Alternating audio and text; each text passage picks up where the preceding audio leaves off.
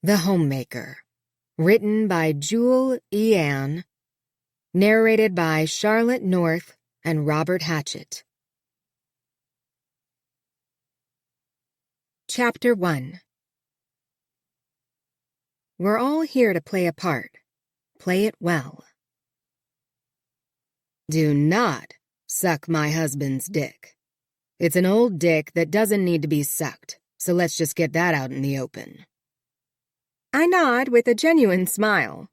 Wealthy people are the most fascinating creatures, with lavish requests and baffling assumptions. The duties of my new position include everything except a blowjob. Got it. That's not on my CV anyway.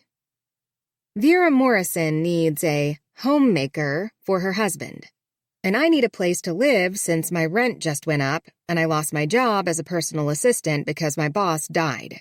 He was kind enough to add me to a special list before he passed. In Minneapolis, the 1%ers have a private network where they share staff recommendations. Everything from drivers and groundskeepers to nannies and sex surrogates. This position pays twice what I was making, and it includes a well-appointed, rent-free guest house that's nicer than any place I have ever lived. More tea? Mrs. Morrison offers in a raspy tone like she's losing her voice, or perhaps very demi-more. She curls her long black hair behind one ear, exposing a large diamond hoop earring as we politely discuss the duties of the position. We're surrounded by flawless white furniture in the glass-ceiling sunroom that feels more like a cathedral than a place to discuss the age of anyone's dick. No, thank you. I clear my throat to hide my impending giggle. I didn't expect the blowjob discussion, but it's the highlight of my day. Last week I met Mr. Morrison at my first interview. He isn't the guy who needs to pay anyone for sexual favors. If Vera refuses, he's a 57-year-old real estate developer turned day trader who works out every morning and lives in a $15 million home in the Lake of the Isles, Minnesota. And there's a long list of women, and probably a few men, who would happily open wide. If you decide to entertain, please ask your guests to park on the street. And if we're not here, you're welcome to use the pool. But don't let anyone in our house.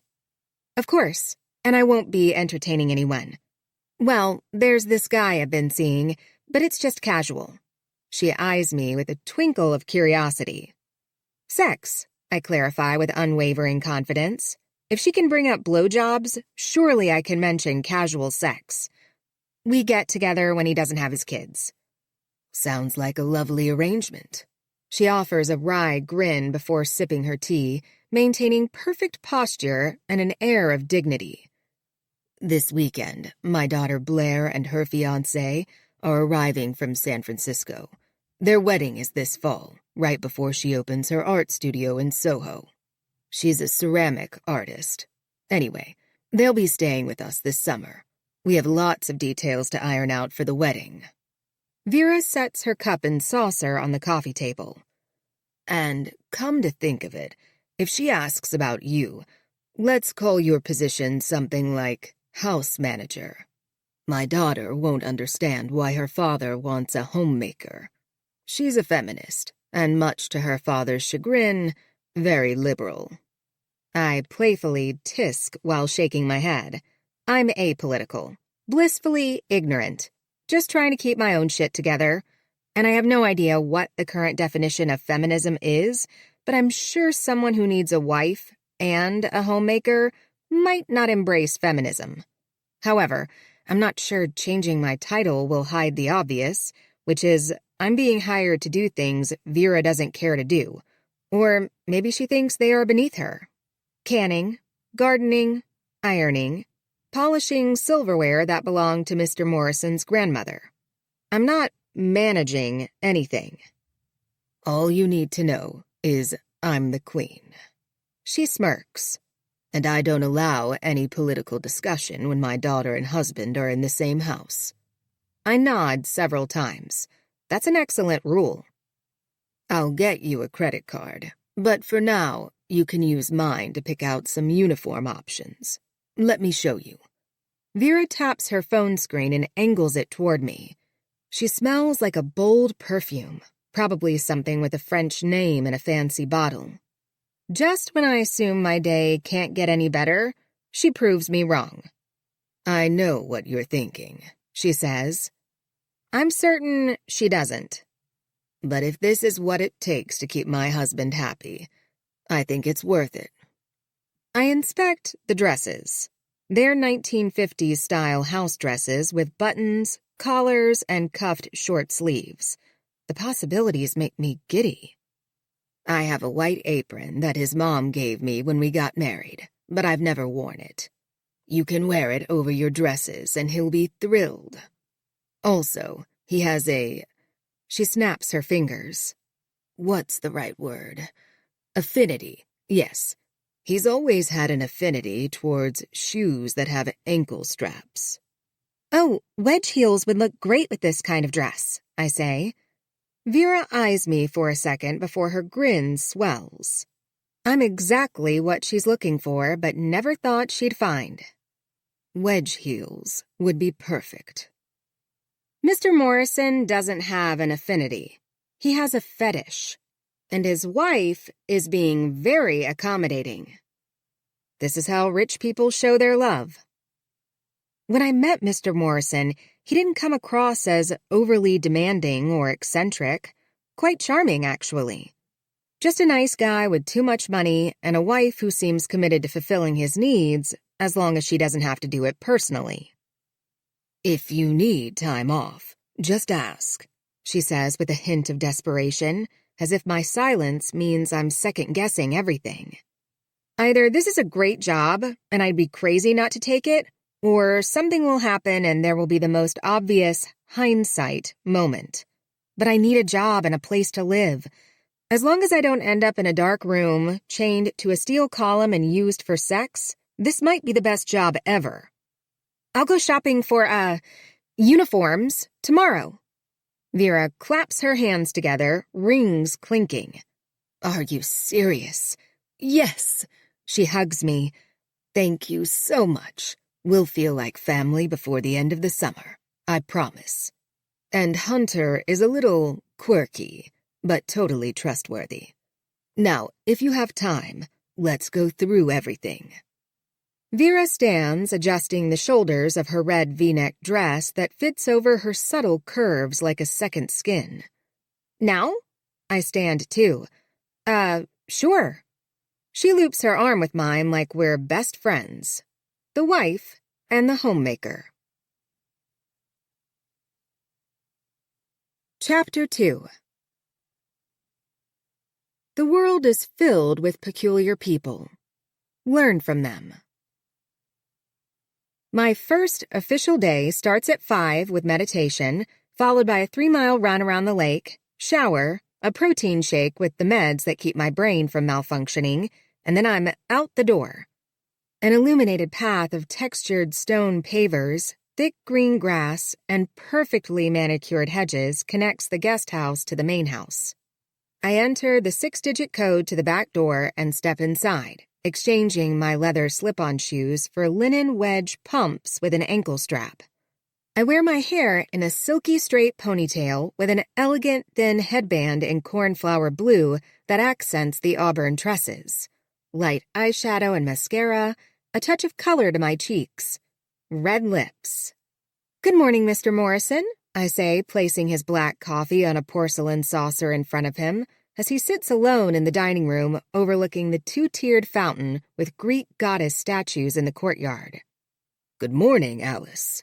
He eyes my legs and strapped pumps, returning a slight grin of approval as he inspects the rest of me. This feels like a dream. I innocently shrug. It's just a Thursday. While he sips his coffee from the gold-rimmed teacup and scrolls through his phone, I finish pan-searing his rare-cooked, grass-fed steak, top it with pickled feta, and serve it with a side of blackberries and strawberries from the garden. Tell me, Alice, are you up on politics? He asks, unfolding his napkin onto one leg when I set the plate in front of him. He tips up his chin with a confidence that matches his $10,000 Italian cashmere suit. Current? I check to see if he needs his coffee refilled. He chuckles, offering a flirty smile that's only outshined by the intensity of his blue eyes and thick, dark blonde hair with streaks of silver. Is there any other kind? Historically speaking, yes. I press my lips together to hide my grin. Touché. Does that mean you're a history buff? He nods to the chair beside him. I hesitate to sit because I have dishes to wash and clothes to launder, but maybe discussing my knowledge of politics over coffee is part of the homemaker's job. When he uses his foot to slide the chair away from the table, I assume that keeping him company during breakfast is part of my job, so I sit. I'll share my steak with you. Have you eaten? He asks, cutting into the rare New York strip. Thank you, but I've eaten. What were we talking about? He furrows his brow while slowly chewing. Oh, yes, he mumbles, pressing his fist to his mouth while swallowing. I asked if you're a history buff. No, I'm not. I rest my hands on my lap, smoothing the white apron. A shame, Hunter says, stabbing his fork into a berry. But are you a Democrat? I bat my eyelashes, embodying the role I've been hired to play. What do you think? With a hearty chuckle, he shakes his head. I don't know what to think about you yet. What are your hobbies? I smile. Quilting, soap making, beekeeping, but I love fishing and skeet shooting too. He stops mid-chew. After a couple blinks, he swallows, sets his fork down, and adjusts himself. Careful. I'm a married man, and it's a little early in the morning to get me so aroused. Did Vera tell you to say all of that? Which part don't you believe? The soap making or beekeeping? Mr. Morrison's face lights up much like Vera's did when I jumped on board with the 50s house dresses and ankle-strap shoes. He slowly nods and adds a wink. I knew I was going to like you, but you've exceeded all my expectations in less than 5 minutes. Now, I'm the one beaming with satisfaction. His words are the equivalent of a standing ovation. Good morning, my love. Vera sweeps into the dining room wearing white leggings and a zip hoodie from a luxury brand of athleisure wear with her hair twisted into a bun. She stops at the back of his chair and leans forward, kissing his cheek. Then she eyes me. You look lovely, Alice. Did my husband give you his nod of approval as well?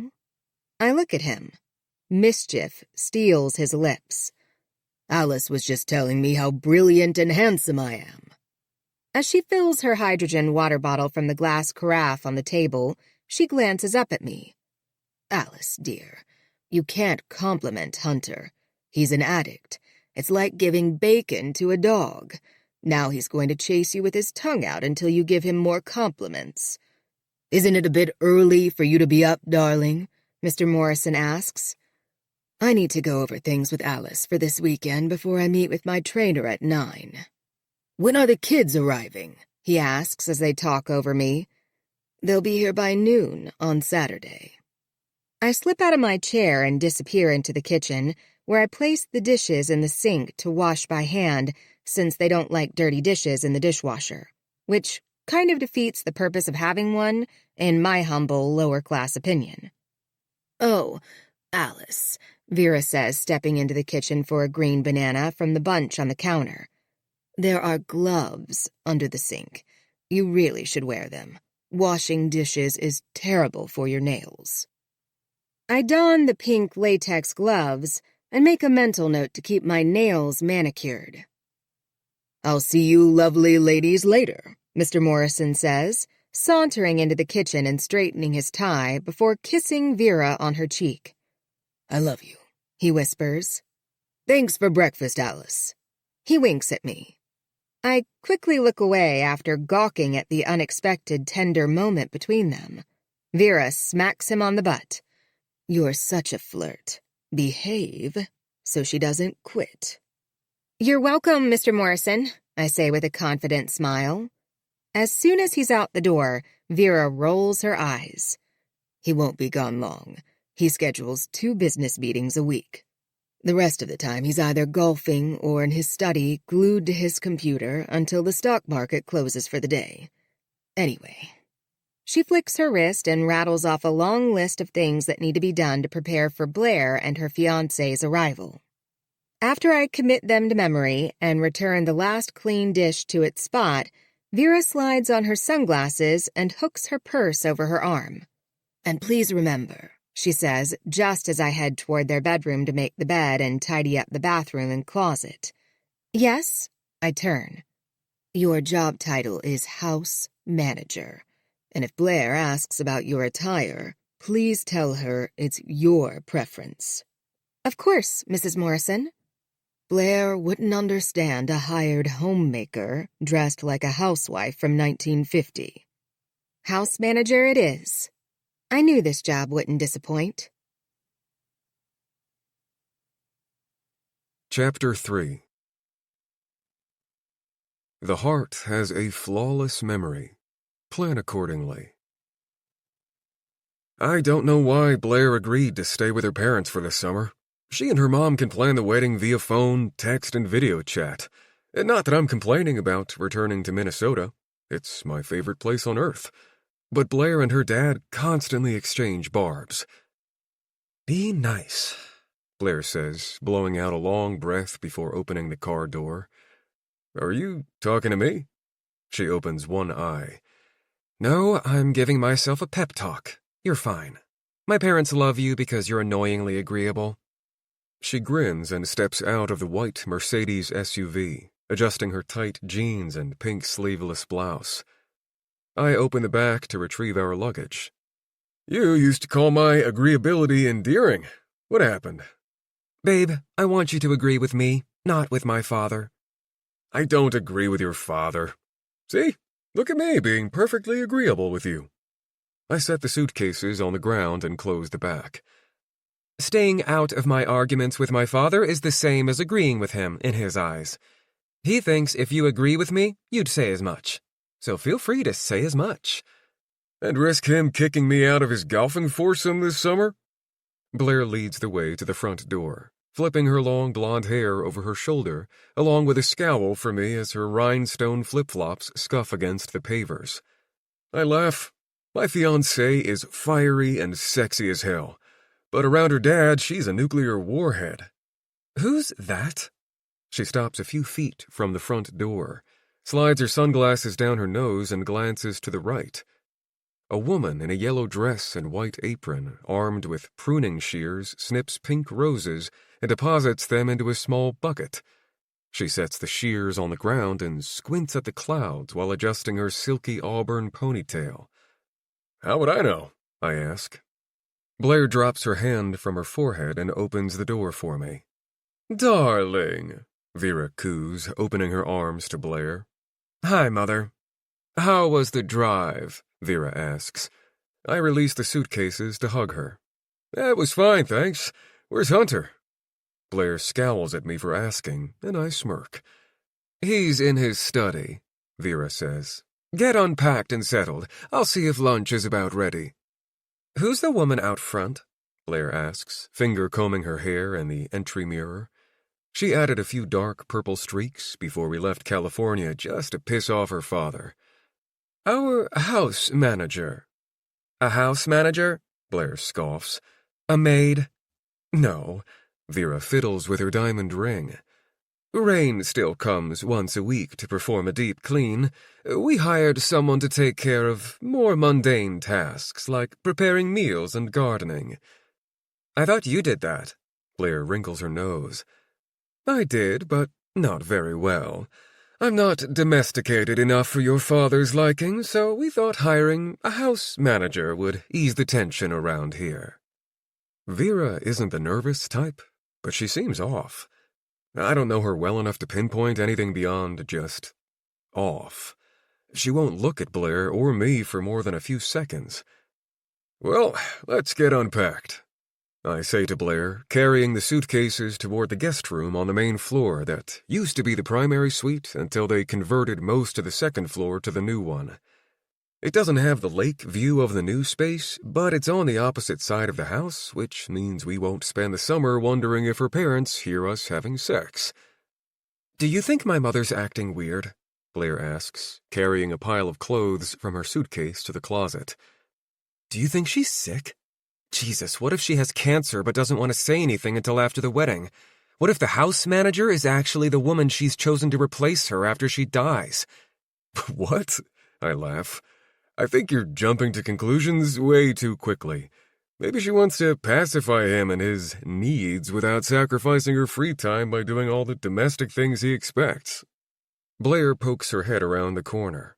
You know as well as I do that my mother has always done what she wants, regardless of my father's opinion.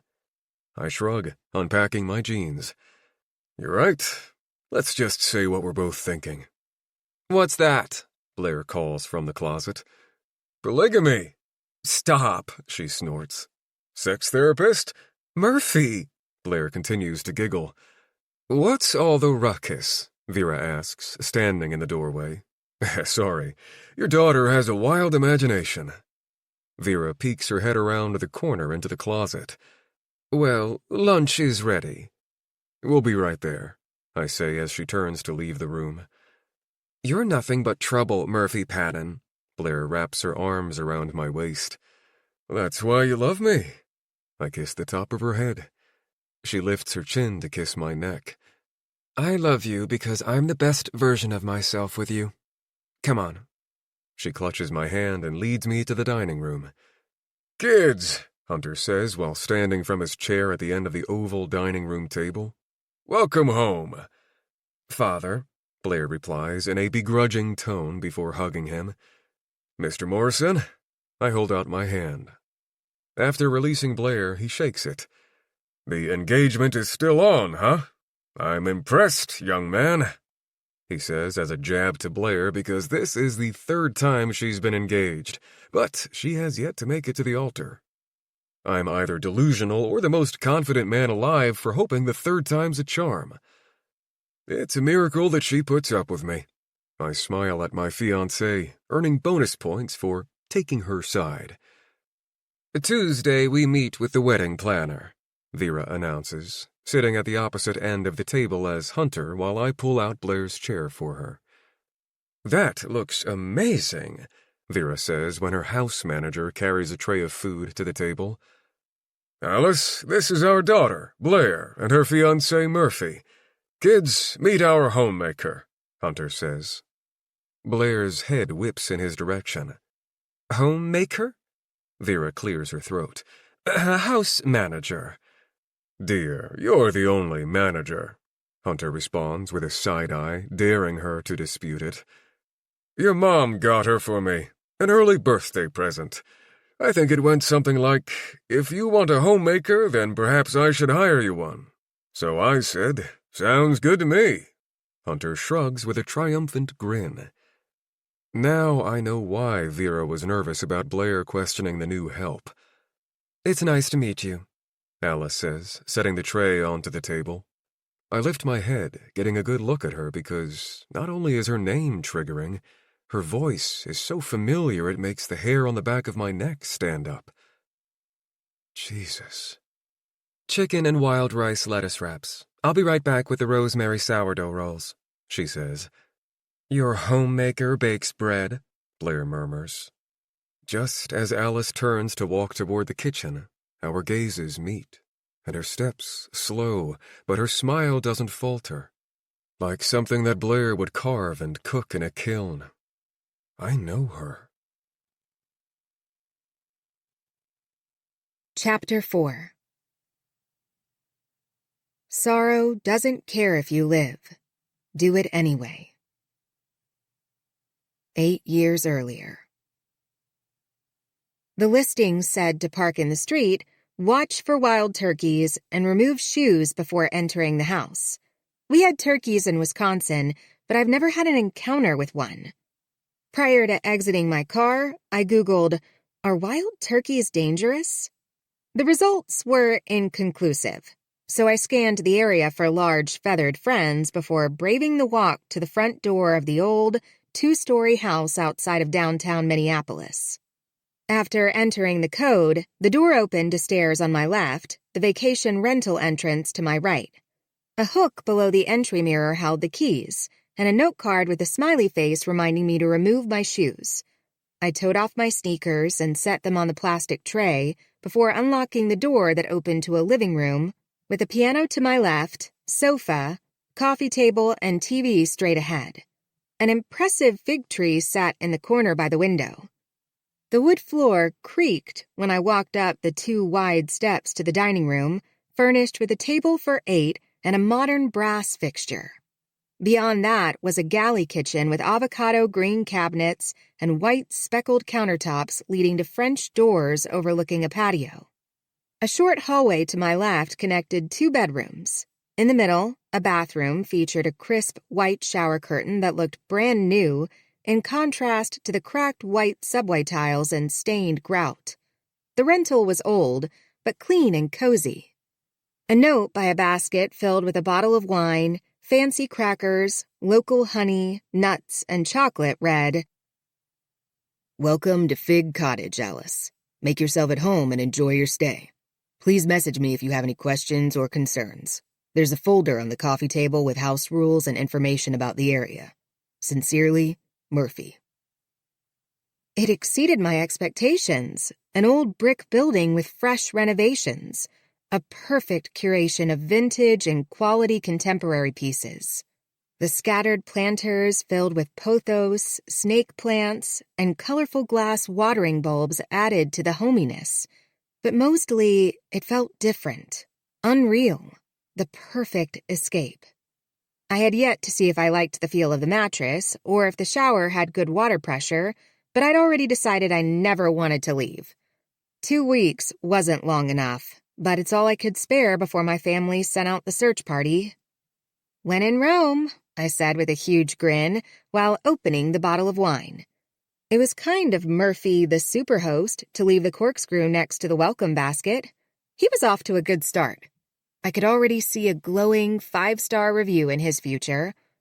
A turntable sat on a stand below the TV next to a wood crate with vinyl albums. A sweet Lambrusco and Sinatra? This Murphy guy was quickly becoming my lord and savior of what I declared an alternate universe. Bad shit didn't happen in Fig Cottage because... oh, yes. My thoughts sidetracked as I sighed before taking another sip of wine. What a perfect record collection. Louis Armstrong, Dream a Little Dream of Me. Queen, Norah Jones, Paul Anka, Olivia Newton-John, Lionel Richie. Superhost Murphy got laid on the regular. Of that, I felt certain. I giggled, suddenly considering the possibility that Murphy was a woman, not a man. That made more sense. The wine, flawless taste in music, and so many living plants in such a small space. Murphy was definitely a woman, so we would become fast friends. And maybe I would never leave the alternate universe. After selecting Paul Anka's 21 golden hits, I padded back into the kitchen for a little more wine. A black cat with white boots eyed me through the French doors. "Well, hello, kitty." I opened the door and stepped onto the cedar deck with an L-shaped sectional, rattan chairs, a rectangular gas fire table, and string lights. A few blooms on a lilac bush remained, offering a hint of sweet floral perfume. The perfect oasis. I reclined on the sofa, pulling up my white sundress to give my legs some of the glorious late spring sun. Mr. Kitty jumped up next to me and purred the second I ran my hand down his back. The back door to the detached garage opened, and a dark-haired guy in a blue Minnesota Twins t-shirt, cargo shorts, and white canvas sneakers closed it behind him, then paused when he spied me. I sat up, covering my legs, and smiled. "Hi." "You must be Alice." He grinned so big it made me wonder if I'd be charged extra for it. Yeah, I just arrived." I stared at my wine glass for a second. Clearly, I've already made myself at home. "Are you Murphy?" "I am." He carried a brown paper grocery bag in one hand while making his way to the split stairs that led to the second-level deck. "Welcome. Is everything to your liking? Do you have any questions? Anything you need?" His smile was just as handsome as the rest of him. It all matched his flawless taste in music. "You're a guy." He chuckled, and it was kind, maybe even a little shy. "Last I checked." "Sorry," I laughed. "Everything about the rental is so spot on. Too perfect to have been chosen by—" I pressed my lips together. "A man?" I returned a guilty shrug. He scratched his neck. "I think that's a compliment. What do you think, Palmer?" "Palmer?" I questioned. He nodded. "The cat. His name is Arnold Palmer. But we're guys, so I call him Palmer and he calls me Patton." "Palmer and Patton?" "Like Batman and Robin." I giggled. "He's Batman, of course." Murphy grinned. "Obviously." "Well, it's really nice to meet you, Alice. Don't hesitate to knock on my door, call, text, or whatever if you have any questions." "I'll illuminate the bat signal," I said before sipping my wine. He shook his head while ascending the stairs. "Do you have a cat door for Palmer?" I asked. "No, he's not mine." "What?" I said, but it was too late. The door closed behind him. Chapter 5. Life is improv. There is no dress rehearsal. I've mentally rehearsed this day for years, just not in this setting. And now, I wish I were invisible. But his unblinking, dark-eyed gaze screams recognition, burning beneath my skin. So I bolt into the kitchen and I allow myself a quick gasp. That's it. One breath in for closure. Then I exhale, releasing everything. "Oh my God," I whisper, pressing my hand over my chest, my heart pounding against it. He is the fiancé of the Morrisons' only child. That's it. I close my eyes and repeat this several times to stay focused. Don't lose it, Alice. I'm the hired homemaker. It's my job and the role I've chosen to play, so I get back into character. Keeping my chin tucked, I straighten my apron, pin a smile to my face, and return to the dining room, despite my pounding heart making it impossible to breathe. "If there's anything else I can get you, I'll be in the kitchen tidying up," I say, placing the basket of sliced sourdough bread in the center of the table with a shaky hand. "Thank you, Alice," Mr. Morrison says with pride. What is Murphy doing here? These people are gloriously fucked up. Hunter loves the horrified expression on his daughter's face because who hires a homemaker? "What's going on?" Blair asks, as I crane my neck to listen while setting out the blackberry sorbet to soften. "What do you mean?" Hunter asks. "I mean her. The homemaker?" "Sweetie, calm down. It's fine. Your father just likes to get you worked up.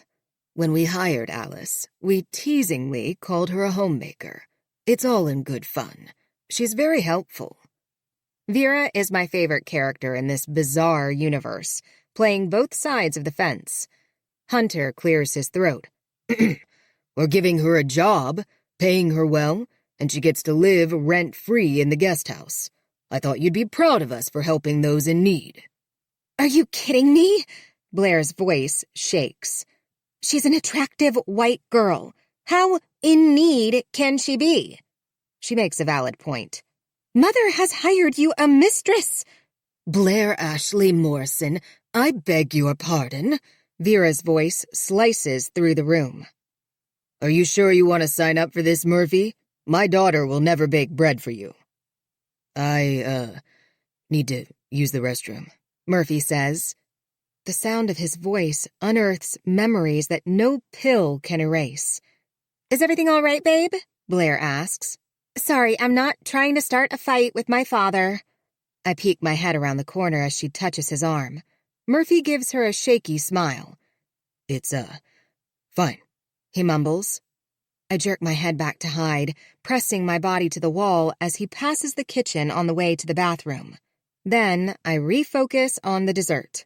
By the time I have the cups filled with 2 small scoops of sorbet and garnished with mint leaves, Murphy has returned to the dining room. "Have you always been a homemaker, Alice?" Blair asks when I gather the empty plates and replace them with glass cups of sorbet, hands still shaking because I feel his gaze on me. "No, Miss Morrison," I say, clearing my throat. "But I hope your parents are happy with my performance thus far. They are a delight to work for," I say, meaning the word performance in the most literal sense. Mr. and Mrs. Morrison sit up a little straighter, chins an inch higher.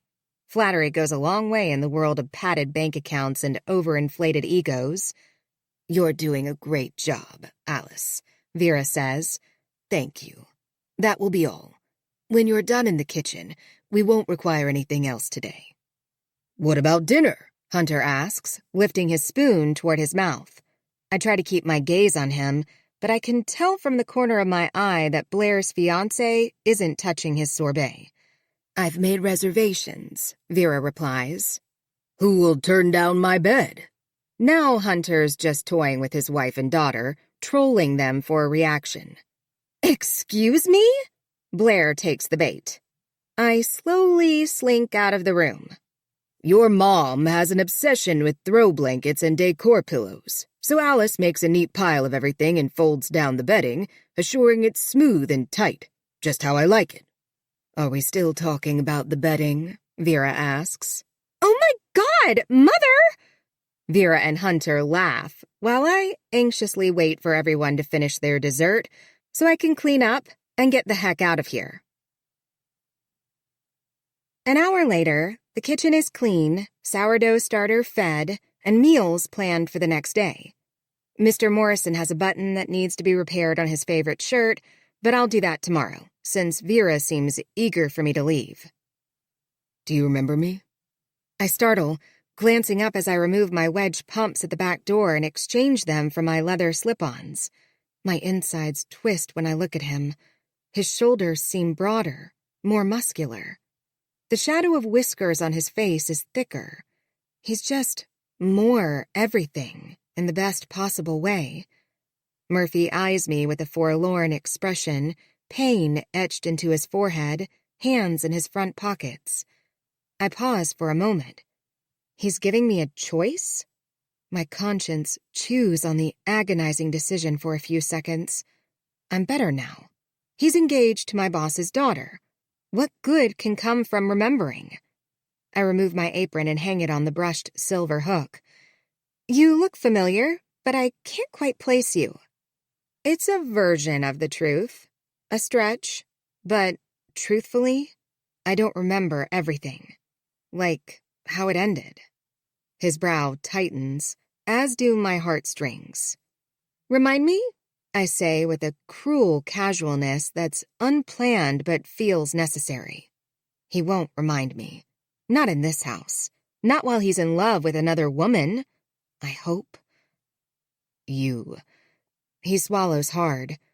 My breath stays lodged in my throat, strangling my reaction to the anguish in his eyes and the deep lines of indecision on his face. But I feel the emotion, and it pains me because I never meant to hurt anyone. Until this very moment, I didn't know for sure that he was collateral damage. Murphy forces a smile, and it feels like pure pity. "I don't think it was you after all. Sorry." His manufactured response tugs and tears at the threads of my soul. This isn't how it was supposed to be. "I guess I must have a familiar face," I say. This man could send me spiraling. I should resign and run. Nothing good can come from spending the summer this close to each other. My facade will break, or his pity will diminish, leaving him with nothing but an uncontrolled need to demand answers. "Well, I guess I'll see you around," I say. Despite his effort to look unaffected, I don't miss his tiny flinch. "Yeah," he murmurs. Under his watchful gaze, I exit the back door. 1 breath, 2 breaths, 1 step, 2 steps. When I'm behind the hedges, I sprint to the guest house. "Hey!" I gasp, slapping a hand over my heart when Callan grabs my wrist before I reach the door. "What's wrong?" he asks, eyes narrowed. I shake my head a half-dozen times. "Nothing," I say through labored breaths. "Why were you running?" He chuckles, turning his baseball cap around for a kiss while walking me backward into the door. He's here for sex. That's our relationship. Callan is divorced, and he has 2 kids and a demanding job. Sex is all he's looking for. And I'm emotionally empty most days, so sex works for me. "How did you know I'd be done so early?" I ask as he kisses my neck. "I didn't. I was going to make dinner and surprise you." "Excuse me?" I push him away and grin. "You were going to make me dinner?" "Yes. Occasionally I can be thoughtful." He hooks his arm around my waist again and continues kissing my neck. "It's so fucked up that they make you wear this church dress. When you sent me that picture, I thought you were joking." I giggle. I like the dress.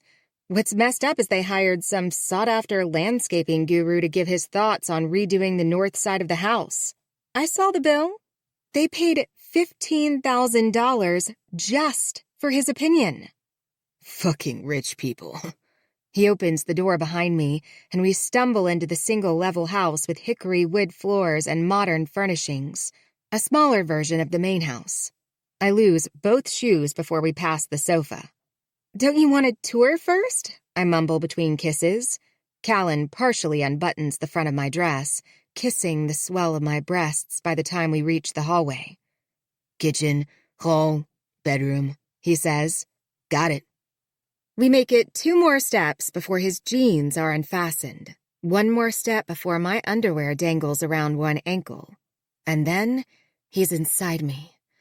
I toss his hat to the floor, rubbing a hand over his buzzed blonde hair, before closing my eyes and clawing at his firm backside as he pins me to the wall. Then I think of Murphy Patton. Callan Langston coaches lacrosse at the university, is obsessed with true crime podcasts, and knows a freakish amount of random information. He's fun and easy. I've never met his kids, but when I mention them, he beams with fatherly pride. After dropping out of college my junior year, spending 14 months in a mental hospital, and 7 years working odd jobs to find inspiration, I've given up on love and a successful career. But I take great joy in other people's lives. Some people are participants. Others, like me, are spectators. "What was that about?" Callan asks as we put our clothes back on. I exchange my dress for shorts and a tank top. "What was what all about?" "Sex with you has been good. Really good." His cheeks flush as he buttons his jeans. "But that was next level." I pull the tank top over my head. "I don't know. When you said you were here early to make me dinner, it just—" "Made you horny?" He chuckles. "Something like that." I grab his shirt and kiss him. "When are you going to Disney?" I pad my bare feet into the kitchen for an orange Olipop soda. "Next week. Are you good with it?" I pop the top of the can. "I think it's cool that you and your ex get along well enough to take the kids on vacation together." "Lindy and Holly." I narrow my eyes. "Huh?" "You never say my kids' names. My daughter is Lindy, she's 5, and my son is Holly, he's 7. You always refer to them just as kids." "Thought we were keeping it casual." I sip my drink. "Alice, do you not like kids?" "I like them," I chuckle. "If I were standing in line for something, I could easily strike up a conversation with a stranger, and it could lead to me revealing my kids' names and ages. I'm not asking you to meet them or be their godmother." Callan laughs, filling a glass with water. "Lindy and Holly are great names." He sips his water, then nods. "Thanks. They're great kids. Now, if you want to share something about your personal life, I'm happy to listen in a very casual way." "Thanks," I smile. "Thanks? That's it?" "What do you want me to say? I told you I didn't finish college, and I've worked odd jobs for the past 7 years. "But you never said why you dropped out of school." I sit on the bar stool at the counter. Why does anyone drop out of school? Failing grades, lack of interest or money, life-changing event, job offer that doesn't require a degree? There are a lot of reasons. What was yours? I drum my fingers on the side of the can. A friend died, and I lost focus and desire to continue with school. He eyes me for a beat before slowly shaking his head. I'm sorry to hear about your friend. Thanks. See, that wasn't so hard? No, it wasn't. Do you want to tell me more about your kids? He sits on the stool beside me so my knees slide between his spread legs. No, we'll take it slow. Names and ages are good for today. I giggle. Stop. Point made. I can handle it. Let's talk about your job. Aside from free rent, do you like it? Yeah, so far. It's too early to say, but they're fascinating, and it's oddly satisfying. Fascinating? Satisfying? Yes. The wealthy live such different lives. They have time to worry about stupid shit like politics and if the hedges need to be trimmed 1 or 2 inches. And they have the luxury of fixing everything with money, including things that are less than perfect in their marriage. I feel like a missing link, the glue that could hold their marriage together. Like the opposite of the mistress that tears happy couples apart. That's weird.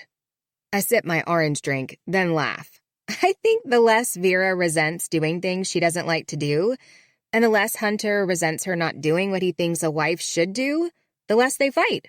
Boom! Happy marriage. Spoken like someone who has never been married. Spoken like someone who is no longer married. You haven't told me why your marriage ended. He opens his mouth. I shake my head. Nope, I don't want to know. That's more than you'd tell a stranger in line. God, I love your fear of commitment. Callan slides off the bar stool and kisses my cheek. Your eagerness to screw? He finishes his water and sets the glass in the sink. And your complete lack of neediness. Your fucking dream, Alice. I do my best. My thoughts drift to Murphy. He must think I'm a fucking nightmare. Chapter 6. It doesn't have to make sense now. It will, eventually. Seriously, what if she's dying and she's decided to find her replacement now? Blair asks as we stretch on our side of the pickleball net while we wait for her parents to join us. Murphy, are you listening to me? Uh-huh, I mumble. My focus is shit. It's taken me years to move past the best and worst 2 weeks of my life. And now, Alice is here. And she doesn't remember me. Maybe that's good, but my heart feels every scar she left behind. And what's with the house dress and apron? Hair in the perfect ponytail? Heels? Murphy, that woman wears heels to do housework. It's weird, like she's doing it to impress my father. I know my parents can be a little eccentric, but a homemaker? He needs therapy. Right? Murphy? Uh-huh. I muster a convincing smile. Blair frowns. What's going on with you? You've been off today. Everyone is acting strange except me. Is there something in the water? Blair steps in front of me, demanding my attention as I focus on the guest house. I don't think your mom is sick, I mumble, refocusing on the woman I'm going to marry instead of the woman who derailed my life and made me question said life's purpose. Ready to have your clocks cleaned by people twice your age? Hunter asks as he and Vera take the court in matching white shorts and light green polos. We laugh it off, but then her parents make us chase the plastic ball around the court for 2 hours, kicking our asses. After the women head inside to get showered for dinner, Hunter fetches 2 bottles of beer and we sit by the pool. My daughter's pissed about Alice, he says. I take a swig of my beer and shrug. She thinks Vera is ill and it hurts to say her name, but I do it anyway. Alice is her replacement in training. He barks a laugh. Ha! That would be something. Vera's not terminally ill. Blair just doesn't understand our marriage. You kids are young, and you only see the first stage of love. Think of it like hot chocolate with marshmallows. It looks amazing when it's fresh and hot. It's really sweet, and you just can't stop licking and sucking on the marshmallows. Well, that's the early years of marriage. Then the marshmallows shrink. They're not the mouthful they used to be, not as firm, and the chocolate isn't as hot as it used to be. But then you realize all it needs is 30 seconds in the microwave and a handful of new marshmallows, and suddenly you like your hot chocolate again. See what I mean? Nope, I have no clue how he came up with that analogy. Is Alice supposed to be a marshmallow? Was Vera once a marshmallow? Is she smaller and not as firm? I'm so damn confused, and I don't like the images in my head right now. I squint against the sun. Does your house manager wear a uniform? Or are her outfits her own choice? Talking about Alice isn't easy, but we can't stay on the marshmallow topic any longer. Hunter chuckles, leaning his head back and closing his eyes. It was just a suggestion. Vera said Alice seemed excited about it. Besides, a lot of jobs have uniforms. It's not like I'm asking her to be a bunny in my mansion or wear shirts that show off her hooters. This conversation is so far off the rails it's making me nauseous. What do you know about her? Alice? I nod. She's witty, which means she's probably smart. But I don't know a lot about her yet. I've tried to drag stuff out of her, but she works the conversation in the direction she wants it to go. I think she works me. He grins. Maybe better than Vera. And I respect that. I like a woman who knows she wields power. Hell, Vera hiring me a homemaker was a queen move. And don't you dare tell Blair I said that, or I will deny it. I'm being manipulated. Vera likes her cushy life and can't be bothered with things like making dinner, ironing, or stroking my ego. Make no mistake about it, I'm the victim. He finishes his beer as we stare at the pool and listen to the birds and lawnmowers in the distance, the sweet aroma of fresh-cut grass mixing with the breeze. I have a few things to do before I shower. Can I get you another beer before I head inside? I'm good, but thanks, I say. After Hunter disappears into the house, I set my half-empty bottle of beer on the table next to my chair and stroll toward the guest house between the perfectly trimmed hedges. When a man exits, I stop and step aside out of view. Alice follows him to his gray truck on the street. She's no longer in uniform. Instead, she's wearing shorts, a tight white tank top, and flip-flops. Her ponytail is gone, hair messy and blowing in the breeze. My Alice had shorter blonde hair. The guy turns his baseball cap backwards and stops at his truck to kiss her, palming her ass as she wraps her arms around him. After he pulls away from the curb, Alice turns, stopping when she sees me, lifting a hand in a polite, beauty queen wave before disappearing around the corner. How can she not remember? Chapter 7. High expectations are a gift. Someone believes in you. 8 years earlier. My work-from-home office consisted of a desk and computer facing a window overlooking the backyard. Alice Yates, my cat-loving renter, sat on the deck, sipping coffee while petting Arnold Palmer. She seemed to stare off into the distance at nothing at all, slowly bringing her mug to her lips for a sip. It took her nearly an hour to drink her coffee. I studied her like a gallery painting, mesmerized and consumed with curiosity. Maybe it was her form of meditation, but she looked sad and lost. Even when the breeze blew her blonde, bobbed hair into her face, she didn't push it away. Occasionally she'd squint as if confused or focused on a problem. I typed for 10 or so minutes and took a break to see if she had moved. For someone doing nothing at all, she was incredibly distracting. As a rental owner, I tried to make myself as invisible as possible, but I felt an unusual urge to check on her again, just to see if she was okay. I had no errands to run, but I grabbed my keys as though I did. She swung her gaze to me as I descended the back stairs and gave me a beauty queen wave with a smile that looked equal parts shy and mischievous. "Good morning. Is everything meeting your expectations? Can I make any restaurant suggestions? Places to explore or shop?" She corkscrewed her lips for a beat. "Seems a little risky." "Oh?" I stepped onto the deck, fiddling with my keys.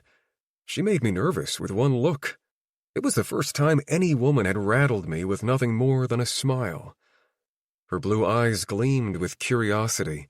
Her subtle moves oozed confidence.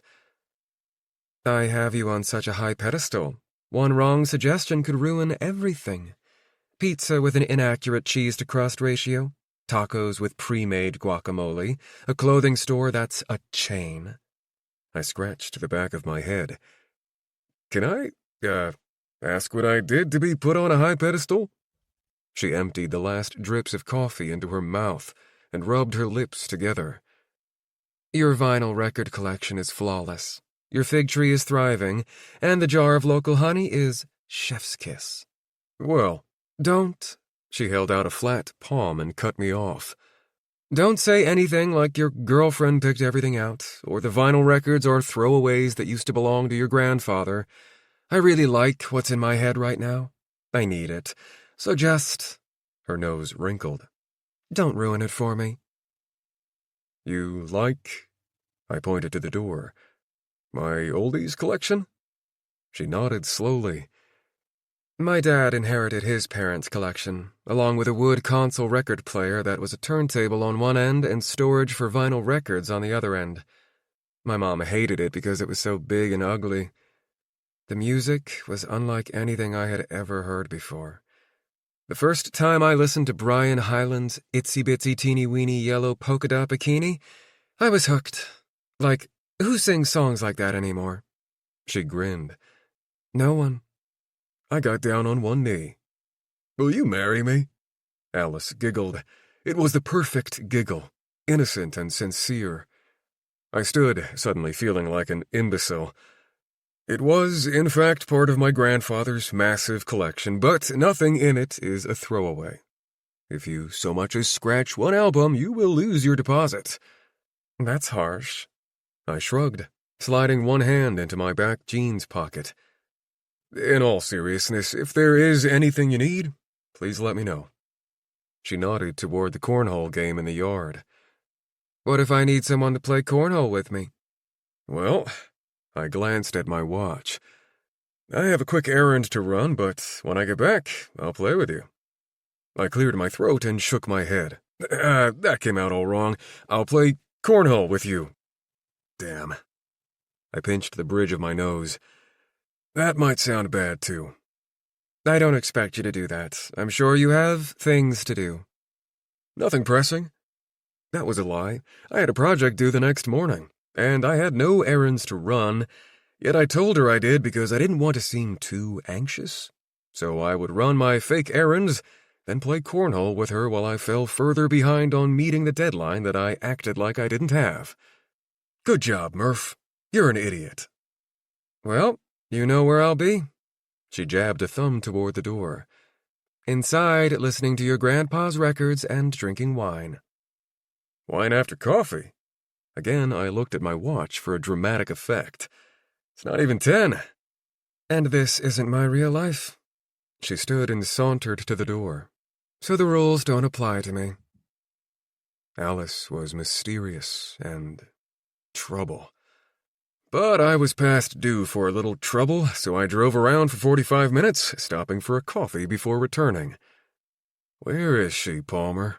I asked, closing the garage door behind me. He meowed. I retrieved the beanbags from the sack and tossed a few, only hitting the hole once. "Are you cheating?" I turned toward Alice's voice. "Practicing to get a leg up?" she asked, descending the stairs from the deck to the yard while slipping on big black sunglasses. Her toned legs and her sleek shorts were almost as distracting as her fitted white t-shirt that said, "Bite me," with a fishhook. Done. Whatever bait she dangled in front of me, I was already chasing. "Be my guest. Practice as much as you want," I said, collecting the bags and handing her the red ones. "Nah, I'm good. Let's just start." Alice tossed one bag in the hole, followed by another and another. The fourth bag stopped just shy of the hole. She frowned. "Maybe I should have taken a few warm-up shots." I was screwed and should have stayed at my desk, pondering all the possible reasons she looked lost and lonely. "I think I'm being hustled." I narrowed my eyes at her. Her red lips curled, revealing her white teeth. "Oh, I'm taking pity on you by missing one on purpose." "Christ," I mumbled, tossing the first bag, missing the board altogether because she had me so rattled. The second bag made it onto the board 2 feet from the hole. The third bag slid into the hole, and the fourth slid off the end. "Getting it into the hole 25% of the time isn't bad." She pulled her glasses down her nose for a second, while giving me a look, an ornery gleam in her eyes. Was that a shot at my manhood? "So tell me, Murphy." She collected her bags. "Does Arnold Palmer's owner know you stole him?" "I did no such thing." I tried not to roll my eyes when she hit the hole again. "My neighbor, Rosie, found the cat, and she asked if I wanted him. I said, nope. So she feeds him, and I think she even took him to the vet, but she won't let him in her house. She's nearly 80 and widowed, but refuses to be an old cat lady. He hangs out here unless it's time to eat. And during the winter, I let him stay in my garage. He keeps the mice population in check." "So he's basically your cat." Again, she only missed tossing one bag into the hole. "He's absolutely not my cat. There's a robin's nest in that tree. The tree is mine, but the birds are not. Palmer is a neighborhood cat. Everyone knows him and likes him, but no one wants to invite him into their home." "Huh, that's sad. Maybe he should sleep with me while I'm here." "No pets in the rental." I shot her a stern look before tossing my bags. "Oh, gotcha. Winky wink, no pets in the rental." "What? No, what's with your winky wink? No winky wink. No pets in the rental, period. No exceptions." "Cats are clean and curious. Excellent companions," she said. Only 2 of my bags made it onto the board. Are you kidding me? The last bag I tossed pushed her 4th bag into the hole, but my bag stopped short of dropping. "No, I'm serious. Cats are—" "I'm talking about my stupid bag, not your incorrect facts about cats." "What's incorrect?" We gathered our bags. "They are not excellent companions. Dogs are." "That's your opinion, but it's a fact that they are clean and curious." I used 3 of my bags, tossing them into the air to juggle. "Oh yeah? Well, I'm clean and curious. Does that mean you want me in your bed?" Shit. That sounded different in my head. There went my perfect host rating. Who would want to stay at my place after Alice's 1-star rating with a review that stated how I asked if she wanted me in her bed? "Sorry, Murphy. Once again, I can't risk letting you fall off that high pedestal."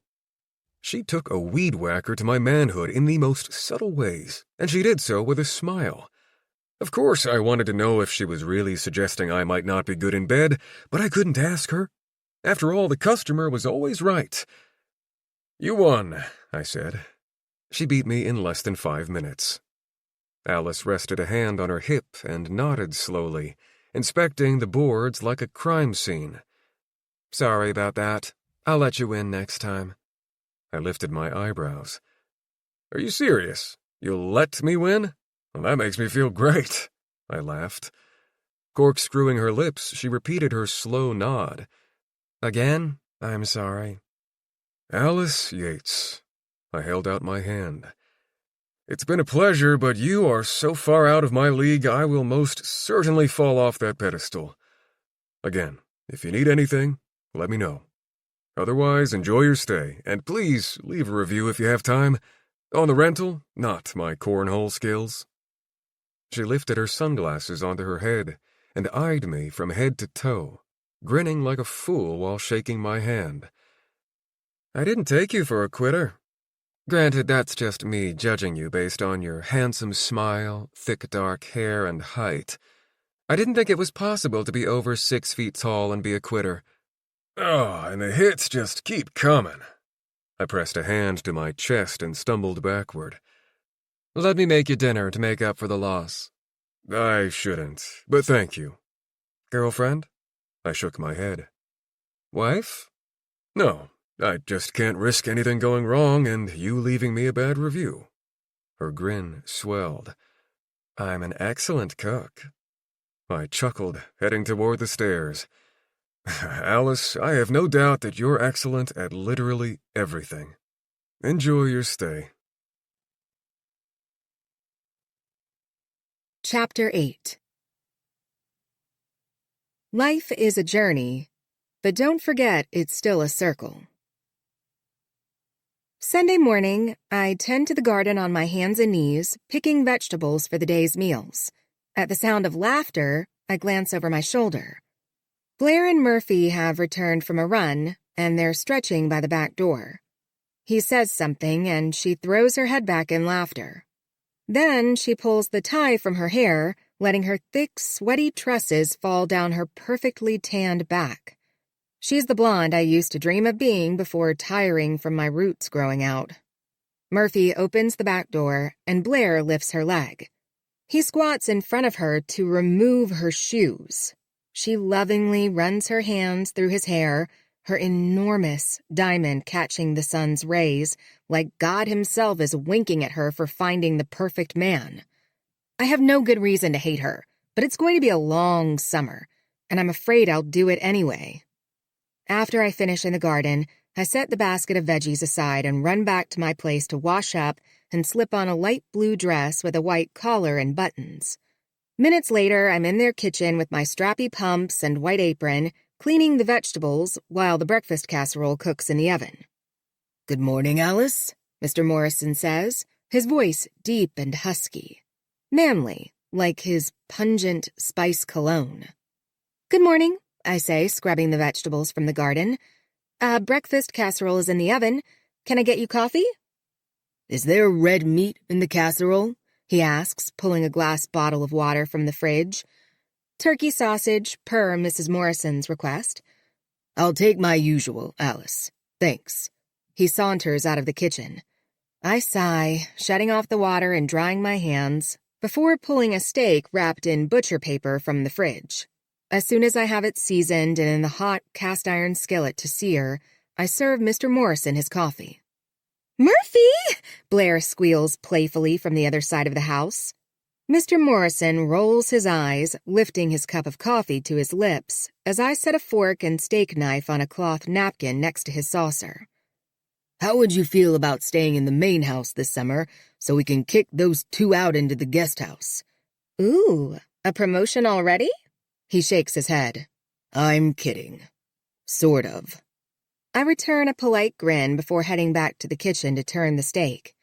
After it's flipped, I trim the flowers I cut from the bed on the south side of the house and arrange them into a vase for the dining room table. Anything to keep from thinking about Murphy playfully doing God knows what to his future wife. "Oh, wow. You work on Sundays?" Blair asks, tightening the sash on her white robe, towel wrapped around her head. "Good morning. And yes, I work on Sundays. Can I get you coffee?" "I'll make it. You don't know how I like it." She reaches for a mug. Splash of soy milk, dash of cinnamon. I smile, wiping my hands on a towel. Blair's perfectly sculpted eyebrows lift a fraction. "My mom prepared you." "Yes, Miss Morrison." "Please," she rolls her eyes and shakes her head. "Don't call me Miss Morrison. My name is Blair. I'll be a Paddon soon, and I can get my own coffee." She pours the coffee into her cup and retrieves the soy milk from the fridge, so I transfer Hunter's steak to the lower oven and check on the casserole in the top oven. "So, you cook, garden, and arrange flowers?" Blair asks, plucking the jar of cinnamon from the hidden spice rack. "What else do you do for my inept father?" "I'm going to mend a button on his shirt after breakfast. And while everyone is eating, I'll make the beds and water the houseplants. Then I'll— That's enough, Blair laughs while shaking her head and recapping the cinnamon. Never mind. I don't want to know. It's all too weird. She sips her coffee. My mother used to mend my dad's shirts. She eyes me. But she didn't do it wearing a dress and heels. I thought my mother was sick, but it's clearly just my father who is unwell. She heads into the dining room before I can respond. I finish the arrangement and pivot to take it to the dining room just as Murphy steps into the kitchen with chaotic wet hair, navy shorts, and a white polo shirt. Despite my breath catching, I find a quick smile. Good morning, Mr. Padden. He pauses, opening the cabinet door to the glasses. How do you know my last name? I don't miss the hope in his eyes. Miss Morrison said she'll be a Padden soon. He presses his lips together after a few seconds and nods while retrieving a glass. Can I get you coffee? Sure, thanks. I like it black, I say, taking 2 steps and stopping with a hard swallow. How do you know that? Mrs. Morrison told me. She did not. It's strange that she knows that, he says. Not really. She's observant and resourceful. I continue to the dining room. After everyone finishes breakfasts, the kitchen is clean, beds are made, and I've mended the missing button, I head outside to check the stock of towels by the pool and raise the sun umbrellas. When I turn the corner, Murphy glances up from his book. He's in a lounger by himself. Did you get left behind? He rests the open book face down on his chest and slides his aviator sunglasses to the tip of his nose. Blair and Vera went shopping, and Hunter took one of his cars for a joyride. I open the towel bin. And you didn't get invited on his joyride? He invited me, but I passed because he smokes cigars on his joyrides, and even in a convertible I end up eating half the smoke. I crank up the sun umbrella over one of the tables. Is there anything I can get you? A drink? Music? Sunscreen? Hunter has a turntable in his study with an impressive vinyl collection, he says. I blink several times before nodding.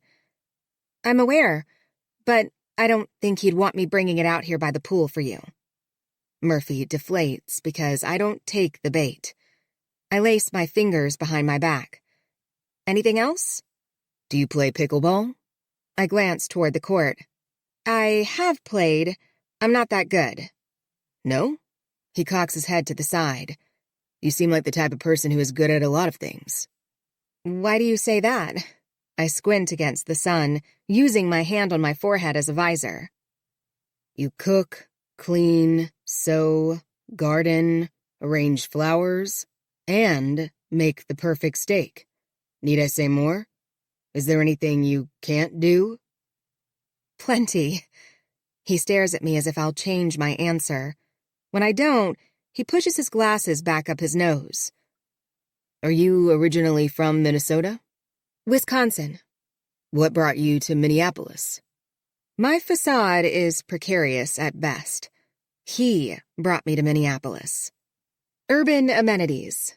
He shifts his attention to the water and the lone orange pool float in the middle. Are you married? Why? Do you need advice before you say your vows? The corner of his mouth twitches. Do you have advice before I take my vows? My mom would say, don't think you can change her.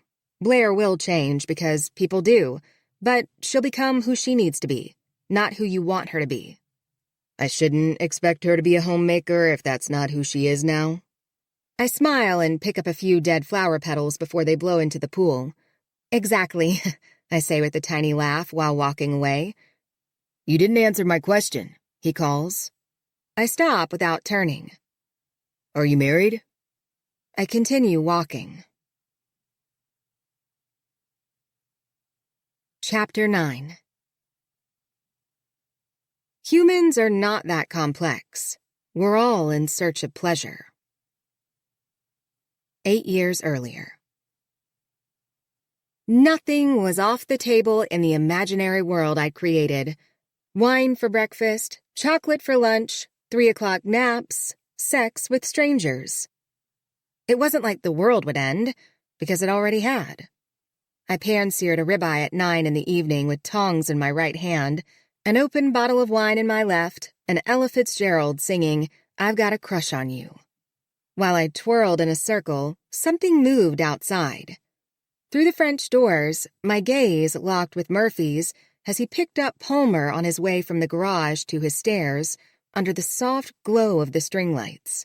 I set my wine on the counter and opened the door. "Hungry?" He stroked the cat's back several times before setting him on the ground. "It's late." I wrinkled my nose. "Is the music too loud?" "No, I'm implying I've already had dinner." I snapped the tongs at him. "I'm not asking if you've had dinner. I'm asking if you're hungry." "I'm good." "Of course you're good, but I make a mean steak that's better than good." Murphy offered a shy grin as he tucked his chin and rubbed the back of his neck. Did I make him nervous? "I need to," he began. "Wash your hair?" He glanced up with a goofy grin. "Just come inside while you think up a better excuse than that." I waved toward the door. "I need to flip and baste my perfect steak." As I turned the sizzling steak, Murphy stepped inside, closing the door behind him. But he didn't go any farther. "Remove your shoes. House rules," I said. "Unless you're not staying, because you need to wash your hair. And I would totally understand because you have great hair. It's thick and the perfect amount of messy." I sipped my wine from the bottle. "I've been a blonde for 2 years. It was fun for a while, but the upkeep is exhausting." "What's your natural color?" he asked, toeing off his sneakers. "Murphy, you never ask a lady about her natural hair color." I narrowed my eyes at him before setting the bottle on the counter beside the stove. "It smells amazing in here," he said, taking a few steps toward me, then leaning his shoulder against the fridge. I basted the steak with a spoon. "Butter, fresh garlic, and rosemary." He nodded, narrowing his eyes. "Are you married?" I shut off the stove and transferred the steak to a cutting board. "Are you asking me this because I can cook? You think only wives can cook?" "I think wives wear wedding bands on their left ring fingers." I looked at my hand and the emerald-cut diamond eternity band. "Oh, I found it!" I sliced the ribeye against the grain in half-inch strips. "Hope you like your steak medium well." "That diamond band is quite the find." "I don't have steak sauce, but you won't need it. This baby can stand on its own." I grinned, cutting the perfect bite and holding it toward his mouth. Murphy retracted his head a few inches, eyeing my offering. "I don't want to eat your dinner." "This isn't my dinner."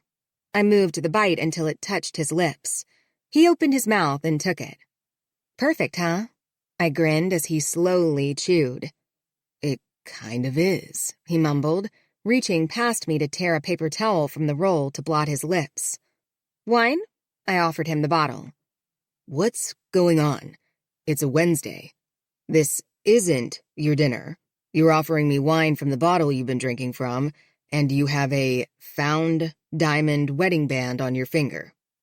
I stared at him while picking up a strip of steak, bringing it close to my lips. "Are you a germaphobe? It's cool if you are." "Are you married? It's cool if you are," he said, sliding his hands into his back jeans pockets. I grinned before taking a swig of wine. Then I moved the band from my left hand to my right. "Better? And who says a diamond band has to be a wedding band?" Murphy's gaze remained on the ring, so I removed it and opened the cabinet, taking a wine glass out and setting the ring in the empty spot. After wiping my germs from the bottle, I filled his glass halfway. He stared at it, then shifted his focus to the cabinet where I left the ring. "It's sweet that you care," I said, handing him the glass. He accepted it and brought it to his lips. "What do you mean?" I took another bite of steak and shrugged a shoulder while chewing. "You're not the guy who has sex with another man's wife." He choked, setting the glass on the counter while holding a fist to his mouth as he coughed. Who said," he coughed again, "anything about sex?" I know. I rubbed my forehead. "It's risky with you so high on that pedestal, but despite your pitiful performance at cornhole, I think you have to be good in bed." His cheeks filled with a blush. "How much wine have you had?" I made a pitiful attempt at hiding my grin, which should have been the answer to his question. Tonight? Today? Or like ever?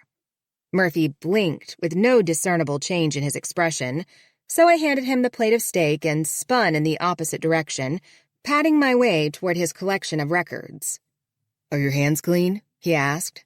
I smirked, wiping them on the front of my frayed denim shorts. "They are now." I swapped out Ella for the mamas and papas, dream a little dream of me. Murphy plucked a strip of steak from the plate before setting it on the dining room table and descending the 2 steps into the living room. "Do you happen to have an open slot on your dance card tonight?" I asked. He shook his head, licking his buttery fingers. "Gentlemen don't have dance cards. Women wear them around their wrists or attached to their formal gowns. So it is I who should ask you if your dance card is full." I flipped my wrist, looking at my imaginary dance card. "Nope. It's empty because I step on toes. No one wants to dance with me." Murphy tried to suppress his grin while studying me.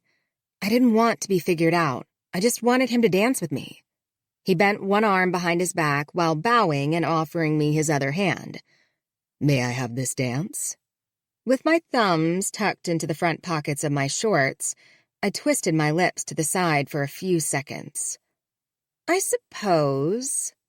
I rested my hand in his, and he jerked me into his body, making me gasp as one hand rested confidently on my lower back, while his other clasped with mine a few inches from my face.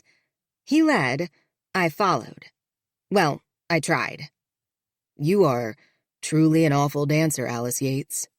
My 2 left feet didn't keep him from swinging me around the living room, dodging the coffee table and sofa. As the song ended, I risked a quick glance up at him. His hazel eyes ensnared me. The wine, the music, the embrace of a stranger with great hair and a killer smile. It was the best escape. The next song on the track brought us out of the moment and whatever was or wasn't about to happen, because the song was just flat out weird. I released his hand and covered my mouth to muffle my laughter. "What is this?" He chuckled, stepping past me to turn off the music and slide the record back into its sleeve. "Who taught you to cook?" "YouTube," I said. He looked over his shoulder.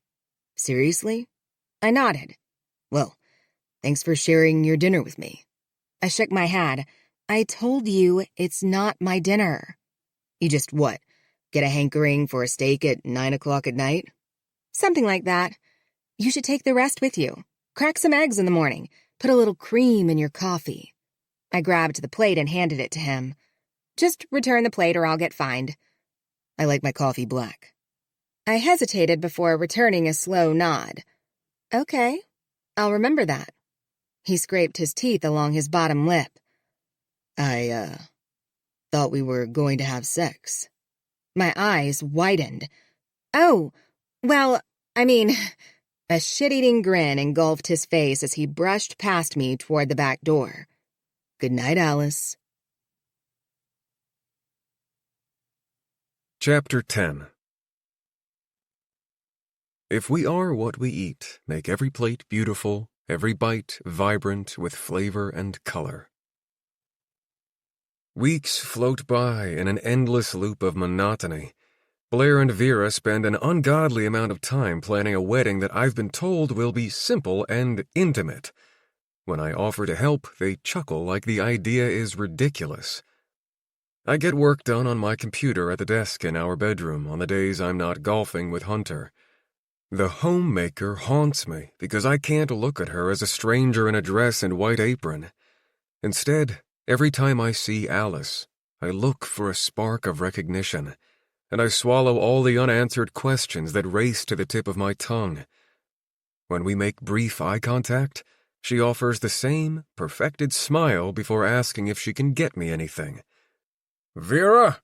Hunter calls with agitation to his voice. "Vera!"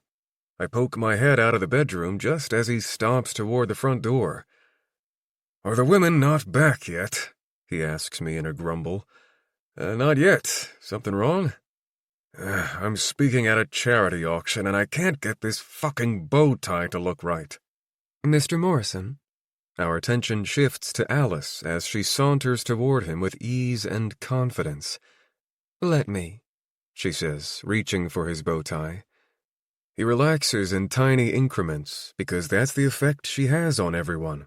Except me. I want to shake her and demand she remember me. Tell me what happened so I can get rid of this guilt. "Did Vera teach you how to do this?" Hunter asks. Her delicate, steady hands work the tie. "Vera told me I should know how to tie all your ties, but YouTube taught me." She smirks, shifting her gaze to his face for a moment, like she adores him as much as he adores her. Fuck, maybe Vera is dying and Alice will be the replacement. Oh, that makes me nauseous. "Do you want to go to this auction with me?" Hunter lifts a suggestive eyebrow. "Not particularly." Alice gives him a big, cheesy smile while refocusing on his tie. "Oh, come on. Vera never goes to auction dinners with me. Besides, all our friends know she hired me a homemaker. I'm the envy of the neighborhood and everyone in our social circle." He glances back at me. "Murphy, you'll understand after 20-plus years of marriage." "There," Alice says, taking a step back to admire her work. Hunter turns toward the entry mirror. "Not bad." "Thank you." She smiles, bending into a playful curtsy. "There will be a band. Do you like to dance?" Hunter looks at her reflection in the mirror. "Yes, by myself, with the shades drawn." He laughs. "Then we'd be in trouble. Vera is the dancer, so I let her lead. Blair loves to dance too. What about you, Murphy?" He turns away from the mirror. "Can you dance?"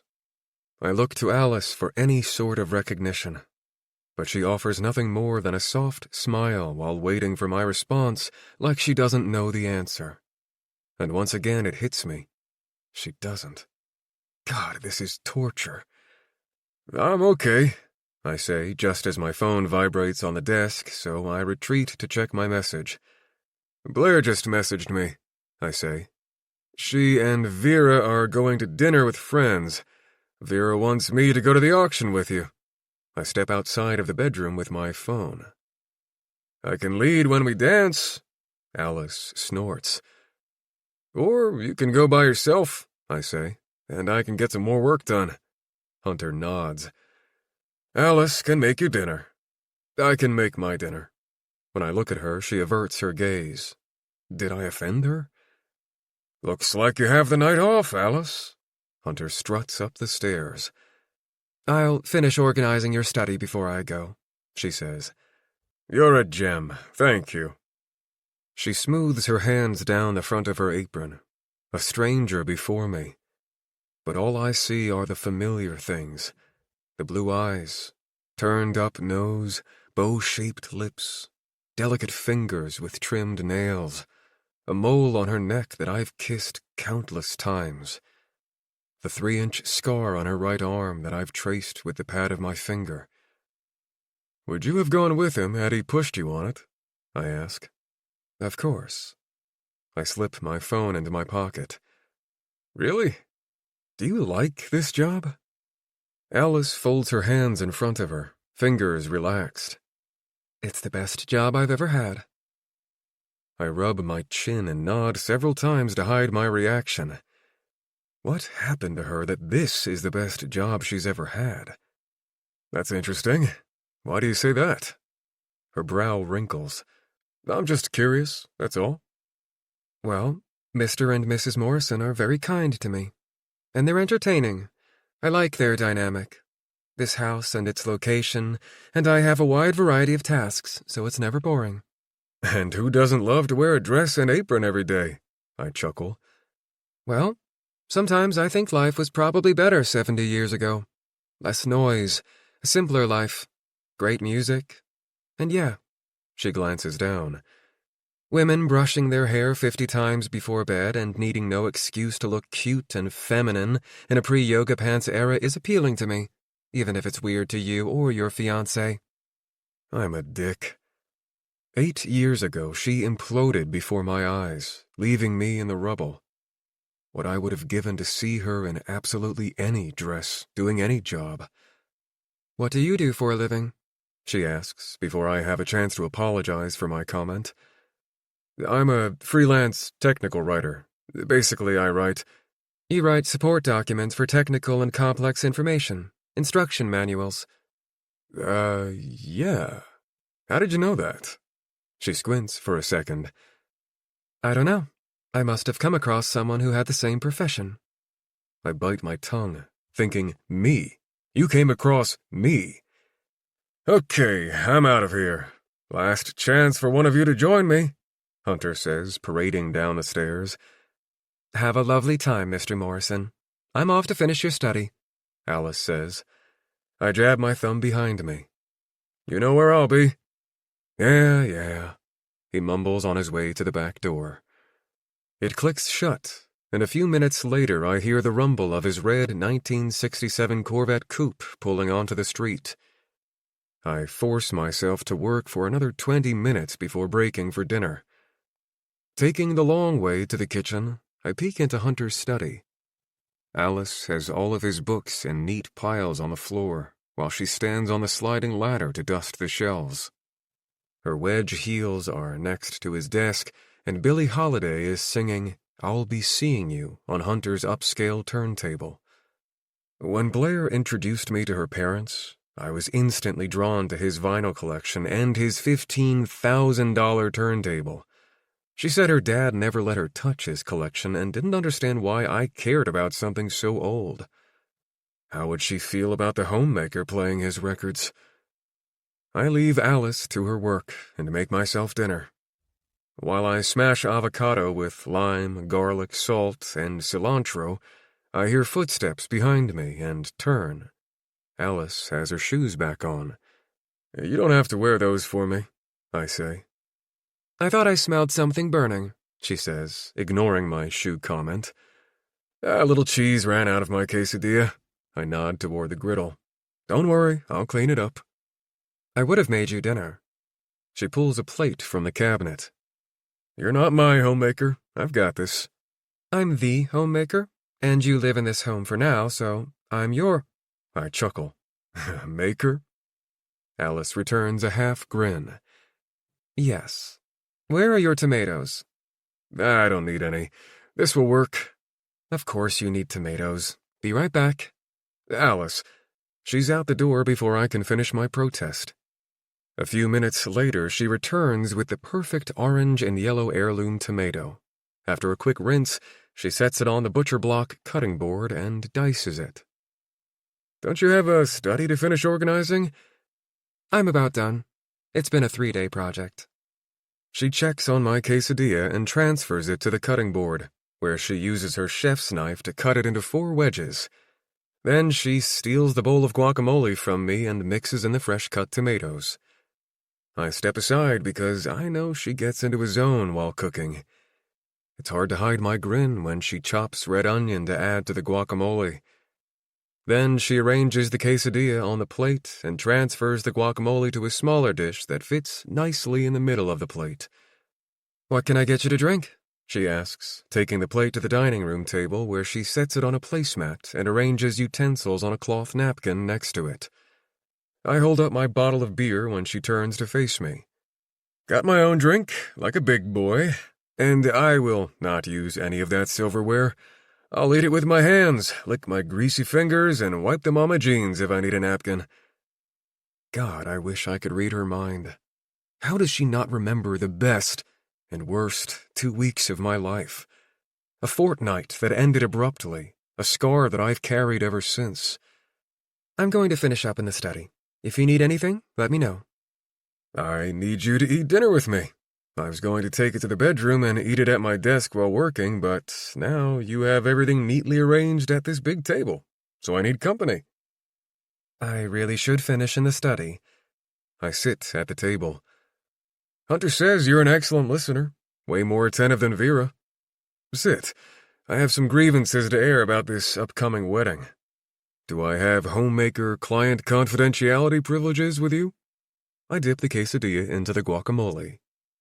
Alice studies me for a few seconds before smoothing her hand down the front of her apron and pulling out the chair next to me, sitting with her legs crossed. I remember so many things about those fucking incredible legs, but I wish I didn't. She clears her throat, and my eyes lift. There is an awkward breath as we share a silent acknowledgement that I was staring at her legs. Blair told me I could have lots of input on this wedding. I dive into conversation as I hand Alice a wedge of my quesadilla. She shakes her head, so I set it on the table in front of her, which makes her frown while picking up the wedge and eyeing the grease it left behind. I was told I could pick out whatever cake flavor I wanted for the groom's cake. Makes sense, right? I mumble over a bite of food. Alice offers a one-shouldered shrug with a tiny nod. Then she steals the knife to spread guacamole over the top of her quesadilla. I keep my grin in check. So I said chocolate cake, and Blair and Vera rolled their eyes at me. The baker suggested red velvet cake, and that seemed to please Blair and her mom, but I don't want red velvet cake. I want regular chocolate. Then they suggested a filling if I wanted chocolate. They said orange, cherry, or raspberry pair well with chocolate cake. Nope, I just want plain chocolate cake with chocolate frosting. Alice finishes chewing and licks her lips. So, what cake are you getting? Rum cake. She presses her fingers to her lips to muffle her laughter. Then she reaches for my beer. I don't stop her, but before the bottle touches her lips, she freezes, and her smile dies as she slowly sets the beer back on the table. Sorry, she mumbles, swallowing hard. I'd better get back to work. I don't argue, because even if she doesn't remember me, her body has muscle memory of how we were together. Chapter 11. Sex is an underrated icebreaker. Don't be a prude. 8 years earlier. With my legs tucked into my shirt, knees to my chest, I grinned before taking a sip of my steamy coffee. Had I really propositioned Murphy for sex? Palmer jumped up next to me on the outdoor sectional and purred the second I touched him. My gaze climbed the back side of the building just as Murphy opened the shades. He smiled, and I returned a beauty queen wave. I liked my escape, and I never wanted to leave. No job, no responsibilities, no one hovering over me making sure I didn't slip my wrists. A few seconds later, Murphy descended the back stairs with a coffee mug in one hand and something indistinguishable in his other. "Good morning," he said. "What are you eating?" I asked. "A quesadilla." I wrinkled my nose. "For breakfast? With coffee?" "Correct." "Why is it so limp?" "What do you mean?" He stepped onto the deck. "They're supposed to be crisp on the outside, grilled to perfection with a side of guacamole." "I throw cheese on a tortilla, fold it in half, and nuke it. But enough about me. How'd you sleep after all that wine and red meat?" "Like a baby. You?" He yawned. "Not so great." "That's too bad. Why not?" "A lot on my mind." He sat next to me on the sectional. "Sex?" He smirked before sipping his coffee, then he shook his head. "Wow, I thought it was just the wine and music, twilight-induced bravery. But you're going there this morning. Just throwing it out there before I'm properly caffeinated." "You've said on multiple occasions to let you know if I need anything. I don't want this to come across as a threat, but when I leave my review, I'll have no choice but to mention your lack of responsiveness to my requests." Murphy chuckled before shoving the rest of his quesadilla into his mouth and chewing slowly. Then he cleared his throat. "Just like that, huh?" "Just like what?" I stroked Palmer's back. He wiped his hands on his jeans. "You've been here 4 days, and you're ready to have sex with me?" I narrowed my eyes. Have you ever met a woman at a bar and taken her home only to say, "Nice knowing ya," the next morning? I believe there is a name for that. I twisted my lips. "A one-night stand?" I snapped my fingers. "Bingo!" He wiped the corners of his mouth with the back of his hand. Are you sure you're not married? Positive. I drank my coffee, enjoying Murphy's real-time contemplation. Fine, he said. Let me brush my teeth. My lips parted, eyes unblinking as he climbed the stairs with the same unhurried pace as he'd descended them, like sex with me was something to mark off a to-do list. On the off chance that he was serious, I ran inside and brushed my teeth too, combed my hair, shaved my legs at the bathroom sink, and rolled on deodorant. Then I stared at my reflection in the mirror. Was I really going to have sex with a virtual stranger? I glanced down, tracing the scar on my arm. I have a haircut in an hour, Murphy called from the other room. Are we doing this or not? My heart pounded, but before I let any sort of reason steal my bravery, my recklessness, I opened the bathroom door. Murphy was by my bed, checking the glass watering bulb to the plant on the nightstand. When our gazes locked, I shrugged off my nightshirt, leaving me in just my black underwear as I took 3 steps and wrapped my arms around his neck. He pulled back a fraction when I tried to kiss him. I narrowed my eyes, and he grinned. "Hi," he whispered. It was simple, yet emotionally jarring. I almost chickened out. Almost. I don't know what I expected. After all, Murphy seemed like a gentleman who cared about my marital status, and he had flawless taste in music and a knack for keeping houseplants alive. Adding those things together led me to expect a hot romp in the sheets with a little cuddle time afterward. Nope. Murphy ditched his shirt, then backed me into the desk opposite the bed, peeled my underwear down my legs, and released himself from his jeans, all the while fervently kissing me. Oh, God. I threw back my head and gasped, gripping his arm with one hand and the edge of the desk with my other as he drove into me. It was all very a la carte. No foreplay, and I presumed it wouldn't end with desktop cuddling. Just sex. It was exactly what I needed, as if Murphy knew the circumstances that brought me to the Lake of the Isles for 2 weeks.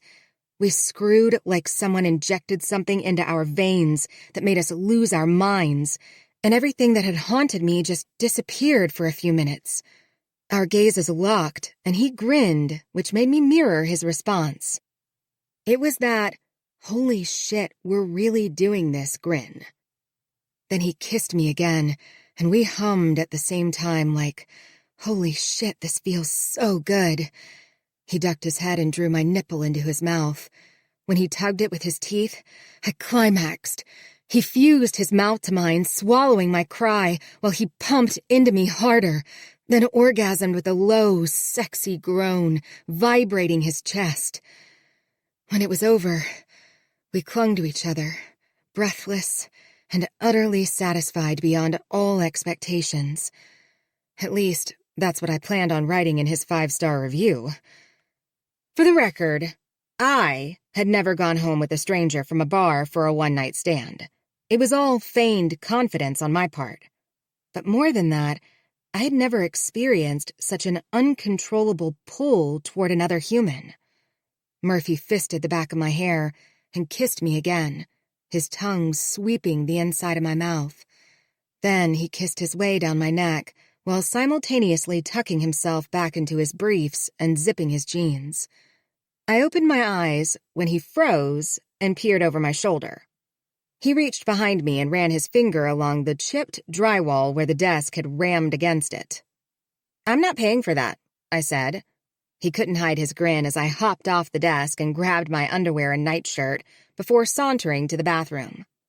"Looks like you'll get to your haircut on time. 5 stars for efficiency, Murphy Padden." As soon as I closed the door, I covered my mouth and cried my fucking eyes out. Chapter 12. There are 2 kinds of people, grumpy people and those who nap. "Enough with the flowers," Blair grumbles, traipsing into the kitchen before breakfast. She tightens her robe sash. "I'm here for the summer. I'm a goddamn artist. There's no reason for you to arrange flowers every morning. There's no reason for you to do most of the things you do, but certainly not this." She slides the vase away from me. Okay, then. I give her a tight smile. I stripped our beds, so why don't you throw the sheets in the washer if you're looking for something useful to do? Yes, ma'am.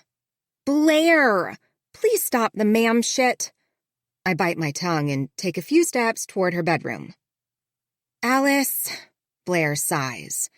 Ugh, I'm so sorry. I'm PMSing miserably on the verge of starting my period, and literally everything is irritating me. Planning this wedding is stressful. I just want to move to New York, and I'm sure you don't care about my problems, but I'm really sorry for snapping at you. I was out of line. Is she apologizing to me? I'd rather she not. It's easier for me to deal with my feelings for Murphy if I don't relate to his fiancé. It's fine. Planning a wedding isn't all it's cracked up to be. Oh, have you been married? No, I murmur, continuing to her bedroom, stopping at the doorway because Murphy is on the phone, pacing the room. He smiles, holds up a finger and mouths, "1 second." I point to the pile of sheets on the floor and quickly gather them before he's off the call and we're forced to make small talk. Okay, that sounds like the best plan. Thank you, Rob. I'll call you later. He ends his call. Good morning. Too late. Morning? I focus on gathering the sheets instead of looking at his bright smile. Give me a sec. I need to shake them out because I think Blair, in her impatient mood, gathered up my wallet that I tossed onto the bed. I slowly release the sheets and step aside just as Murphy steps in the same direction. Then we do it in the other direction. Risking a glance up at him, I return a nervous smile. I guess you can dance after all. He smirks. I step to the side to put space between us, but bump into the desk.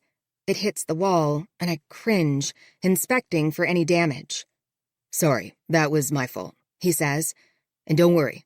If it dented the wall, it won't be the first time I've had to do a little wall repair from a desk. Is that a reference? Why would he? He doesn't know I remember him. There is a little dent from where the desk hit the wall. Damn it, I whisper. Hey, I'm serious. It's okay, Murphy says, shaking out the sheets. Ah, there's my wallet. I run my finger along the dent. It's barely noticeable, he murmurs over my shoulder. When I turn, Murphy is so close our noses nearly touch. I feel pinned to the desk while craning my head back to create space between us. His gaze sweeps across my face. Have you ever had déjà vu? He whispers. It's not déjà vu, and he knows it. You feel like you've lost your wallet in the sheets before, but you haven't? His lips corkscrew. Sort of. But it wasn't a wallet I lost. Murphy! Blair calls. He takes a giant step backward and draws in a sharp breath. Be patient with her, I say. She's on the verge of getting her happily ever after, but sometimes that can be stressful. His lips part, but he just as quickly clamps his jaw shut and nods several times. Coming, he hollers. I gather the sheets again. Are you happy? He asks as I step toward the doorway. I pause for a second without a backward glance. Of course, I murmur, and continue toward the laundry room. Alice, can you come in here for a second? Hunter requests as I pass his study. Yes, sir. I quickly toss the sheets onto the laundry room floor and return to his luxurious 2-story study lined on 3 sides with bookshelves and modern wood stairs with a metal railing to the 2nd-story catwalk. Magnificent arched windows behind his desk illuminate the grand space. A sweet and spicy smoke aroma lingers despite the cracked window. Vera doesn't let him smoke cigars in the house, but he clearly does it anyway. How do you feel about reading books? He asks, removing his readers. Fine, I guess. Why? Soft jazz plays on his turntable. I want you to read to me. He lumbers from his desk chair and loosens his red tie. Then he scans the neatly organized bookshelves while unbuttoning the top 2 buttons of his white dress shirt. He selects a book from the bottom shelf. Have you read 3 Men in a Boat? I have not, I say, then press my lips together to hide my grin. This job just keeps getting better. It's a soothing story. Would you mind? He hands me the book, then he slides a tufted brown leather chair close to the matching sofa. Have a seat. What can I get you to drink? Scotch? Wine? He adds ice to a glass, ice that I filled earlier. But now he's serving me? Just water, I say. Thank you. He sets the ice water by the table lamp and reclines on the sofa, ankles crossed, hands folded on his chest, eyes closed. After a few seconds of silence, he peeks open one eye. Just a few chapters. Then I have work to do. Does he really? I continue to suppress my giggle. Crossing my legs, I clear my throat and begin reading. By the end of the first chapter, I think he's asleep, but since I don't know for sure, I keep going for 2 more chapters. At the end of chapter 3, I wait. Is he going to wake up? Am I supposed to wake him? Mr. Morrison, I whisper. He doesn't move. I set the book aside and lean forward, resting my hand on his arm. Mr. Morrison. His eyes pop open, and he sits up, stretching his arms over his head on a big yawn. You have a calming voice. What do you think of the story so far? I think no one would believe me if I told them I got paid $100 an hour to read to a silver fox. It's entertaining. I offer a smile. I can't get Vera to read it. Maybe when we're done, you can convince her. He stands, tucking in his shirt. So, this will be a regular thing? Hunter Morrison is a peculiar man, and I'm here for all his rich man's indulgences. Is there anything else I can do for you? I ask, returning the book to its spot on the shelf. You could slip this registration in the glove compartment of my Ferrari and put the new tag on the plate. He slides a folded piece of paper across his desk. Grab the keys by the door. They're the ones with the Ferrari logo. I nod. Okay. And Alice. Yes? Do you by any chance make bar soap? Sometimes I think there's a hidden camera, and this is all a joke. In fact, I make a quick inspection of the corners of the room. He continues to challenge my composure. A giggle tries to work its way up my chest, but I swallow it back down and clear my throat. Not yet. If you do, avoid vanilla. I'm not a fan. I nod slowly. Thank you, Alice. Best nap of my life. You're welcome. I first toss the sheets into the washing machine, then I find the Ferrari keys and head down to the basement, where there's a 2-lane bowling alley, a second kitchen, and a theater room, along with 2 more bedrooms. Then I pull on the maple bookshelf to expose the hidden door to the underground garage, which doubles as a panic room. The ramp at the far end leads to the driveway. It opens, seemingly out of nowhere, straight to the main street. There are no words to describe the Morrisons' lavish home. After a few steps toward the car, I hear someone behind me and glance over my shoulder at Blair and Murphy holding hands. Are those my dad's car keys? Blair asks, nodding toward the keychain around my finger. Yes, he asked me to do something for him. I continue toward the Ferrari. He's not letting you drive his car, is he? I close my eyes and remember she has PMS brain and can't be held responsible for her bitchiness. Again, I stop. This time, I turn toward her. It doesn't matter. Come on, Murphy says, pulling her toward their white SUV. She wriggles out of his grip. It does matter. He won't let anyone drive his Ferrari. Not me, not my mom. So if he's letting you drive it, then there must be a reason. Such as? I don't know why I feel the need to play her game. I just defended her to Murphy, and this is the thanks I get? My parents have been happily married for 30 years. Don't mess with that. I'm not. I think I make both of them happier than they were before me. I wink.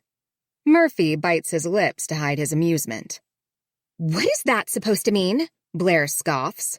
I hold up the registration. I'm just putting this in the glove compartment, not going for a joyride. She deflates, dropping her gaze in embarrassment. Just say you're sorry and let's go, Murphy says.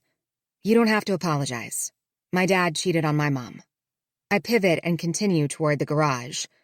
I'm not the woman who sleeps with another woman's husband. At least, that's not the plan. Chapter 13. If you're going to lie, make it the best story ever told. 8 years earlier. Did I fuck another man's wife? I hoped not. I wasn't a one-night stand novice, but having sex with someone who was paying money to rent my place felt different. Alice felt different. She was spontaneous and fun, flirty and confident, but mostly she was an enigma. Sometimes I wanted to figure her out, but other times I just wanted to revel in the wonder and curiosity she provoked. There was a certain level of satisfaction that came from not knowing everything about her, like staring at presents under the Christmas tree and having no clue what was inside them. Why the diamond ring? Why was she in Minneapolis for 2 weeks by herself with no obvious purpose? Wine in the morning, steak as a late-night snack, offering to have sex with a man she just met? My brain was shit. I had deadlines and no concentration.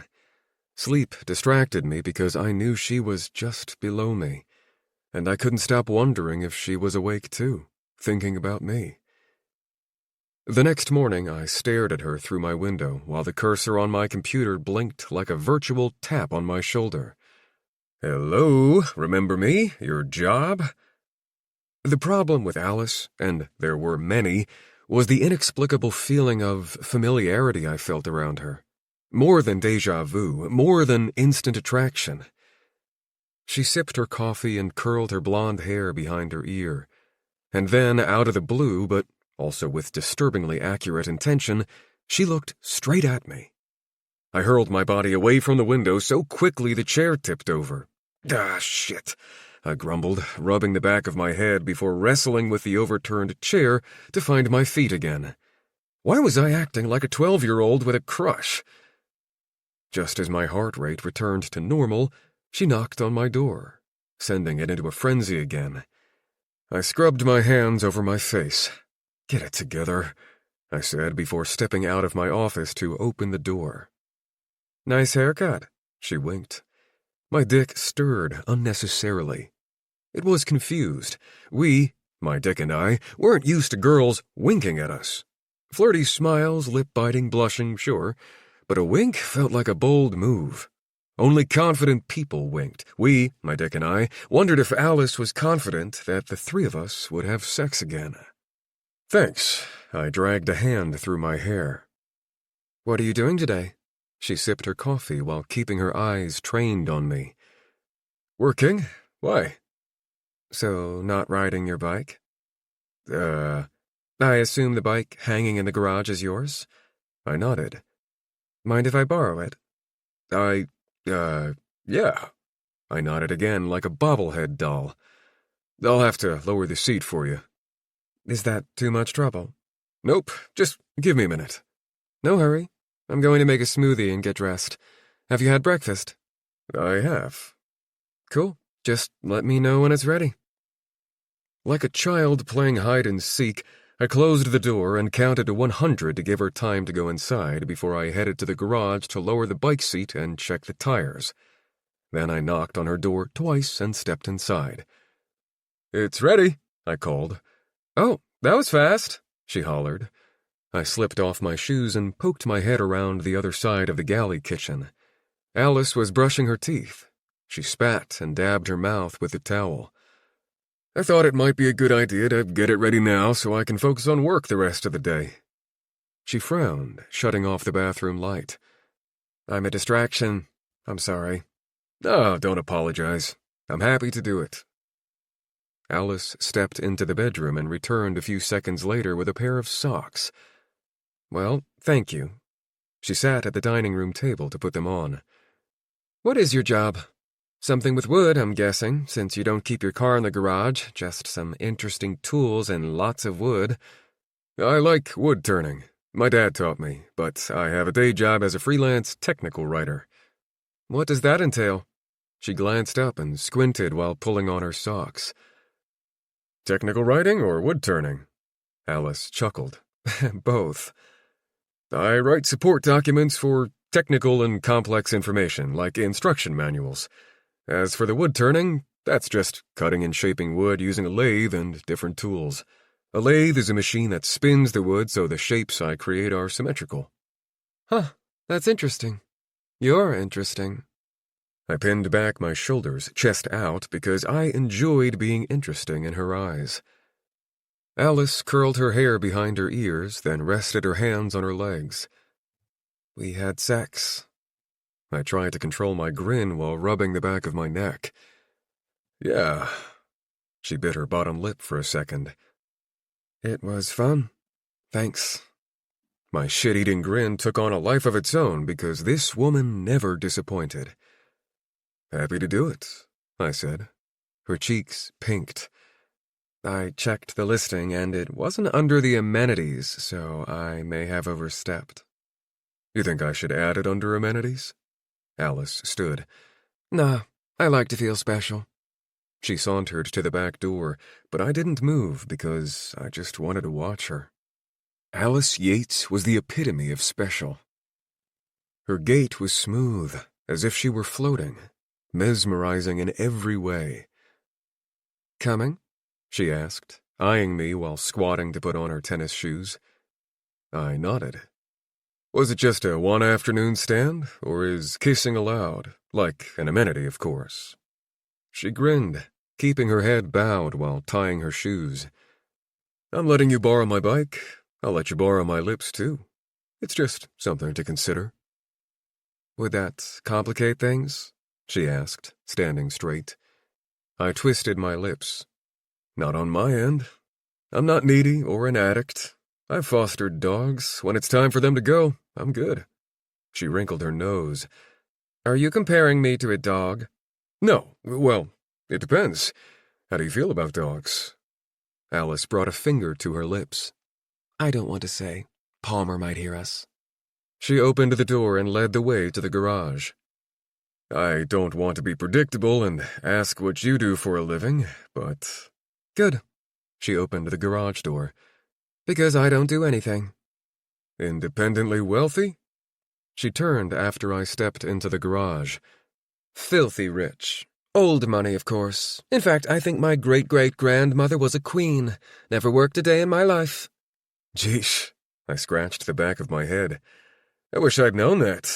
We would have done it in the bed instead of nailing your royal ass to the desk. Alice snorted, covering her mouth, eyes wide.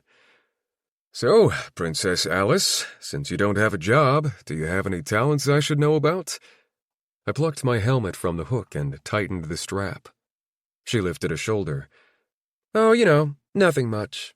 I'm good at synchronized or artistic swimming. I stole a turtle when I was 8, and in high school I played Hermia in A Midsummer Night's Dream. I raised an eyebrow at her as she tipped her chin up, grin brimming with confidence. Was she toying with me? Are we playing 2 truths and a lie? I asked, fitting the helmet on her head, then checking the strap and removing it to tighten it a bit more. Do 2 of my talents sound like lies? I laughed. Maybe. Although I'm not sure stealing turtles is considered a talent. Did you get caught? No, that's why it's a talent. She tipped her chin up for me to fasten the helmet. I latched it, then patted the top twice. I've never seen or read A Midsummer Night's Dream, so I don't know if Hermia is a good part. Yes. She headed into the alley where I had the bike next to my car, and she lifted her leg over the bar. Hermia was a courageous woman in love with Lysander, but her father wanted her to marry Demetrius. She basically had to fight the patriarchy, then deal with the man of her dreams being given a love potion that made him fall in love with her friend. It was such a beautiful mess. I'm not a fan of Shakespeare. Well, you're just saying that because you never met the guy. And you probably skipped all Shakespeare's stories in favor of Google search summaries. She pegged me correctly, but I wasn't going down that easily. No one who has attended school in the 21st century has read anything but summaries of Shakespeare, or Dickens for that matter. It's basically the entire purpose of the internet. She rolled her eyes. Need me to adjust the seat? I held the bike while she sat on it, feet pressed to the pedals. Nope, feels pretty good. She slid off the seat and slipped on her sunglasses. Cool. Well, enjoy your ride. Thanks. She grabbed my shirt and pulled me to her while wearing a grin. Ouch, I said when she tried to kiss me because the helmet's sun visor hit my forehead. Oh, sorry, she snorted. I rubbed my forehead. She giggled. I was going to kiss you. Yeah, I caught that. Alice unlatched her helmet and hung it from the handlebar. Then she lifted onto her toes and grabbed the back of my neck so she could kiss my forehead where the visor hit it. But I didn't need my boo-boo kissed. I needed to taste the inside of her mouth. So I did just that. Hi, I whispered over her lips, then kissed her. And before I knew it, the bike fell on its side as I pulled her to my body. She kissed me back with just as much fervor. Everything about Alice was unexpected and exciting, and I felt about her the way she felt about wine for breakfast. When in Rome... She broke the kiss and panted while I kissed down her neck. Inside. There was no need to ask me twice. I carried her into the garage and pushed the button for the door to close. She released her arms and legs from me, sliding to her feet, and turned toward the door to the backyard. I kissed her neck and snaked my hand down the front of her shorts, pressing my chest to her back. Her breath caught, then she moaned. Oh, God, Murphy, pressing her hands to the door. I peeled her leggings and underwear down her legs, removing one of her shoes to free that leg. My patience vanished, hands just as eager to touch her as they were to unfasten my jeans. Gripping her beautiful ass, I spread her open and thrust inside of her. Murphy, she chanted my name, arching her back and grinding into me while her fingernails scraped along the door.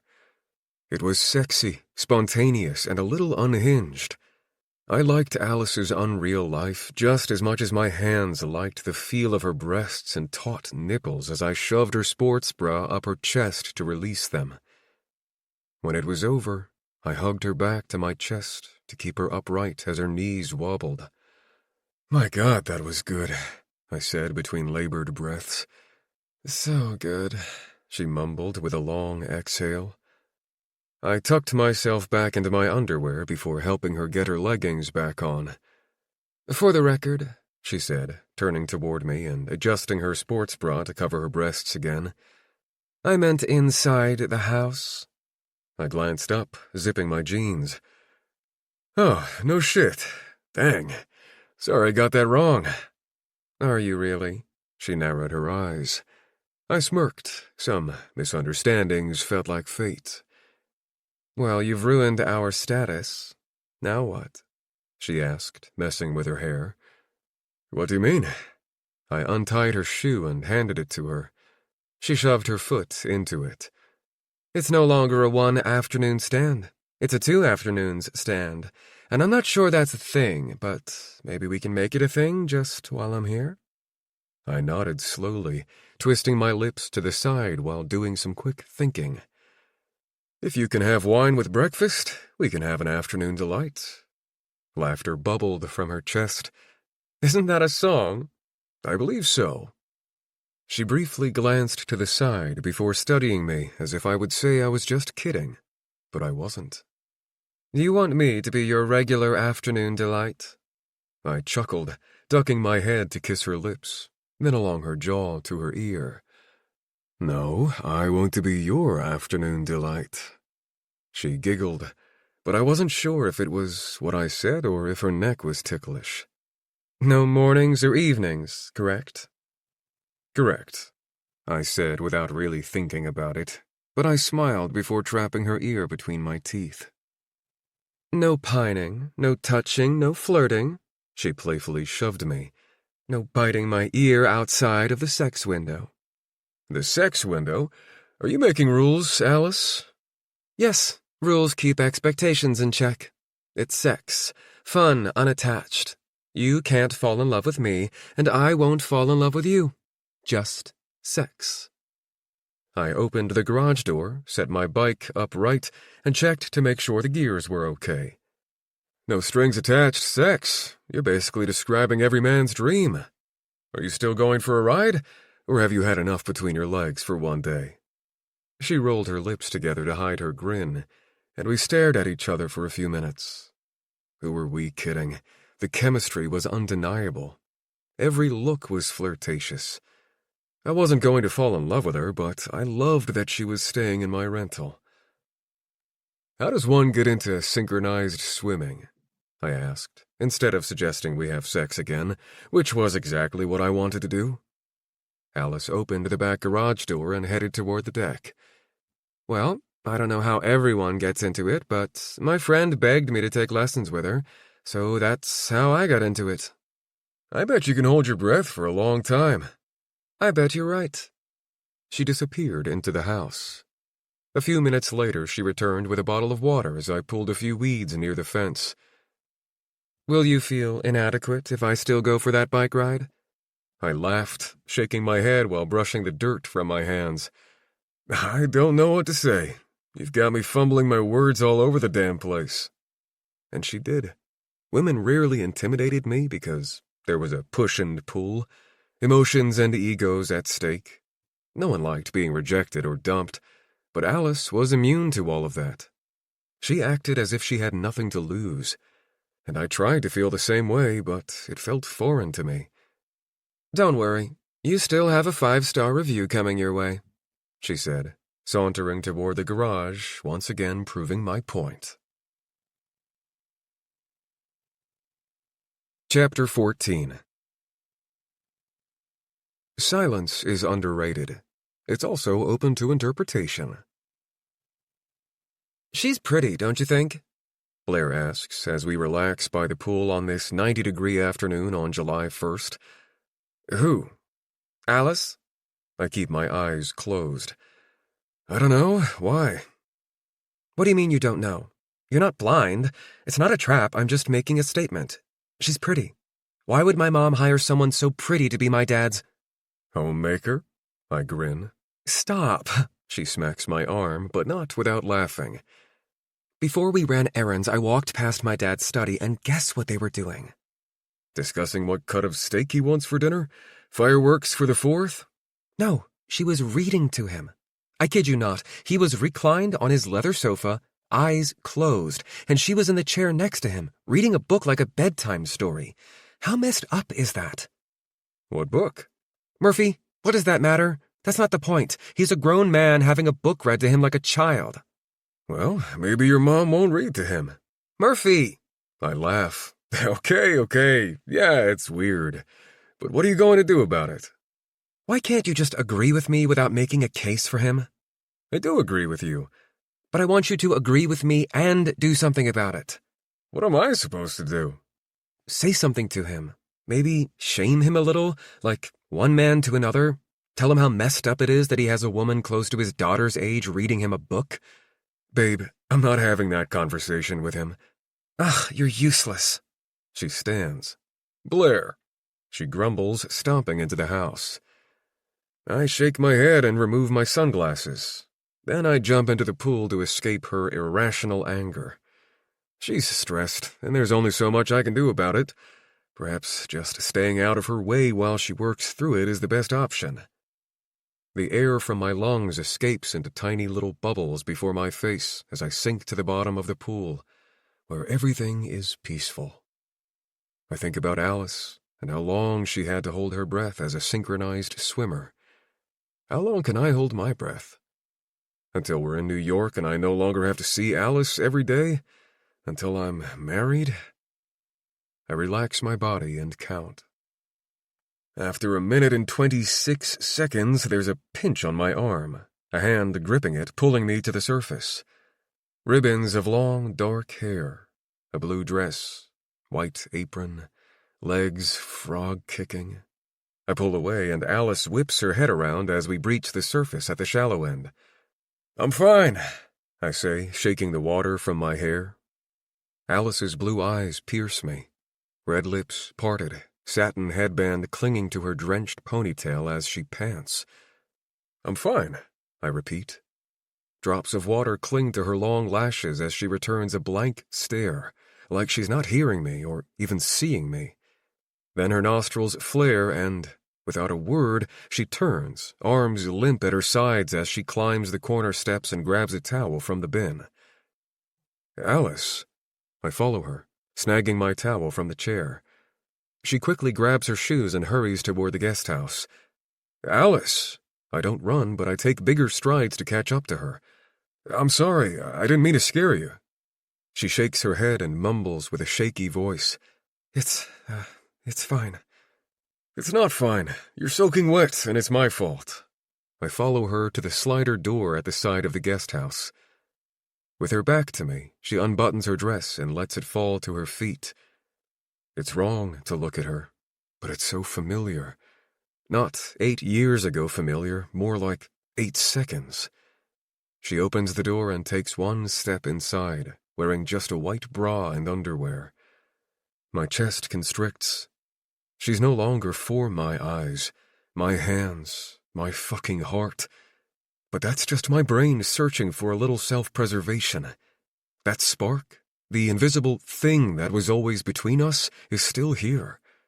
Her lack of acknowledging it doesn't make it less true, it just makes the pain cut a little deeper because what was so right is now so wrong. Do you remember me? I ask. She stops. I'm afraid of either answer. Never mind. As she takes another step into the house and closes the door, I realize I'm most afraid of not knowing. I run my fingers through my hair. Shit. How many kids do you want? Is it weird that we haven't discussed this? Blair asks as we get dressed to go to dinner with her parents. I button my shirt. We've discussed kids. Yes, but not how many we should have or when we want to start our family. I'm thinking 2, preferably close together so we can just go all in with the parenting phase of our life. And we're not getting any younger, so I say we try within the next year. What do you think? She applies lip gloss in the full-length mirror. I'm 32 and you're 27. I wouldn't call that old. I think we should take it one day at a time. She traces the edge of her lower lip. What's up with your mood? My mood? I slide my wallet into my pocket. You've been dying to just elope, skip the big wedding and start our future as soon as possible. But now that I want to discuss our future, you seem hesitant, like you're putting on the brakes. If you don't want to start a family right away, we don't have to. I'm just saying I don't want to miss our window. I'll blink and be in perimenopause. Did you know Elise Rayburn, who lived next to us in San Francisco, is already in perimenopause and she's only 35? I nod slowly. Murphy? What is your deal? She turns toward me, capping her lip gloss. Are you worried I'm going to break off our engagement or leave you at the altar? Should I be? I narrow my eyes at her. Blair flicks her wrist, waving me off. Stop. You let my dad get into your head too much. Before long, you'll be asking me to read to you before bed. She smirks, sliding her feet into her heels. Fine. I want 5 kids. 3 boys first, then 2 girls, I say. Blair coughs, smacking her hand over her chest. What? Her eyes widen as she chuckles. I shake my head. I'm kidding, just testing you. She straightens my tie. What kind of test is that? Okay, not a test, just a bad joke. Sorry. She offers her cheek, and I kiss it. It's a nice cheek. She's a nice woman. Our life will be nice. Chapter 15. Moms don't see their children's flaws. They see opportunities for growth. Hey, I say, calling my mom while staring out the window at the sunset over the lake. People and their dogs still milling around the grass and making a final effort to get 10K steps in for the day. Hi, how's my girl? Mom asks. I put her on speaker and sigh.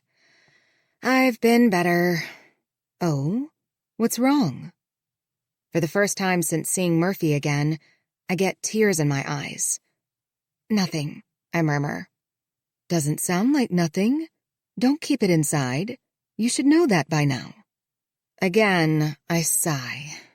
Everything about Murphy right now is one big sigh. The guy I was with 8 years ago at the vacation rental, before I went to the facility? The one who called us? Mom asks. Yes. What about him? He's the future son-in-law of the couple I'm working for. He and his fiancée are living with her parents for the summer. I push back my emotions. Oh, that's a small world. Does he remember you? Yeah. I bite my thumbnail, watching the Morrisons leave for dinner. Did you thank him for calling us? Not exactly. Do you remember when I said I didn't know if I'd ever be ready to share things I discussed in therapy? I do. And I haven't pressured you, have I?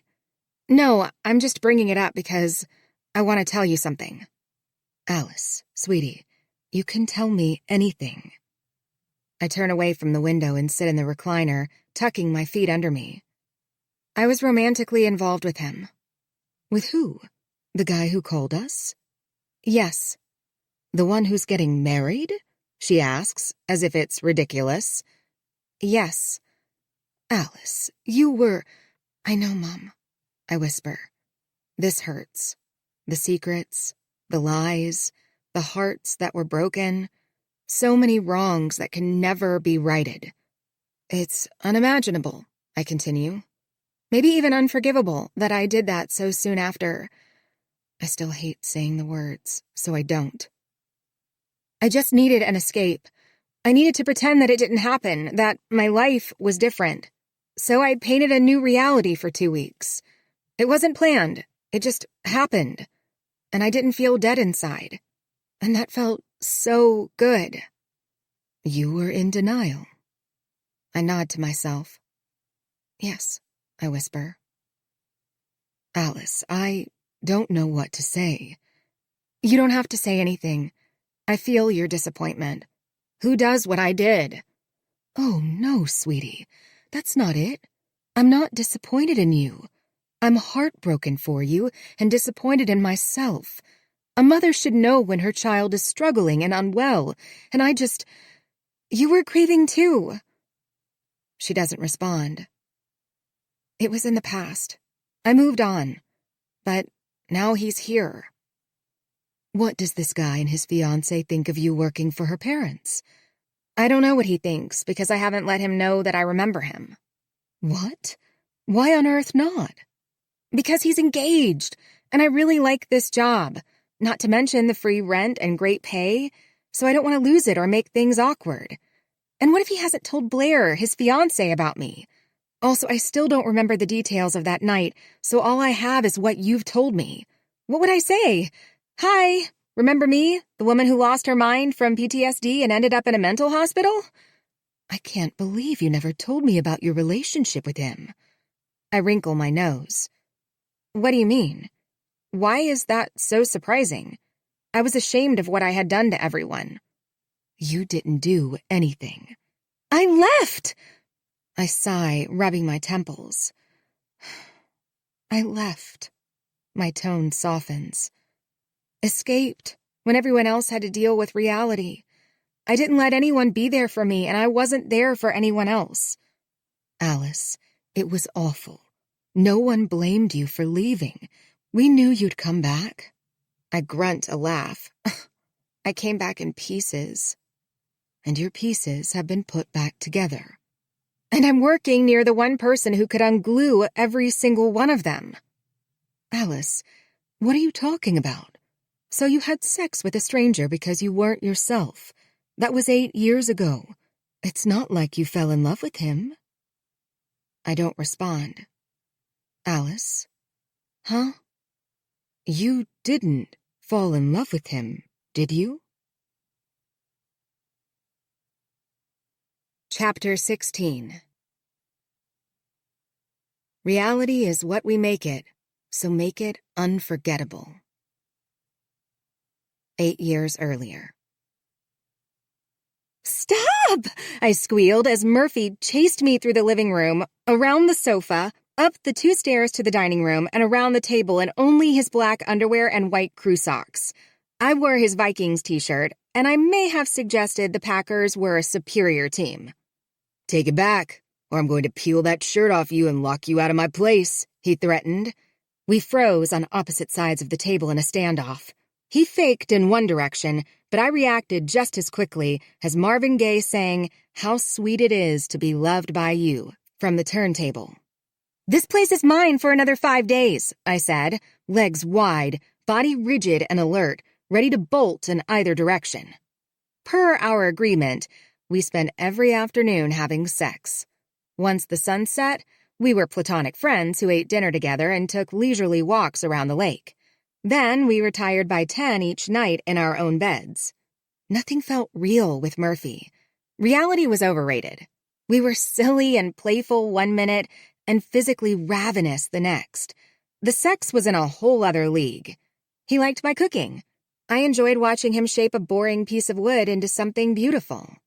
But mostly, we enjoyed the simplicity of each day. There was a perfect balance of work, he worked, play, sex, time alone, and deep conversations as friends. Our mutual love for older music spurred long talks about how times had changed, the shifting of priorities, and the age of the internet and online dating compared to how our parents and grandparents met. We imagined what the world would be like in 30 years. "Don't say I didn't warn you," he said, faking a right around the table, but then he jumped over it, taking the runner and wood bowl in the middle with him. "Ah!" I screamed, then giggled as he trapped me in his arms, kissing my neck while I squirmed. When his lips hovered over mine, I surrendered and waited. "Say it." "Hi," he whispered before capturing my lips in a deep kiss. Then he took me prisoner, pinning my back to the top of the table, shoving down the front of his underwear, and lifting the ugly Viking shirt while settling between my legs. Yes. I closed my eyes for a second when he buried himself inside of me. God, it was heaven. Oldies playing on vinyl, chicken in the oven, and the aroma of rosemary and thyme in the air. And the cringy yet laughable realization that we did not shut the blinds. It wasn't the first time that Rosie didn't have to pay for porn while she washed dishes. When I turned my head, she gave me a smile that said, "Get it, girl." "Best renter ever." Murphy sighed, collapsing on top of me after we surpassed our orgasm quota for the day.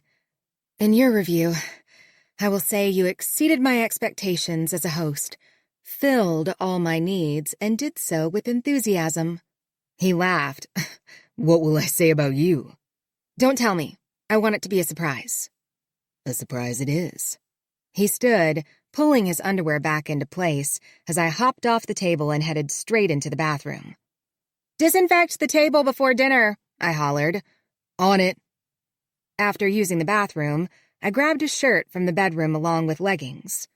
"Found my Packers shirt. I knew I brought it," I said, handing Murphy his Vikings shirt after he returned the all-purpose cleaner to its spot under the sink.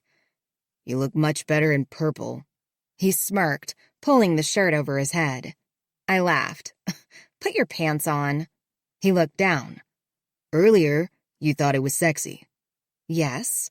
There was something kinda sexy about you in underwear and those socks, but the shirt just ruins it. And I'm not only referring to the pitiful team mascot on the front."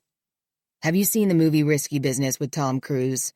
It's an older movie, and there's a scene where he lip-syncs to old-time rock and roll while dancing in his white socks, underwear, and a shirt." "I have not seen that," I laughed. "Oh, let me show you. I have that vinyl." He sauntered into the living room, and a few seconds later, old-time rock and roll played. He grabbed the TV remote to use as a microphone. When the song started, he ran and slid in his socks along the wood floor.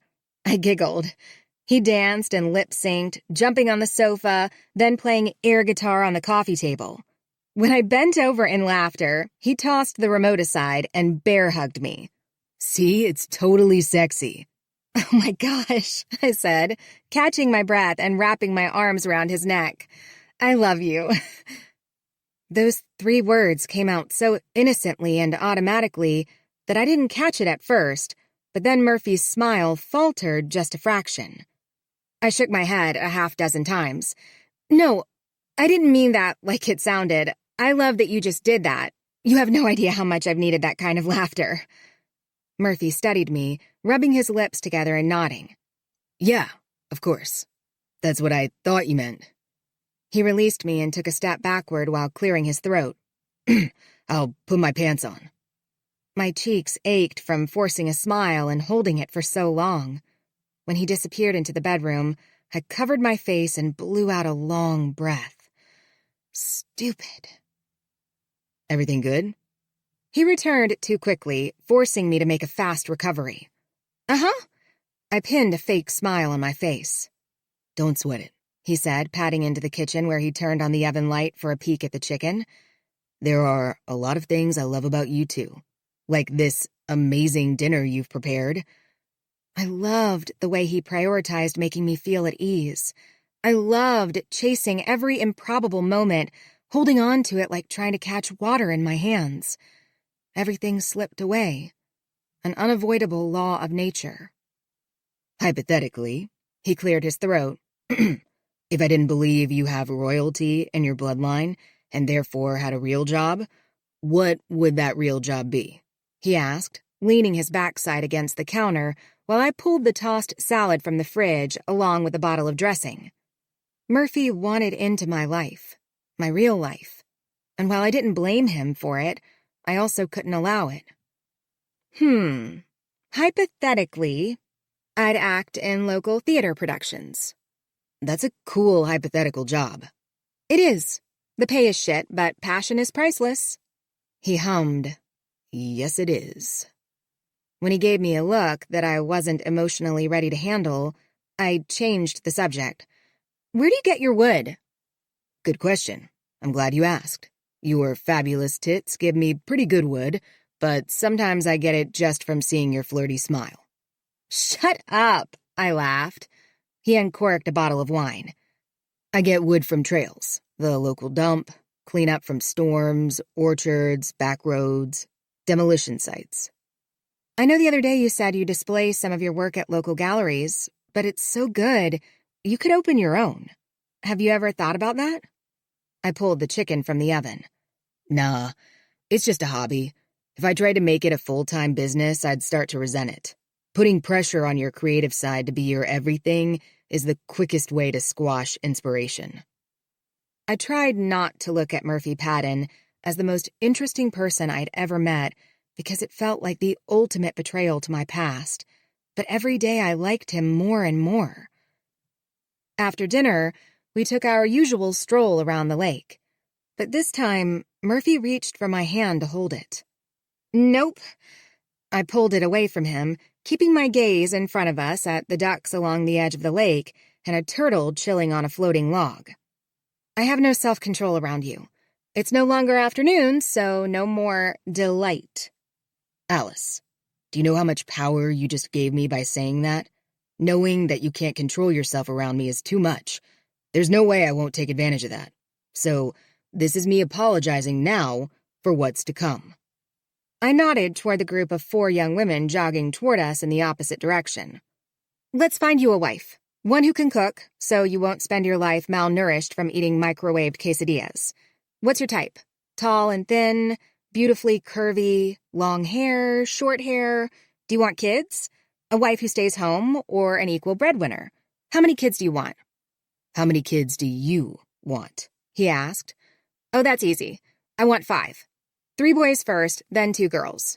Murphy shot me a sidelong glance with a huge grin. I'm not sure what to follow up with first. That it's rare to hear anyone want 5 kids anymore, or your preference for 3 boys and 2 girls, and in that order. Do you have siblings? I asked. A sister, 2 years younger. Well, I'm an only child, but my experience with big families is that they are fun. Perhaps chaotic at times, but fun. An older brother's looking out for younger sisters just melts my heart. He smirked. I can speak from experience. There's a lot of tormenting before the instinct to protect kicks in. But you protect her now, right? I don't see her often.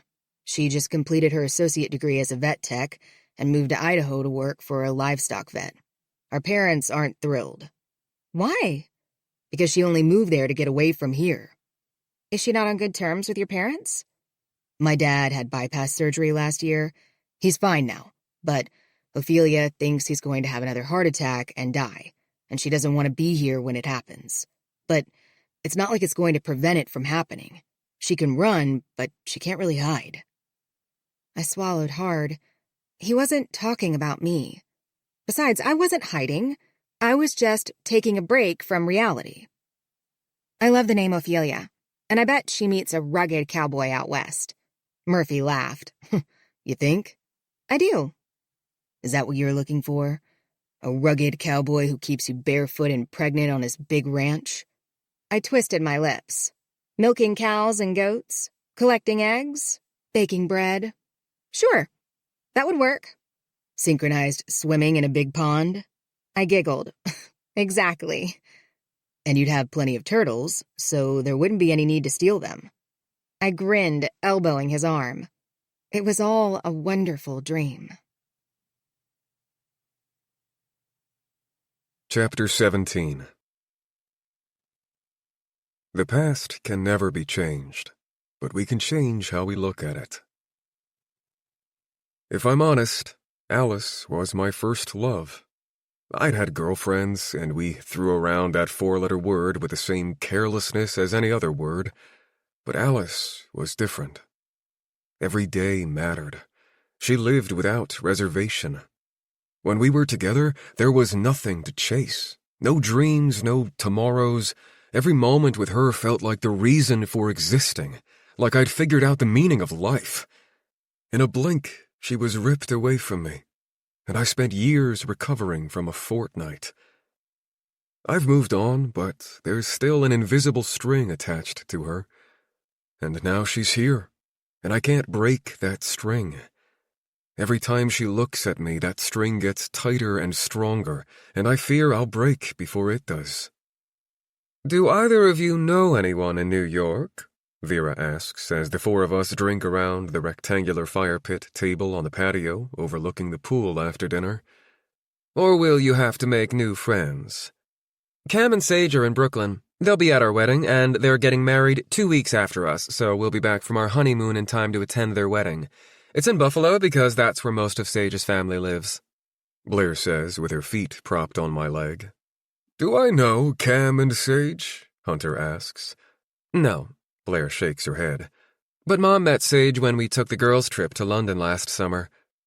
I'm going to use the restroom. Excuse me, I say, lifting her feet from my legs and resting them on the love seat. Can I get anyone anything while I'm inside? We're good, but thanks, Hunter answers for everyone since the women don't seem to hear me. After I take a piss and head toward the back of the house, I hear something from the open window in the kitchen. Alice is in the yard between the main house and the guest house, playing cornhole by herself with a canned beverage in one hand. The boards are dimly lit by the LED path lights next to the hedges. I exit through the front door so Blair and her parents don't see me walk to the side of the house. Who's winning? I ask. Alice jumps, turning toward me. Sorry, I didn't mean to startle you. She returns a shy smile, curling her hair behind one ear. It's wavy like she let it air dry. One of her shorts pockets is frayed and ripped, and she's barefoot. She's never looked so beautiful. And why that thought just popped into my mind is not only disturbing, but frustrating. I love Blair. She is beautiful. Alice is nothing but a door that never got closed, and these feelings are nothing more than a distracting draft of air, blowing my common sense around like a scattered pile of papers. Currently, I'm in the lead, but it's a close game. The corner of her mouth twitches. I grin, sliding my hands into my back pockets. Are either of you any good? She sips her orange Olipop soda before bobbing her head. We're okay. There are a lot of bags in the hole. Looks like one of you is more than okay. Just a lucky night. I nod. I've wanted to apologize again for the pool incident. Or perhaps I should thank you. Had I been drowning, you would have saved my life. It's fine. Forgotten. Don't worry about it. She retrieves the red bags, tucking a couple under her arm since she only has one hand to use. I can probably play a quick game with you before anyone sends out the search party for me. I pluck the blue bags off the ground. She eyes me for a few seconds before nodding, but I don't miss her tiny grin. And I wonder if it's any sort of recognition or a familiar feeling, or if she's just happy to have someone to beat. You can go first, she says. I ready myself to toss the bag. Years ago, I owned a vacation rental. A guest challenged me to a game of cornhole, and she kicked my butt in a matter of minutes. I haven't played since then. I tossed the bag and hit the board, but nowhere near the hole. Bruised ego? Is that why you haven't played again? She asks, tossing the red bag right into the hole. Maybe. I take my turn and miss the board. Alice gets ready to pitch her next bag. But mostly it's because I've tried to forget that time in my life, I say 2 seconds before she tosses it and misses the entire board by at least 3 feet. And I know, right now, without a doubt, she remembers me. She sips her drink, trying to look unaffected, but her other hand balls into a fist and she cracks several knuckles. There's not enough alcohol on the premises to numb the pain in my chest. I thought it hurt when she didn't recognize me, but this? It's fucking torture. She clears her throat after I chuck my next bag. So you sold your vacation rental? Yeah, my dad worked so hard to recover from a heart attack, only to have an aneurysm take his life in a blink. He'd helped me convert the building into 2 separate living spaces, and we used to turn wood in the garage together. I shrugged after she tossed her next bag and made it on the board again, but not in the hole. The place held too many memories of my dad and someone else. I needed a fresh start. Alice doesn't say a word or look at me as we toss our last 2 bags. Do you still turn wood? She asks as we collect our bags. No. She brushes her auburn hair out of her face when the breeze tangles it. But you're marrying an artist. Does she encourage you to do it again? I shake my head, eyeing the hole only to throw the bag way past the board. She doesn't know I ever did it. What? She squints at me, mouth agape. Why not? Like I said, a fresh start. I'm not sure anything feels fresh about my new life since Alice is here. Does a fresh start mean your past doesn't exist? She asks. I don't know. What do you think? Alice shifts her attention from me to the board. I'm asking you. What I think doesn't matter. But what if it does? She returns a nervous laugh before sipping her drink. After she swallows, she wipes her mouth with the back of her hand. It shouldn't. I'm just the homemaker, a virtual stranger. I take a step closer, and she seems to hold her breath as I reach for her face to brush a few hairs away from it. But then I stop and return my hand to my side. It hurts to look at her like a stranger. My mind might know how to play tricks, but my heart is incapable of such games. You're the most familiar stranger I've ever met, and eventually I'm going to figure out why you feel so familiar. It's reminiscent of when my mom used to catch me or my sister in a lie, and she'd give us every opportunity to confess before calling us out. Alice presses her lips together, and I can't tell in the dim light, but it looks like she has tears in her eyes. Well, I should get back to your fiancé, she whispers. Yeah, I murmur, dropping my head and staring at her bare feet as she curls her toes into the grass. For a breath, I close my eyes and go back 8 years. Murphy, do you walk barefoot in the grass? You should. This is the softest spot right here by the fence. Alice, that's where Palmer pees the most. Yuck! Why didn't you tell me before now? A tiny grin finds my lips as I remember her running to the spigot to wash her feet. Palmer peed in the sand, but she didn't know that.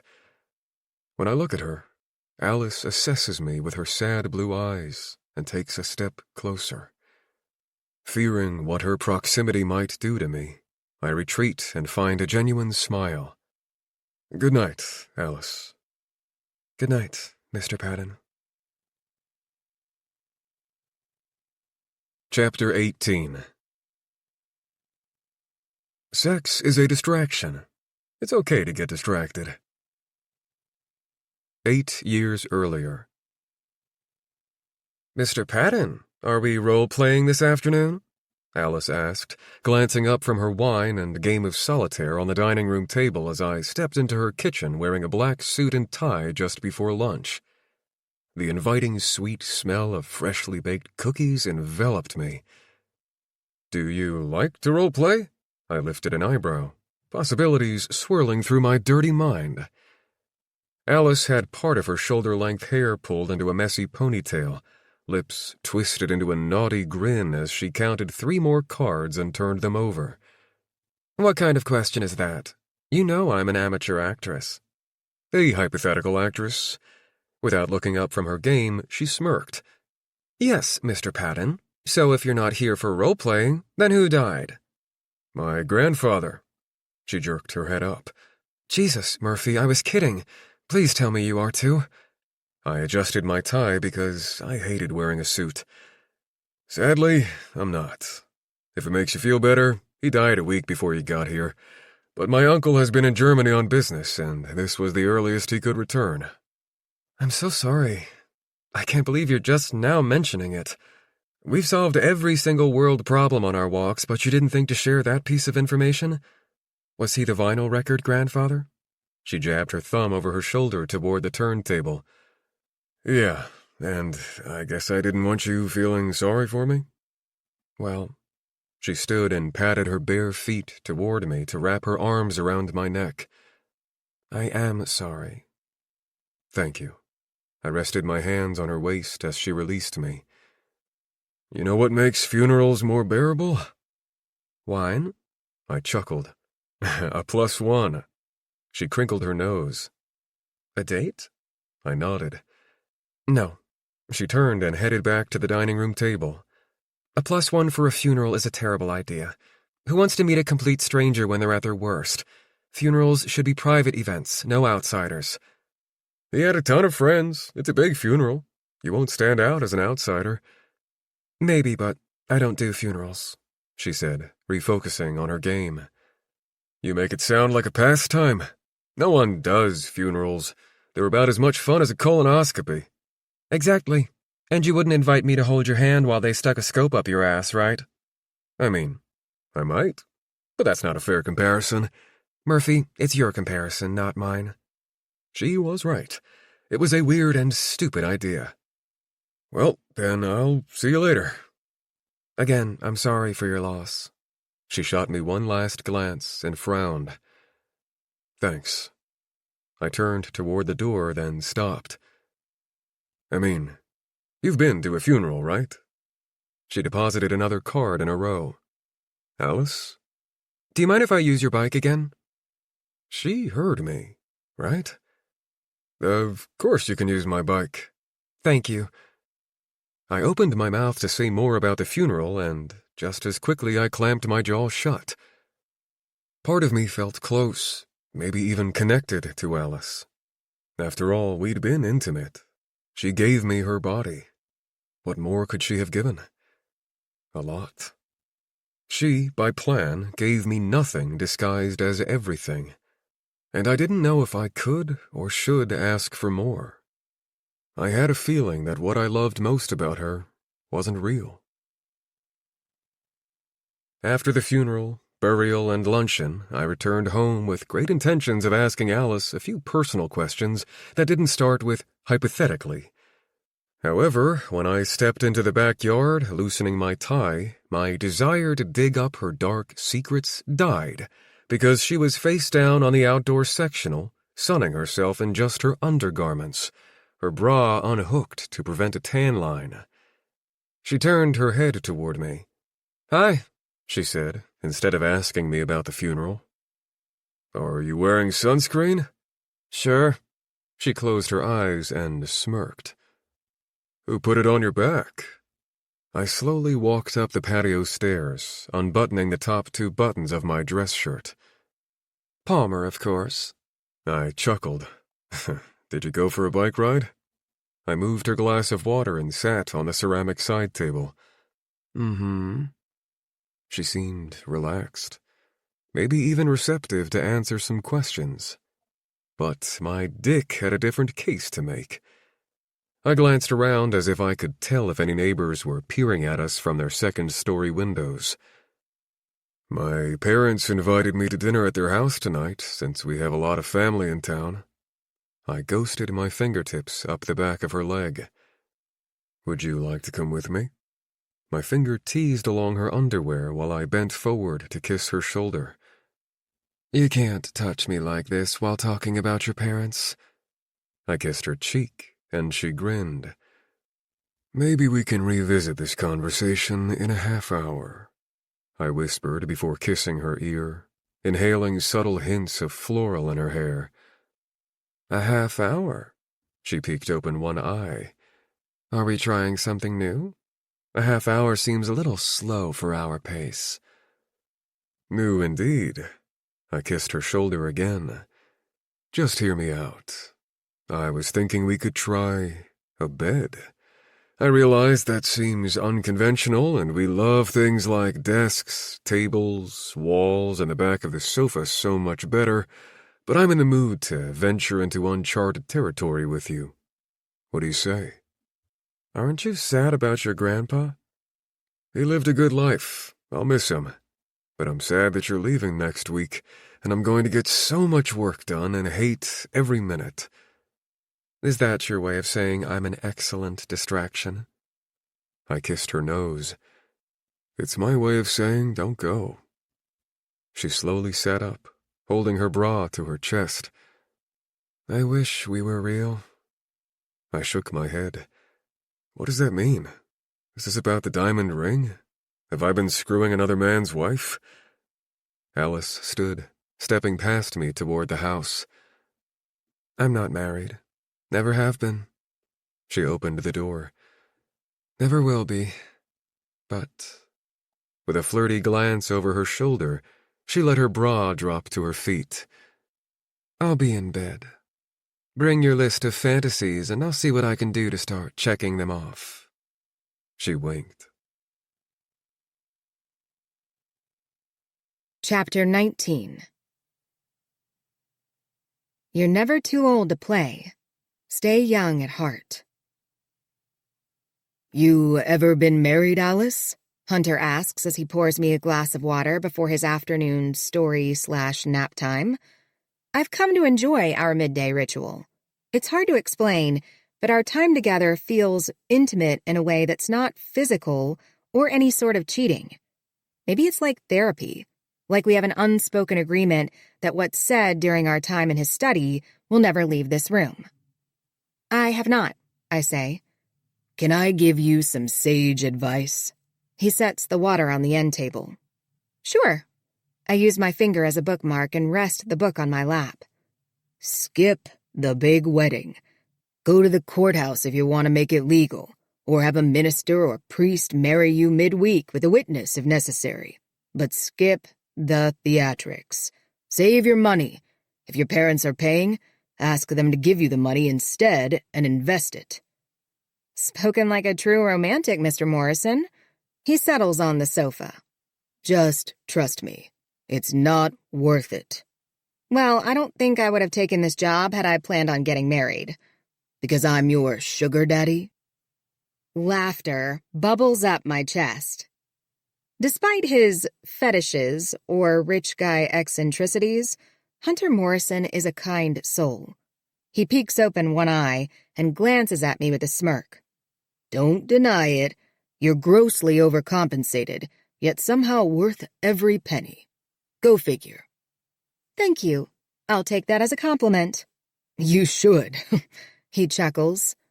By the way, the hand soap you made from my bathroom is amazing. It's robust and masculine. What's the scent? Vanilla. He barks a laugh. Cedar and citrus, I say with an unavoidable grin, because I bought the handmade soap from a local store where they cut and sell it by the ounce. He doesn't need to know all of my secrets. Is it weird that my favorite character in this story is the dog? I ask, returning my attention to the book. Montmorency is a hoot, he says, but you gotta love the camaraderie between the men. For sure, I say, opening the book and reading to him. By the end of a chapter, Hunter appears to be asleep. However, before I utter the first word of the next chapter, he says, "You're a beautiful young woman with a calming disposition. Why don't you have dreams of getting married?" I pause, waiting for him to open his eyes or move another part of his body, but he doesn't. I clear my throat. Why would you ask me that after giving me sage advice not to get married? My advice was to forego a big wedding, but now I'm curious why you don't want to get married. His chuckle triggers a little cough, so he fists his hand at his mouth. Water? I ask. Keeping his eyes closed, he shakes his head and relaxes his folded hands back onto his chest. I know it's none of my business. What can I say? My nosy wife has rubbed off on me. I'm just unlucky in love, that's all. So is my daughter, but it hasn't stopped her from trying. I'm not sure poor Murphy will get an official I do out of her, but perhaps the third time's a charm. Why did she break off her other engagements, if you don't mind me asking? She's commitment-phobic, indecisive. Her mother calls her a free bird, and that's great. I support that, but then just admit that you won't make a good lifelong partner, you know? I nod slowly. Do you think Murphy's the one, or will she back out? He's a great guy, but just between us, he's not the one either. I don't think the one for her exists. Maybe he's the exception. I doubt it. He can't love her like she needs to be loved. I rest the open book face down on my lap. What do you mean? My daughter is like me, even though she'll never admit it, and I'm needy as fuck. I roll my lips between my teeth to suppress my laughter. Hunter's self-examination is not only shocking, but refreshing. Of course, I tell everyone else she's like Vera, but it's a lie. That girl is neurotic as hell. Free bird, my ass. And Murphy doesn't give a shit if she's pissed at him for something stupid. He's not a groveler or a people-pleaser. Opposites attract. Maybe he's exactly what she needs. Oh, Hunter peeks at me. She absolutely needs a man like him. But give it time, and what she wants will trump what she needs.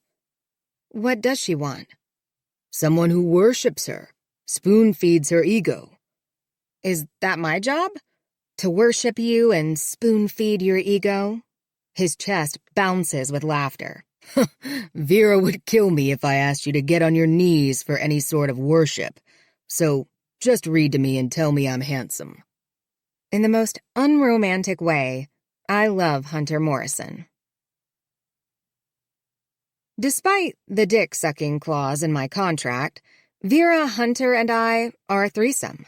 As with any good threesome, there are power struggles and alliances. I'm not sure where my loyalty lies. It depends on the day. After story time, I iron Vera's air-dry-only jeans. She's not immune to enjoying the perks of a homemaker, and perfectly pressed denim is one of them. There you are, she says, stepping into the laundry room with an inflated smile. I have a favor. Mrs. Morrison, I work for you. You can call it a duty or a task.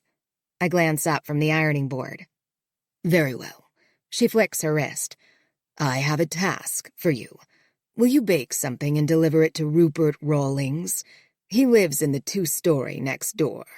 She points in that direction. Sure. Anything specific you want me to bake?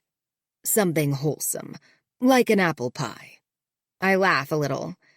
Hunter and Rupert are very competitive, and it's Rupert's birthday. He's just barely younger than Hunter. Both men are proud of their financial portfolios and their full heads of hair. I unplug the iron. Do you want me to sing to Rupert? She snorts, shaking her head. Then she narrows her eyes. Would you? Of course. I love that they're competitors and friends. Oh, no, they're not friends. Vera fiddles with her rings. Rupert wanted this house, and Hunter outbid him the same day Rupert's dad died, and he was too preoccupied to bid higher. So Rupert knocked on the door of the house he lives in now, offered the owners, who were not planning on selling, a price they couldn't refuse, and he did it all just so he could be our neighbor and torment Hunter. If Hunter buys a car, Rupert one-ups him with the same car that's worth just a little more. When Hunter used to jog around the lake, Rupert followed him just to make Hunter run faster until he was ready to vomit by the time he got home. So now, Hunter only runs inside on the treadmill. Then, why are you having me bake a pie for his birthday? I draw the line at poisoning anyone. Vera follows me upstairs to her bedroom, where I put her jeans in the luxurious walk-in closet filled with hanging tags on unworn clothes, gobs of sparkling jewels and real gold necklaces and bracelets, shelves of red-bottomed shoes, and complete with a crystal chandelier hanging in the middle. This isn't about those two men. It's about me, and it's about you. Me? I close the drawer and raise my eyebrows. Hunter wanted a homemaker, so I hired you. But he's treating you like his mother, who, yes, was a homemaker. However, putting my husband down for a nap in the afternoon by reading him a book is going too far. Not on your part. You're just doing what is asked of you. But he needs a little reality check. So that's why I want you to take a pie to Rupert for his birthday. After all, a homemaker would absolutely do something kind like that for a neighbor, right? She's asking me? I'm just playing this role for fun, money, and a lack of anything better to do with my life. And I like story time, but I won't tell her that. I mean, I shrug. Sure. So, you're trying to make Mr. Morrison mad? Jealous? I'm just trying to pull his head out of his ass. He's getting lazy. I have to lube myself for sex and be on top every time. It's getting ridiculous. The threesome was figurative. Still, I snicker. Sorry. Vera sighs, sitting in the cream velvet chair at the end of the closet island. I miss really good sex. I miss sex that never makes it to the bed. Have you ever had that? The feeling of being desired and just ravaged. She briefly closes her eyes. There's nothing like it.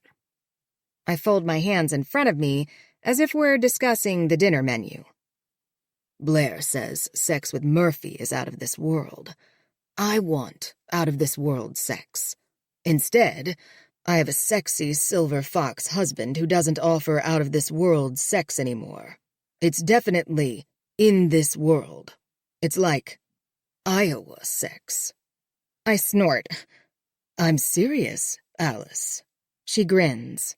Don't settle for that kind of sex. I honestly thought hiring you would get him a little... She taps her pointy, manicured nail on her front teeth. Riled up, inspired, horny. I twist my lips and nod. Not for you. Like when you watch a steamy movie, and then you have great sex. She's not saying the word porn, but that's what she's implying. I should be sexier? She bites the inside of her cheek and slowly shakes her head. You're plenty sexy. We need to figure out something else. What book are you reading to him? 3 Men in a Boat? Oh, for the love of God! How is that supposed to inspire anything in the bedroom?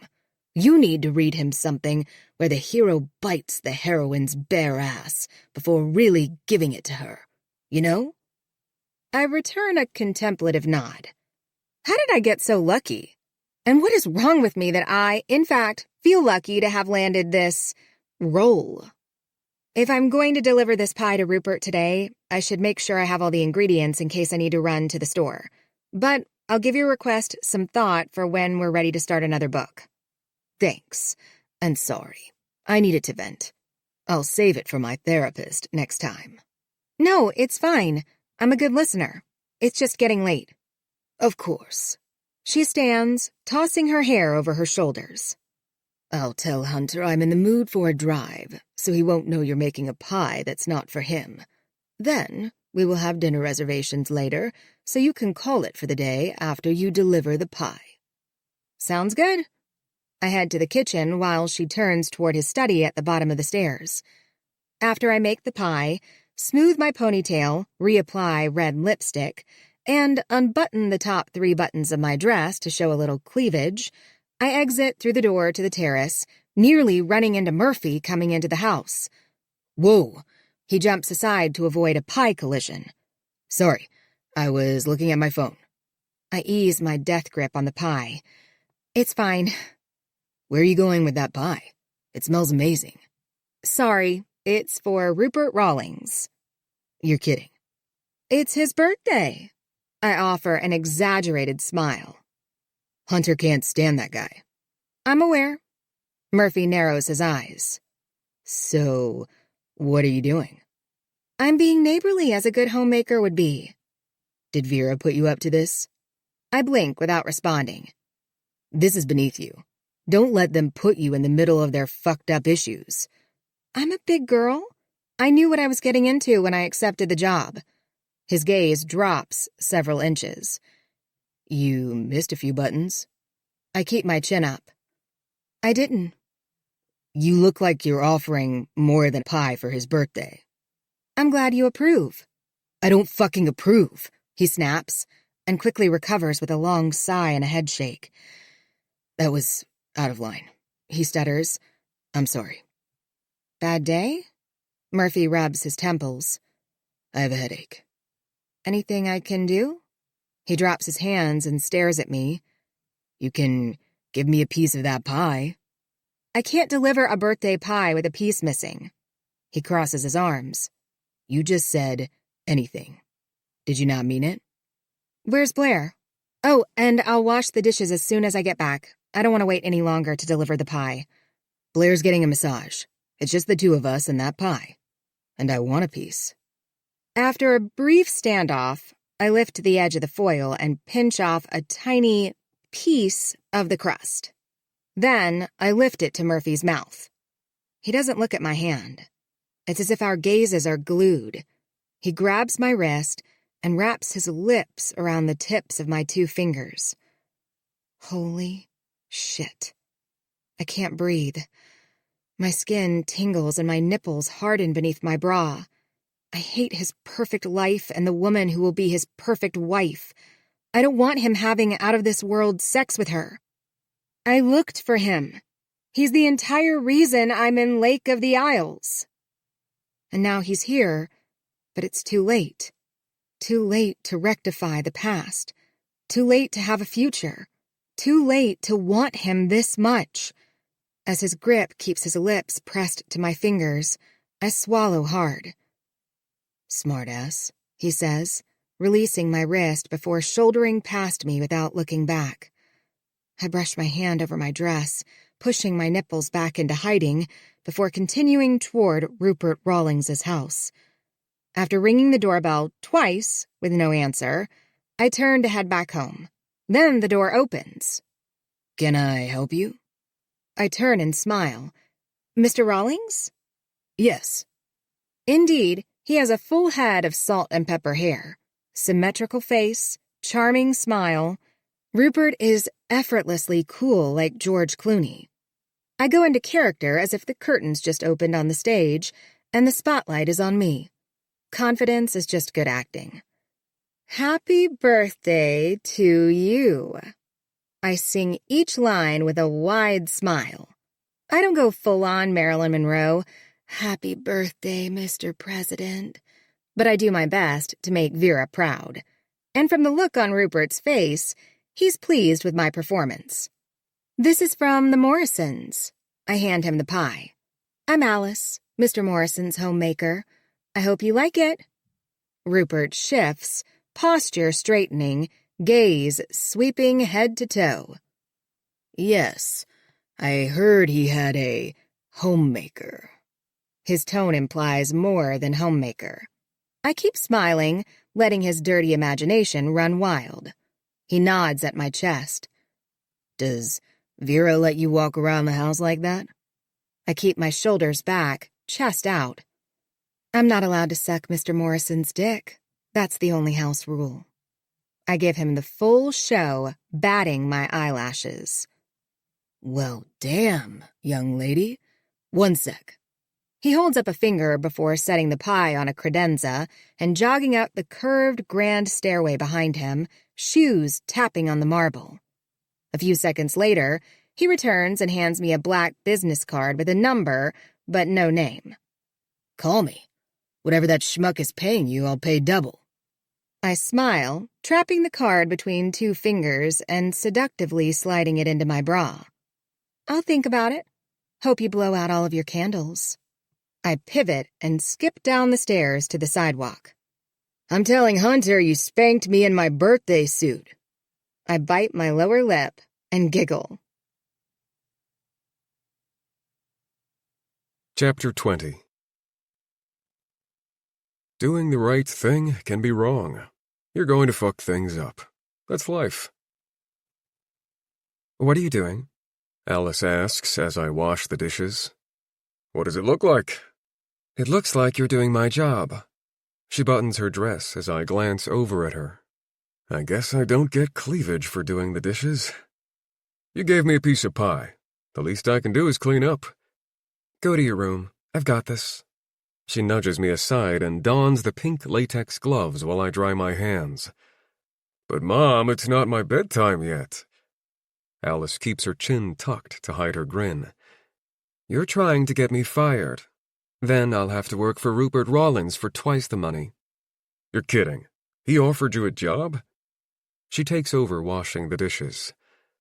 Don't act so surprised. I'm a rare commodity. Not a lot of women my age, or any age for that matter, would do what I do. I take the glass bowl from her and dry it. We've washed a lot of dishes together. Flirty glances, playful nudges, stolen kisses that led to losing our clothes. I doubt that will happen tonight. No one else does dishes? Alice elbows me. I guess we are playfully nudging tonight. Oh, you must be talking about the sexy 50s dresses. Or do you mean reading stories to old men while they nap? She eyes me, and I get to check flirty glance off the list. That just leaves stolen kisses and losing our clothes. My mind doesn't care that I have a fiancé, but I wish it did, because it needs to get really fucking serious about these unresolved feelings. Does Blair know you're this obnoxious with other women who you don't know that well? I feel like I know you. I inspect her while drying the measuring cup, looking for a hint of recognition. Eventually she'll crack. Do you feel like you know me? She shrugs a shoulder, keeping her gaze on the sink of sudsy water. I feel like I know guys like you. Guys like me? Dang. And here I thought I was an original. Please elaborate on what you mean by guys like me. Homemakers are peacemakers. I'm not here to critique you. I'm here to make you feel at home. In that case, stop what you're doing. When I lived at home, my mom worked nights, and my dad fell asleep in his recliner by 7. So the dinner dishes didn't get washed until the following morning, because my sister and I snuck out of the house as soon as our dad's eyes closed. And you'll need to empty most of the clothes onto the floor by the washing machine. The fridge is entirely too organized, and don't get me started on the perfectly made beds with no chip crumbs in them. Sounds like a normal house. She shoots me a quick smile. Everything hurts inside. What if I put an end to this charade? Tell her I know she knows me. Then what? Will she tell me everything? Will it change anything? Standing this close to her, just the two of us, it feels like we're cleaning up after dinner in a little rental. Like I could kiss her and it would feel normal, maybe even expected. What was your childhood home like? I ask. My dad did all the cooking because he was a stay-at-home dad. That's where my love of cooking started. Later, I consumed every YouTube video I could find that would refine my cooking skills. And I had to wash the dishes every night. No waiting until morning at my house. So your dad stayed home. What did your mom do? I don't know if she's telling me the truth. This is all new information. She's a biomedical engineer. So you've taken after your dad, a homemaker. Alice laughs. I get paid, he didn't. That's one reason they're divorced now. She hands me the last dish. I'm sorry to hear that. Actually, she drains the water and pauses. I took after my mom. What do you mean? I went to college to be a civil engineer, but after my 3rd year, I dropped out. The Alice I knew didn't go to college. Who's the liar, old Alice or new Alice? Why did you drop out? She dries her hands. My friend died, and I lost focus. The only reason I was studying engineering was because my mom supported it, and my friend was studying it as well.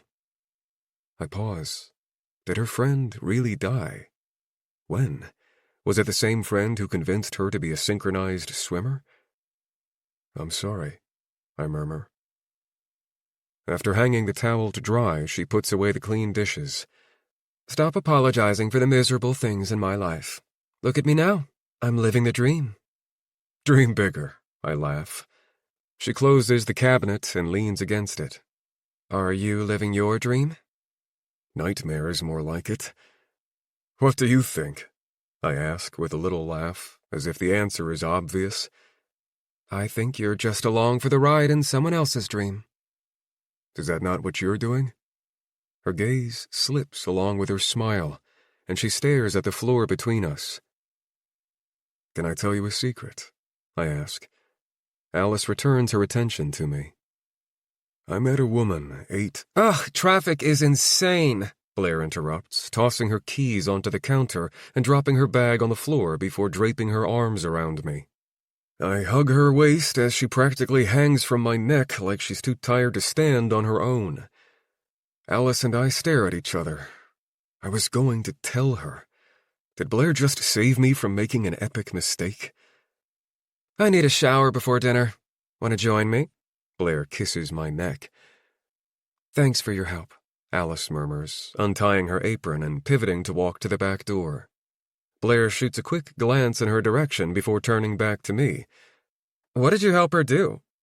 The dishes, I murmur, with my gaze still glued to the cabinet as if Alice were still there. Blair's nose wrinkles. Why? I shrug. Seemed like the nice thing to do. Babe, that's her job. She doesn't help you do your job. I peel her hands from my neck. What does it matter? It's just weird.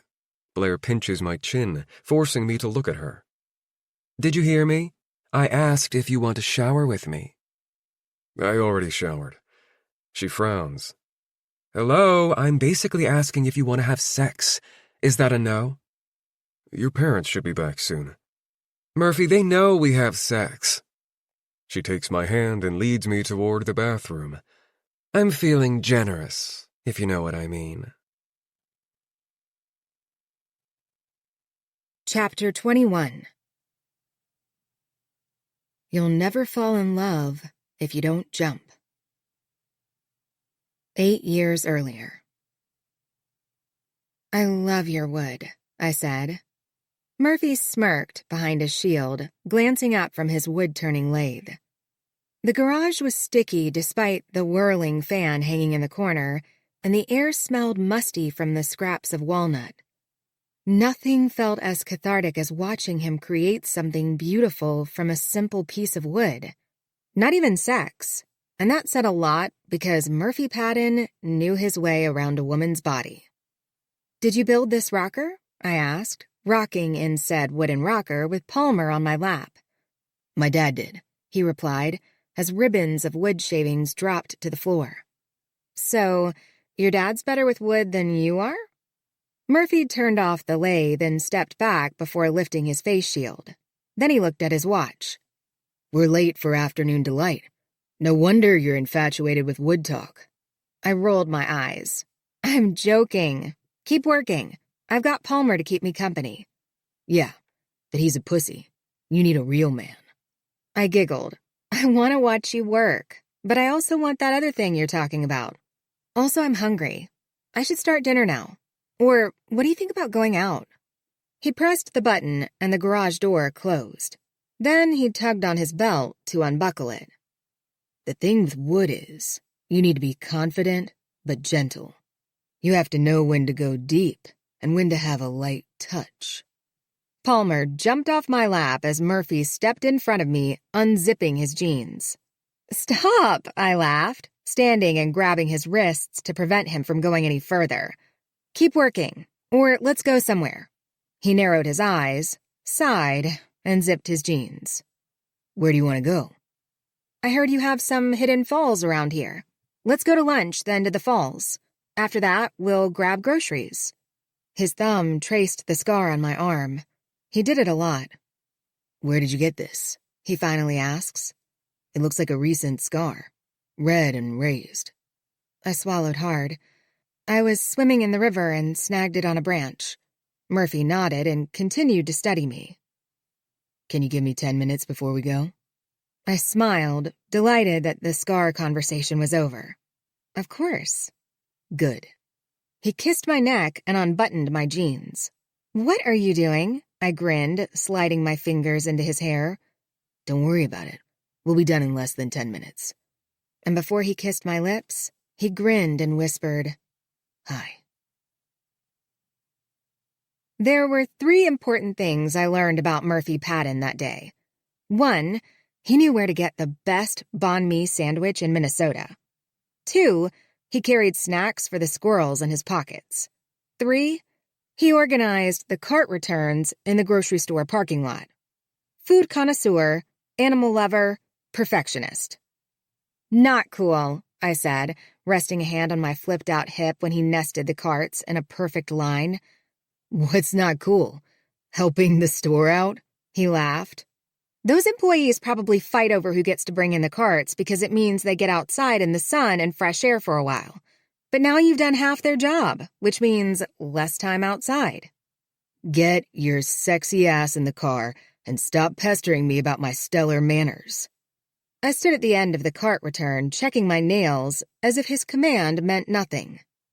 I bet you were spanked a lot as a child, he said, after pushing the last cart into the others. Why would you say that? I glanced up just as he grabbed my arm and the back sides of my legs. Murphy! I squealed when he hoisted me over his shoulder. Because, he swatted my ass. You can be too sassy for your own good. Put me down! This is embarrassing. He continued toward his Explorer and placed me on my feet at the front passenger door. I scowled while straightening my shirt and righting my shorts. When I opened my mouth to give him another round of sass, he grabbed my face and kissed me. No hi, no warning, just his tongue sliding past my lips. I moaned as it scraped along the roof of my mouth. The warm door met my back as his body pressed against mine. My heart ached, knowing our time was ending. And then it ached even more as memories of why it had to end seeped through the walls I'd built around the wreckage. Our kiss slowed, and his lips brushed along my cheek as his hands threaded through my hair, tugging at the roots. I don't want you to go, he whispered. I knew that, and I didn't want to leave Minneapolis. The quaint little apartment, Palmer, the resident cat, or the wood-turner with a killer smile and equally sublime dance moves. Reality was overrated, but the only way to escape it forever was to leave the world behind. Since I chose life, I couldn't stay with Murphy. But I hated to go. And the realm between what was real and what was not wasn't strong enough to contain my grief. You can't ask me to stay, I said in an equally agonizing whisper. And you can't love me. Murphy paused. I'm not asking you to stay. I'm just asking that you never fucking forget that I don't want you to go. I wasn't sure if the heart could grieve 2 things at once. What if I had to let go of one to let go of the other? I blinked back the tears brimming in my burning eyes, and I wrapped my arms around his neck to hug him as hard as possible. He held me just as tightly. And I don't know how long we stood in the parking lot like this. It felt like an infinite moment, and I knew those arms were the only things holding me together. After a silent, melancholy drive back to his place, we put away the groceries, and I pulled out a skillet to start dinner. "It's my place," he said. I glanced over at him. He had his shoulder resting against the fridge, arms crossed over his chest, face pensive. "What?" "This is my place," he said in a chiding tone. I laughed, nervously, drizzling oil into the pan. "I'm aware." "I make the rules here. They're in the binder on the coffee table." "I'm aware of that, too." I capped the oil and risked another glance at him. The muscles in his jaw flexed. "So if I say you're not allowed to cook for me and then just leave, you have to obey." Again, I managed a tiny nervous laugh as my insides twisted. "Is that so?" "Yes. And you can't befriend Palmer and just leave. And you can't step all over my toes while I teach you to dance and then just leave." His face turned red as his volume escalated. I had no more nervous laughs to offer, just trepidation gripping my chest. "You can't let me touch you and kiss you and," he swallowed hard, "be inside of you and just fucking leave." His hands balled into fists. The already shattered pieces of my heart turned to dust. The nauseating whoosh of blood echoed in my ears. I wasn't scared of him. I was scared of all the feelings pouring out of him in waves so big I knew they would suffocate me. In the next blink, several tears slid down my face. "I told you—" "I know what you told me." He stabbed his fingers through his hair. I know what you told me. But that was then, and this is now. And I'm all too aware that we haven't known each other for a full 2 weeks yet, but I don't care, Alice. Some things in life you don't have to figure out. You just know. And I know," he jabbed a finger into his chest, "that you didn't come here for a 2-week fling. I know it's killing you too, and I don't know if you're married, if you have 2 kids and a dog waiting for you. I don't know if you're terminally ill or just really fucking lost in life, but I want to. I want to know everything about you because you didn't give me a chance not to fall in love with you. Instead, you made up this stupid rule that I am not allowed to have feelings, and it was cute at first, but then it just... Fuck!" He turned his back to me, hands laced behind his neck, head bowed as he huffed. I wiped more tears as the oil in the skillet smoked, so I quickly pushed it off the burner. "Ouch!" I recoiled my hand after the metal burned it. Murphy whipped around and shut off the burner before turning on the water and guiding my hand underneath the stream. I didn't look at the burn mark. I stared at the scar a few inches above it on my forearm. Everything good in life left a mark. I swallowed past the lump in my throat, waiting for Murphy to say something. But he didn't. Instead, he retrieved a first aid kit from the linen closet, applied burn cream, and wrapped my hand as I sat on a dining room chair. Then, without breaking the silence, he stood, leaned forward and kissed my cheek, letting his lips linger while I closed my eyes. I didn't open them until after the thud of his feet faded and the back door clicked shut behind him. Chapter 22. Commitment is messy. Keep it simple. I can't break the fourth wall, but I want to. Murphy knows I remember him, but the second one of us acknowledges it, the illusion will be shattered. There will be questions and consequences. So why did he almost do it? I have a good life. Good enough. And so does he. In the fall, he will marry Blair and move to New York. I will stay here and put most of my paycheck into savings so I can buy a house in Edina. single and alone. During the holidays, Mr. and Mrs. Murphy Patton will come home to visit. Perhaps they will bring their children, and I can be the nanny while the adults go to dinner and sit in a private box at the theater to watch the Nutcracker. Maybe Vera will die and Hunter will make me his secret lover. As I serve breakfast to Blair, Murphy, and their children, I'll overhear one of their kids saying he heard Grandpa Morrison making noises the previous night. Murphy will discreetly mumble to Blair, "Sounds like your dad found someone to suck his old gray balls." Blair will gasp and slap his arm, but not before snorting. She'll say, "Stop! That's gross. Can you imagine who would be desperate enough to sleep with my old dad?" "Do you have something you'd like to tell me?" Hunter asks, bringing me out of my ridiculous hallucination as I refill his coffee. What is wrong with me? Why does my mind wander so far out of reality? It's just him and Murphy for an early breakfast. They have a tea time in an hour, and Blair and Vera are still in bed. Murphy eyes me, glancing up from his plate of steak that Hunter has him eating every morning, too. He shamed him with something about real men being carnivores. But I like to believe that Murphy eats steak because I'm the one cooking it. "Sorry, was there something I was supposed to do for you?" I press my lips together and squint at Hunter.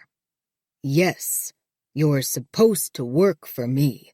But I got a text from my neighbor saying you baked him a pie for his birthday and spanked him in his birthday suit."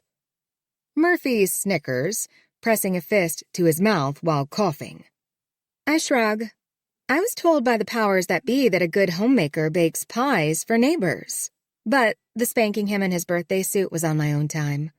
I shoot him a toothy grin. Not on the clock. Hunter scowls at Murphy when he won't stop laughing.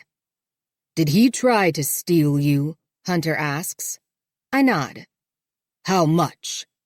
"Double what you're paying me." "Christ." Hunter shakes his head.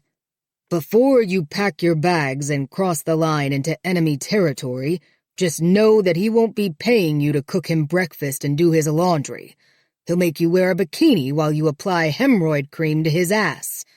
I might be needy, according to the missus, but Rupert Rawlings is nothing but a blend of vanilla-flavored meal replacement sludge and dick enhancement drugs. Now." He takes one last sip of his coffee and stands. "If you'll excuse me, I need to smother my wife with a pillow and brush my teeth so we don't miss our tea time." After offering a tight smile, I return to the kitchen. "How does it feel to be the trophy for which two old guys are fighting over?" Murphy asks, bringing his dirty dishes to the kitchen. "Just something to check off my bucket list." "Is that so? If that's the case, I'd love to hear the rest of your bucket list." I take the dishes from Murphy. "Thanks, but you have to stop doing my job." "I'm just helping out. Do you want to know what else I like to do?" "The dishes?" I turn my back and run water in the sink. "When I go to the store, I like to organize the carts and the cart returns so they're in neat rows." I close my eyes for a second before adding soap to the water. He's pushing so hard. That fourth wall will not last until the end of summer. "That's nice of you." "I think so too. But I once knew this woman who—" "Do you think she's going to make it this time?" I ask, cutting him off. "Who? What are you talking about?" I scrub the plate with the sponge. "Blair, do you think she's going to make it down the aisle and say yes to you?" There's a long pause. In fact, I'm not sure he's still in the room, so I glance over my shoulder. Murphy's expression dies. He looks lost. I turn back toward the sink. "It must be agonizing," I say. "Loving someone with your whole heart, planning for a future, yet living with such uncertainty. Because you do, right? You love her with your whole heart?" "Let's go, Murphy," Hunter calls from the back door. My spine straightens, and I hold my breath hostage when Murphy steps closer. So close the heat from his body singes my skin. So close that the mix of eucalyptus and sweet birch from his body wash fills my next breath. Thanks for breakfast, he whispers in my ear, his face brushing my hair, and I feel it everywhere. Have you been to Disney? Callan asks as we lie tangled under a chenille throw on the leather sofa at sunset. I have. Why? Just curious. Did you tell your wife you want to bring your girlfriend next time? I tease his ribs while resting my head on his hairy chest. Ex-wife. And no, I didn't tell her that because I didn't know I had a girlfriend. Are you applying for the position? Think you can handle being a homemaker and a girlfriend? I giggle. You're right, I'm not your girlfriend, just your lover. He kisses the top of my head. I just worry that you had a terrible childhood and I don't want to flaunt my trips in front of you. Then you should have left your Mickey ears at home. Shut the fuck up. He laughs. I didn't bring Mickey ears. But you have a pair, right? No, but I have a cool lightsaber that makes noises. I grin. Did your kids have a fun time? The best. And you and your ex got along just fine? We did. Did you have vacation sex after the kids were asleep? What? He grabs my arms to lift me off his chest so he can see my face. I sit up between his spread legs, pulling the blanket to my chest as I roll my eyes. I'm kidding. Or not. It doesn't matter, Callan. I don't care if you did. I'm not your girlfriend. Well, for the record, I do happen to care if you're screwing some other guy, so maybe we should have a talk. We don't have to be serious, but I prefer we be monogamous. Despite what you think, I'm a coach, not a player. Cute, I say, giving him a fake smile while standing. I drop the blanket and pull my black sundress over my head before padding to the bathroom. When I return, he's dressed and sitting on the edge of the sofa with his elbows on his knees and his head resting in his hands. I stare at him for a few seconds before climbing over the sofa and hugging his back. Callan, will you go steady with me? I kiss his neck. Don't. You make me sound insecure, and I don't want this. He shakes his head. Or at least, I didn't want this. Fuck, I don't know. You're giving me exactly what I thought I wanted, and now I'm acting like a goddamn pussy about it. I laugh before trapping his earlobe between my teeth. Let's stick to lover or mistress, he says. Mistress? I crane my neck to look at him. Can I be your mistress if you're not married? He twists his lips to the side. I think so. Basically, you're my secret girlfriend. We sneak around and have sex. It feels naughty. So we've decided to continue doing exactly what we have been doing? Callan returns a guilty smile. Something like that. Want to go for a swim? He angles toward me, pulling me onto his lap. Is that allowed? They've gone to dinner and then a show, so they won't be home until at least 11, if not midnight. I'm allowed to use the pool. Skinny dipping? He lifts an eyebrow. I'm going to say no, since there are several two-story houses with views of the pool.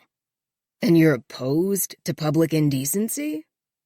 I think of Rosie watching Murphy and me having sex on the dining room table through the faux wood Venetian blinds. No, I say.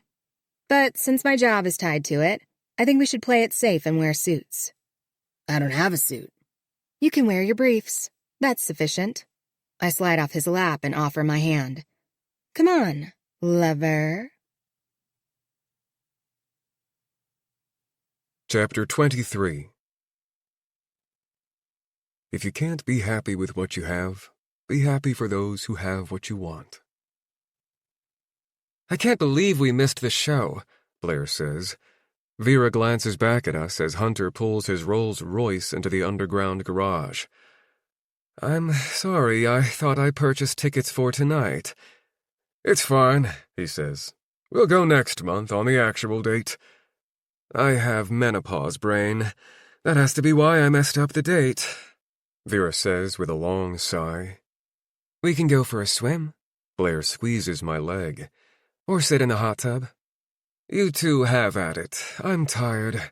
The stress of messing up the show date just makes me want to crawl into bed. Vera yawns. We head upstairs to change into our suits, and just as we step onto the veranda overlooking the pool, Blair grabs my wrist, nodding in front of us at the pool. Alice? Blair squints. The couple in the pool whip around in our direction. Alice wrings out her hair, and the guy standing behind her slicks his back. Oh, hey, I could have sworn Vera said everyone would be out for the evening. I'm sorry if I messed that up. We'll get out. No, you're right. We were supposed to see a show, but my mom mixed up the dates. Sorry to ruin your fun. Blair shuffles in her flip-flops toward one of the chairs and drapes our towels over the back of it. It's no problem, Alice says. The guy behind her clears his throat. Alice looks back at him, and he gives her a wide-eyed look. Her nose wrinkles. It's a big pool. Don't get out on our count, I say. Alice and Blair study me like I'm crazy.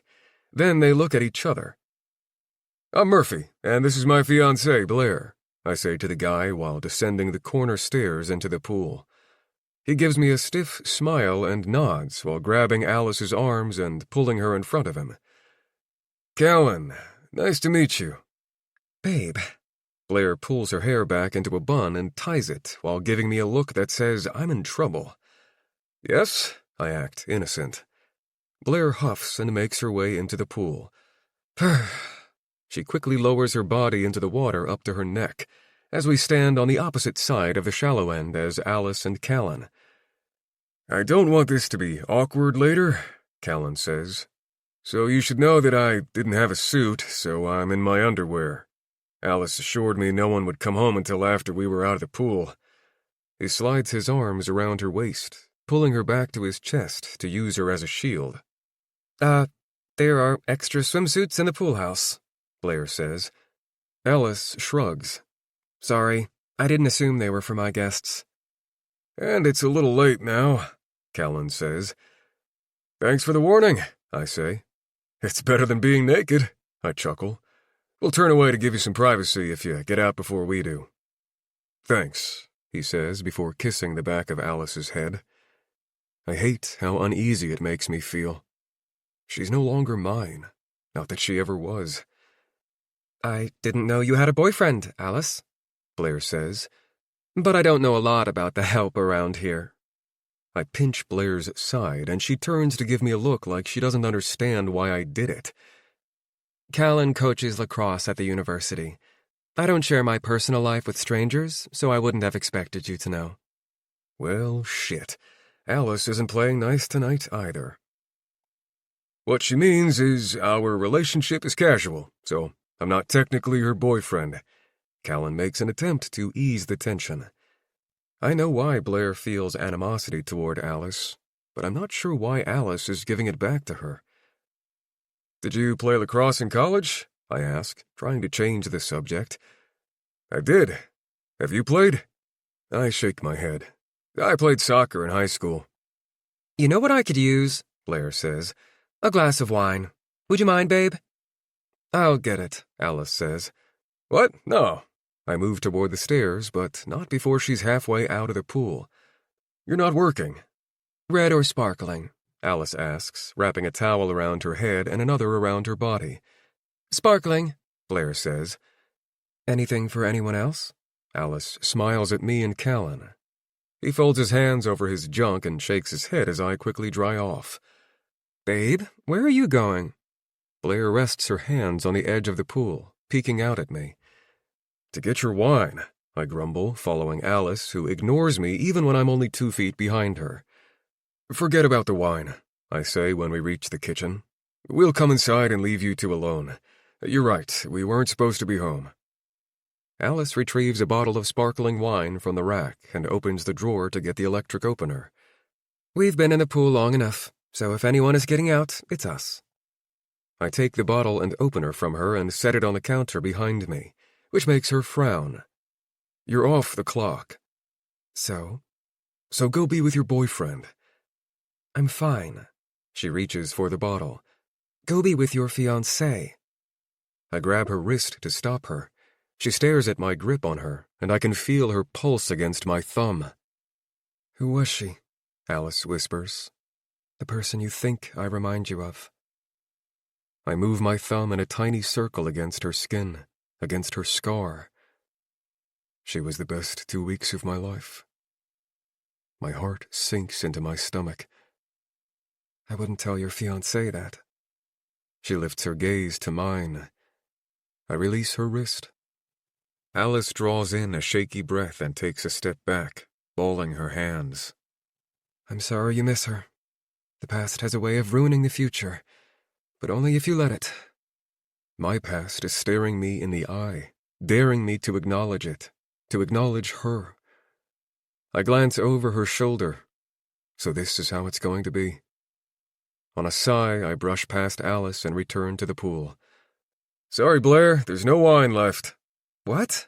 She wrinkles her nose just as I dive into the deep end. Murphy! When I emerge, she scowls. I didn't want to get my hair wet. Kellen watches us from the corner where he's still covering his junk with his hands. Here's your wine, Alice says, setting a glass of wine and the rest of the bottle on the table by Blair's towel. Thank you. I guess there was wine after all. She narrows her eyes at me before climbing out of the pool. Alice, aren't you having wine with me? Please join me. I don't want to drink alone. Sorry, I don't drink. Perhaps I can get a glass for Murphy? Blair pouts. Murphy doesn't drink wine. He had a friend who drank wine for breakfast and then sort of lost his mind, so it ruined it for him. Jesus. I never said my friend was a he, and I don't think I used the words lost his mind. But it doesn't matter. Alice clearly didn't lie about her amateur acting. She keeps a stiff upper lip, not so much as a flinch of recognition or glance in my direction. Maybe I can get him a beer, she says to Blair, as if I'm not in the vicinity. Babe, will you drink a beer? I'm good, but thanks. Callan? Blair looks at him. No, thank you. Fine. She plops down onto the lounger and lifts her wine glass in a toast. To me, the only one who knows how to have fun on a Friday night. So, how did you two meet? I ask as Alice re-enters the pool and everyone ignores Blair. Kellen immediately grabs Alice to use as a shield again, and he kisses her neck. She was at my son's soccer game by accident. How does that happen? Blair asks.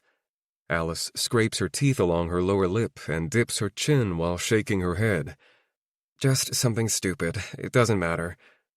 She was at the wrong field. Her nephew was playing on the field across the street, Callan says. Alice said she was an only child. Either she lied or she has a nephew by marriage. Was she married? I need the truth.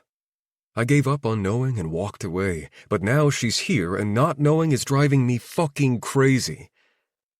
The following weekend I saw her again at the soccer complex, Callan says. She was in line at the concession stand. I think I said something cheesy like, "Isn't this a lucky coincidence?" And that led to her agreeing to have dinner with me.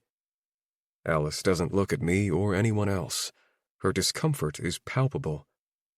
What does your nephew think of you dating a college lacrosse coach? I ask. Alice offers a quick glance and a one-shoulder shrug. I haven't met him. We're not at the meeting family part of our relationship, Callan says. Do you have a brother or sister, Alice? I slant my head to the side. What's with the personal questions? Blair asks me with a little laugh. Didn't you say you have an older brother? Callan asks Alice. And very protective? My mind is so twisted into knots that I don't know what's up or down. Alice turns in his arms and kisses him. And not a quick peck. She kisses him like she used to kiss me. The intentional PDA makes me nauseous. Then she whispers in his ear. I guess we're leaving, Callan says, like it's an afterthought, not meant for anyone's ears in particular. She wraps her legs around his waist, and he carries her out of the pool and straight toward the guest house without grabbing towels, saying goodnight, or offering a look in my direction. Well, damn, Blair whistles. Alice is getting some tonight. She waggles her eyebrows at me before sipping her wine.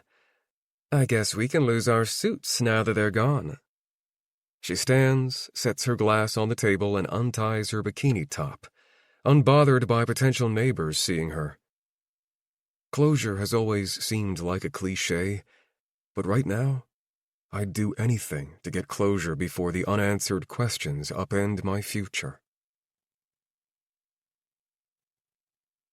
Chapter 24. Ask him to wait. Forgive him when he doesn't. 8 years earlier. With my heart tightly lodged in my throat, bandaged hand hugged my chest, and other hand poised to knock on Murphy's door, I took a steadying breath. After 2 soft taps and about 10 seconds, he slowly opened it. The only thing he offered was a heartbreaking frown as he stood shirtless, shoulders curled inward. "I don't have a husband," I whispered. Then I drew in a shaky breath to keep the tears at bay. "No kids, no dog." My heart ached behind the bandaged hand on my chest. "I'm not terminally ill, but I closed my eyes for a breath. I am really fucking lost, and I'm not ready to be found, and I'm sorry that I can't give you more." I stepped inside, toe-to-toe with him. When I lifted my chin to look into his eyes, he threaded all of his fingers through my hair. "And I can't stay, but I want to return." A reluctant smile tugged at the corner of his mouth. "Will you wait for me?" He dipped his head, brushing his lips against mine. "I'll wait," he whispered. Chapter 25. Comparison kills confidence. Not everything is about you. I'm flying to New York tomorrow to meet with the contractor who's doing my studio renovations. Dad's loaning me his private jet. Come with me. We can watch the Macy's 4th of July fireworks. We can apartment shop, too. Maybe see a show, dinner. What do you think? Blair massages my shoulders while I sit at the desk and work on a project. "I think I've fallen behind, and you should take your mom so I can get some work done." She stops massaging me and plops down on the bed. All you do is work. It's a holiday weekend. I laugh. I try to work, but it's hard when everyone around me is not working. We'll have lots of holidays to spend together. I'm planning a wedding. Our wedding. So don't act like I'm not working. I sigh, leaning back in the desk chair and lacing my hands behind my head. Yes, and you have time to do that because it's your only job at the moment. What do you think this trip to New York is for? Hello, it's for my studio, which is where I'll make and sell my art, which is my job. Bingo, you're proving my point. Tomorrow you have to fly to New York for your job, and I need to keep my ass planted to this chair to do mine. Blair pouts. It's an adorable pout, but I can't give in. Take your mom. She'll be thrilled to spend a few days in New York with you. Watch fireworks. Take her apartment shopping. I'll live absolutely anywhere you choose as long as we can afford it. She sighs, staring out the window. Fine, but you have to keep an eye on my dad. I'm sure he'll be fine, but yeah, I'll check on him. I mean, Blair returns her gaze to me. Make sure he doesn't do anything stupid with. She widens her eyes like I'm supposed to finish that sentence. He's a fit guy in his 50s with an insane amount of money. The list of stupid things he could do is endless. Alice, don't let him get too cozy with the homemaker. I'll keep him on a tight leash. Happy? No. She pushes off the bed and straddles my lap. Her expensive perfume that Vera bought her bleeds notes of rose and saffron. I'd be happy if you were coming with me. My first love was from New York. I nod. Chance, I say, because she's told me about her first love and her first broken engagement and her second love and second broken engagement. I want to make new memories in New York with you. Right now, all I have are memories of him there with me. Good thing you're making it down the aisle this time. Then we'll move to New York and make all new memories. I smile with confidence. Sometimes I feel like she's searching for my insecurities, baiting me with her past lovers. Why don't you ever talk about the women you loved before me? I lift a single eyebrow. Because I value my life? Stop. She laughs while punching my shoulder. I'm serious. Give me something. A little jealousy is good in a relationship. When you say I'm the first girl to steal your heart, I don't believe you. There has to be someone who took a little piece of it before me. A high school crush, a sexy college professor with black-framed glasses and big breasts. I chuckle, unsure if it's specifically Blair who's obsessed with this subject, or if all women insist on obsessing over past lovers. Then again, it's possible that my feelings for Alice border obsession. Come on, Murphy, make me jealous. Make me want to get back here as soon as possible, because I can't stop thinking about you and your first love. Or you can want to get back to me because you think we're each other's last love and that's all that matters. I feel proud of my comment. It's romantic, right? Blair deflates, proving my assumption is incorrect, so I give her something. The rental I owned? She nods. I had a guest, a woman. We formed an unusual bond. I was intrigued by so many things about her, but she was... I shrug. Elusive, and it felt like a mix of love and bad timing. Ultimately, it didn't feel real. A guest? How long did she stay? 2 weeks. Blair's face wrinkles. You fell in love with someone in 2 weeks? Well, at the time I would have said yes. And now? And now I'm in love with you. The end. Murphy, there has to be more. Did she love you back? How did it end? Why did it end? I don't know if she loved me, and it ended... I twist my lips and search for the answer that I still don't know to this day. Tragically. But I don't know why. Tragically? Did she die? No, she left and never came back. I waited, but she never returned. Blair squints. Did you call or text her?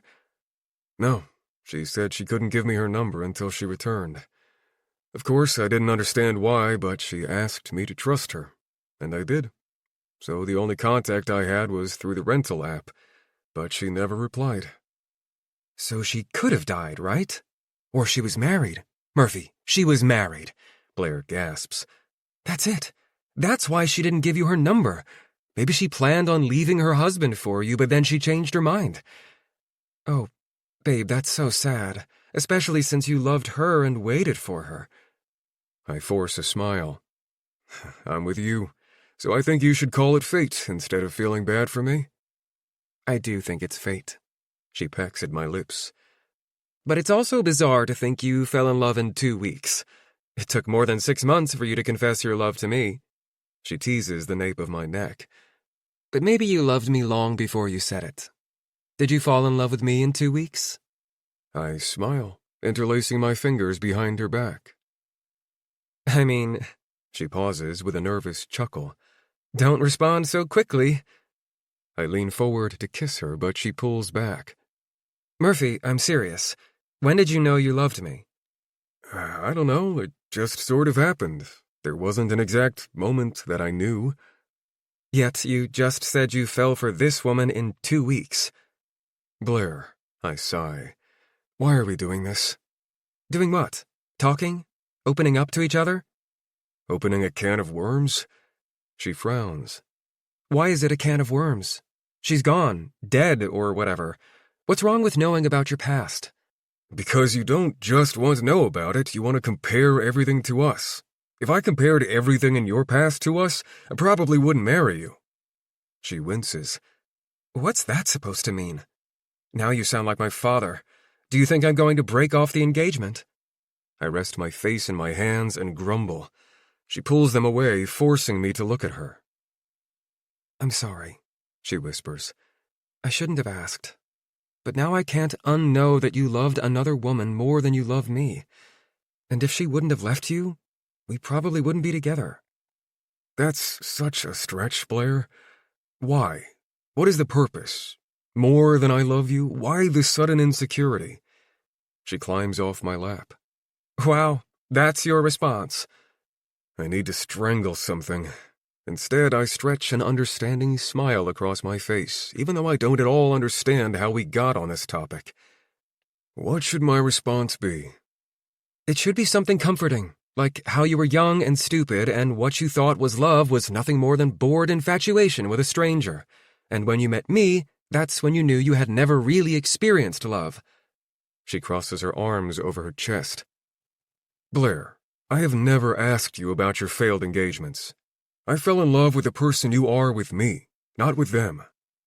But right now I miss the self-assured artist I met at an art expo in San Francisco.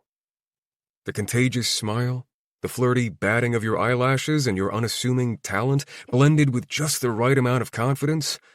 I miss the way you giggled at everything and laughed at people who took life too seriously. That's the woman I asked to marry me.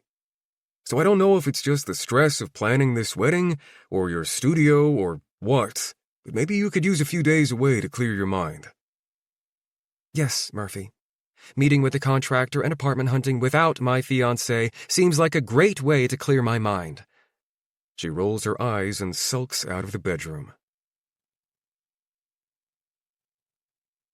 Chapter 26. Temptation is unavoidable, but not uncontrollable. Nurse Alice to the rescue! Vera and Blair take a private jet to New York for the holiday, while I stay here and take care of Mr. Morrison. He has a cold, and Vera says he's the worst when he's sick. I'm fairly certain it was their wedding vows that contained the "in sickness and in health" clause, not my employment contract. Did you get that chicken from the coop out back? Chase it down, break its neck, pluck all the feathers from it? I smirk, keeping my attention on pulling the meat from the chicken bones as Murphy refills his coffee mug. Or is that just what you tell Hunter? Like telling him you made his favorite hand soap? What makes you think I didn't make the hand soap? Murphy pulls out a bar stool to the island and gets comfortable watching me work. For starters, common sense tells me you didn't make it. But I've seen you take it out of the sack from the store where you also buy the lavender linen spray that he thinks you make as well. I lift my head, and we have a stare-off. Your secret's safe with me. He winks. Without acknowledging him, I return my attention to the chicken and keep tossing the meat into the stock pot. Is your nephew good at soccer? He asks. I can't hide my grin. Yes. I toss the bones into the trash and wash my hands. Were you good at soccer? I was decent. Do you have other siblings or just a brother? Just a brother. How did you meet Blair? I met her at an art expo in San Francisco. What's your brother's name? Why? Are you making a family tree for me? I can if you want me to. I shake my head. What's his name? Murphy is unrelenting today. Arnold, I say. Like Arnold Palmer? Like Arnold Yates. Alice and Arnold Yates. Interesting. You know, I used to have a cat named Arnold Palmer. He went by Palmer. Surprising. You don't seem like a cat guy. Why is that? What constitutes a cat guy? Empathetic, sensitive, non-conformist. He laughs. You don't think I'm sensitive and empathetic? Are you? I lift my gaze briefly while cutting carrots. Blair would say no, but she hasn't been in her right mind lately. Wedding derangement syndrome or something like that. Probably the most important time to be sensitive and empathetic is when your bride-to-be is stressed over the wedding. Thanks for your advice. I'll take it with a grain of salt. Again, I lift my gaze to his. Sorry, was that too insensitive? He asks. Don't you have work to do? Murphy sips his coffee. Yes, I have work to do, so will you stop distracting me? His grin is not only clownish, it's irresistible. I don't need irresistible. Get out of here. I'll bring you a bowl of soup when it's done. He stands. Soup? Heck no. It's too hot for soup. I'm not sick. I'll run out and grab my favorite banh mi. I stay in character, the homemaker who didn't fall in love with this man 8 years earlier. Enjoy! If you don't want hot soup, I'll let you ride along with me to get a sandwich. I clear my throat. Do you think your fiancé would approve of that? It's a sandwich, Alice. Get your mind out of the gutter. I'm a taken man. He smiles like the devil, not like a taken man. After I finish the soup, serve Mr. Morrison a bowl in bed, and read him a few chapters of a new book, a steamy romance, I poke my head into Murphy's room. Is the banh mi offer still good? He turns with a smile and stretches his arms over his head. I let my gaze slide to the t-shirt riding up just far enough to show an inch of his abs. Heat fills my cheeks when I make eye contact with him, and I know he saw me. Does Mr. Morrison know you're leaving? He stands. Yes. I told him we were going to lunch together. Murphy freezes. I spit on my heel, grinning when he can't see me. What? It's just a sandwich. Get your head out of the gutter. I'm a taken woman. Did Coach Callan put a ring on your finger? I continue toward the back door. I'm going to change my clothes. I told Mr. Morrison that I had a few errands to run. Want me to drive? I'm parked on the street where there are no cameras. I glance back. Not that it matters, because Blair would never be jealous of you taking her dad's homemaker to lunch, right? This is sounding less like lunch and more like a full-on affair. Should I be worried that you're trying to steal your boss's daughter's fiancé? Stop. You're setting me up for a good joke that you won't find funny. He follows me out the door after I change my shoes. I fear you underestimate my sense of humor. I laugh without stopping or waiting for him. I don't know why he's following me to the guest house instead of waiting for me to change my clothes. Say it, he says. It's cruel. I open the sliding door. But funny? I glance back at him. It won't be funny to you, just cruel. Well, try it. He tucks his hands into his back cargo shorts pockets. Why would I need to steal my boss's daughter's fiancé when he'll most likely be put on the sale rack in a few months? Murphy slowly lifts his eyebrows. Are you implying she'll call off the wedding and I'll be a bargain? Marked down like something that no one wants? I bite my lips together. Damn, Alice. That's harsh. He cuts me off with a hearty laugh as he fists a hand at his mouth. But funny. I squint, restraining my grin while I assess him for a few seconds. Is it really okay to laugh? I'm sure you're the one, I say. His laughter simmers. Nothing's a guarantee, but you're not really living if you don't take chances, right? After a few seconds, I nod and whisper, yeah. Change your clothes. I'll wait out here. I slide the door shut and kick off my shoes before heading into the bedroom to change into denim shorts and a fitted t-shirt. Then I untie my hair and comb it with my fingers. And for whatever reason, I check my makeup and dab a bit of perfume onto my wrists and neck before meeting him outside. He gives me a quick once-over, but I don't stare at him, silently calling him out like he did to me. Instead, I relish the way my skin tingles from nothing more than one look from him. The most tragic thing about us, and there are a lot, is this awful timing. As we pull away from the curb onto the street, he rolls down his window. Do you like biking? Sure. Why? I might take a ride later. You could join me. I don't have a bike. You can ride Vera's. She won't mind. I laugh. It's probably a $5,000 bike. What if I crash it? It's probably closer to a $10,000 bike. If you crash it, she'll fire you and hire a new homemaker. Oh, wait. No, she won't, because you are literally the only person who would take this job. I smirk, shooting him a quick sidelong glance. Someday, all this money, the kind that buys $10,000 bikes, will belong to you and Blair. Has that sunk in? I ask. It won't feel like mine. I'm signing a prenup. Oh, does that bother you? The prenup? No. He shrugs. I'm a minimalist. And when I met Blair, I had no idea her family had this kind of money. She was living in a dinky apartment in San Francisco. She didn't have a car, took public transportation, and shopped at secondhand stores for most of her clothes. When her art began to sell, she bought a nice car and splurged on some shoes and handbags, but it was all purchased with her own money. I respected that. She's staying grounded. That's hard to do when you have access to a private jet. He hums. Yeah. I start to say more, but stop before the words make it to the air. Murphy seems content with the breeze hitting his face, staring out the open window, and that makes me content as well. When we arrive at the Vietnamese restaurant, Murphy eyes me before unfastening his seatbelt. What? He slowly shakes his head. Nothing.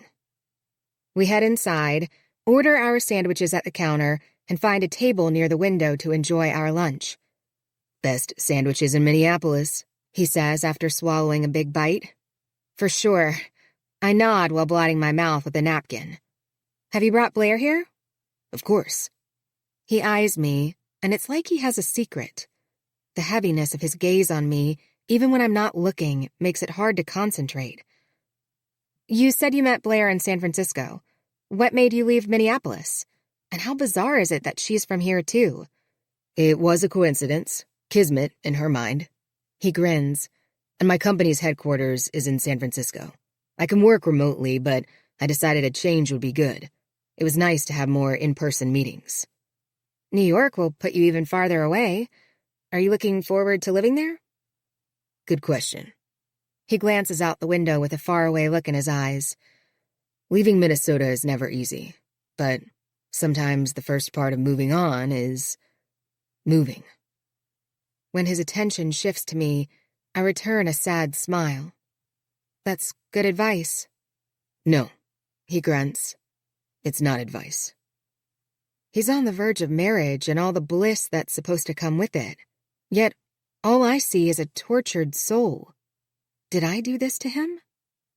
I want to reach across the table, squeeze his hand and apologize for everything I did, but mostly for the only thing I didn't do. Do you think Callan is your future husband? His question jumbles my thoughts. I press the pad of my finger to a crumb on the table, giving it all of my attention while I formulate the response to a question I've never considered. No, I say, with every intention of further explanation, but there is none. At least, none that I can give Murphy. Keeping it casual, huh? Keeping my whole life casual. A tiny muscle twitches in the center of his forehead, like he's trying to disguise his reaction. Everything is a disguise between us. Murphy clears his throat. How long do you think you'll be Hunter's homemaker? Oh, I say dramatically. Now that's the one relationship in my life that could go the distance. The grin on his face looks like it's there against his will. I don't know what I'll be doing tomorrow. I shrug. Today, I am here. But? I shake my head. No but, no comma, no asterisk. Today, I am here. Period. Chapter 27. If love doesn't break your heart, perhaps it's not true love. 8 years earlier. She said she wanted to come back to me. Yet when we made love, we did so with an intensity and desperation of the world ending. Deadlines be damned. We spent our last days together in bed or in the kitchen making a meal to refuel before going back to the bedroom. "Murphy," she whispered, hand curling with a fistful of my hair as I kissed her inner thigh. "Come back to me," I murmured, reaching for her breast as my mouth tasted her.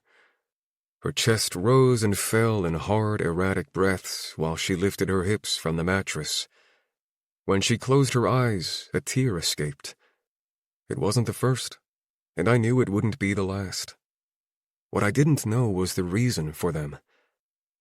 She gasped when I crawled up her body and pushed inside of her like I could claim something that wasn't mine. And there was no uncertainty about it. Alice was not mine. The only thing that felt real about us was the inevitable wreckage.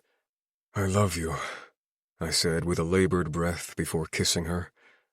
She curled her fingers, nails digging into my flesh while turning her head to break the kiss. "Don't," she said, eyelids blinking heavier with each thrust. "Don't love me now. Love me when I'm yours." God, if only she knew how badly I wanted that. How often I imagined it, and not just when I was inside of her. Every time I walked into the room, she'd grin and take an audible breath, as if I were the very air that fed her lungs. It was such a subtle, intimate gesture. And then there were times when our bodies searched for each other. When we walked around the lake, she didn't just hold my hand, she hugged my arm. During a meal, she'd say something funny or cute while stretching her leg until her foot rested on mine. Then I rested my other foot on hers, stacking them like we couldn't stop touching each other. "Whatever it is, I can take it," I said, with her naked body draped over mine as we came down from our high. "Another orgasm?" she asked in a groggy voice, turning her head a fraction to kiss my chest. "I'm pretty tired. Wake me in a couple of hours." The same humor that attracted me to her, the playful one-liners, no longer brought me joy. Every quip felt like a kick in the gut, meant to keep me at a safe distance. The next morning, the day before she had to leave, I brought her breakfast in bed. "This is risky," she said, stretching her body in one direction and then the other before sitting up against the headboard and pulling my t-shirt over her naked body. "Why is that?" I asked, setting the tray in front of her. "Because I don't know if you can cook." Am I still in danger of falling off a pedestal? 100 orgasms later? Really? 100? She giggled while taking a bite of the toast with apricot jam. My face has spent so much time between your gorgeous legs, your pussy could charge me rent. She blushed while slowly chewing. "This jam is amazing." "It's from the farmer's market. We should go today since you leave tomorrow," I said, without allowing anguish to seep into my tone. "We should go on a date tonight." A date? I reclined on the bed, resting my head on her legs. Alice grinned. "Something amazing." "Like bowling?" She giggled, pressing her fingers to her lips while she swallowed. "So close, Murph. You were just so close. Then with one word you tumbled from the pedestal." "Bowling? You don't like bowling?" I propped myself up onto my elbow. "Why do you look so excited over the idea of me not liking it?" "Because if you don't like it, that means you're not good at it. We're going bowling. Fuck the pedestal." "Perhaps I'm so good that it feels too easy and therefore boring. Or it feels like the most unoriginal date ever." I shook my head. "No way. Dinner and a movie is the most unoriginal and boring date ever. Bowling is a solid choice. And if we're lucky, we'll arrive and get a warm pair of shoes that someone just returned." She laughed. "I can't believe you're single. Nothing sweeps a girl off her feet quite like warm bowling shoes. And I want to dress up for our date." "Bowling shoes go great with a suit."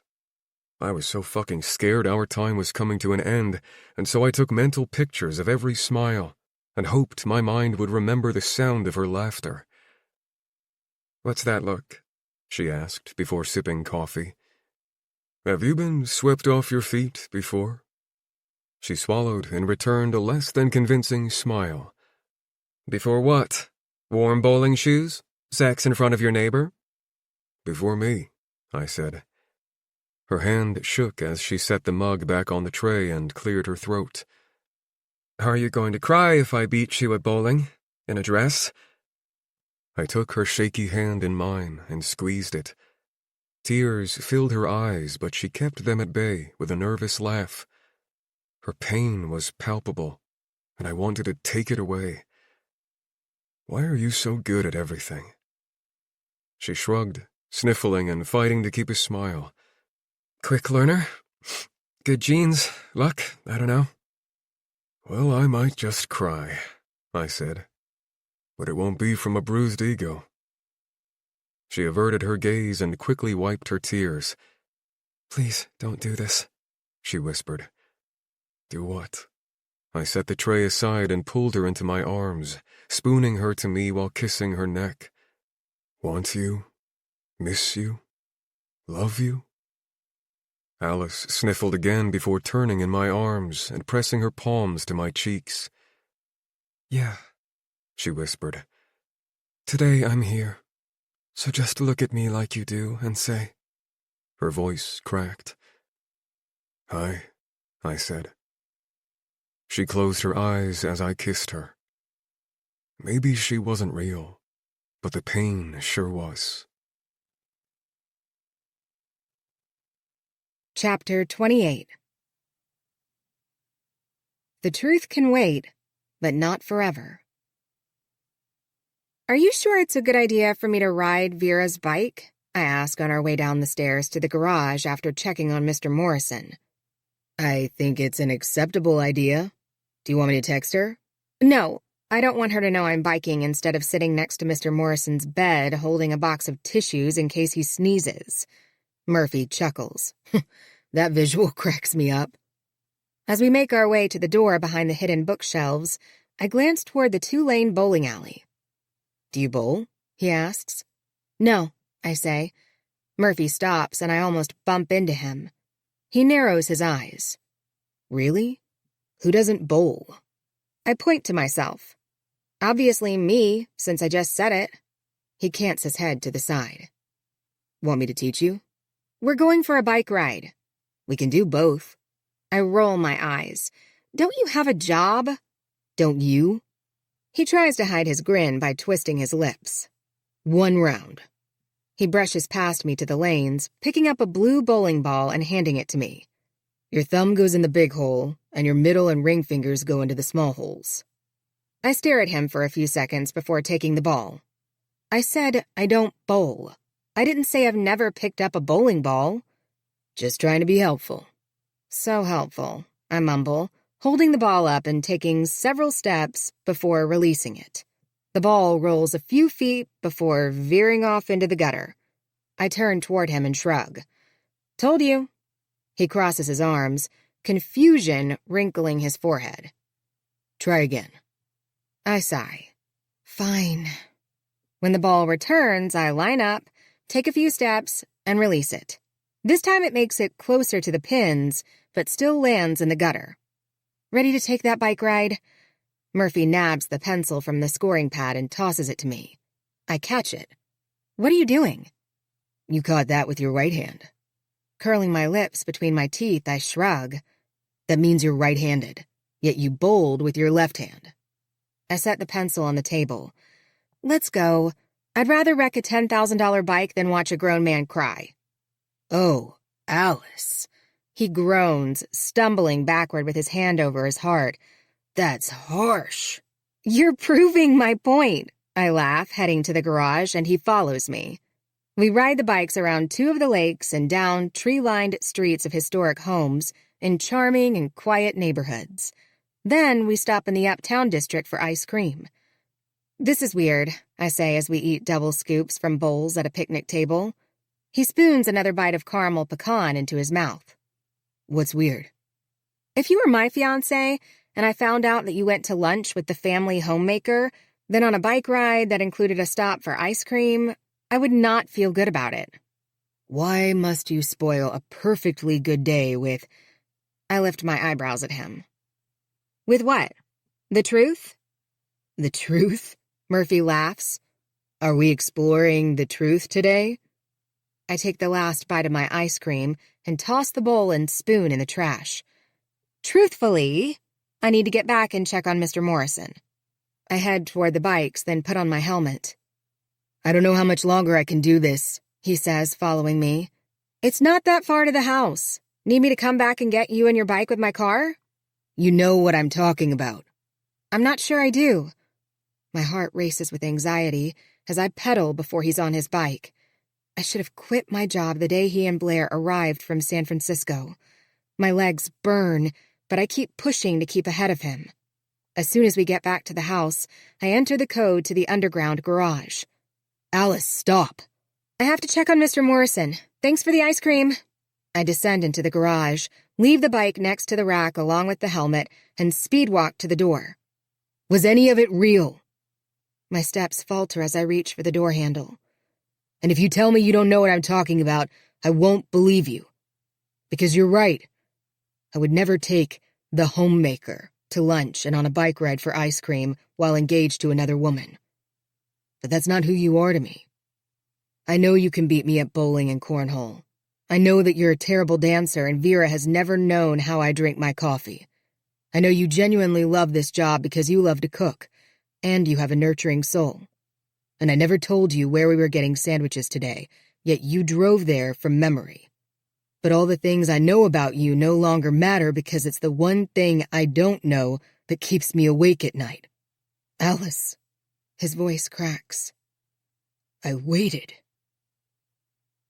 I've imagined this moment, but never have I imagined the right words. And just like my mind played it out, I have no words. Everything hurts. Despite closing my eyes, the tears don't stop, so I wipe them away, one at a time. But I can't look at him. Not now. His phone chimes and he silences it. Seconds later, it chimes again. Babe, can I call you back? I pull in a shaky breath. I'm just in the middle of something. I open the door. It's not your dad. No, I close the door behind me, run up the stairs, out the back door, and straight to the guest house. There you are, Callan says, sliding off the bar stool at my counter. I gasp. Alice, what's wrong? I shake my head a half-dozen times. Nothing, nothing. He pulls me into a hug. Doesn't look like nothing. It's tempting to fall apart in his arms, but then it can't be nothing. I was jogging and a dog chased me. It scared me. Then the owner called him back. It's fine, I'm fine. The lie makes my stomach twist. Navigating untold truths is easier than weaving lies that will eventually tangle around my neck into a noose. Damn, I'm glad you're okay. He kisses the side of my head. I was hoping we could go to dinner. I leave town tomorrow. You hungry? I'm not even a little hungry, but I nod anyway. Let me grab a quick shower. I duck my head and wipe my nose while sliding past him. Need help? I sniffle and force a tiny laugh. I'm afraid we won't make it to dinner if you help me. I'll be quick.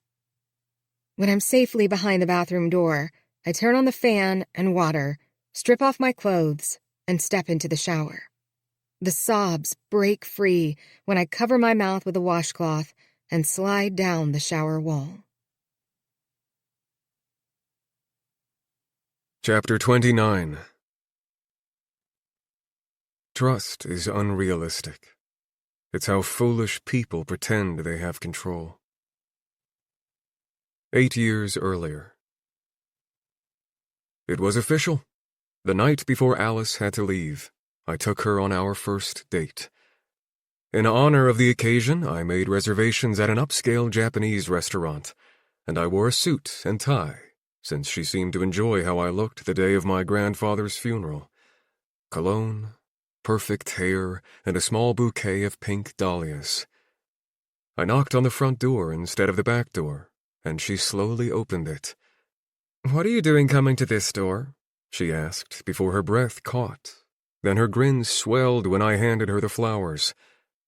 "Murphy," she whispered, failing to hide the emotion in her eyes as she stepped aside to let me in.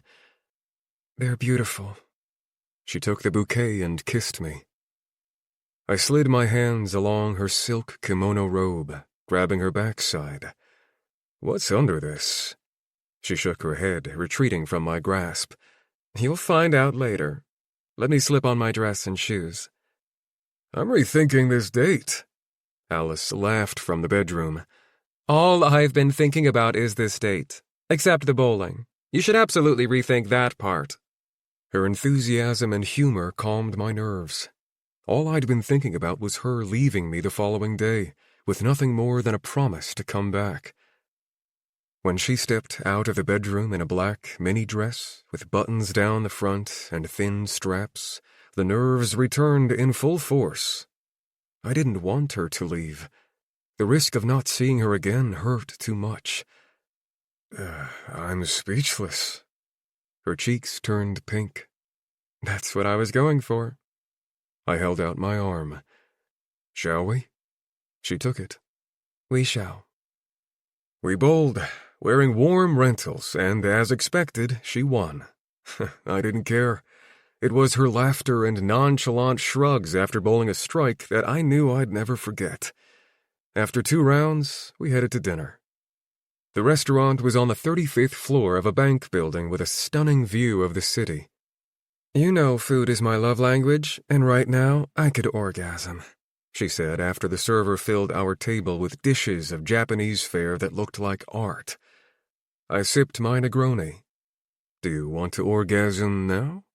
My gaze said I'd happily slide into her side of the booth and hike her dress up her legs to snake my hand between them. She squirmed in her seat and wet her red lips while nodding. But I want to wait. It's more fun this way. You mean wait until I'm ripping that dress off you because I'm too impatient to unbutton it? She pinched the nigiri between her chopsticks and lifted it to my lips. I look forward to it. Why did I wait so long to ask her out on a real date? I couldn't get enough of her flirty grins and unbridled laughter where she tipped her head back and rested her hand on her chest. No pouting, mister, she said halfway through dinner as I tapped my chopsticks on the side of my plate. I glanced up at her. I'm not pouting, I'm pouting. She smiled enough for both of us. I pulled my phone out of my pocket. I don't even have your number. I brought up a new contact and slid my phone across the table. Alice stared at it. I thought you were waiting for me. I am. Does that mean I can't have your phone number? She continued to stare at my phone. We'll exchange numbers when I get back. Trust me. After a few seconds of inspecting the flicker of worry across her face, I pulled my phone away from her and slid it back into my pocket. Feels like you're not coming back. Are we getting dessert? Please say yes. Dessert? My appetite was gone. How could she think about dessert? As only an actress could do, Alice pinned a smile to her face and filled the rest of the meal with meaningless conversation. I wasn't as dedicated as she was to pretending everything would be just fine, but I gave it a half-assed effort anyway. We should go dancing, she said, hugging my arm as we strolled to the car in the parking garage. And my toes hurt just thinking about it. She giggled. Give yourself a little more credit. You've taught me to dance. I unlocked the car. I've taught you to sway so you don't have to step on my toes as much. That's what I said. You taught me to dance. I tried to grin instead of pout, but damn, the clock continued to tick. Dancing wasn't going to change that. And by that point, I just wanted to crawl under the sheets with her and convince her to tell me everything or invite me to come with her, something more than blind faith that she'd return. I wasn't religious enough to feel comforted by that. I didn't know rain was predicted, she said as we pulled onto the street and droplets splattered against the windshield. Me neither. I turned on the wipers. The gravity of our last hours together seemed to leave us without anything to say. I opened my mouth to speak more than once, but each time I closed it just as quickly because the right words weren't there. As we approached a bridge over the river, I saw something in the road and slowed down. When I realized my car was hydroplaning, I let up on the brakes. Still, the car drifted a bit to the side, and Alice lost it. No! She lunged for the steering wheel. What are you doing? I tried to push her away before she steered us down the embankment or into the water. I had things under control. There was no need to panic. Before I got the car stopped along the side of the road, she unbuckled and opened her door. What are you? I reached for her, but she rolled out before I got to a complete stop. Alice! I called, shoving the car into park and running after her as she slid on her butt down the embankment. Chris! She yelled over and over before diving into the water. Chapter 30. It's much easier to fall in love than out of love. I can't undo what's been done. Alice knows. Now what? As soon as I smell coffee, I know she's in the kitchen making breakfast. The warm wood floor absorbs my steps without creaking. Just as I reach the dining room, Hunter clears his throat and glances up from his phone, readers low on his nose. "Morning," he says. "Good morning. How are you feeling?" I sit at the opposite end of the table. "Much better. Alice made elderberry cough syrup and gave me a dose before bed."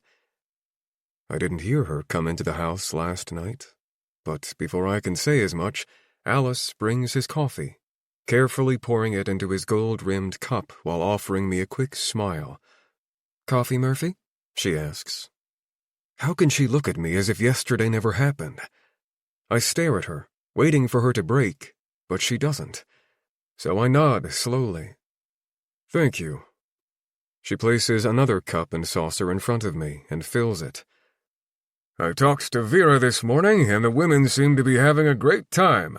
I think we should head to the country club, get in 18 holes, and spend the rest of the afternoon drinking. They're setting off fireworks later." Hunter's suggestion hangs in the air as I silently beg Alice to look at me again. But she just turns and floats back to the kitchen, as if her conscience has no gravity. "Put in 30 years of marriage and you can have an Alice, too." Hunter smirks, catching me watching Alice. "I appreciate the offer," I say, ignoring his comment about Alice. "But I need to catch up on work before Blair returns." "I thought you were catching up yesterday." I sip my coffee, buying a little time. "Sadly, one day wasn't enough." "Fine, I'll give you the day, but meet me for dinner at the country club." I nod because it sounds like a demand, not a question. Hunter's phone rings, and he squints at the screen before mumbling, "What now?" As he answers the call, I use it as an excuse to step into the kitchen. Alice glances over her shoulder while arranging flowers in a vase. "Can I get you something for breakfast?" I lean my backside against the island, hands resting on the edge of the counter. When I don't answer, she takes a second glance back at me. This time she pauses her hands. "I was in a mental hospital for 14 months, she says, facing the vase again, cutting another stem and tucking it into the arrangement. PTSD, depression, severe anxiety, suicide ideation. But that was then. This is now. Sometimes life sucks, sometimes it doesn't. It's good to see you. It's even better to see that you're in a good place." She piles the discarded stems into the small bucket and turns, hands folded in front of her. "I'm in a good place too." Jesus Christ. My physical response remains masked behind clenched teeth. She was in a mental hospital for 14 months? What the hell? And now she's good and supposedly I'm good? That's it? I swallow past the lump in my throat. "I'm sorry," I whisper, because I don't know what to say, and I don't want to make it about me, but I have all these feelings and questions, and I don't know what to do with them. After a pause, as if she's waiting for me to say more, she nods slowly. "Thanks. I'm sorry too." She drops her gaze to the floor for a second, but then the oven timer buzzes. I return to the dining room while running both hands through my hair. When Hunter glances up at me, I hide my pain behind a fake smile. I'm a fucking wreck. For 8 years I've thought about Alice. Only in my dreams did I imagine seeing her again. Now she's here, canning tomatoes and pickling onions between loads of laundry. And I'm holed up in the bedroom trying to get caught up on work, but my mind is shit. 8 years, and here we are. This is insane. Hunter is at the club, Vera and Blair are in New York. It's just the two of us under the same roof, and I feel like a hostage, gagged and unable to speak, afraid of knowing all the details and equally afraid of not knowing. I lean back in my chair and stare at the cursor blinking on my screen. Then I fixate on the hummingbird, taking nectar from the feeder outside the window. After the bird flies away, I wad up a piece of paper and shoot it at Blair's yellow leather tote across the room. It lands inside, so I try it again. But I can't focus on anything for more than a minute or two.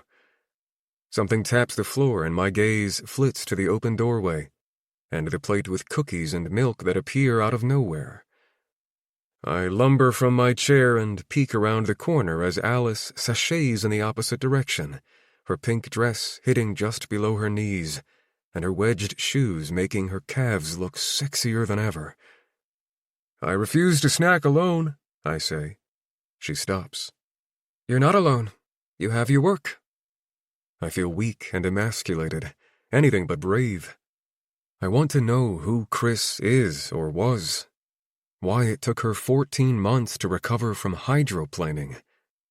What was in the water, if not this Chris person? Did she try to find me? "I need help," I say. Alice turns. "I don't know how to write instruction manuals." "I need help moving on from our last night together." She fiddles with her apron before smoothing her hands down the front of it. "You're getting married. I think that's considered moving on." I pick up the plate of cookies and milk. "You're right. I guess I need help letting go." Her lips turn downward. "Murphy, I shake my head. I just need some of the gaps filled in because I've spent 8 years trying to figure it out.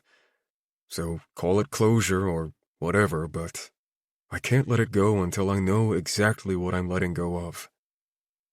She chews on the inside of her cheek. "I don't want to cause you stress or bring up painful memories. I really don't. So if this is too much to ask, then—" "It's not," she murmurs. "It's just more than you need. So I guess I'm trying to decide how to help you let go without giving you too much." I walk toward her, dipping a cookie into the milk and taking a bite. It softens her frown. "There's nothing you could give me that's too much." Dipping the cookie again, I hold it up to her mouth. It drips milk onto her apron, and she inspects the spot before giving the a raised eyebrow. I snort while suppressing a laugh. "Oops." She takes a bite, and it drips onto her chin, so I wipe it with my thumb. She stiffens for a second before slowly chewing and swallowing. "I've missed you," I whisper. She takes a step backward. "Blair is—" I shake my head. "Don't. I can love her and miss you. 2 things can be true at once. Grief doesn't die. It just learns to coexist with a new reality. In fact," I take another bite of the cookie. "When it's just the 2 of us, let's not talk about Blair or what's his name." Her nose wrinkles. "His name is Cal." "Shh." I shake my head. "Nope. It's just you and me. Cookies, milk, manuals to write, tomatoes to can, and Hunter's streaked underwear to fold." Her giggle reaches into my chest and squeezes my heart. "His underwear doesn't have streaks, and even if they did, you knowing that would be weird." "The guy farts more than a 30-year-old truck with exhaust issues." "He does not." She rolls her eyes before returning to the kitchen. I follow her. "He does, just not in front of you. I never said he's not a gentleman. He holds it in until you're out the door, then he explodes." Alice shakes with laughter as she finishes putting dated labels on the sealed jars of tomatoes and onions. "You're ruining my fantasy." "Fantasy? What fantasy?" I cross my arms over my chest and lean my shoulder against the fridge. There are so many things I want to ask her, but I don't know where to begin. So I opt for anything that will bring a smile to her face. "Mr. Morrison has a real charm about him. And while he sneaks no less than 100 peeks a day at my legs, I love the way he curls Vera's hair behind her ear before he kisses her cheek and whispers 'I love you' in that ear. And Vera always blushes like they've been dating for weeks instead of married for years. It's sweet." She caps the marker and faces me. I glance at my watch without actually paying attention to the time. I'm taking a quick break before getting back to work. Let's get in the pool. Can't. I'm on the clock. Who's going to know? Anyone who looks at the security cameras? We'll pause them. Alice scoffs. No, we won't be pausing anything. Enjoy your swim. It feels like a crime that you've never shown me your synchronized swimming moves. She sets the jars in the divided storage bin. Look up the word synchronized and you'll discover it means two or more things occurring at the same time. Then you'll think about it for a moment and realize there's a reason synchronized swimming doesn't have an individual field. Are you mocking my intelligence? No. Am I embarrassed for you? Perhaps. I chuckle. I'll be your synchronized swimming partner. She slides the bin full of jars off the counter, so I take it from her and carry it to the root cellar in the basement, hoping Chris wasn't her synchronized swimming partner. Was Chris a man or a woman? 30 minutes, I say, setting it on the empty shelf. She closes the door behind us and heads back up the stairs. Then I'll have to dry my hair. It's a little after 1. I'm meeting Hunter at the country club for dinner, so he won't be home until 8 or later tonight. I think you have plenty of time to dry your hair. She heads toward the laundry room, and I grab her wrist to stop her. I feel all kinds of things I shouldn't feel. Her eyes flit to my hand on her wrist, and then shift to my face. It's a bad idea. I smirk. I can think of worse ones. Chapter 31. Pain doesn't disappear. It multiplies, divides, disperses, and even hides for a while. It's a 30-minute dip in the pool, yet I've tried on all 3 bikinis a half dozen times. Murphy is marrying Blair. I'm having sex with Callan. I like my job. It's been 8 years. And the list of reasons I don't need to fuss over what bikini to wear goes to infinity. When I reach the pool, he's casually doing backstrokes. He lifts his head to look at me, and when he smiles, I jump in so he doesn't see my whole body blush. Before I lose my nerve, I go straight into a series of pikes, arches, thrusts, and twists. Murphy gives me a slow clap and whistles when I finish. After I swim to the shallow end, I return a dramatic bow. Damn. And here I thought you were feeding me a line of shit about synchronized swimming. I slick back my hair and wring it out over one shoulder. Okay, your turn. My turn? He jabs his thumb into his chest. I nod. You're supposed to teach me. I just did. He laughs. That's not teaching, but fine. I'll show you my moves.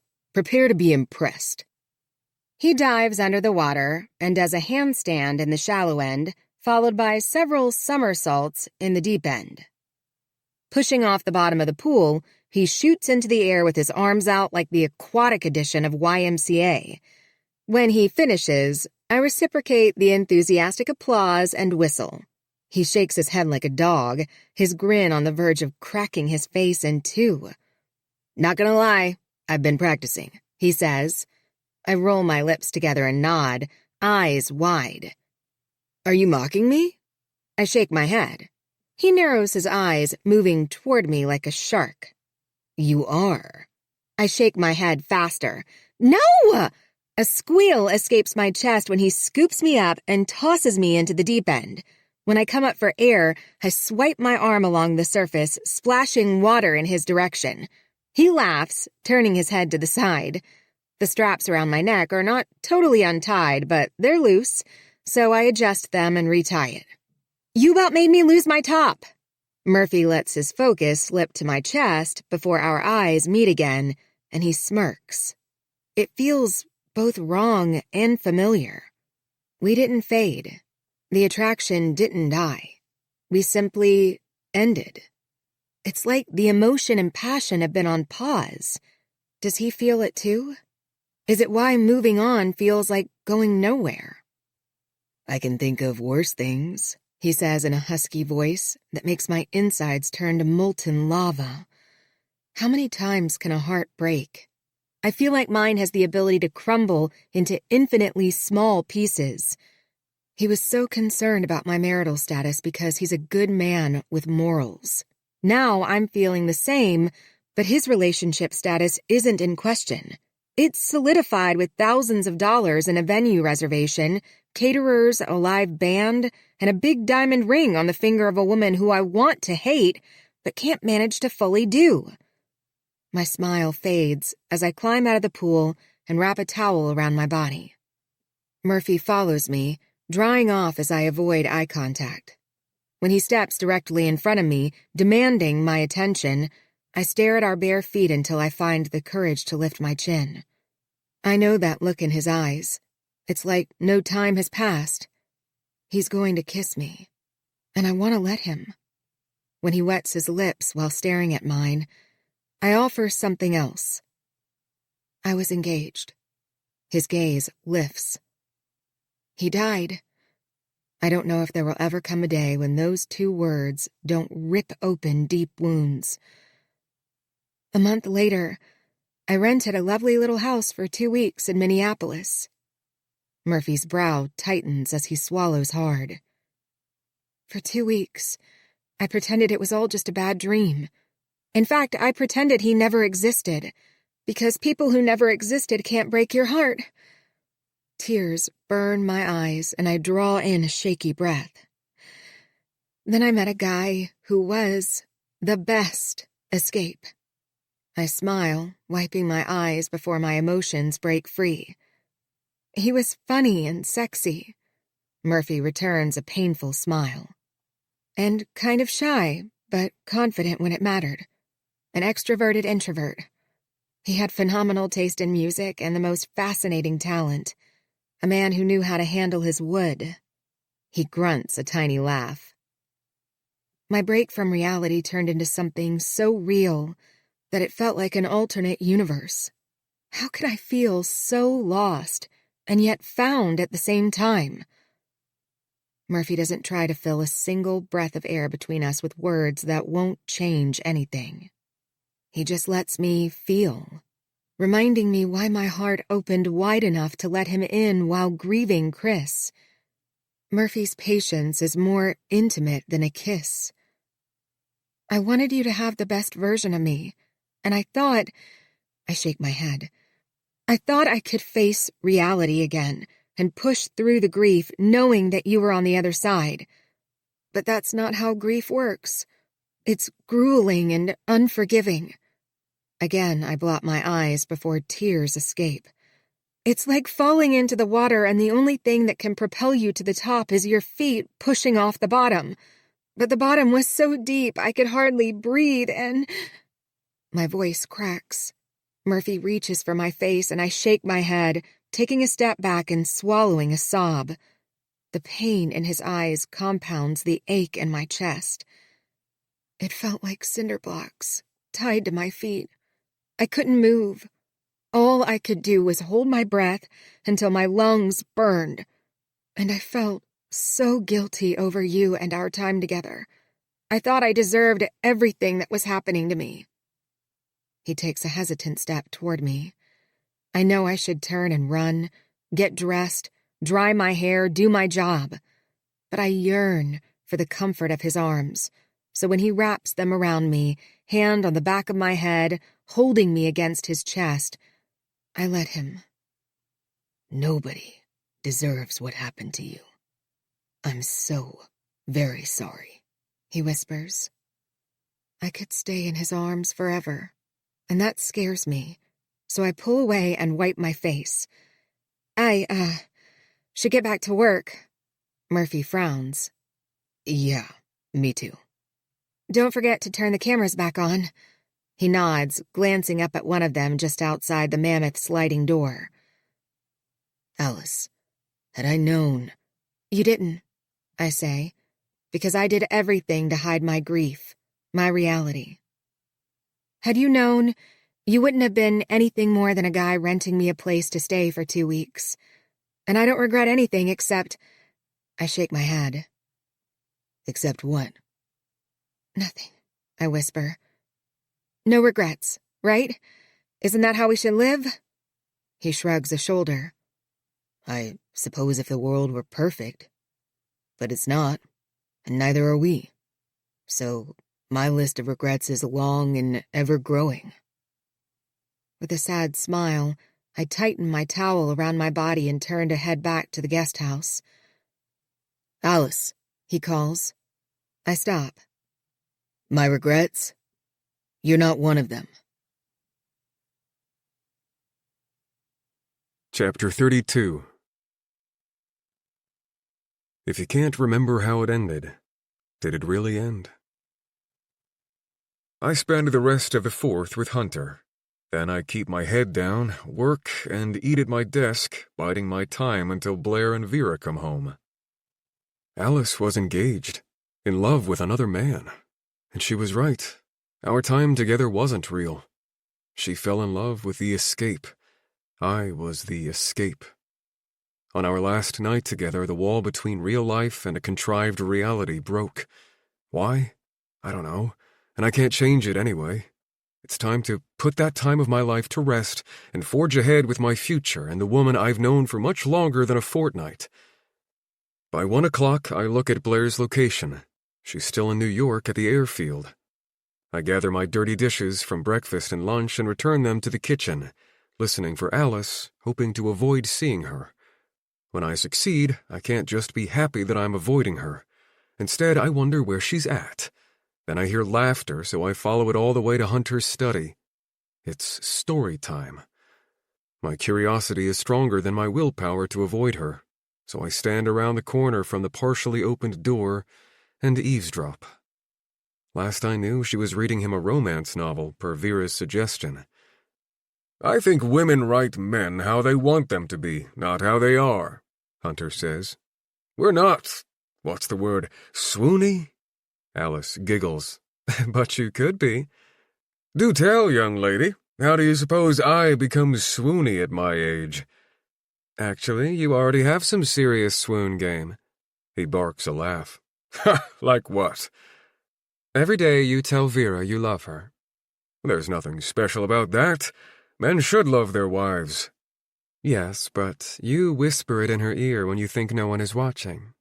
And I know that doesn't seem like much, but it's the little things that mean the most. Go on, he says. I'm listening. What else do I need to do? I can't tell you. These have to be your little things. And you surely have more of them because Vera is still with you. Have you been swooned? Alice chuckles. Yes. I'm not sure I can listen to her talk about the man she lost. Yet I can't seem to pull myself away from the door. What's the most unforgettable thing a man has ever done to sweep you off your feet? It's nothing. Let's just finish this chapter. You haven't fallen asleep. Just close your eyes and stop talking. I'll stop talking when you tell me. She sighs. I fell for a guy who would stop just before our lips met for a kiss, and he would grin and whisper, "Hi." Hi? I know, it's hard to explain. But it was intimate, like he wanted to take that extra second to make sure I knew it meant something more than an uncontrolled act of passion. Hi? Hunter questions again. Alice giggles. I'm just saying it's the little things. Legit, the tiniest gestures are swoony. I lean my head back against the wall and close my eyes. Me? I'm the guy who said hi before I kissed her. And I've never done that with anyone else. Why did I follow the laughter? I didn't need to hear her say that. It's easier to get over her if I don't think of what we had as real. But that just made it so fucking real. Hey, sexy. Miss me?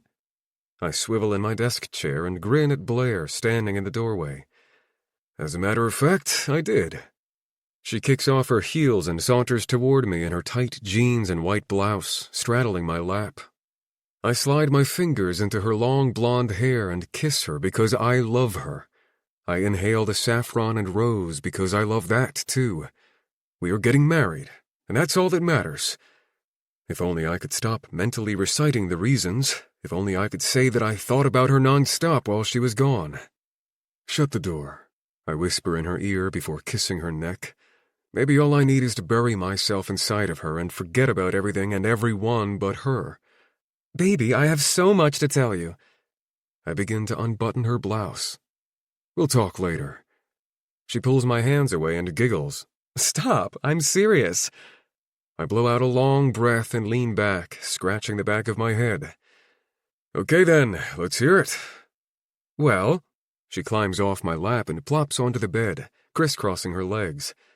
The studio plans are beyond my wildest dreams. Her voice escalates into pure giddiness. I can't help but smile. And I hope you were serious about letting my mom and me pick out an apartment because I found one within walking distance of my studio and I put down a deposit to hold it. Look at these pictures. She taps her phone and hands it to me. I scroll through them.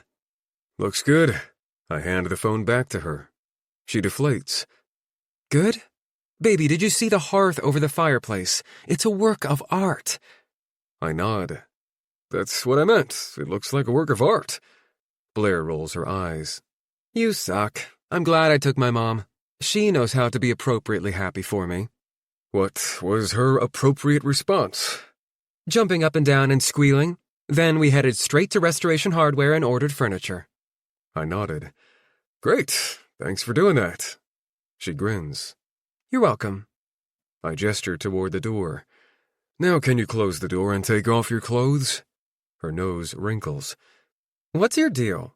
When I suggest we have sex during the day, you get uptight about my parents being awake and hearing us. But now you're ready to just go at it at, she inspects her watch, 4 in the afternoon? I've missed you. Aw, she makes duck lips. I missed you too, baby. But I want to get a workout in before dinner. Great idea. I'll let you ride me. I lean forward and reach for her hand. She pulls away and scrambles off the other side of the bed. Tonight. She blows me a kiss. I wait for her to change her mind, but the only change she makes is into her leggings and sports bra. My parents are going out to dinner tonight, so we'll have the house to ourselves for a few hours. How does that sound? I scrub my hands over my face and look at her with a manufactured smile and a tiny nod. I'm jogging to the park and doing some stretching there before heading home. Give me an hour. Again, I nod. Enjoy your dinner, she says to her parents in the hallway. Alice is making a quiche for tomorrow morning, Vera says. If you want her to make you two dinner, let her know before she leaves for the night. Murphy and I will fend for ourselves, but I'll tell her on my way out the back door, Blair replies. I stare out the window and wait for Vera and Hunter to pull onto the street. A few seconds later, Blair jogs down the sidewalk. I should stay in my room and wait for her to return. Maybe we'll shower together. Unfortunately, I've never been good at doing what I should do, so I head to the kitchen. I hear you have the night off. Alice jerks her head up like I've startled her. Then she seethes, quickly looking back down at the cutting board filled with diced onion and blood. Oh, shit, I say, grabbing a towel. It's... She passes out, and I catch her before she hits the floor. Alice? I ease her onto her back and wrap her cut finger with a towel before pulling out a drawer to prop up her feet. Her eyes slowly open. Welcome back. I think you'll need a couple of stitches. She hugs her wrapped hand to her chest. I ruined the quiche, she says in a weak voice. I don't think you need to concern yourself with that. Let's go get this taken care of. I've got it. She winces, trying to sit up. Oh, God. Is it bad? I laugh a little. I take it you don't handle blood well? Not mine. Ugh, I feel nauseous. Just don't look at it. Look at me. Chin up. I lift her off the floor and she drops her gaze to her hand. Alice, look at me. She swallows hard, skin pasty white. Just call me a cab. I'm not calling you a cab, I say, carrying her down the stairs to the garage. It feels weird, she says in a desperate tone. Did you look at it? Is it still attached? Is part of my finger still on the cutting board? Oh, God. She closes her eyes, each breath more labored than the previous one. It's not funny, so I try not to laugh, but I've never seen this side of her. I set her on her feet, keeping one arm around her waist as I open the passenger door. I'm going to pass out again. I need the seat to be leaned back. I've got you. She closes her eyes and groans like a wounded animal as I push the seat recline button. Then I fasten her in and we head to urgent care. I call Blair on the way. Hey, baby, Blair says, panting. I'm not even to the park yet. What do you need? Alice cut her finger. I'm taking her to urgent care. I'm sorry. Alice mumbles. What did she say? Blair asks. She's not doing well with the blood, but she's trying to apologize to you even though there is no need to apologize. Ouch. Well, I hope she'll be okay. Nothing a couple of stitches won't take care of. I'll see you when we get back. 'Kay, she says before I disconnect the call. I ruined your night. I'm so sorry. You have not ruined anything, and it's my fault for startling you. Not true. I ruined tomorrow's breakfast. Hunter loves his steak rare. I'm sure he'll enjoy his quiche a little bloody as well. Stop. She tries to laugh, but it sounds more like a moan. When we reach urgent care, I help her inside. It doesn't take long to update her medical records, but the waiting room is crowded. Alice slides down in the chair and tries to lean her head back. Her face is still ghostly. Lie on my lap or lean against me before you pass out again, I say. I'm fine, she says in a weak voice. You don't sound fine. I wrap my arm around her, forcing her to lean against me. She's called back before other people, perhaps because there's blood involved, or maybe they don't want her passing out in front of everyone else. I hope I don't lose my finger, Alice says, curled up in a ball on the exam table while we wait for the doctor. I bite back my grin. I hope not either. Did I ruin your plans for the night? Were you and Blair going out to dinner too? Nope, we're staying in. And I don't think this will take all night, unless you get transferred to the hospital for surgery. Her head whips in my direction. Do you think that will happen? No, I say with a chuckle. She frowns. Do you want me to call Callan? So you do think I'm going to lose my finger? Her eyes narrow. I think the effects of your minor blood loss could last for a while. I'll be fine if I pass out. She sighs like she might do just that. I'll eventually come to. Besides, he's out of town. I don't think he needs to get on a plane for my finger. After a quick knock on the door, a young woman in a white coat steps inside. Hi, Alice. I'm Dr. Friedman. The nurse follows her. I'm sorry. Blood makes me queasy. Well, my own blood, Alice says. The doctor smiles while donning a pair of gloves. That's okay. Feel free to look away or close your eyes. As the nurse unwraps Alice's hand, the doctor inspects the finger, and Alice tips her chin up, looking at the ceiling. Alice, I think we're going to clean that up and just use a little glue. No stitches. How does that sound? Alice swallows and returns a tiny nod while keeping her focus on the ceiling. The doctor gives me a brief glance and a tiny grin. It's a quick procedure, and we're back in the car and on our way home in no time. The color in your face looks better, I say, shooting her a sidelong glance. Thanks for the compliment. She stares out the window. I chuckle. Anytime. I overheard Vera telling Mr. Morrison that she and Blair found an apartment. That must be exciting, she murmurs. I heard that too. Alice turns toward me, but I keep my eyes trained on the road. I overheard something too, and now I can't stop thinking about kissing Alice Yates and whispering, "Hi," before our lips touch. Can I ask if you're better now? 14 months of intensive therapy seems like a lot, and if you don't want to talk about it, that's fine. I love the way you refer to a psychiatric hospital as intensive therapy. Sorry. Don't be. I think I'm going to use intensive therapy from now on. It's a little less scary than a psychiatric hospital. And yes, I'm better now. You don't have to tiptoe around me like everyone else. Does Callan tiptoe around you? No, because he doesn't know about that part of my life. Why not? Because I don't want him to tiptoe around me. Sheesh, Murph. I thought you were following the conversation better than this. I grin. She hasn't called me Murph since she stayed at my rental.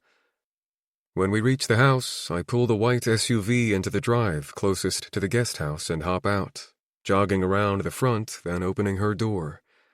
"I've got it," she says, reaching for the seatbelt at the same time I do. I retreat a step to let her slide out of the vehicle. Then, with my hand cupping her elbow, I gently guide her to the door. "The quiche," she says as I open the door. "I'll clean it up and suggest everyone go to brunch in the morning." "I don't want you cleaning up my mess," she says, easing onto the sofa with her hand hugged to her chest like she's lost an entire digit. "Welcome to my world," I say, "and yet you continue to do things for me. This is the least I can do." I crouch before her, resting my hands on the cushion beside her legs. She seems to hold her breath under the scrutiny of my endless gaze. That night, I briefly close my eyes, shaking my head.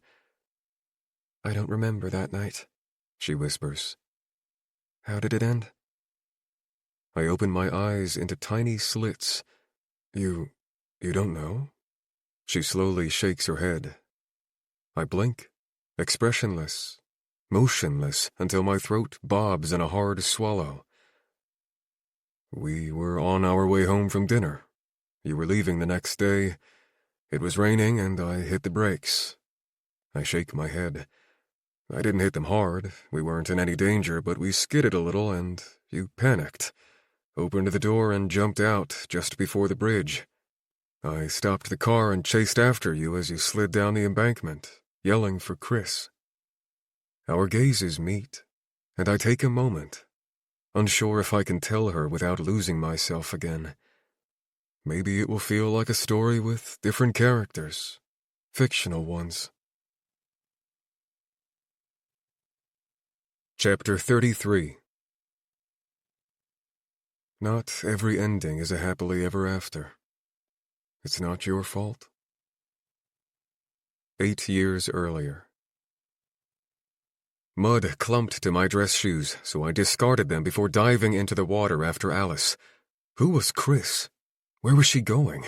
It was dark, and the night sky mixed with rain seemed to swallow her whole.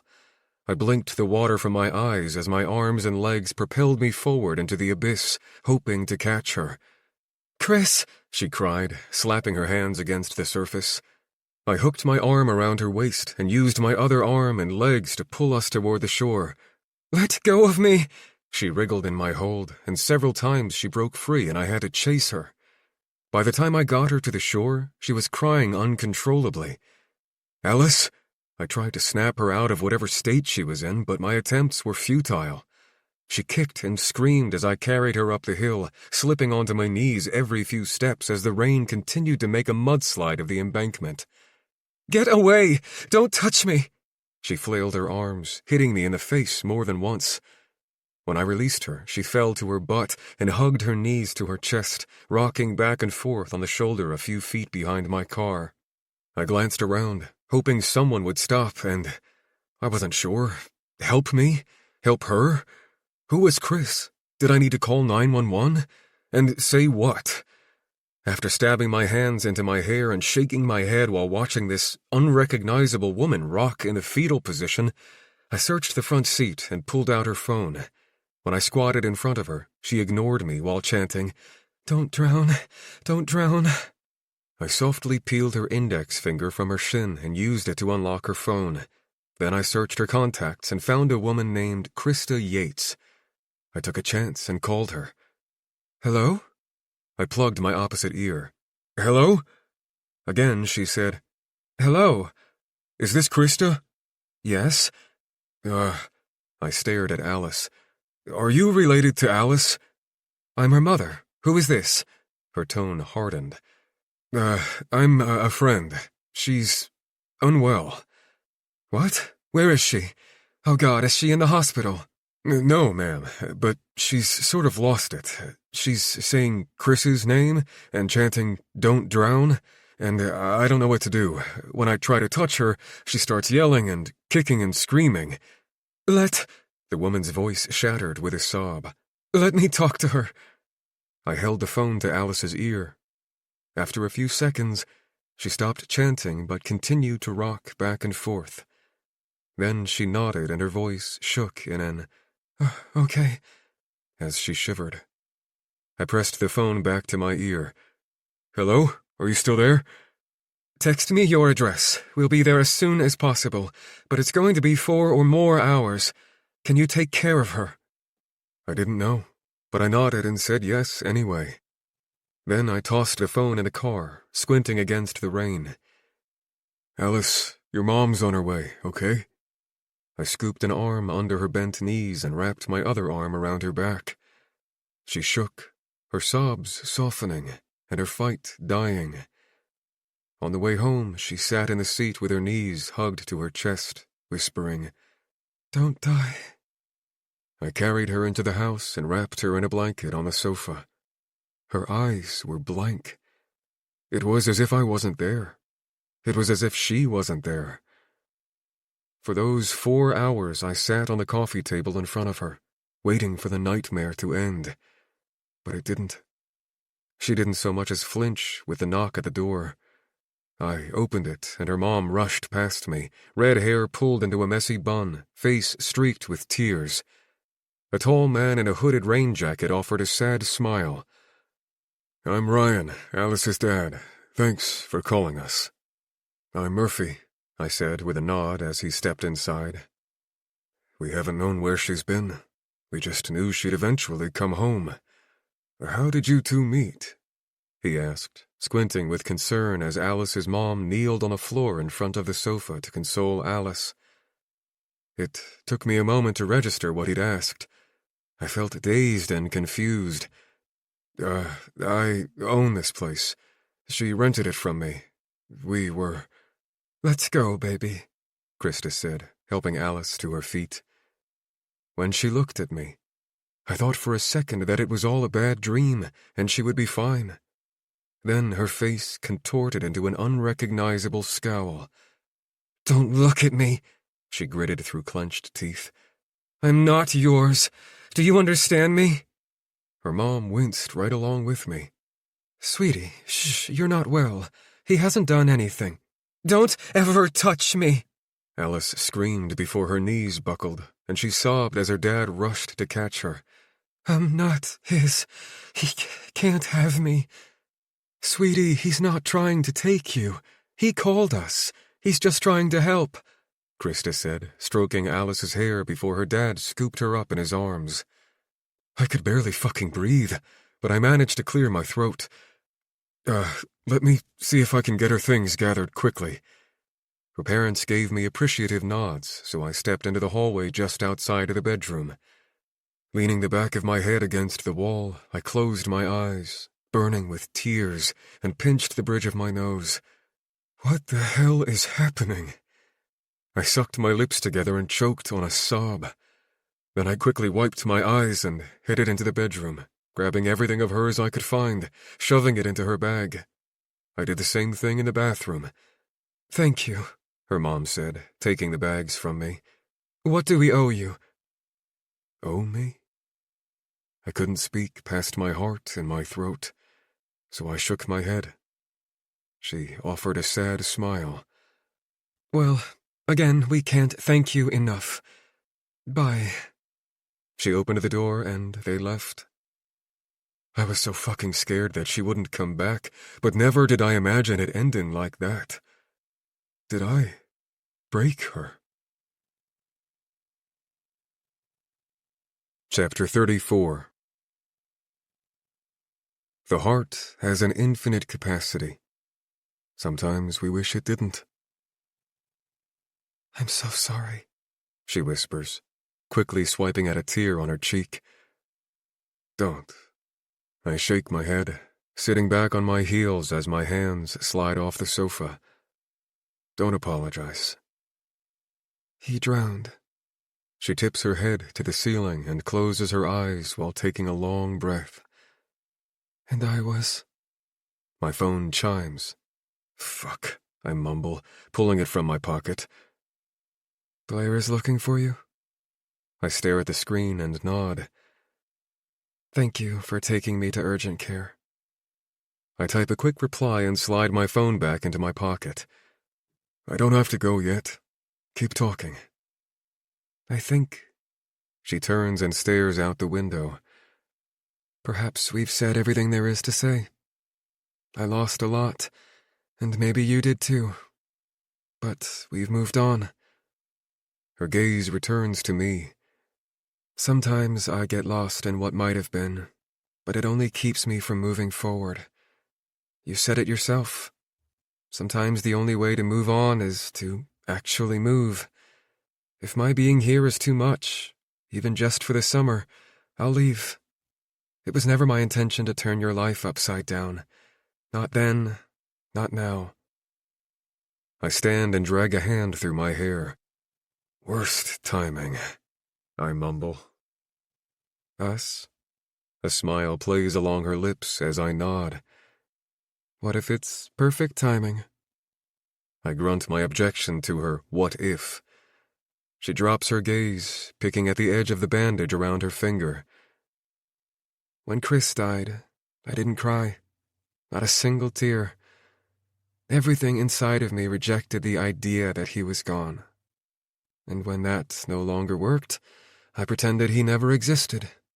No love, no death. I slide my hands into my pockets, resisting the urge to touch her and comfort her. My parents were worried I wasn't facing the truth. She laughs. As usual, they were right. But I didn't see it. All I saw were people telling me what to think and how to feel. So I left. Drove all night and ended up in Minneapolis. I spent the night at a hotel and decided to find a rental. I found you. Maybe she's right. We've said all that needs to be said. Everything else feels like torture. What if I needed you to help me breathe again? She asks. That's not how it felt the night your parents took you away from me. Alice frowns. I know, she whispers. And I know this feels like terrible timing to see me again. But what if it's what you need to really move on? Get married. Be happy. You said you needed closure. Now you have it. I have it? Is she joking? This isn't closure. I don't look at her and think how lucky I am to have dodged that bullet. It's no longer about the past. I don't want to make the wrong fucking choice for my future. What if I can't exist in this world knowing she's here, baking bread, dancing to oldies on vinyls, and flirting with rich married men? It's been 8 years, and I haven't really let her go. And now I have a chance. But all I want to do is hold her tighter than ever before. Yet these feelings somehow coexist with my love for Blair, and it makes no sense. But it's my truth. My truth feels like punishment. I'm so sorry for all that you've been through, I say. Alice swallows and offers a sad smile. Thank you. I'm fine now, really. And I'm thankful that fate, God, whatever, has brought us here. Her smile stretches a bit more into something hopeful. I think I've needed closure too. Finding me engaged to Blair is closure? She averts her gaze for a beat, a tiny line forming between her eyebrows. Finding you happy and in love is... Her fingers blot the corners of her eyes. All that I ever wanted for you. I wish I could share a similar sentiment, but I can't. Not truthfully. My wants are more selfish. They involve going back in time and changing something. What? I don't know. Had it not been raining, had I not braked at that exact moment, had we not hydroplaned, then what? She wouldn't have been triggered. We would have returned to my place and spent the night making love until she had to leave the next day. But then she would have returned to me, right?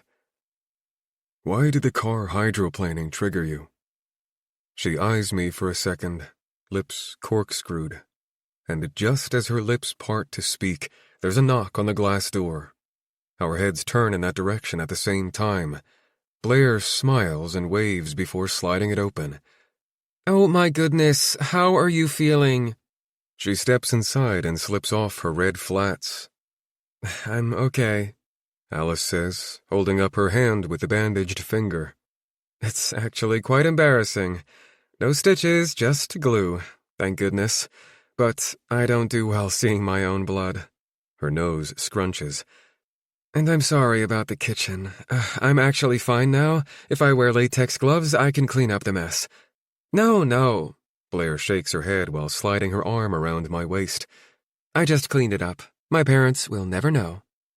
I don't know why it surprises me that Blair did that, but it does. It shouldn't. I'm marrying her for many reasons, and one of them is her generosity. I can't thank you enough, Alice says, with the same flicker of shock on her face. Is there anything else I can do for you? Have you had dinner? I can make you something or order food to be delivered, Blair asks. Alice shakes her head and smiles. No, I'm fine, really, but thank you. I've taken up enough of your night by stealing Murphy to drive me to urgent care. Go, don't waste another minute thinking about me. Easier said than done. Well, you know where to find us if you change your mind.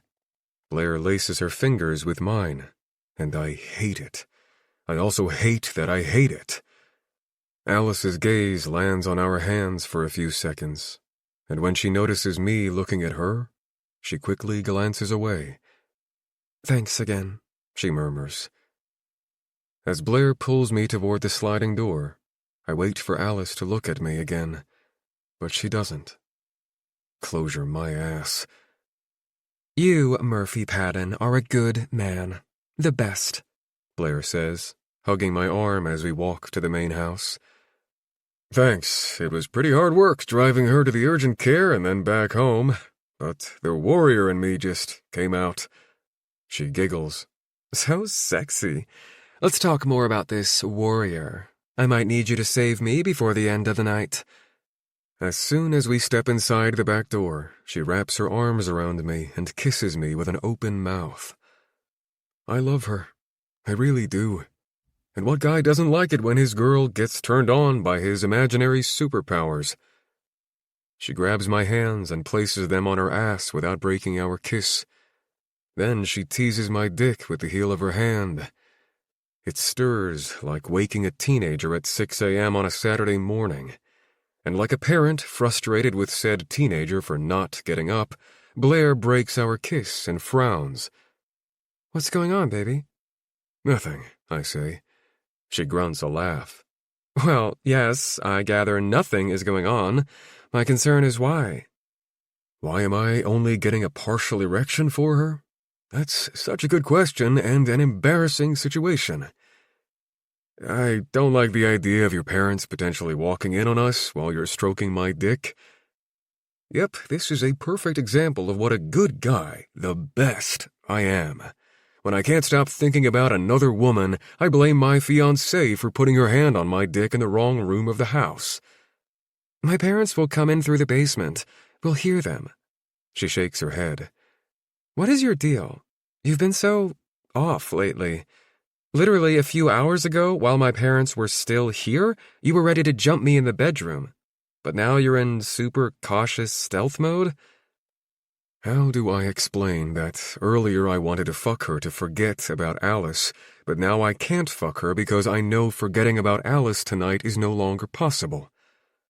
Then I think about her cleaning up the kitchen after Alice's accident, and I feel extra guilty. So yeah, I'm going to figure out how to get the job done using her kitchen generosity as mental foreplay. I scoop her up in my arms, and she squeals. Then I carry her to the bedroom to make love to my fiancé like it's a chore to check off my to-do list. Chapter 35. There is logic and love, but they can't coexist. Thank you, Vera says when I deliver a small arrangement of roses to her office off the primary bedroom suite on the second floor. You're welcome. I smile, replacing the vase from several days ago with this new one. She pulls off her black-framed readers and sets them next to her computer. I don't know what she does in her office on her computer. Wedding plans, I suppose? I'm not talking about the flowers, although they are simple and elegantly arranged, just as I like them. She offers an approving smile. Oh? I smooth my hands over the white apron. Whatever book you've been reading to my husband, well, it's working. She smirks, a blush blooming along her cheeks. My eyebrows lift and I laugh. Well, that's good to hear. Keep up the good work. I will. I take several steps toward the door and pause. Could I make dinner early tonight? I have somewhere I'd like to be at 7. If not, it's... Of course, dear. She slides her glasses back onto her nose without asking me anything about my request. Thanks, I murmur. When I reach the bottom of the stairs, I hear a psst, and I stop, arching my back to look behind me into Hunter's study. Can you help me? He asks in a hushed tone. I step into his study, eyeing Murphy on the sofa, his ankle resting on the opposing knee. My gaze ping-pongs between the two men. Close the door, Hunter says.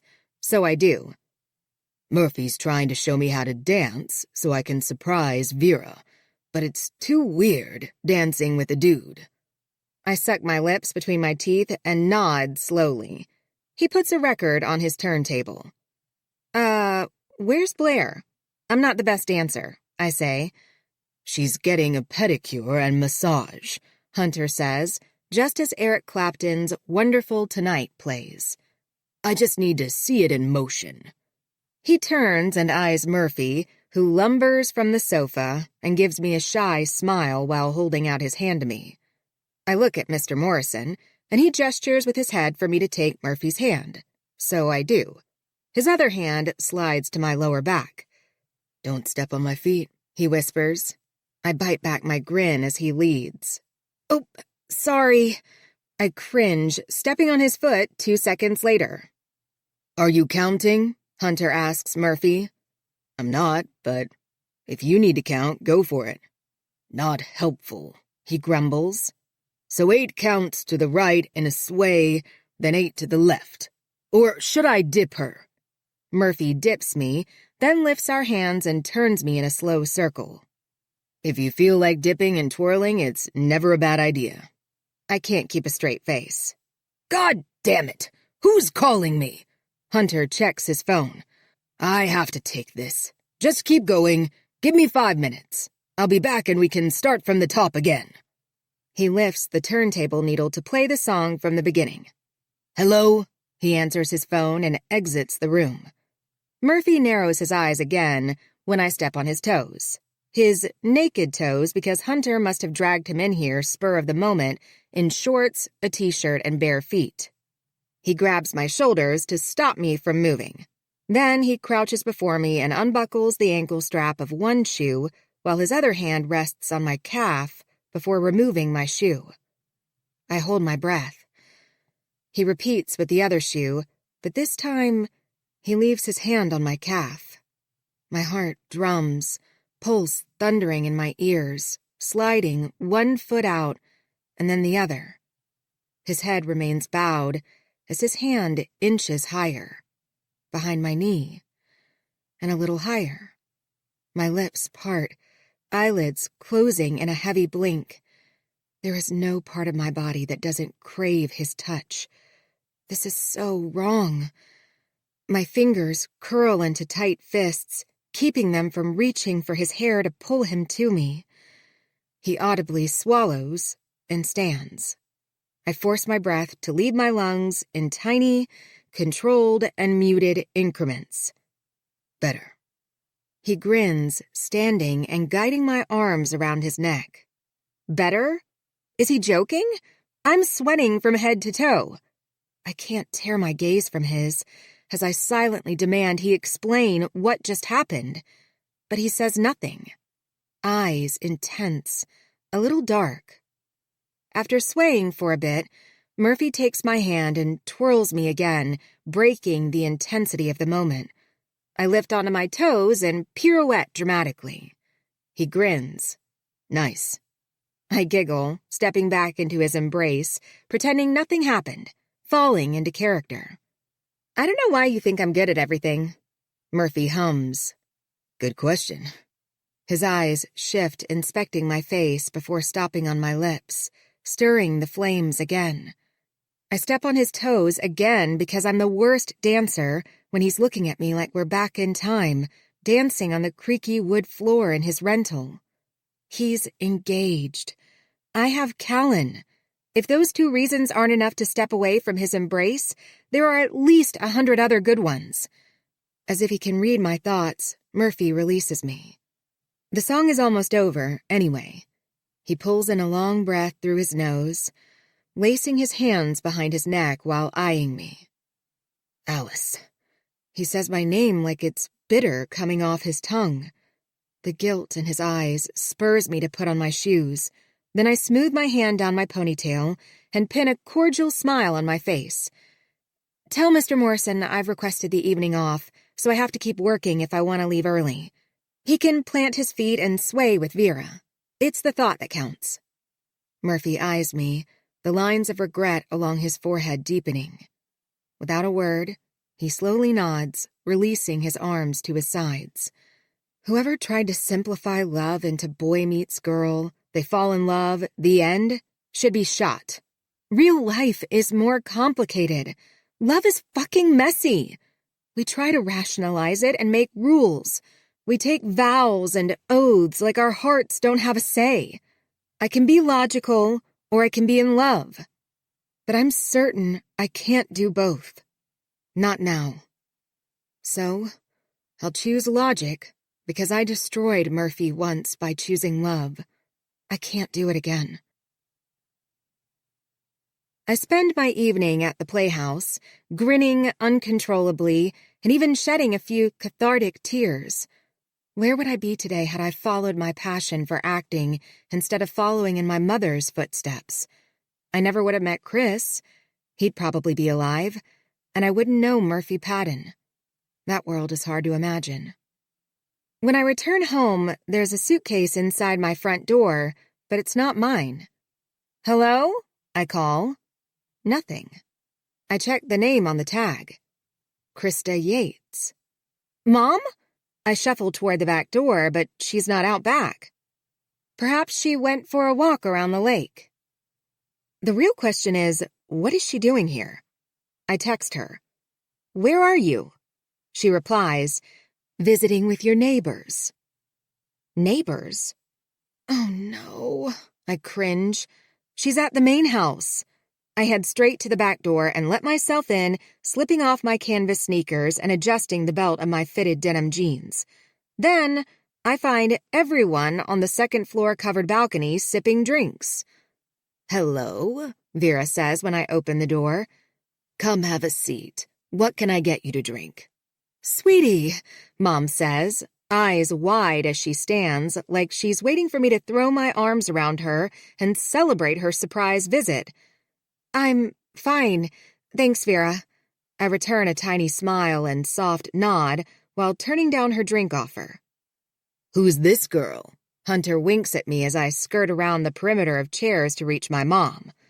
I don't think I've seen you with your hair down since the day we met. Keeping a smile plastered to my face, I release a tiny laugh. From the love seat on the opposite side of the balcony, Blair eyes me, her legs draped over Murphy's lap, her hand possessively on his chest. What an unexpected surprise, I say to my mom through clenched teeth as we hug. Is there any other kind of surprise? Everyone laughs. I suppose not. I sit in the swivel chair next to hers. I knocked on their door, looking for you, of course, and the next thing I know, Vera invites me in for wine. Now I see why you love this house manager position. Vera and Hunter beam with pride. Blair clears her throat. Actually, your daughter is a homemaker. Murphy shoots her a look and squeezes her leg. What? Blair shrugs. It's a niche job. I respect that. What's the difference? Mom asks. Just semantics, I say. We should get out of their hair, Mom. No rush, Vera says. How was your night off? Yes, Mom chimes in. Where did you go? I, watched a play at the playhouse. I stare at the mesmerizing flames of the gas fire pit table, but I feel Murphy's gaze on me. Alice used to love acting, Mom said. She played Hermia in A Midsummer Night's Dream in high school, but after graduation she chose a more stable path like me and studied engineering. You're an engineer? Hunter asks. Yes, Mom answers. A biomedical engineer. Alice, you took this job, but you're an engineer? Vera gawks at me, mouth agape. No, I shake my head. She was in a car accident, and afterward she decided to go down a different life path. Mom reaches toward me, resting her hand on my arm. I lift my gaze to accept all the pity glances, and no one disappoints. Thanks, Mom. Oh my gosh, I'm sorry to hear that. Vera squeezes Hunter's hand as if to remind him that later they will have to play a guessing game as to why I dropped out of school after a car accident. Were you hurt? Blair asks. Again, Murphy nudges her, and again she frowns like it's a fair question. I lift my arm and point to the scar on it. Just a cut on my arm from escaping the vehicle that sank to the bottom of the river with my fiancé. The rest of the injuries were emotional. I shrug. Nothing a year in a psych ward couldn't take care of. Silence. Mom's lips part, and she tries to form a smile with them, but her sudden uneasiness steals her ability to move. She started it. I stand, holding out my hand to her while letting my gaze sweep across the balcony of spectators. I'm kidding, I say with a grin and a wink. It was 14 months, not a year. Blair and her parents laugh and resume drinking their wine, but Murphy gives me a dead stare that makes my grin falter for a beat before recovering. No one should be shocked. Surely rich people know that nothing worth having in life comes without surviving a certain level of insanity. After all, Vera has me reading explicit romance to her husband and wearing dresses and shoes that make him horny. Hunter ordered her a new electric Porsche because the one he bought her 2 months ago isn't the right shade of red, in her opinion. I'm not the crazy one on this balcony. Oh, Krista, I was going to show you my massage chair since you said the car did a number on your back, Vera says, standing and setting her wine glass on the table. Massage chair? Where do you have a massage chair? Blair asks. How did I not know about this? I want to see. She untangles her legs from Murphy's and follows them. I'll meet you at the guest house, I say to my mom, but she's too enthralled by Vera's expensive chair to concern herself with my whereabouts. Mr. Morrison, I'm off the clock, so you're not allowed to look at my ass, I tease, squeezing past his outstretched legs. He returns a hearty chuckle. I wasn't. I shoot him a flirty grin over my shoulder. You were. Did you really lose your mind? He asks. I hold my grin. I'm your homemaker. I think that speaks volumes about my sanity. See you in the morning, Mr. Morrison. Halfway to the guest house, I take a hard left, down the terrace, through the fence, and across the one-way parkway to the lake. I need a walk, a moment to clear my head and organize my thoughts before dealing with my mother. Sunrise and sunset are my favorite times to stroll along the path around the lake because it's less crowded. Wait up. I close my eyes for a second when I hear Murphy's voice behind me. I think we're done waiting for each other, I say. Alice, that day you thought I was drowning in the pool. You feel like an ass because my fiancé drowned before I could save him. It's fine. I wasn't triggered. Just doing a public service. Are you angry with me? He catches up and I feel his gaze on my cheek as I keep my pace. No, I'm angry at... nothing. No one, I'm not angry. You're putting words into my mouth. And where's your wife? I don't have one. I stop, slowly deflating as he steps in front of me. My focus stays on his chest because I can't look at him. For the record, I waited for you, he says. I did too, I whisper, lifting my gaze. 2 vertical lines form between his eyes. What do you mean? I shake my head and step past him to continue walking. Wait, no. You can't say that, then walk away. I did, and I am.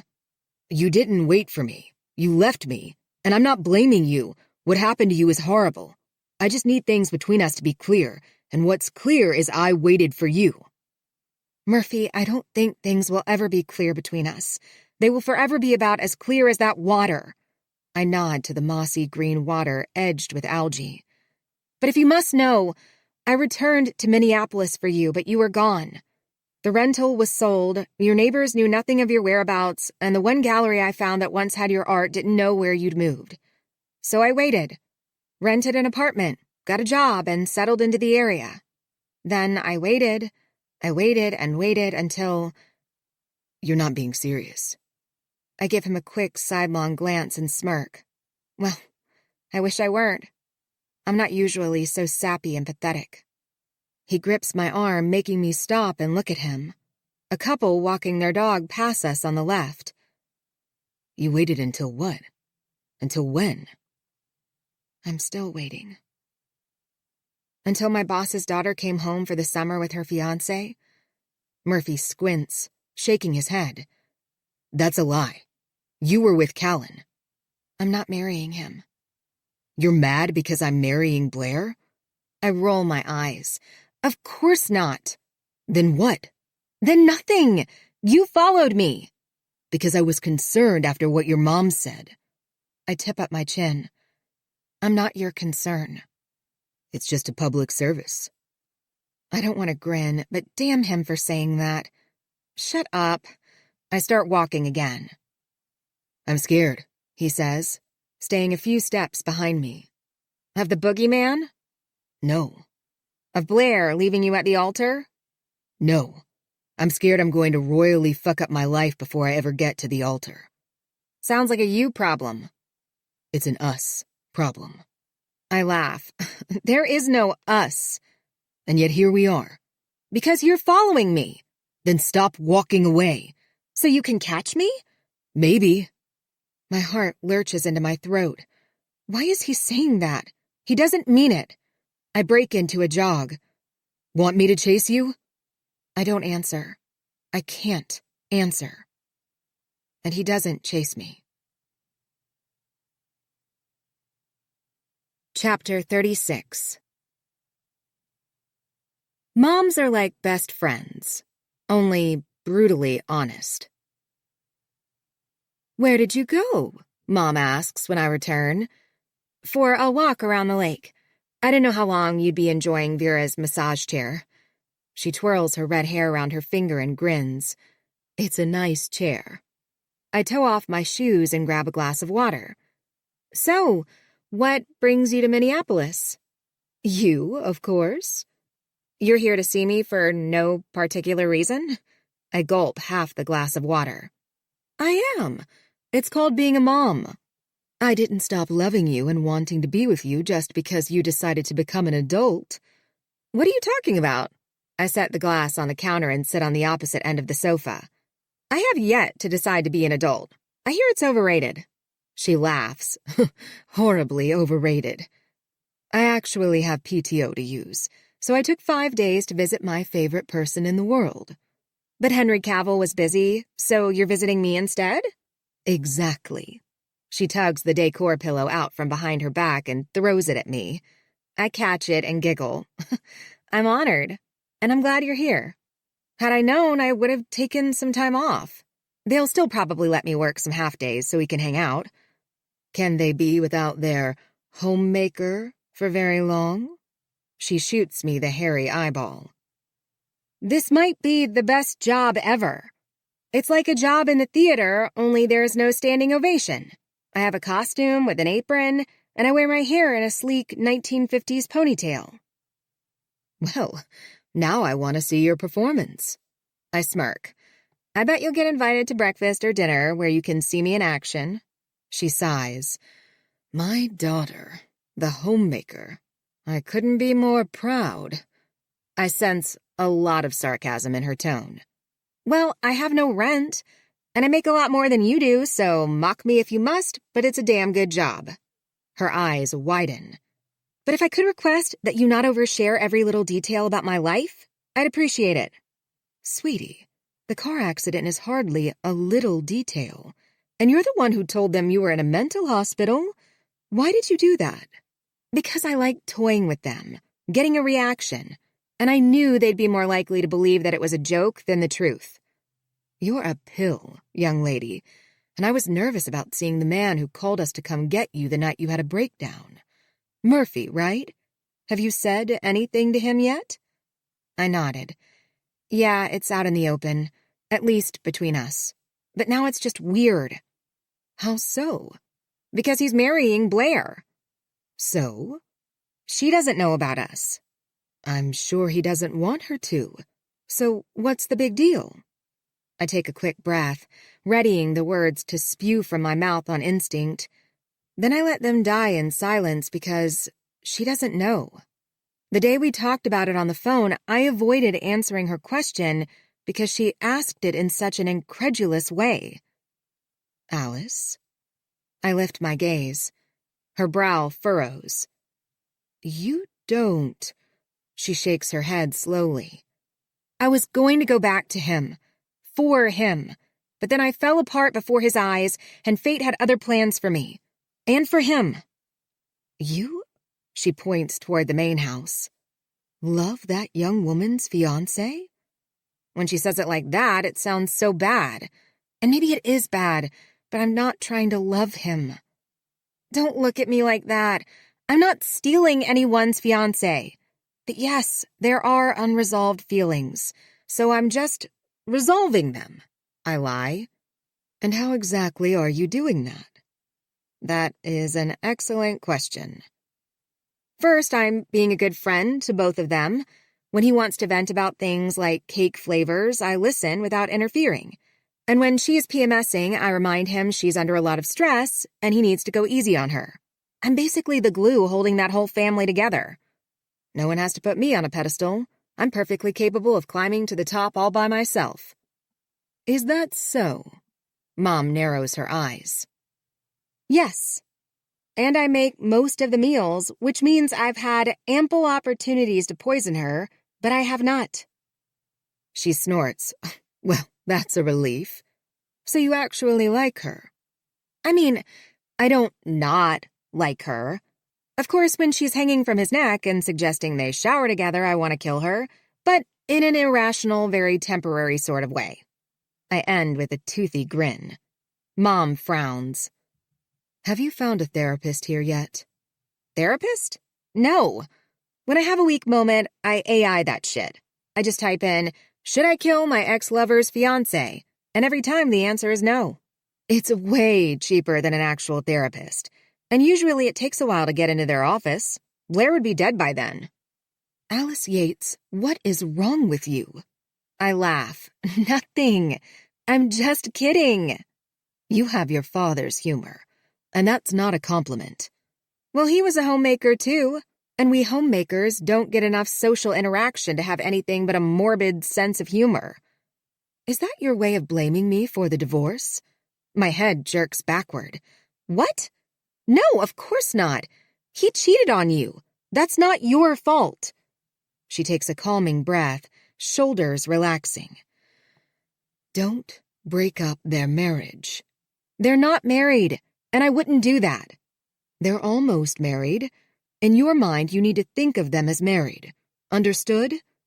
Blair is 0 for 2 in engagements converting to marriages. She's been dumped twice? Mom's face wrinkles with concern.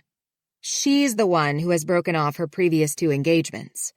Well, don't you be the one responsible for number 3. Did I mention I have a secret lover? I change the subject before my mother makes me feel any worse about myself. On cue, she perks up. A secret lover? Clearly not a secret now, but yes. He coaches lacrosse at the university. His name is Callan, and he's divorced with 2 kids. Have you met his kids? I shake my head. Do you want to? No. Her face falls, and I feel her disappointment. We're not there yet. Maybe we'll never get there. All the more reason to hold off bringing me into his kids' lives. Do you think you're afraid of commitment? No. I think Chris died. Murphy is engaged and Callan has a family. Let's call it commitment cautious. That's fair. Is Callan as handsome as Murphy? He's exactly what you'd expect a lacrosse coach to be. Ruggedly handsome, although shorter than Murphy. And he doesn't... I suck my lower lip in while rethinking my inclination to overshare. He doesn't what? I shake my head. You can tell me. She pulls her knees into her chest, gazing at me like a friend, not my mother. Callan doesn't look at me like Murphy does, or did. What do you mean? You don't think he's as attracted to you? I shake my head. No, it's not that. Callan looks at me like he wants me, like he's attracted to me. Murphy looks at me like I'm magical. Magical? I can't help but smile. Yes, he looks at me with wonder. And sometimes he doesn't look at me at all because he's blushing. Handsome, but shy. Then other times he has such confidence it makes me weak in the knees. I think that's it. He's unpredictable in the best way possible. You mean, was and did. What? I squint. You mean he was that way, and he did those things, gave you those looks, in the past. My friend is gone, and my mother is back. Yeah, of course, that's what I meant. Maybe Callan just doesn't know you well enough. Perhaps if you give him time, he'll get that wonder in his eyes when he looks at you. Maybe, I whisper. Murphy looked at me that way from the first moment he saw me. Maybe he looks at Blair that way too. He should. He's marrying her. Chapter 37. Honesty is an okay policy, but it's nuanced. You've never looked more handsome, Blair says as the tailor pins minor adjustments to my suit for the wedding. What about me? Hunter asks, standing a few feet away in his half-sewn suit. Dear, you already know you look handsome. This isn't your first suit, Vera says dismissively while focusing on her phone. This isn't my first suit either, I say. It's your first big boy suit, Blair says before sipping her wine. And don't give me that look. I'm just stating the obvious. You know I fell in love with your jeans and wrinkled t-shirt. The suit I have still fits me, and I'm a big boy, so... The tailor clears his throat and mumbles, I don't think it counts if it's off the rack. The hell it doesn't, I mumble. Ouch, I grit through my teeth. Sorry, sir, he says. He's not sorry. He poked me on purpose. Your owliness is a real ick, babe. Blair wrinkles her nose. My owliness? And what is an ick? I know you're unsettled right now, but we'll be in New York before you know it. So can you just stop moaning and groaning about everything? It's an ick, a turnoff. Oh, Lord, son, Hunter shakes his head. Don't be an ick. I've dumped too much money into a third wedding to let my daughter change her mind again. Hunter, Vera snaps. I'm kidding. He tips up his chin, scratching his neck while sliding his gaze to me. I'm not kidding, he whispers. What if I have a few icks with you too? I say to Blair. Silence. It's so quiet I can hear the tailor gulp, the pins sliding through the fibers of the imported Italian fabric. Vera presses a hand to her throat like she's choking on her response. Blair narrows her eyes, head cocked to the side. Oh, really? And what might those be? Run, Hunter whispers. I didn't say I did, I just asked, what if I did? Would you want me to mention them? Seriously, son, run, Hunter says with more urgency. Vera frowns at her husband. Yeah, let's hear them. Blair sets her wine on the marble coaster atop the dark wood table next to the velvet sofa. Don't be stupid, the tailor whispers. No. I pull back my shoulders because I'm not running out of here with my tail between my legs. I don't have anything to share right now, but it's nice to know that if, or when I do, you're open to listening. Am I owly? Yes, Why? I think it has a lot to do with a certain Homemaker. Honest to God, I love Blair, but I can't stop thinking about Alice. I can't stop wanting to touch her, feel her skin against mine.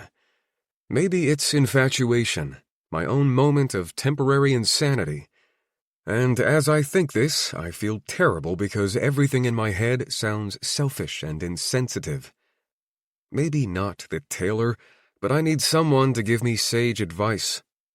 My father would have done it. He'd say something like, "Murphy, you already know everything you'll ever need to know in life." I know my head hurts, my heart aches, and my instincts are shit. There are the things that people should do in their lives. Then there is Murphy Patton, who does the opposite. Most of the time I regret it, but sometimes I get it right. The odds are not in my favor. The trip home is uncomfortable, to put it mildly. Hunter makes me ride in front with him. When I glance back at Vera and Blair, daggers fly toward my head. After Hunter parks in the garage, he reaches for my arm just as I open my door to get Blair's for her. He gives me a quick head shake. When the women disappear into the house without a backwards glance at me, he releases a deep sigh. "Do you smoke cigars, Murphy?" "No." "Well," he opens his door, "you do today. Come on." I head toward the door. "Nope," he says, nodding toward his Corvette. He sits in the driver's seat and retrieves cigars from the glove compartment. With a laugh, I sit in the front seat. "Don't inhale, just enjoy the flavor, then let it go." I light it and feel confident that I'm not inhaling. It's when I go to release it I realize there's a little inhaling taking place. Hunter laughs when I cough. "I'm sorry your dad's not here." "Did Vera put you up to this? Did she ask you to sit me down and offer to be my new father figure?" He looks at the ceiling and exhales a plume of smoke. "Yup." I laugh, and the grin on my face isn't forced. No Owly Murphy at this moment. "I love your daughter," I say, meaning every word. "I know you do, but she may still change her mind."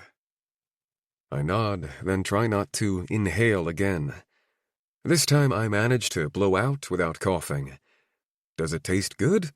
No, but sometimes we do things because it makes other people feel good.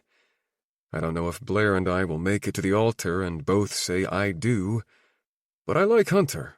He's unapologetically himself, even when it's frowned upon or offensive. Blair hates that about him. I can respect it without agreeing with everything he says. "Would your father have liked my daughter?" he asks. My dad liked everyone.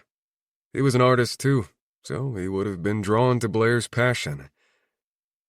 "She's a good person," he says. "I know we don't see eye to eye on a lot of things, but I'm proud of her. We've tried to give her everything, but she's always found more joy in forging her own way, achieving success on her own. She'll be a good mother and wife." Again I nod. He's not telling me anything about Blair that I don't already know. She's beautiful, talented, and kind. Any man would be lucky to have her. "So," he takes a puff and blows it out. "What are your, what was the word, icks?" I chuckle. "You first. Murphy, my wife hired a homemaker for me. She's perfect." "Your wife or the homemaker?" Hunter doesn't look at me, but he smirks. "My ick with Blair is she's been engaged 3 times but never married, and I feel pretty arrogant thinking I'm different." "You're confident.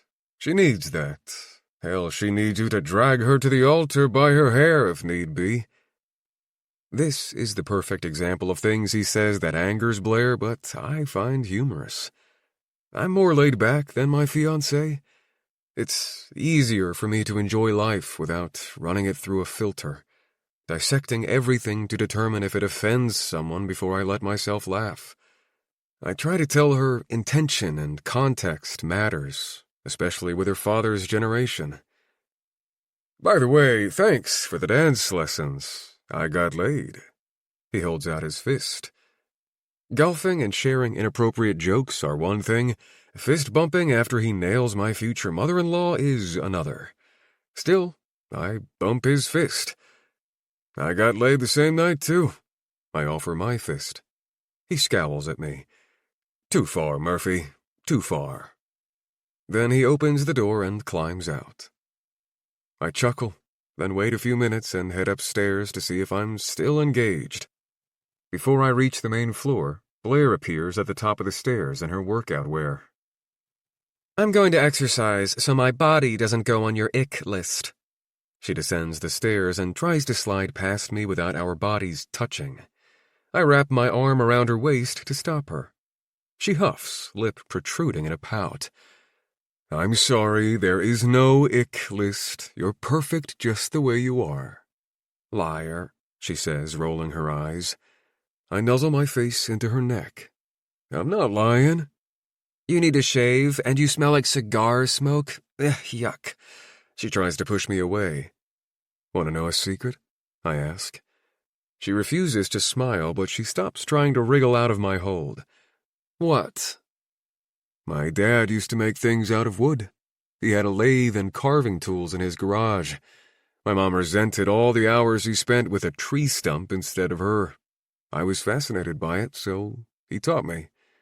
Blair's forehead wrinkles. You're a wood turner? I nod. She blinks several times, face soured. Why have you never told me this? Because I don't do it anymore. And since my dad died, I let that part of my life die, too. Murphy, I'm an artist. I create things out of clay. You met me at an art expo and you never thought to mention that you're an artist, too? You're far more talented. I never wanted to sound like I was competing with you. Her head juts back. Why are you telling me this now? Because I told your dad that my dad would have liked you because he was an artist, too. So the only reason you're telling me is because you don't want my dad to tell me first? Jesus, Murphy, what is wrong with you? She jerks out of my hold and continues down the stairs. I drag a hand over my face. There is nothing I can do right today. Perhaps I should take a nap and try again tomorrow. Chapter 38. Only fools judge others for their mistakes. Where's your mom? I look over my shoulder at Murphy in his swim trunks and baseball cap. Wiping the dirt from the garden off my hands, I sit back on my heels. Visiting your nephew? He asks. I stiffen. You have a brother, right? You met Callan the day you were watching your nephew's soccer game, right? Yeah. I clear my throat. No, my mom is shopping, waiting for me to get done working so we can spend time together. But she's going to visit her grandson, right? You're awfully concerned about someone you've never met? Is this because you have nothing better to do since pissing off your fiancé this morning? Murphy frowns.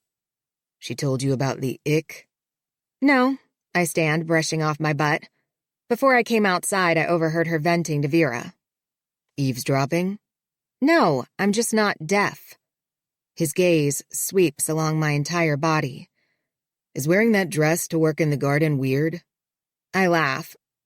It would be if you did it. You're too tall, and the skirt would ride up your ass. Funny. Think you can do me a quick favor before you relax by the pool? I ask. Why are you saying it like all I do is relax by the pool? I shuffle toward the guest house, assuming he'll follow me. Why are you so on edge? I'm not on edge. I'm owly. I giggle. Sorry. Owly. What do you need me to do? You're eating into my short break. I have to get back to work soon. I'm beginning to see why you're on Blair's shit list. Did I not make your coffee strong enough this morning? I open the sliding door and kick off my canvas gardening sneakers. I'm on everyone's shit list today. Blair's, Vera's, Hunter's, and I'm sensing you're putting me on yours, too. When will your mom be back? Maybe I can piss her off, too, and bat 1,000 today. I shoot him a narrow-eyed look before leading him to the bathroom. Vera said she's fine with me changing the shower head in here, but I can't get the old one off. Can you? Murphy parks his hands on his hips and inspects it for a few seconds, while I inspect him in his low-hanging trunks and no shirt. Tight abs, sinewy arms with blue veins. He grips the shower head and tries to turn it. Then he shakes out his hands and tries again. This time, it loosens, and he removes it for me. Damn, that body. His face comes into my visual frame, and I realize he's bent to the side, ducking to put himself in my line of sight, which is glued to his half-naked torso. I swallow hard. Thanks. I take the shower head. I know I'm the bad guy today, but it's not as if my actions have been unprovoked. And when you look at me like that, my last fiber of control feels really fucking close to snapping. I'm not looking at you. You are. He kicks the bathroom door shut and backs me against it. My breath dies in my chest, suffocating my response. What the hell is happening? 2 weeks, he says in a tone that sounds like a mix of anger and pain as he rests his hands on the door above my head. The heat of his body penetrates my dress and permeates into my veins. 2 fucking weeks. I ball my hands at my sides to keep from touching him, because he's not mine. Callan, your boyfriend? I hate him. I lift my gaze. Well, fuck what you think, because I want to kill your perfect fiancé. Murphy smirks before ducking his head and brushing my cheek with his scruffy jaw until I feel his breath at my ear. Now that we've cleared the air, unbutton your dress. My insides liquefy under the heat of my skin. I know better. So does he. Did I survive death and a mental breakdown only to destroy another woman's life? No.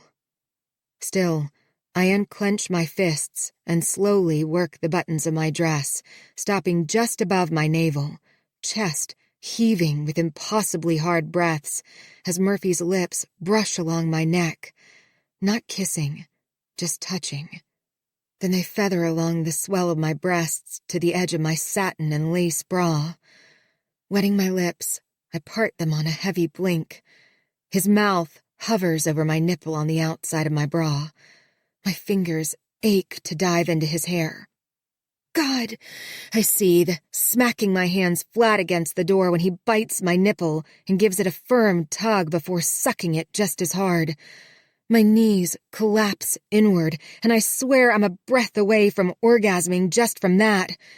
He doesn't move his hands from the door, not one touch beyond his lips and teeth. After releasing me, he repeats the same thing with my other nipple. I hiss. It hurts and feels good at the same time. My eyes pinch shut, each breath harsher than the one before, as I arch my back. He lifts his head, our lips so close to touching that I feel like his last breath is my next. Button your dress and get back to work, he whispers, letting his hand slide down the door to open it. I gasp a silent breath and step away from the door so my back is to him. Closing my eyes, I button my dress and wait for him to leave. When I hear the sliding door, I fall toward the sink, hands on either side, holding me up. The pink-cheeked reflection in the mirror is unrecognizable. She's not me. I wouldn't let another woman's fiancé do that to me. Would I? Chapter 39. If hell exists, there's a waiting list. Karma is Vera. Tonight, they are one and the same. She invites my mom and me to join everyone for dinner, the dinner I make, of course, and everyone includes Murphy's mom. I'm a dirty, home-wrecking whore hidden behind a blue floral house dress and an apron that's been in the Morrison family for years. This is weird. I knew it would happen, but it's still weird, I say, whisking the Dijon dressing. I'm not sure I made it with the right ingredients. I'm meeting Murphy's mom tonight, and my thoughts have gone to shit. What's weird? Mom asks with a laugh while cutting the sourdough bread. We're having dinner with the people who hired me to serve them dinner. It's weird. It's a meal. They seem to adore you. Just think of it as your house and you've invited them to dinner. Then making and serving the meal won't seem so weird. I nod. She's right. That's a better way to look at it. Of course, it won't help my nerves when I see Blair, Murphy, and his mom seated at the table. It's like Blair or his mom will see it on my face and instantly know that he had my nipples in his mouth earlier today. Jesus, it's hot in here. I wave a hand over my face.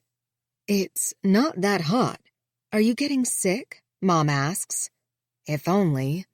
No, it's probably just standing over the stove too long. Here, let's serve our guests.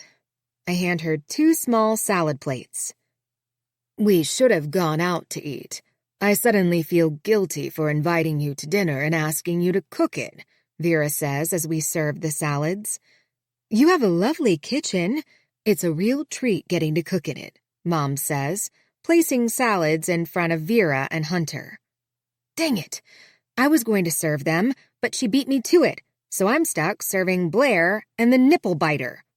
Murphy doesn't even try to avert his gaze. Just the opposite. I feel it like it's glued to me. The midday sun in a desert. Sit down, Mom. I've got the rest. I nod toward the 2 free chairs opposite Blair and Murphy. You sure? I nod. Uh-huh. Krista, Alice, this is my mom, Janelle. Alice works for the Morrisons and her mom is visiting for a few days, Murphy says. Lovely to meet you both.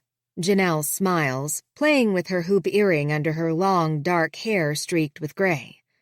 You too, Mom says, sitting across from Janelle, who's sandwiched between Murphy and Blair. As soon as I scurry back to the kitchen, I tug open the freezer and take a deep breath, welcoming the cold air on my exposed skin. Get a grip, I whisper. When the rest of the meal is on the table, I sit next to my mom, which puts me directly in front of Murphy. Your daughter is a phenomenal cook, Hunter says. Thank you. Mom blots her mouth. I wish I could take credit for it, but Alice has always loved cooking. She's curious, and whatever she sets out to do, she does it exceedingly well. I glance at Murphy, and he smirks while chewing. He's thinking about cornhole and bowling. This conversation should have my back straight and chin up. Who doesn't love a little praise? But I can't look at Blair, and when I think she's looking at me, I swear she knows. Did he leave with a guilty conscience and immediately confess? No way. Surely not. Blair is talented, too. Not as much in the kitchen, but she's found herself a good man who loves her for all the right reasons, Vera says, giving her husband a little smirk that has everything to do with me. I can't wait to have another daughter, Janelle says, wrapping her arm around Blair to give her a side hug. Blair tips her head to press it to Janelle's. They're so cute I want to vomit. How are the wedding plans coming along? Mom asks. Vera and Blair perk up, and then it begins. Non-stop wedding talk. My mom and Janelle join the conversation with stories of their weddings and Blair's upcoming bridal shower. Hunter finishes his meal and zones out, focusing on his phone. Finally, I excuse myself. I'll get dessert, Mr. Morrison's favorite, lemon sorbet. Alice, I like tiramisu and you know it, he says without lifting his gaze from his phone. That's right, lemon sorbet is your wife's favorite. Oops. When he finally looks at me, I wink and retreat to the kitchen. Ugh, I sigh, dropping my face in my hands when I'm tucked out of sight. Is it September yet? After 7 glass cups are filled with lemon sorbet, I carry them on a tray to the dining room. My mom's laughter has hit the 2nd glass of wine volume. It might be time to cut her off, but Janelle is laughing just as much. Of course my mom would get along with his mom. Traitor, Hunter mumbles when I set the sorbet in front of him, but he can't keep a straight face because he's too much of a flirt. Vera gives me a look that says I should ignore him. Were you renting out your guest house before Alice started working for you? My mom asks. No, we have no desire to deal with that kind of rental property, Vera replies. Murphy could probably give you some tips, Janelle says. Oh, yes, he owned a house not too far from here, Mom adds. How does Krista know about your rental property? Blair asks with a smile through gritted teeth. My mom wrinkles her nose. Murphy clears his throat, pressing his napkin to his lips for a beat. I'm not sure how it came up, but it did. Shit. Mom, isn't it time for you to take your walk around the lake? I stand, eyeing my mom with a tight grin. You know how important a 10-minute walk after each meal is to keep your glucose in check. Oh, are you diabetic? Vera asks. No. Mom plasters on a fake grin and stands because she knows I'm not happy with her. And that's probably because I take a 10-minute walk after every meal. Good for you. I wouldn't be able to drink that much wine and walk around the lake without falling in. Alice, perhaps you should walk with your mom, Vera suggests. She's good. I hold on to her arm. I'll see her out, then clear the table and clean up the kitchen. It was nice meeting you, Janelle, Mom says. You too. Janelle smiles like she just made a new best friend. Blair stands too, jaw fixed while she tosses her napkin aside. You know what? I think I need a drive. Dad, let's take one of your convertibles for a drive. Oh, that sounds like fun, Vera says. But no smoking, dear. Then it won't be that much fun, Hunter deadpans. I guess we're going for a ride. Murphy finishes his last bite of sorbet. No, babe. I think you should walk your mom out, then hang out in the bedroom and do your work or whatever else you do, like own rental property and turn wood and tell everyone like it's no big deal except me. Blair narrows her eyes. They have a stare-off, but he waves the white flag first. I'll stay here. I pull my mom toward the back door. Good job, Mom. What? I didn't say you stayed at his place. Shh. I open the back door. Go to bed. I thought I was going for a walk. You are. Walk straight to the guest house and go to bed. I have work to do, and Vera is right. You've had too much to drink to walk around the lake. Nighty-night. Love you and your big mouth. She sticks her tongue out at me. Yep, she's tipsy. I smirk and close the door. When I return to the kitchen, Murphy's scraping the leftover food from the dinner plates into the garbage. You're grounded. Go, I've got this. Everyone left. I'm back in the doghouse. Might as well make myself useful. Everyone left. We're alone. I'm sorry my mom said that. In her defense, she had too much to drink, and it's a fair assumption that your fiancé would know you owned rental property less than a mile from here. He keeps his head down while cleaning the last plate. It's not her fault. I take full responsibility. And Blair knows I owned a rental, but she just recently found out. That's on me. I shouldn't have waited so long to tell her, but I'm an adult and fully capable of weighing risks. Me. I'm a risk. What we did earlier was a risk. I don the pink gloves from under the sink and run dishwater. Well, you should not have taken the risk that you took earlier with me. You're right. He sets the plate on the neat pile next to the sink. I didn't expect him to agree so wholeheartedly. It steals my breath for a few seconds, a little gut punch. At a loss for words, I focus on scrubbing the dishes and setting them in the strainer as fast as Murphy can dry them. I'm obviously hurt by his admission, yet he makes no effort to say it differently or apologize, which only makes me angrier. And I don't even know why I'm so mad. He's not my fiancé. I willingly unbuttoned my dress. I wanted it to happen. A good man would feel regret, right? No. A good man wouldn't do it in the first place. But that feels equally awful because Murphy is a good man. That's why we fell in love in less than 2 weeks. That's why 8 years later, these feelings are still alive, sprouting, taking root and searching for sunlight to grow again. As the silence stretches, my stupid emotions build, but I refuse to cry. He's not mine. Blair should cry, not me. Would it kill him to say something? Hey, it was fun, but wrong. No hard feelings? Or, I'm an asshole for cheating on my fiancé. I'm going to break up with her immediately. He won't say that because he loves her. This isn't contrived. It's real and messy.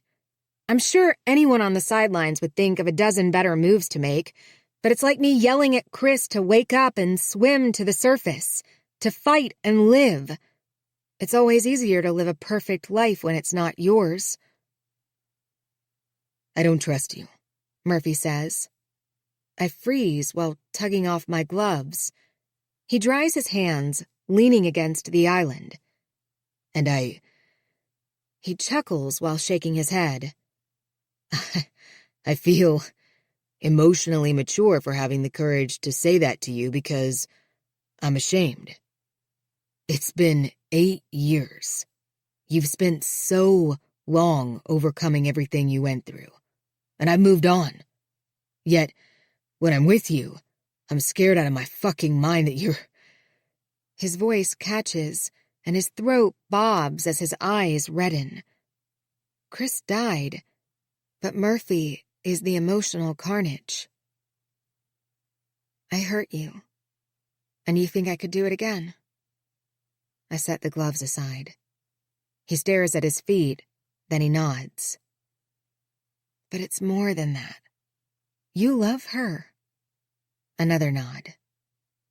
Then it's settled. You'll marry Blair as planned, and in 20 years, she'll hire you a homemaker and you'll not even remember my name.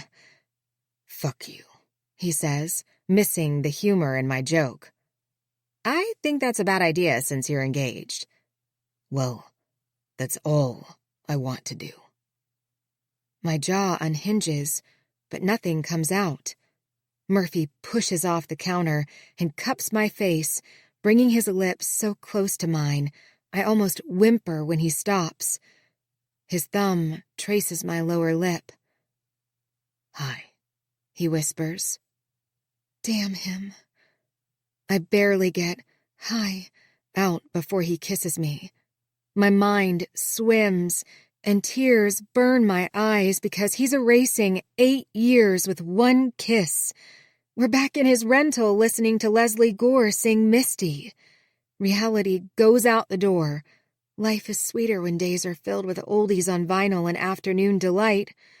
Somewhere, there's a tiny part of my brain holding on to rational thoughts, and they're fighting to remind me of trivial things like Murphy is not mine. But the other 99% of my mind homes in on one thing. His tongue making deliciously languid strokes against mine. We don't miss a beat when he lifts me onto the cold, white marble countertop. I want this to be an alternate universe, where we're doing nothing wrong because it feels too good.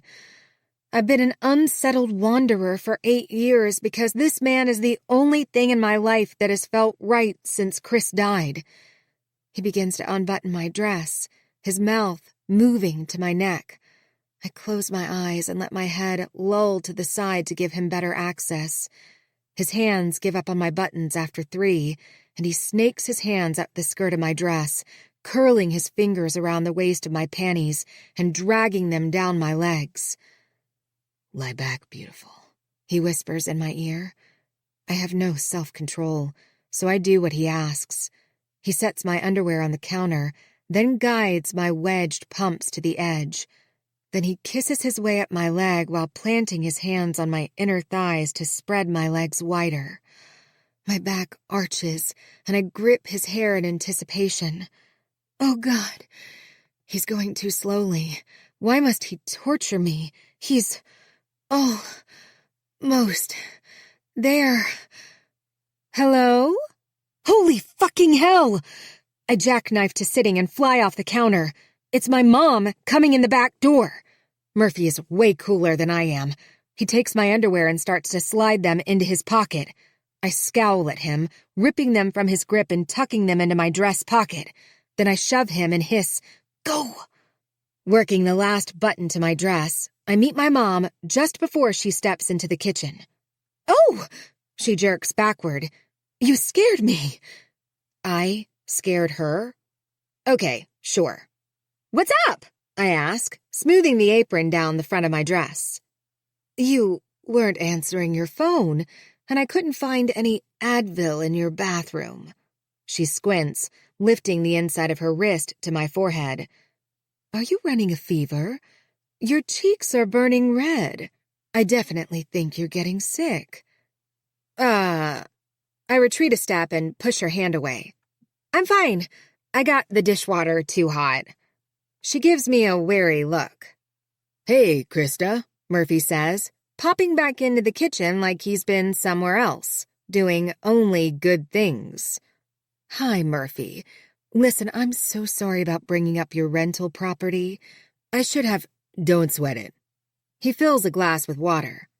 "I should have told Blair earlier. It's not that she didn't know. It's just that she recently found out. After my dad died, I went out of my way to not look back. Clearly, not telling Blair sooner was taking it too far." He smiles before sipping his water. "Well, thank you for understanding. Listen, I won't keep you, but my dear daughter wasn't answering her phone, and I have a slight headache, so I need Advil, Tylenol, or something like that." "Oh, sure. Let me see what I can find," he says. "No, really, I'll get it." I head toward the hall bathroom, but Murphy does too, like it takes both of us to find a bottle of pain pills. "Your in-laws and fiancé will be back soon. Just go to your room. I've got this." I flick my wrist to shoo him away just as I step into the bathroom. I find a bottle of Advil and turn, but he's right there blocking the doorway. I frown. "What are we doing?" I whisper. "You missed a button." He reaches forward and fixes the missed button while forcing me backward and kicking the door partially shut. "What are you—" He kisses me, gripping the back of my legs and lifting me onto the vanity. It's a punishing kiss, just like his hands sliding to my ass, squeezing tightly, pressing my bare core firmly against the bulge in his jeans. God, I want him so badly I could cry. He kisses my jaw, and I drop the bottle of pills, then grip the edge of the vanity, shamelessly rocking my pelvis to grind against him. "I hate her so much," I say with a tight voice between labored breaths. His mouth curls into a grin as he nips at my neck, keeping a bruising grip on my ass. "You don't." He thrusts his hips into me. "But I fucking love how hard you're trying to." He's right. I don't hate Blair, but I want to because then I don't have to hate myself so much. I'm afraid it's too late to save my soul or his. A nauseous feeling kills the butterflies in my tummy and extinguishes the burning need in my veins when I think about Blair wanting makeup sex later, or Murphy needing to get off after our 2 close encounters today. I shove him away, hop off the vanity, and retrieve the pills from the floor. Then I peer up at him as if everything is his fault, even though it's probably mine. If I make breakfast in the morning and hear Mr. Morrison say one word about how loud you and Blair were, I'm going to piss in your coffee. He lifts one eyebrow. "Understood?" I double down. Murphy slowly brings his pointer and middle finger to his temple in a tiny salute. I roll my lips together to keep from grinning at his gesture. "But seriously, please don't have sex with her." That plea stays in my head because it's an unfair and unrealistic request, which is quite fitting for the fantasy world I like to live in with Murphy. My brain has reverted to childish behavior with its fingers shoved in its ears while chanting, "La la la la la." Chapter 40. Choices suck. Avoid them at all costs. When we were young, my parents would take me and my sister to Dairy Queen every Saturday during the summer. My sister was boring as hell, always getting a vanilla crunch cone, but I stewed over my decision. Banana split or peanut butter parfait. Mom would roll her eyes and tell me to hurry up because people were waiting in line behind us. Dad would invariably jump in and order one so I could order the other and we'd share. He'd say, "Life is short, buddy. Why choose?" He lied. Life isn't that short, and since then I've discovered the hard way why choices must be made. I just never imagined I'd stew over love. Actually, I'm not sure stewing is the right word. I've backed myself into a corner and I will not get out of it unscathed. "Still in the doghouse?" Hunter asks as we practice on his putting green next to the pickleball court. "Yep." I tap the ball into the hole. "You should buy her something. Nothing cliché like flowers or jewelry. It has to be something that feels well thought out, like a chihuahua or a new car." I chuckle, scratching the back of my head as he makes a long putt from the edge of the green. I'll keep that in mind, thanks. Everything you said to her was probably true, but you need a little more tact. Like you? He smirks, tossing another ball onto the green. When you've been married as long as I have, you can get away with more. Like hiring a homemaker? Alice is a dream. I hope this guy she's dating doesn't try to marry her anytime soon. Me too. I don't think you have to worry about that. She's pretty focused on serving you at your throne, I say. Who's serving who at what throne? My head whips around when I hear her voice. Alice's light pink and white dress sachets with each step as she carries a basket of fresh-cut flowers toward the house. Perfect auburn ponytail bobbing like a show pony. Murphy was just asking me what my secret is to a happy marriage. I told him he needs to worship Blair like I worship Vera, and he'll have a long, happy marriage. Hunter delivers his bullshit with a devilish grin. I couldn't agree more. Alice bats her eyelashes. Her tone has an edge that makes my grin falter. After she's out of earshot, I hope, Hunter whistles. There is nothing as sexy as a woman in heels. I think they cause bunions. We should normalize wide-toed flats being the new sexy. Christ, Murphy, I knew you were pussy-whipped, but castrated too. I laugh, handing him the $10,000 Hanma putter that goes with his older matching irons he spent over $50K on. I need to get some work done before Vera and Blair return from the salon, since it looks like I'll be going to the animal shelter or a car dealership before the end of the day. Go for the car. I don't want a dog pissing on my floors. You should have thought of that before doling out advice. The dog fits my budget better than the car, I holler, walking away. Alice isn't in the kitchen, but there's a jug of iced tea on the counter. I pour myself a glass and head to the bedroom to work. Do I take a big detour in hope of running into her? Absolutely.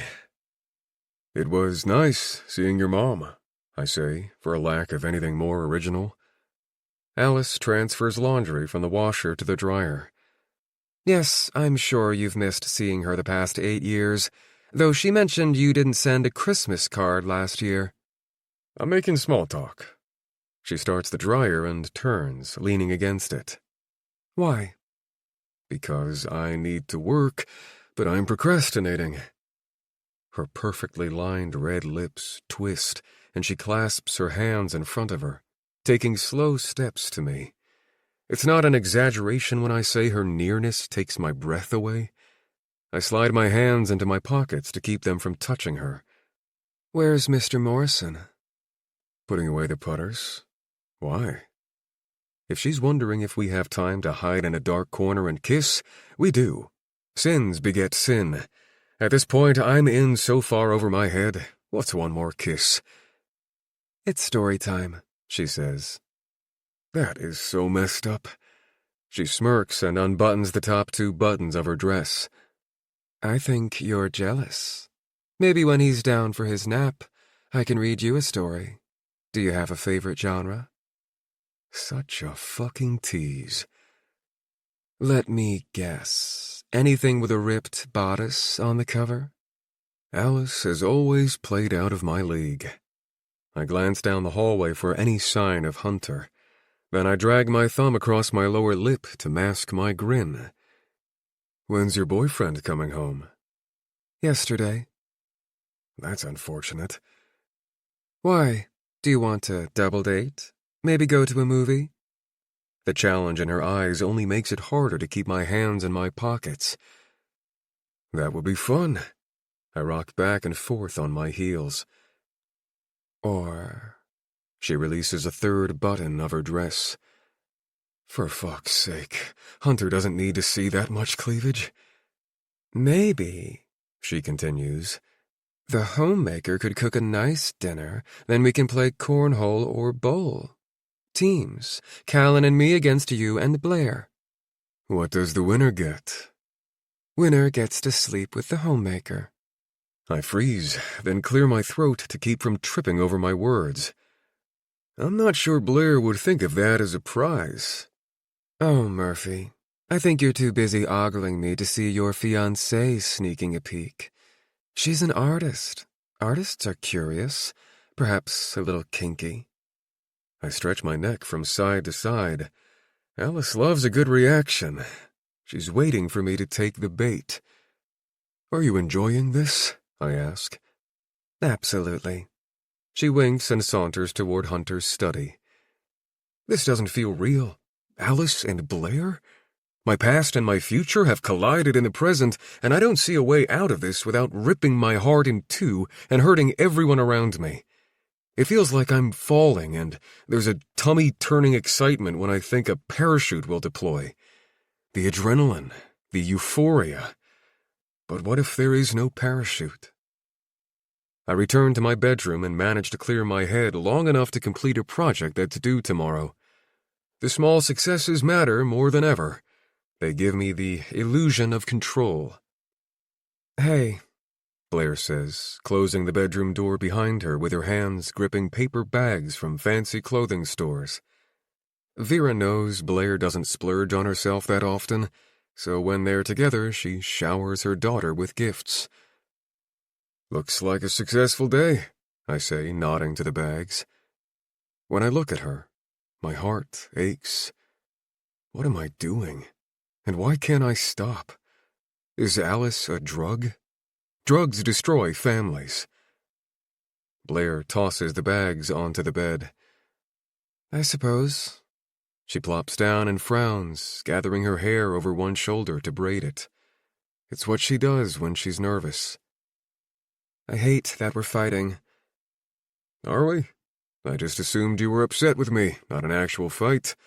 I'm not upset with you. She deflates like I'm weighing her down with all the blame. It's not my intention. I'm sorry. I wasn't trying to be insensitive or keep anything from you. It might take some time for me to perfect running every thought through a filter. But I'll try, because I'm sure it sounds worse than I mean it to sound. I don't have icks, or whatever you call them.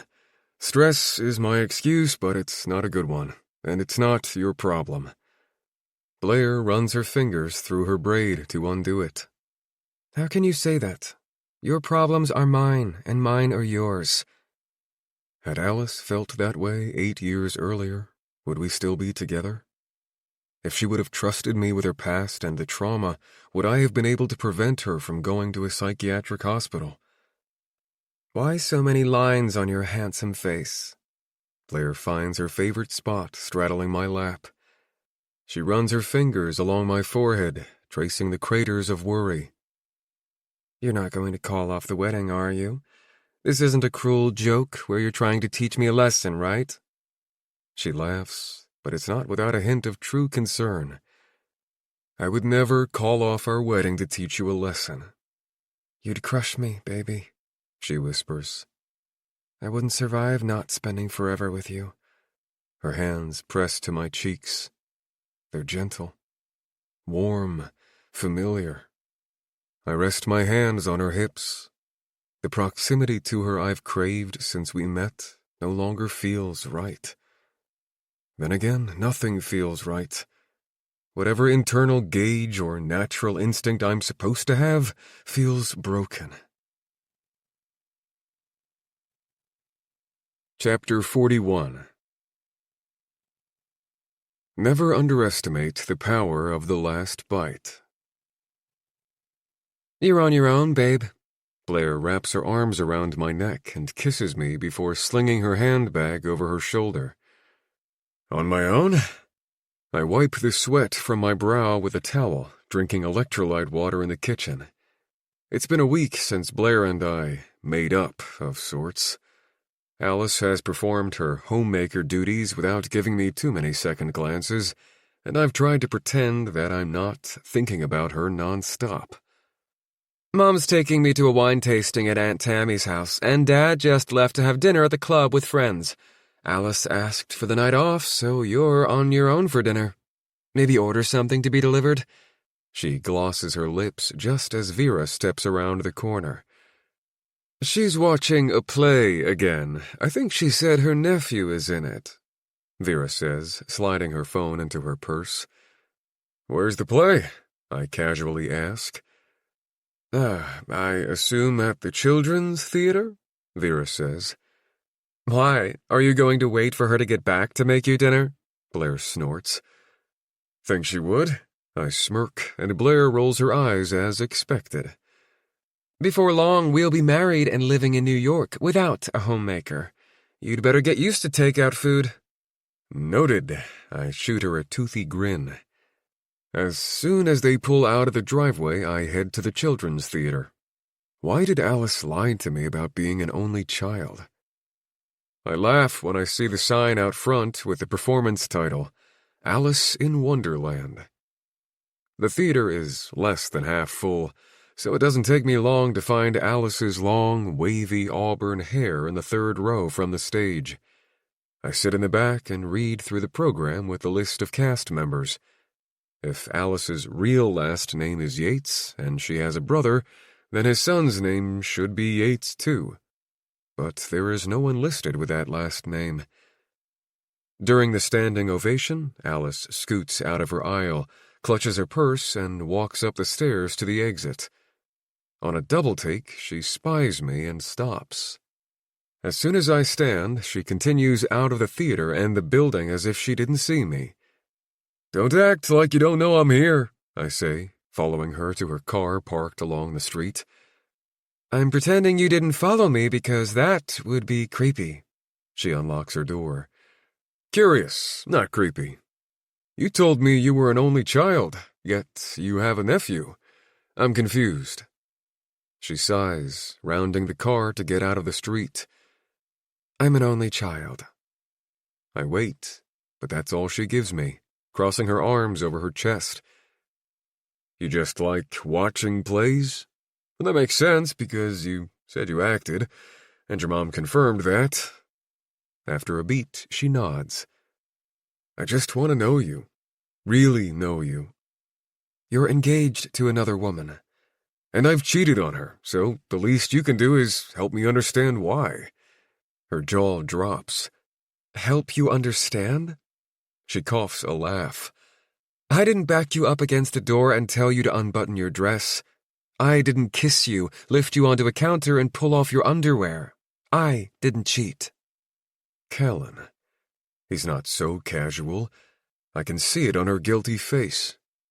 Maybe she's not engaged, but she's taken. Callan wouldn't be okay with what happened between us, and I wouldn't blame him. Yes, her shoulders relax. I like watching plays. So what were you doing at the soccer fields the day you met Callan? Alice frowns. I'm sorry. I know you want to know me because you feel like you can't trust me, and I can't undo the past no matter how much I try to make you understand it. She holds out her hand. I'm Alice Yates. Can we start over? Start over? I laugh. Like erase the past? Which part of it? Just the tragic parts? The 2 weeks we spent together, the day you unbuttoned your dress for me in the bathroom, the encounter in the kitchen, the other bathroom. Her hand drops to her side. If I pretend none of that existed, then my feelings for you, which I can't avoid, are incredibly inappropriate, I say. They are anyway. I shake my head. Alice. I lace my hands behind my neck and drop my head, staring at my feet. I think about you nonstop. When I'm supposed to be working, when I'm running in the morning, every time I see the swimming pool, when Hunter plays music in his study, morning, noon, and night. I look up. I fucking think about you when I'm in bed with my fiancée. Not because I want to. I don't. I love her, and that should be enough to stop thinking about you for one goddamn moment. But it's not. Do you have any idea what that's like? Tears well in her eyes, so she averts her gaze and wipes them. Yes, she whispers. Can you tell me one truth? She sniffles and looks at me. Was I just an escape? An actor in your play? An illusion in your 2-week break from reality? Or were we real? She flinches. I feel like, tipping my head toward the sky, I rest my hands on my hips and sigh. I'm lost, buried in a dozen perfectly wrapped, nested boxes. And to find what I'm looking for, I have to rip everything apart. Alice furrows her brow, then returns several tiny nods. I ripped everything apart. She laughs, but it sounds like a partial sob. Then I burned it to the ground with myself in the middle. I don't hear the cars on the streets, the people passing by, and everything around me blurs until it's just us in a bubble. For what it's worth, I wouldn't trust me either.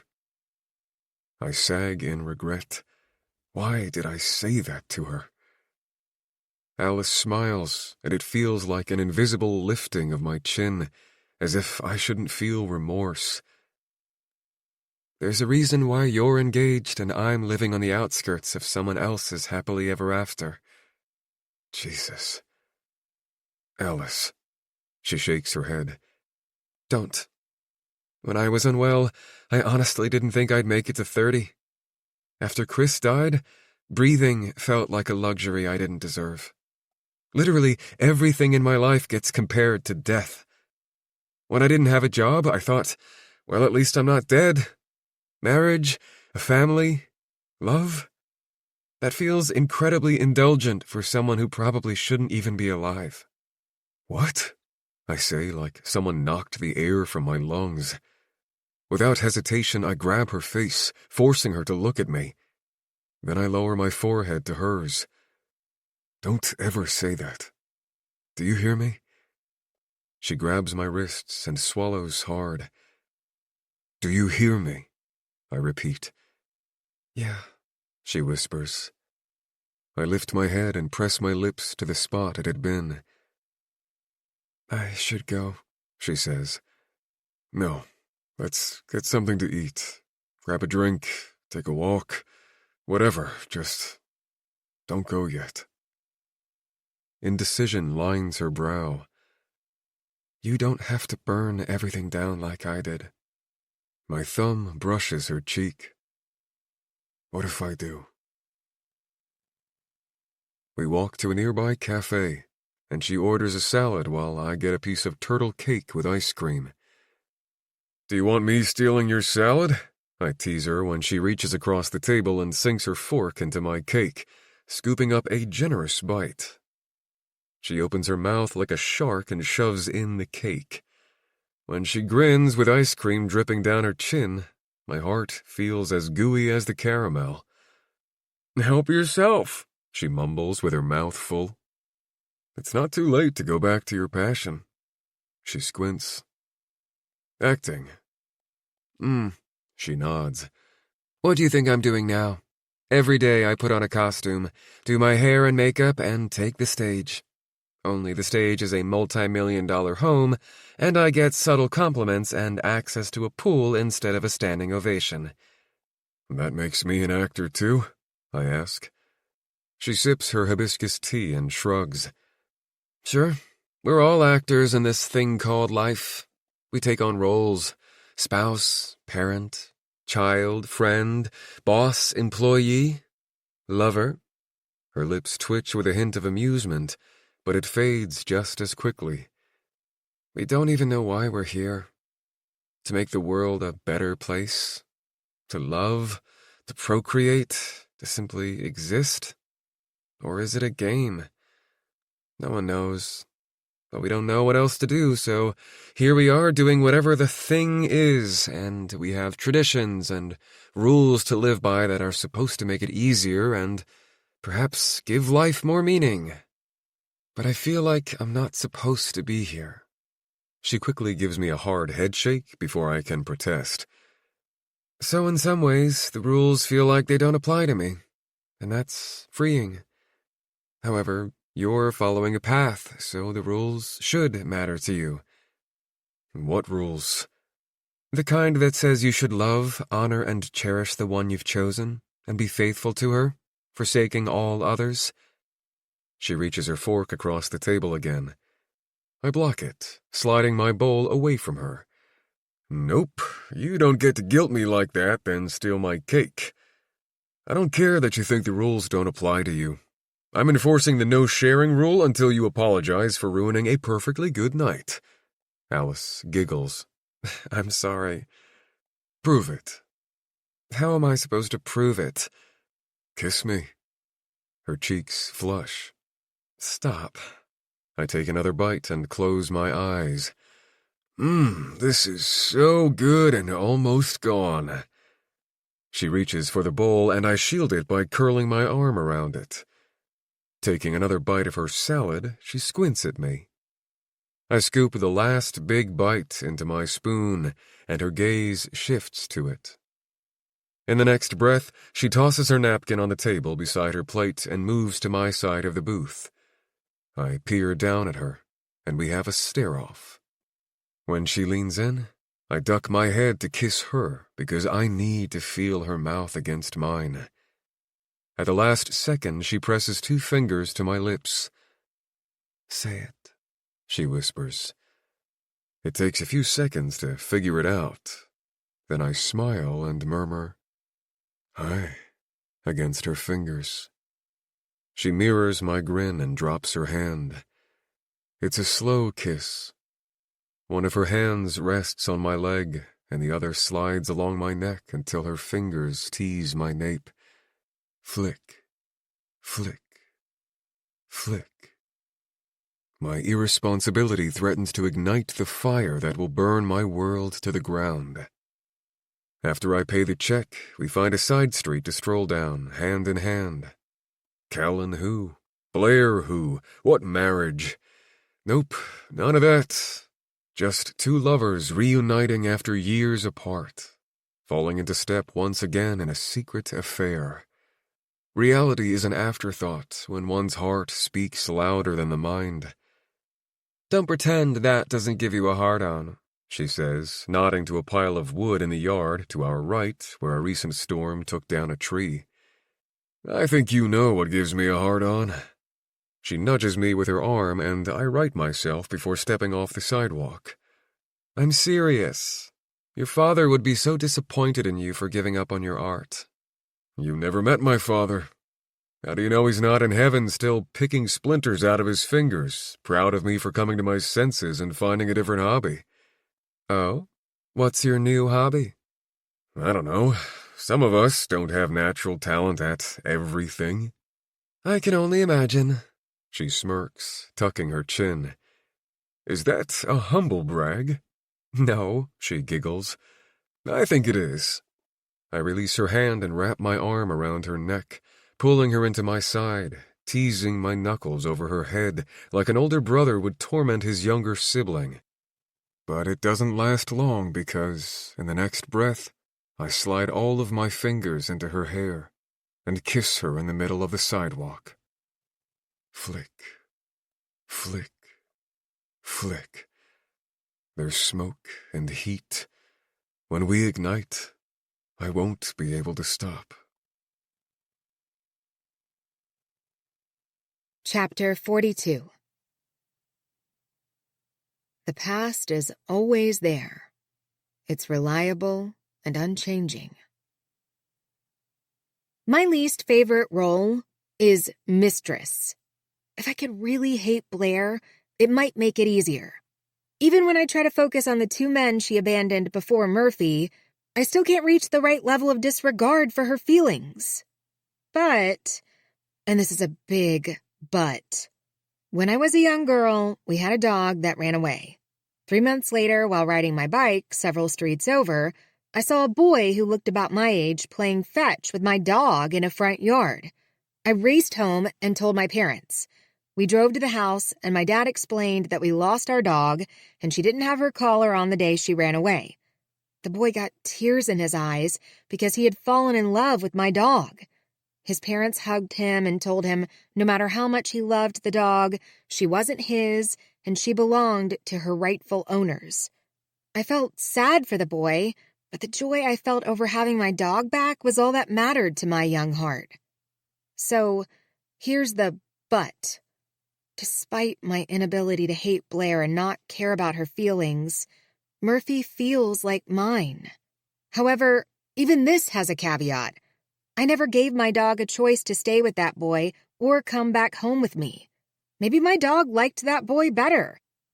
Perhaps that boy gave my dog more treats or took her on longer walks. Murphy has a choice. I won't ever question his love for me. It's deep in his eyes and bleeds from every smile he gives me, every whispered hi, every brush of his fingers across my skin. But he loves Blair too. He's been with her longer, and he might trust her more than he trusts me. Miss me? Callan surprises me with a bouquet of roses as he waits at my door Friday afternoon. How is he to know that every day I pick roses, poke my fingers on the thorns, and arrange them in vases that cost more than I make in a month? Still, it's a lovely gesture. Thank you, I say, taking the flowers in one hand while wrapping my other arm around him. Dinner? Or skip dinner and go straight to dessert? He asks before kissing my neck. I close my eyes, and all I see is Murphy running his hands through his messy hair, giving me a shy grin as I step into my car after dinner at the cafe and walking through neighborhoods where no one knows us. All I feel is my heart stretching my ribs thinking of how different my life would be had I found him before he met Blair. For the record, I tried calling you. This wasn't supposed to be a surprise, but I'm glad it happened this way. He reaches for the door and kisses my lips at the same time. I pull away, checking my pockets. Crap, I left my phone on the kitchen counter of the main house. I'll meet you inside, okay? He takes the flowers from me. Hurry, I'll be in bed. I smile, but not like my usual smile for him. It's a consolation smile. I jog toward the house, but slow to a walk when I'm behind the hedge bushes. Everything inside of me doesn't want to be with Callan tonight, but how do I tell him that? After I slip off my shoes and round the corner, I gasp, nearly tripping over Hunter's body on the kitchen floor. Mr. Morrison? I drop to my knees and check for a pulse. Help! I yell before feeling for a breath. Nothing. No pulse. No breathing. Help! I scramble to my feet and grab my phone off the counter to call 911. With it on speaker, I start chest compressions. 911, what is your emergency? I need an ambulance, I compress, over and over. Not breathing. The operator verifies the location and says something else to me, but I don't catch it because my heart is beating just fine. In fact, it's so loud in my ears it drowns out everything else. Where is everyone? I fed them dinner less than an hour ago. Help, I say in a weaker voice as tears sting my eyes and sweat beads along my brow. Don't die. Please don't die. Am I pressing hard enough? Fast enough? Is it doing anything? I lose all sense of time, drowning in dread. Drowning. It's like he's drowning. Don't die, Chris, I whisper. I hear voices, but it's like everything is echoing underwater. Someone stops me, pulling me away from him as paramedics tend to him.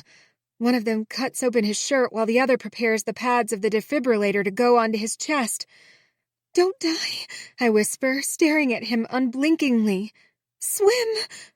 Behind the paramedics, Blair and Vera sob with their hands over their mouths. That's when I realize it's Murphy holding me back from Hunter. I turn in his arms. His lips move. I think he's talking, but I don't know. "I didn't save him. I let everyone die." He flinches. I wriggle out of his hold and stumble past him toward the back door. "I have to go." Vera's going to miss him. And all the things he did to drive her crazy will leave the biggest holes in her heart. She'll regret everything she ever said to him that was anything but kind. Chapter 43. Tragedies are so tragic because it's never the right time for everything to fall apart. Time is our worst enemy. We took a walk around the lake after dinner. Hunter didn't go because he had indigestion. It takes a moment to realize what's happening. Vera and Blair scream. I call 911, but just as they answer, the paramedics come through the front door. Alice must have called them. They ask her to step back, but she ignores them, so I have to pull her away while she whispers, "Don't die. Swim." Blair and her mother are falling apart. My future father-in-law is dead on the floor, but the only thing I can focus on is Alice. I'm losing her again. This can't happen. She escapes my hold, but I can't let her go, not with that distant look in her eyes. "Don't do this," I say, grabbing her shoulders, pressing her to the back door before she can open it. "Do you hear me?" For the first time, her wild eyes shift and lock with mine. "Alice, no one is drowning, okay? He's okay. You're okay." My voice cracks under the lies and desperation. I whisper, "Okay, baby?" She blinks, sending fat tears down her face. I have never felt so internally conflicted in my life. I can't be everywhere at once. Is this it? Is this the moment I have to choose? It's a new level of fucking cruelty. I need you to focus on me. You are okay.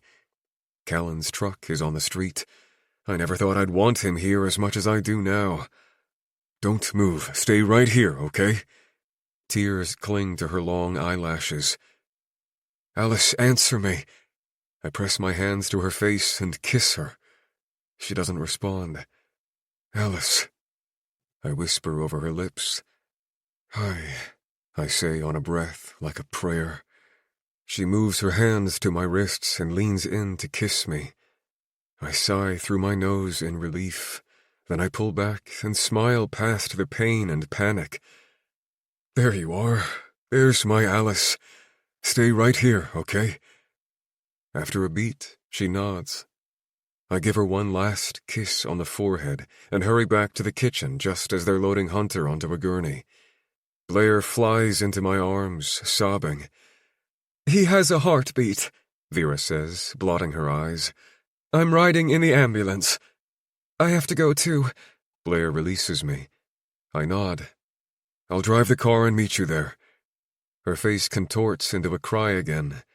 Vera wraps an arm around her while they head out the front door. I return to the back door where Alice is staring at her feet, unmoving like a statue. It almost looks like she's asleep. Ready? I take both of her hands and bring them to my mouth, kissing her knuckles one at a time. Ready? She whispers. Hunter's heart is beating. He's alive because of you. She squints like it's too much to process. Let's go. I lead her to the guest house and open the sliding door. Baby, what took you so long? Take off your clothes and get your sexy ass in here, Callan calls from the bedroom. It's not just Alice, I say. He appears around the corner a minute later, shirtless, jeans on but not fully fastened. My jaw clenches briefly, but I don't have time to be mad or jealous. Tonight, I'm incredibly fucking thankful that he's here because I have to leave, and she can't be alone. What do you know about her past? I ask. He eyes her. What do you mean? She had something tragic happen, and certain things trigger PTSD. Hunter just had a heart attack, and that triggered it. Jesus, he says, pulling Alice into his arms. She leans into him like a limp doll. I have to get to the hospital. Stay with her until I get back. Got it? Callan eyes me, and something passes between us. I'm sure I'm doing a shitty job of hiding my deep concern. I'm sure he sees every emotion I've ever felt for her, bleeding from my face like a flashing sign. Of course, I'll take care of her, he says with a tighter voice. I turn and run back to the house to get the car. When the adrenaline wears off, I'll break open a bag of marshmallows and roast s'mores over the dumpster fire that is my life. But for now, I have to keep going. Keep everyone else from falling apart. Chapter 44. If you're going to fuck everything up, do it royally. Callan gives me a bath. Then he wraps me in my robe and makes a cup of tea as I sit on the sofa and stare at the mesmerizing flicker of the electric fireplace under the television. Thank you, I murmur when he hands me the mug. You're welcome. He sits next to me on the sofa, resting his elbows on his knees, head bowed. Are you okay? I think about it for a few seconds. Yes. Can I ask what happened in your past? Is this about your friend who died? And can I ask how Murphy, your boss's daughter's fiancé, knows more about your past than I do? He peers over his shoulder at me. My fiancé died, not my friend. I give it a moment to sink in. When Callan's gaze flits from the mug back to me, I continue. I needed to escape life, so I rented a place not far from here. Murphy was the owner, the vacation rental host. I observe Callan and the subtle shifts in his expression. The details don't matter, but I'm not sure he'll believe that. Were the two of you close during your stay? I sip my tea, then return my attention to the fireplace before answering with a tiny nod. How close? I don't answer. Because the look he gave me earlier made me feel like an outsider, like I wasn't the guy who was supposed to be in your bed. I'm not sleeping with him, I say, as if parsing hairs at this point really matters. But you want to? Callan. It's a simple question, Alice. Do you want to fuck another woman's fiancé? I flinch. Wow. He stands, rubbing his temples. If you have to think about that answer, then I have mine. Callan, he holds out a flat hand and closes his eyes, taking a deep breath. I'm sorry for your loss, years ago, and for what triggered you tonight. If you ask me to stay, then I'll stay. But if you want me to go, then I will. And I don't have to come back, if you're ready for whatever this is to end. I don't know what this is. I don't know what I'm doing. I don't know who I am. Callan walks past the sofa, then stops and leans over the back of it, pressing his lips to the top of my head before whispering, You have my number. The next morning, I wake at my usual 5 o'clock time, and I go through the motions. Meditate, jog around the lake, shower, breakfast. I arrive at the main house just before 7, exchange shoes, tie my apron, smooth a hand along my ponytail. I cling to routine like my life depends on it. But my steps halt when 2 tired eyes meet mine. Murphy slowly stands from a stool at the kitchen island. His hair is chaotic, like it's been a long night. Wrinkled white t-shirt, dark jeans, no shoes. I open my mouth to speak, but he holds a finger to his lips before jerking his head to the right. After a second, I wordlessly follow him to the basement stairs. We take a sharp right at the bottom until we reach the bedroom at the end of the hallway. Sometimes Vera comes down here to hide from Hunter. She says it's the most quiet room in the house. Murphy closes the door after I step past it. I turn to face him, wringing my hands together. "How is Mr. Morrison?" "Are you okay?" Murphy asks, like my question doesn't matter. The anguish on his face hits me like a 20-foot wave coming onto shore. "Yeah," I whisper. He pushes off the door. "How's Mr. Morrison?" Murphy brushes his knuckles down my left cheek. I close my eyes and lean into his touch. When his hand disappears, I open them again. The intensity of his gaze, locked to mine, makes all the questions vanish. It's eerily quiet, except for my heart thrashing around in my chest as he slides his arms around my waist to untie my apron. Not a muscle in my body protests, not a flinch of hesitation or flicker of doubt. Did Hunter die? Where are Vera and Blair? And why can't I make finding the answers to those questions my #1 priority? After he discards the apron onto the floor, Murphy ducks his head and whispers, "Hi," in my ear. Shivers skate along my skin when he kisses my neck while unbuttoning my dress. After he slides it off my shoulders, I reach for the hem of his t-shirt. He grabs the back of it at the neck and pulls it over his head. Our mouths collide, tongues exploring familiar territory.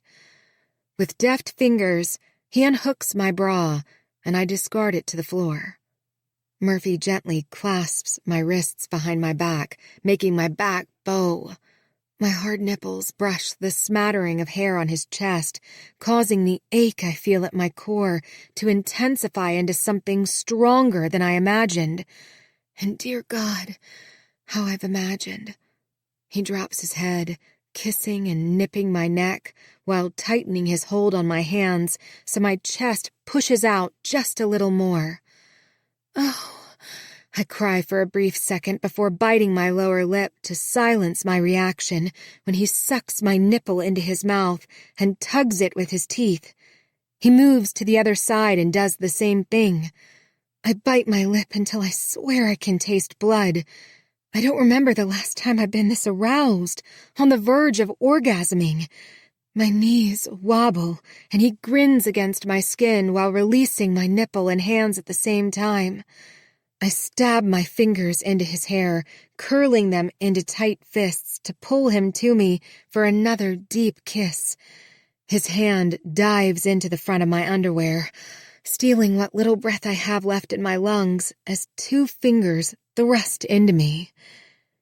"Don't you ever fucking try to leave me like that again," he says in a deep, unwavering voice, our foreheads pressed together while we share labored breaths, mine hitching every time he drives his fingers deeper.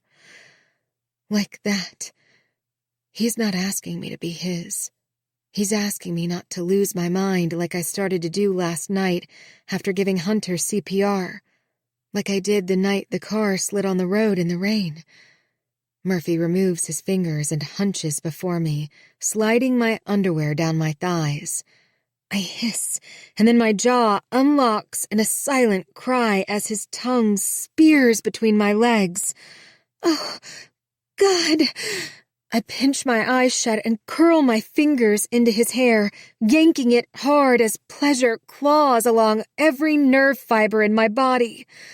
When I stumble backward in my wedge pumps, he falls forward onto his knees, grabbing my ass like he's starving for me, humming his pleasure, fingers digging into my flesh. My knees buckle, and I lower to the edge of the bed, but Murphy keeps his face planted between my legs, releasing one of them from my underwear so he can spread me open, devouring me with his unrelenting tongue. I arch my back, body twisting and contorting, while one hand keeps a hold of his hair and my other leverages the bedding beneath me. "Murph," I pant. "Murphy, I'm—" He releases his grip on my leg, and I hear the soft, grinding zip of him unfastening his jeans as his tongue flicks my clit one last time, and I orgasm. My head thrashes from side to side, heart drumming erratically in my chest, a deafening echo shooting to my ears. Yes! My abs tighten, body pulsing as I feel like I'm transported to somewhere only we know, that place we used to go 8 years earlier. Just as my vision returns, he towers over me, shoving his jeans and briefs down just far enough to release himself. This is the Murphy I remember, the ravenous, impatient man who can't be bothered with removing all his clothes before thrusting into me. "Oh, Jesus," I gasp when he does just that. "Alice." He drags his tongue up my chest, and his hand slides behind my knee. "You're so fucking gorgeous. I want to die inside of you, baby."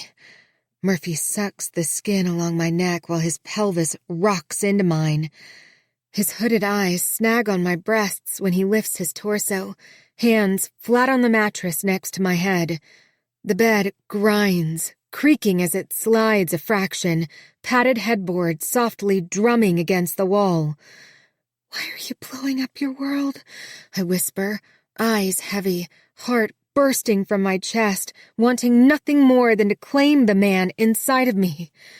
Behind my eyelids, I see us 8 years ago on the sofa, Murphy driving into me while Leslie Gore's "You Don't Own Me" plays on the turntable. We released within seconds of each other, and he murmured in my ear, "But I want to." I don't know what this means, or if it means anything beyond an uncontrolled attraction we've had since the day he greeted me in the backyard with Arnold Palmer. But I know Murphy Patton will be okay. I didn't break him. He moved on with an enormous capacity to love. His heart stretches beyond its limits. Mine just sort of breaks. When we kiss, it feels like the rest of the world vanishes.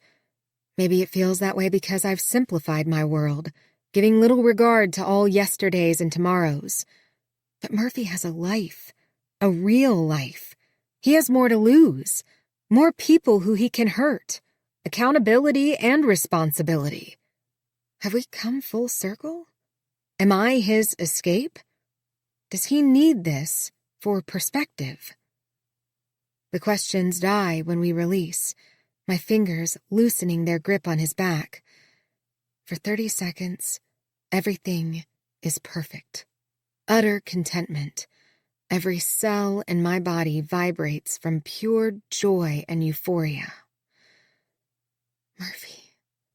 His name tumbles from my lips. What have we done?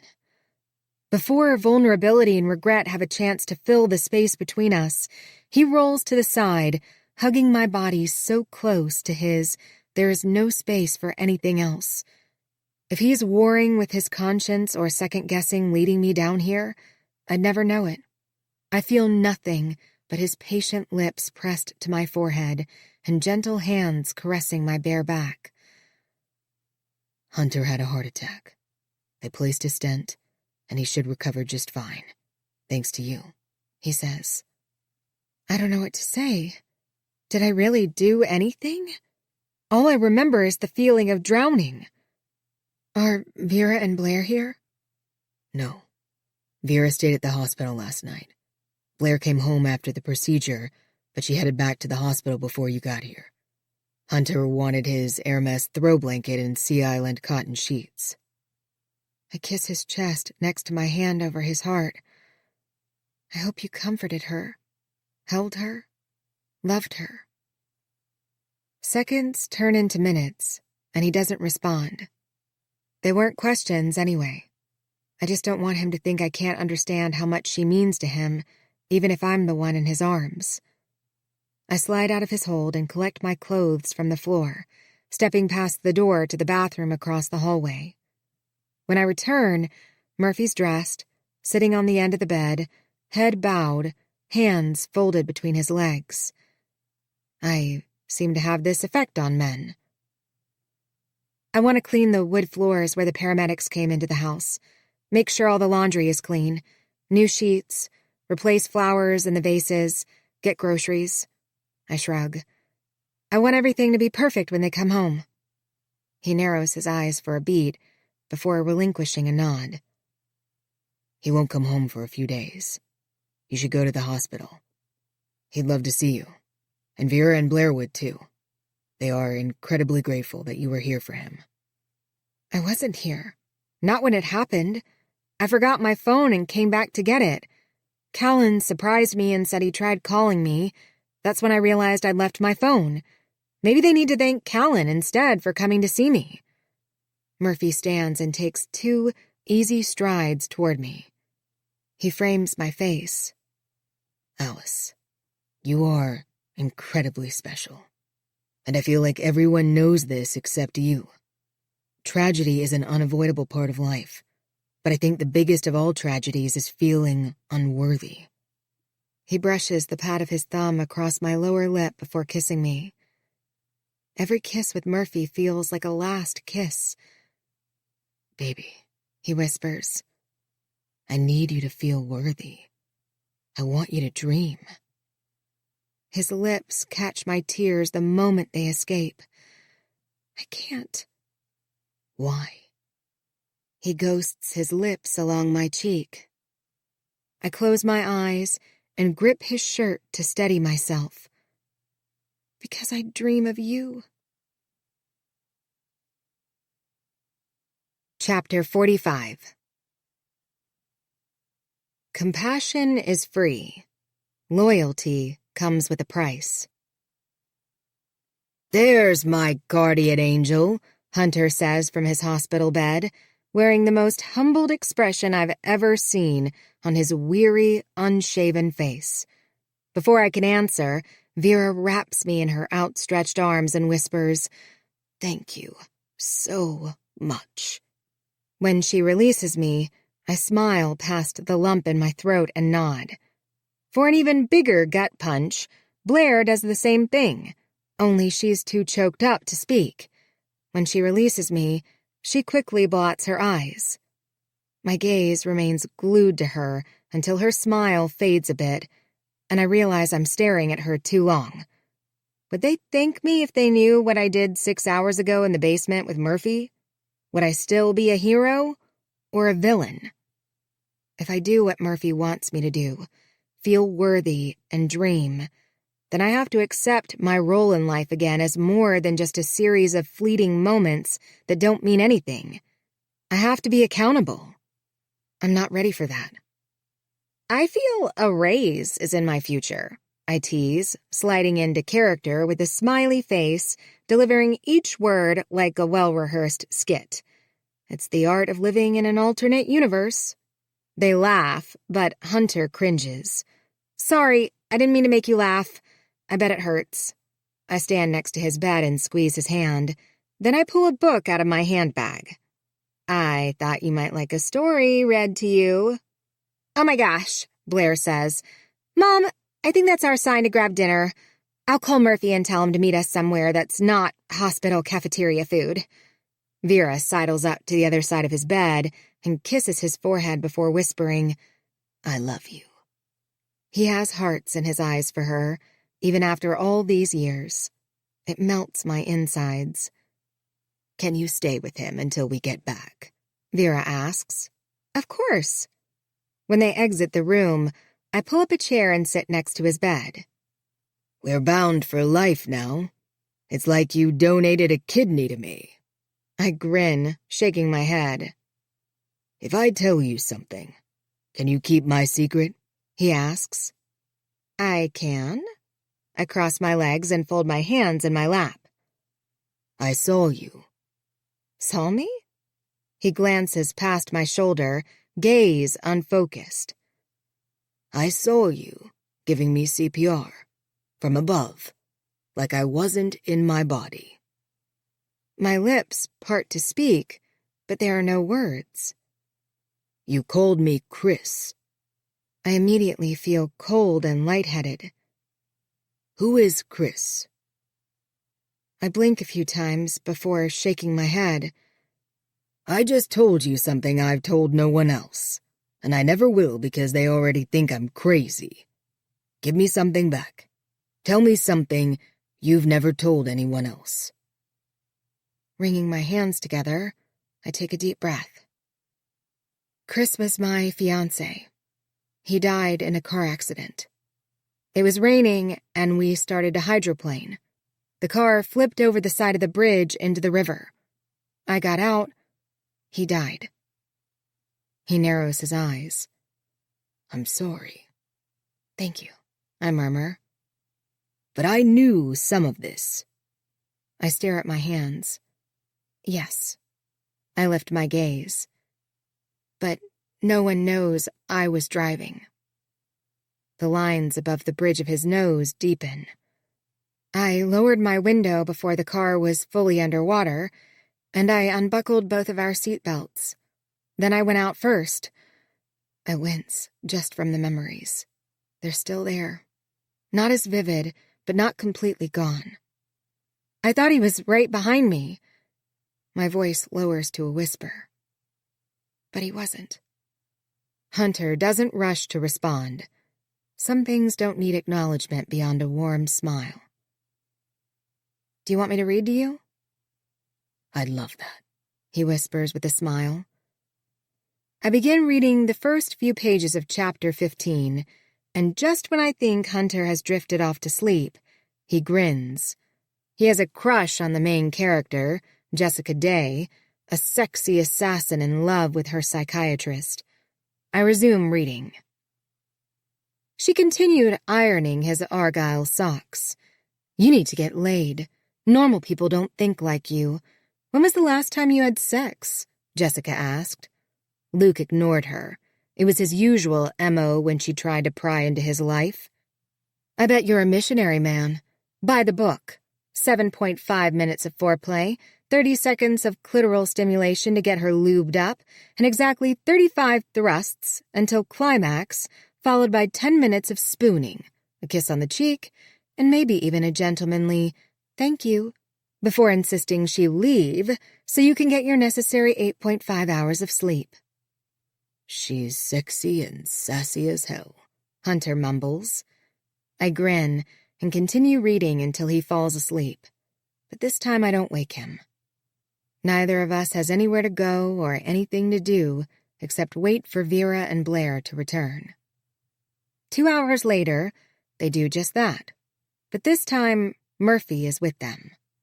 I stand, straightening my dress and hiking my handbag over my shoulder.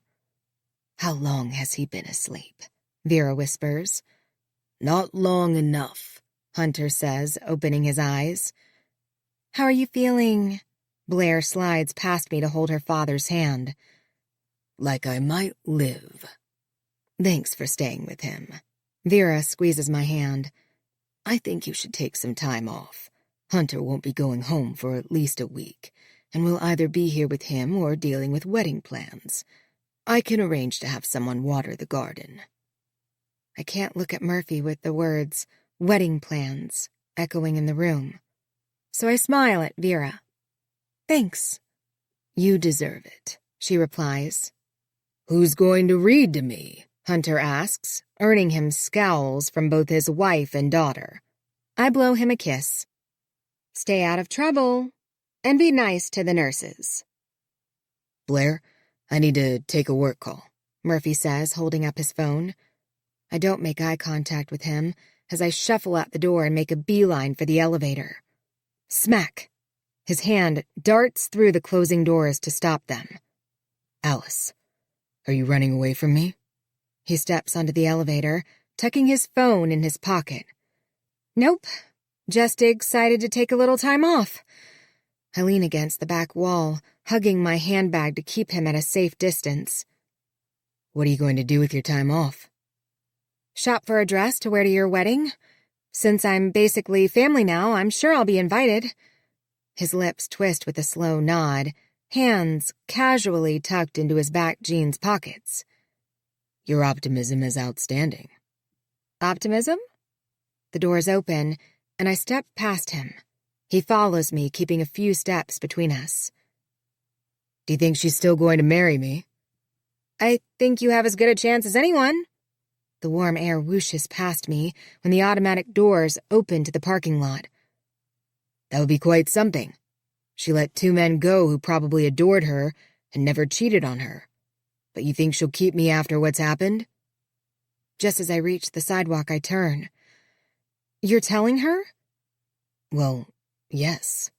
I would never marry someone without being completely forthright with them. Would you? My stomach drops. Do you not want me to tell her? I shrug, but shake my head at the same time. I don't know. Seems like a really bad time to lay this on her. When would you suggest I mention it? At the wedding? Rehearsal dinner? I frown. Murphy deflates. I love you. I wait and wait. But, I ask. Murphy shakes his head slowly. Alice, there's no but. Those 3 words stand on their own without an explanation. I don't need an excuse to love you. You love her, too. I do.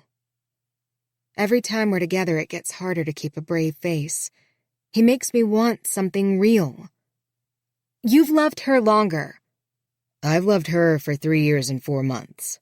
I've loved you for 8 years and 2 months. I frown. Don't give me that look. I knew the day your dad carried you out of my house that I might not ever see you again, but nothing would stop me from loving you for the rest of my life. You can't marry her and love me. I can. Damn him and his all-encompassing heart. Doesn't mean I'm going to. I can't stop thinking about Hunter, Vera, and Blair. They have me on a pedestal the way I used to have Murphy on one. The betrayal would be crushing. Then do it. Marry her and love me. He furrows his brow. Bye, Murphy. I turn, gripping my keys and holding my breath to keep it together. He doesn't trust me, but they do. I never imagined wanting someone's trust so much, but I do. I want the Morrisons to feel good about hiring me, since they now have this overwhelming gratitude. Chapter 46. If life were easy, what would be the point? Marry her and love me? What kind of advice was that? Had Alice not reappeared in my life, I would marry Blair, have a family, and live a beautiful life. No questions, no doubt. This is where there's an all-caps but. Alice is back in my life, and my heart has not forgotten about her, nor has it stopped loving her.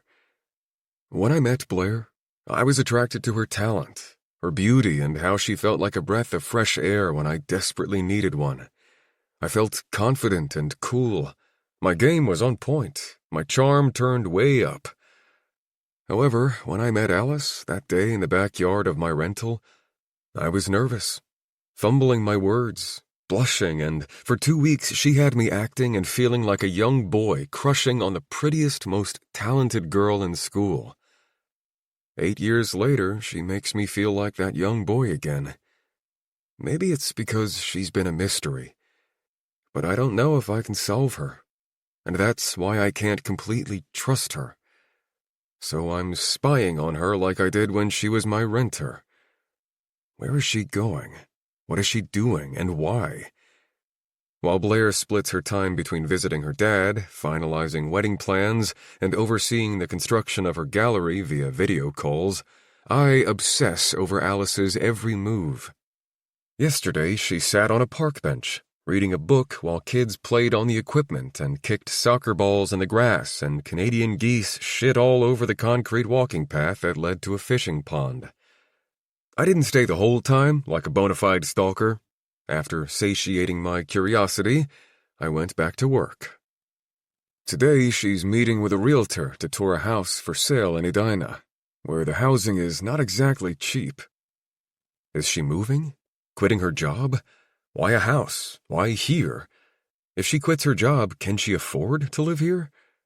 This all should get filed under It's none of my fucking business. But having sex with her a few days ago felt like I was making her my business. I don't stick around and risk her seeing me when she leaves the house. Instead, I message Blair. We need to talk. When I arrive at the restaurant, Blair waves me over to a table on the patio. "This is such an unexpected surprise," she says before kissing me. I hold out her chair for her to sit down again. "A lot has been going on, and I thought we should call a timeout, slow down, and talk." She releases a sigh that's so big her shoulders drop an inch. Then she reaches for my hand, giving it a squeeze.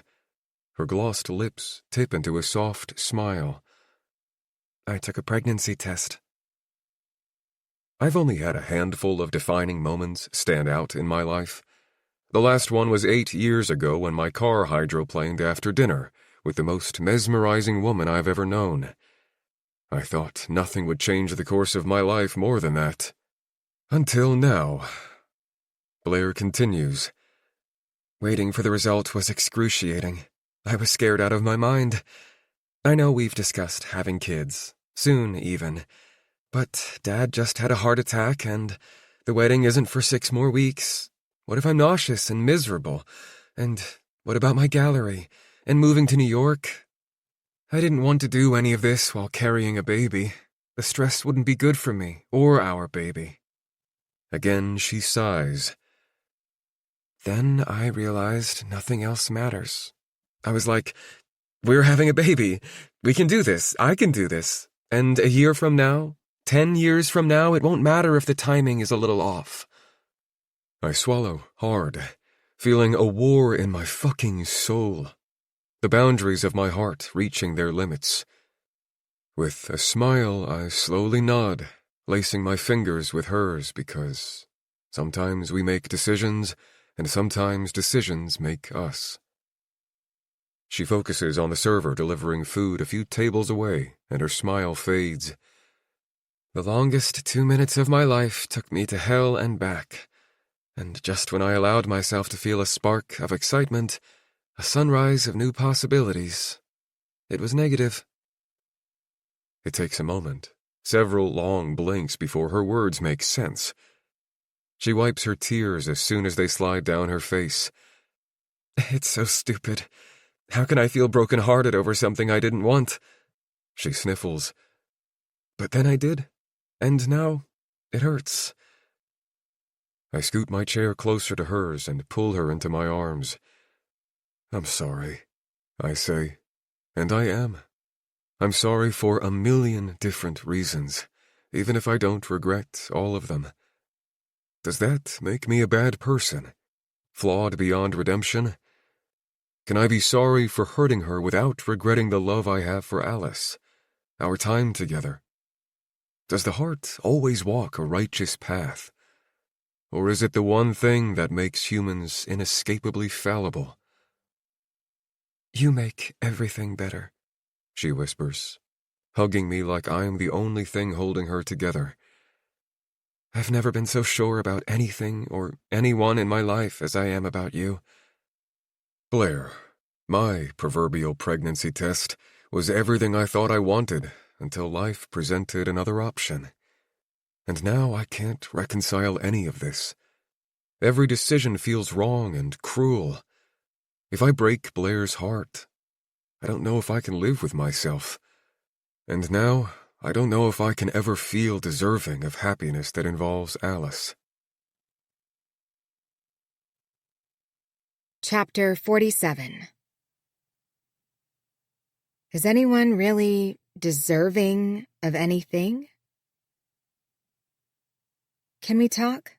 I say to Murphy, peeking my head around the corner into his bedroom. Blair and Vera are at the hospital this morning because Mr. Morrison is being released today. Murphy has avoided me lately, and I have to assume it's because he's staying with Blair. He turns in his chair, eyeing me intently for a few seconds before nodding. I miss his smile. It's been a while since he's looked at me with that grin that makes me feel adored. "Are you going to tell Blair about us?" He narrows his eyes. Why? Because I need to know if I'll be keeping this job. Murphy leans back in the chair and rakes his fingers through his hair. I need to. That's not helpful. Are you wanting to know if I'm going to marry her? I shake my head. I just want to know if you're going to tell her. And if you are, that's fine. I understand. But your decision affects my life. If you need to tell her, I would never ask you not to. It's just, I have a decision to make, and I need to know if I have job security or not. Rumor has it you can work for the neighbor, he says. My nose wrinkles. I thought of that, but it would feel like a betrayal. And honestly, if you tell Blair, I don't think I want to be that close to the Morrisons, out of respect. He drops his gaze to the floor. Do I deserve you? My heart sinks into my stomach as much as it did the day I found Hunter unconscious on the kitchen floor. What kind of question is that? And how do I answer it? Murphy. Every time I get this idea in my head about you, something happens, and it just blows up on me. And I'm not blaming you. He grunts a painful laugh, refocusing on me. I don't think anyone is to blame. But I poured my heart out to you years ago, determined to keep you forever. Then you were taken away. Years later, I convinced myself it was time to really let you go because you weren't coming back. Then you did. So despite my reservations, I jumped again without regard for anything or anyone else, and it's like my parachute deployed, but I've gotten tangled up in it, and now I'm just free-falling. And when I land, it's going to hurt so fucking bad. I don't understand, so I squint as though I'm trying to read between the lines, but it's all too blurry. Murphy gives me a sad smile. I tried to tell Blair. I gathered every ounce of courage I could muster and met her for lunch a few days ago. I knew it was going to hurt, but you are so worth it. You deserve to be loved the way my heart has longed to love you since we met. And I struggle with the idea of wanting you and her. But then I realized that's not true. I love two women, but I only want to be with one. He laughs, but it's not a good laugh. The end. And they lived happily ever after, right? Nothing about his foreboding tone and eerie sarcasm feels like a segue to a happily ever after. Blair thought she was pregnant. She found out she's not. She's heartbroken. And I am her lifeline. I swallow back the bile that works its way up my throat, but it doesn't quell the nausea. He doesn't look at me, and I don't know what to say. Minutes pass. How many? I'm not sure, but the heaviness in the air just gets thicker and more suffocating as the silence drags on. Can I ask why you need to make so much money? He changes the subject, and I take a second to process his question. You have a free place to live. I want to buy a house. So you have space between work and your personal life? Well, it's not a bad idea. He squints. That's not really an answer. More like a second thought. How did you feel about the possibility of Blair being pregnant? His face relaxes, and he slowly shakes his head. Numb, speechless, and crushed, he whispers. Then ashamed. I'm so sorry. His gaze snaps to mine for a breath before he pushes out of the chair. My heart knocks harder against its cage with each step he takes. Why would you be sorry? Because I think I took the wrong job, I say. You saved a man's life. I'm destroying yours. Anguish brands his face. Don't say that. Am I wrong? I laugh. We had sex. It was good. We were really good at it 8 years ago, too. But I'm sure Blair gets your dick up just fine. She's artistic. She has good breeding. Are you serious? He rests a hand on his hip and stares at the ceiling. Breeding? I should be with Blair because she has good breeding? No, but it's not a bad thing. Murphy pins me with a look. Say that to my fucking face without grinning. Look me in the eye and tell me that breeding is a serious consideration for spending the rest of your life with someone. I roll my lips together. Nope. Don't do that. Don't hide your grin. Don't pretend that you don't see the ridiculousness of such a statement. We're done talking. I pivot and click my heels along the floor toward the laundry room.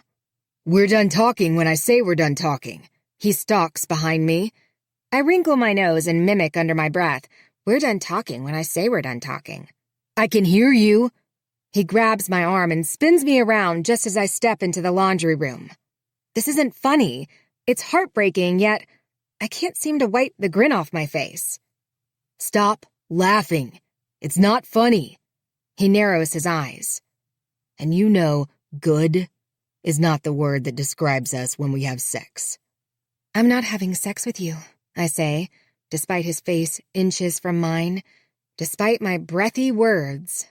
You can say hi 1,000,000 times, but it's not happening. I'm done being the other woman. I'm a homemaker, not a home wrecker. His lips twitch. Is that so? I tip my chin up and give him a quick nod. I'm not in the mood anyway. He turns and disappears around the corner. My jaw drops. What? I jolt toward the door as a few choice words get ready to take flight. Hi, he whispers, perched around the corner, scaring the hell out of me. I gasp, just as his mouth seals to mine. His kiss is all-consuming. He's all-consuming. Every ounce of self-control dies, taking my conscience to the grave with it. It's not until I stop trying to resist him that he lets me go. We stare at each other through wild eyes and labored breaths. Why do you want to move to Edina? He asks, then rubs the red lipstick from his mouth with the back of his hand. I squint. I never told you I was looking at a house in Edina. His jaw clenches. I never told you that. Can you answer the question? Can you tell me why you followed me? After a little standoff, he crosses his arms over his chest, but it's not going to protect him. I deflate. Just marry her and forget about me. He grabs my arm again when I brush past him, but this time he doesn't force me to face him. I want to trust you. Why? I stare at the floor. Because I want to be with you. But if I can't trust you, it's never going to work. Blair is... I don't want to marry Blair. I stiffen with my breath held, mind reeling because he's so angry. He releases my arm and steps back into the wall, dropping his head against it. I don't want to marry Blair, he repeats in a calmer tone. And you fucking know that. I lift my head, and without turning to face him, I murmur, My son lives in Edina. Chapter 48. Stop planning. God is laughing at you. Click, click, click. Alice's steps fade as she retreats toward the kitchen. Her confession echoes in my head like a weather radio with poor signal. Some words pass through the noise while others get lost in the static. Edina. Son. I hear my name again and again until I peel my head from the wall and stare at the hand on my wrist. Blonde hair, familiar scent of rose and saffron. Babe, did you hear me? Blair smiles. We're parked out front. Come help my father inside, even though he doesn't think he needs help. She rolls her eyes. You're home, I mumble, following her as she pulls me to the front door. Yes, they released him early. What's your deal? She laughs. Why were you just standing against the wall? I quickly shake my head. I was just thinking. Blair opens the passenger door to Vera's Porsche. I don't need your help, Hunter says. I reach for his arm. Son, you're not hearing me. I release him and take a step back. You're being so stubborn, Blair says, hooking her arm around his. Hunter seems okay with her help, so I trail closely behind them into the house. Stop, he says, shaking off Blair's hold as we pass the kitchen. Welcome home, Mr. Morrison. Alice delivers a sparkling smile like she didn't just blow my fucking mind. Smells amazing. What's for lunch? He shuffles his feet into the kitchen and sits at the island while she cuts herbs. It's not lunch. It's rosemary for my next loaf of sourdough bread. I thought you'd be home closer to dinner. I'll get started on lunch right away. She winks at him, and he gobbles it up with his shit-eating grin. My father will have a salad for lunch with chicken or fish. No more red meat, Blair instructs while handing him a glass of water. He frowns at the water and then at her, but she returns an overly sweet smile. I, on the other hand, keep my attention glued to Alice, but she doesn't return the slightest glance. It's as if I'm not in the room. Red meat my ass, Hunter says. That's bullshit. It's not the red meat that's trying to kill me. Then what is it? Blair crosses her arms over her chest while leaning against the counter next to him. Stress, Blair scoffs. Stress? What stress? You have people waiting on you hand and foot. If you wanted to stop working today, you'd never want for anything the rest of your life. And you get your dick sucked once a week, Vera says, floating into the kitchen with a sly grin before hugging the back of Hunter. Gross, Mom! Blair scrunches her face. Hunter looks at me as if to gloat? I'm not sure. When I return my attention to Alice, she doesn't flinch. Head down, hands steadily chopping the rosemary. I'd rather die from choking on a piece of steak than eat chicken and fish the rest of my life. Calm down, darling. You'll give yourself another heart attack. Vera takes his hand. He stands. You are going to suck my dick. Stop! Blair covers her ears. Finally, Alice's lips lift into a tiny grin, but she doesn't look up. When Vera and Hunter disappear around the corner, Blair drops her hands to her sides. Let's move out tonight and just elope. Before I can say anything, not that I have anything to say, she flips her hair over her shoulder and pivots. I have to call Allison about the bridal shower this weekend. When it's just the two of us, I take the knife from Alice. She jerks her head up. What are you doing? I take her hand and lead her to the back door. Murphy. Shh. I pull her out the door and past the gardens to the guest house. As soon as we are inside her sliding door, I release her hand and pace the room, massaging my temples. You have a child? She's much calmer than I am. Too calm. Easing onto the bar stool at the counter, she nods. Then she crosses her legs and folds her hands over her knee, slowly bouncing her foot in those strappy wedge heels that Hunter loves. How? When? Why aren't you raising him? I rapid-fire questions without stopping my pacing. Because his father drowned in a car accident, and his mother ended up in a mental hospital. I halt. Alice, you had a child when we were together? That's why she had to go back. She left her child behind. I shake my head.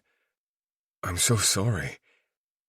She returns a smile that's a little sad, but not hopeless. He seems happy. Good parents. Sisters. He plays soccer and he likes theater. The pieces of the puzzle move into place. You didn't meet Callan at your nephew's soccer game. You met him at your son's soccer game. Alice smiles and nods. Does he know he's adopted? She shrugs. I don't know, because I've never talked to him or his parents. They gave the adoption agency permission to share their information with me if I ever wanted to contact them. But my parents and I didn't give permission for my information to be shared with them for obvious reasons. Who wants to find out the mother of their child was in a mental hospital? So you just... I frown, because it's heartbreaking. Go to his games and plays? You watch him from a distance, but you've never spoken to him? All I want is for him to be happy, and he looks really happy. I don't want to disrupt his life, because it seems like a good one. But... She bites her lip and tears up, while still managing a smile. I like seeing him. It makes me feel like his guardian angel. And that's what mothers are, right? He must have been really young. How old was he when Chris died? Her eyes narrow into tiny slits. He wasn't born yet. I was pregnant when Chris died, but I didn't know it yet. He died. A month later, I rented a lovely little house for 2 weeks in Minneapolis. Alice, I whisper, slowly shaking my head, trying to make sense of everything. How do you know he's Chris's son? Her bobbing leg stills, spine straightens. Because he is. But how do you know? She shakes her head a half-dozen times. Because he has dark hair like Chris and... She ghosts the pads of her fingers along her cheeks. He has freckles like Chris had when he was a young boy. I blink. It's all I can do because the rest of my body feels immovable. Alice, her wide-eyed gaze shoots to mine. I have brown hair. And I had freckles when I was younger. Her eyes redden and she quickly blots the corners while clearing her throat. It doesn't matter, she whispers. I wasn't well, Murphy. It doesn't matter? My jaw drops. Alice shakes her head, averting her gaze. Alice, that boy could be mine, and your reaction is it doesn't matter? Well, it sure as hell matters to me. She winces. Don't do this, she whispers. You don't know what I went through. Do what? Care that I might have a child out there who doesn't know I exist? How can you not know? Didn't they do an ultrasound? She looks at me, and I feel the pain in her eyes, but it does nothing to temper my anger. They did, but not until it was later, which made it harder to pinpoint the date of conception, but I just knew. You knew it had to be his? Were you having sex every fucking day like we were? I hate how harsh and insensitive my words sound, but I haven't had time to process this like she has. We weren't real, she mumbles. Alice? I drag a hand through my hair and grunt a laugh.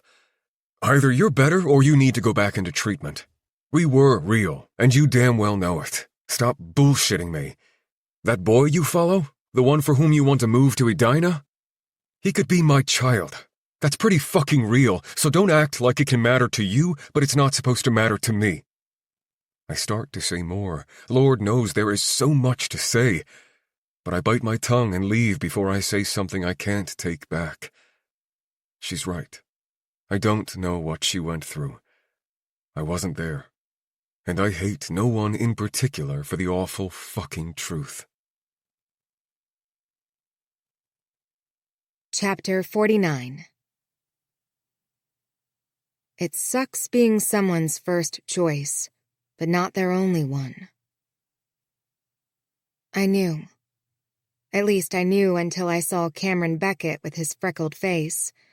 I spent years wondering if he was Chris's son or Murphy's. I knew he could be either man's son, but I wanted him to be Chris's because the alternative felt like a betrayal to so many people. I'd seen pictures of Chris from when he was a child with freckles, and that was it. I knew those freckles had to be his. When the agency gave me the Beckett's location and contact information, it seemed like fate that his family lived in Minneapolis. That's where I had moved to look for Murphy. I'm not sure I believe in fate anymore. When I returned to the main house, Vera's in the kitchen making a salad. I'm sorry, I had to run back to the guest house. Let me do that. She smiles, shaking her head. I can make his salad. I want to make it. When our gazes meet, I know my job is coming to an end, but I smile anyway. Vera blinks away her tears before refocusing on the knife in her hand and the chopped cucumbers on the cutting board. He almost died, she says, her voice weak and vulnerable. And I realized this game we're playing is so stupid. It was funny at first. Neither one of us had to make a compromise. But that's not a real marriage. Right? She lifts her head again. All I have to offer is a slow nod.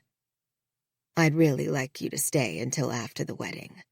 I need the help. Then we'll find you a new job. We know lots of people who would love to hire someone like you. She laughs a little, and I'm sure they won't make you wear those ridiculous dresses and an apron. I slide the rosemary from the edge of the cutting board and brush it off my hand into the bowl of sourdough. Actually, I think the dresses are fun. Maybe I want you to find someone who would like me to wear these dresses when I work for them. Vera grins, blotting the corner of her eye with the back of her hand. Thank you, Alice. You have been the best thing to happen to our family. My smile falls off my face like a boulder tumbling down a mountain. You need to teach me all your tips. I want to learn how to bake bread and make chocolate chip cookies that are the perfect shade of golden brown. Gooey on the inside, crunchy on the outside. Hopefully, in the not-too-distant future, I'll be a grandma. My hands shake as I cover the bowl of sourdough with the towel. I'm sure you'll be a wonderful grandmother, I say without missing a beat, like a seasoned actress. Who's going to be a wonderful grandmother? Blair asks, shuffling into the kitchen, head bowed to her phone. Me, silly. When you and Murphy give me grandbabies. Blair lifts her head, and they have a silent exchange. She must have told Vera that she thought she was pregnant. Murphy got us a hotel room tonight.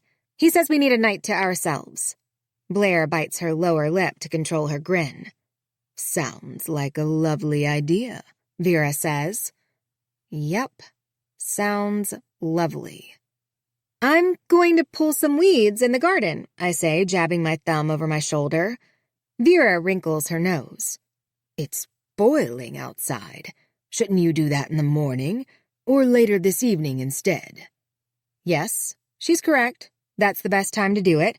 But right now is the best time to sweat and take out my frustrations on invasive little soil creatures. After I change into shorts and a tank top, because I can't stay in character when I'm this frustrated, I rip, pull, and pluck weeds from the garden. My fingers curl like talons, raking the soil between plants. The warm earth packs under my fingernails as I inhale the sweet scent of dirt. Sweat drips from my forehead. Ask me to choose you. I pause, hands clenched around weeds and dirt, but I don't turn. Why? Because I just want to hear you say it. Well, we don't always get what we want, do we? No, we don't. Choose her, I grumble, tossing the weeds into the bucket. Because she has good breeding? No, because you already chose her. Let your word mean something. And if she tries to end it with you, fight for her. She doesn't need you to be perfect. She just needs you to be on her side. So choose her. What if I choose you? Then you're an idiot. Why? I turn, wiping the sweat from my brow with my arm. Because she's not going to lose her shit every time there's an emergency. You won't have to hold her together. And you can live in New York or San Francisco or wherever the hell you want to live, because with her, the possibilities are endless.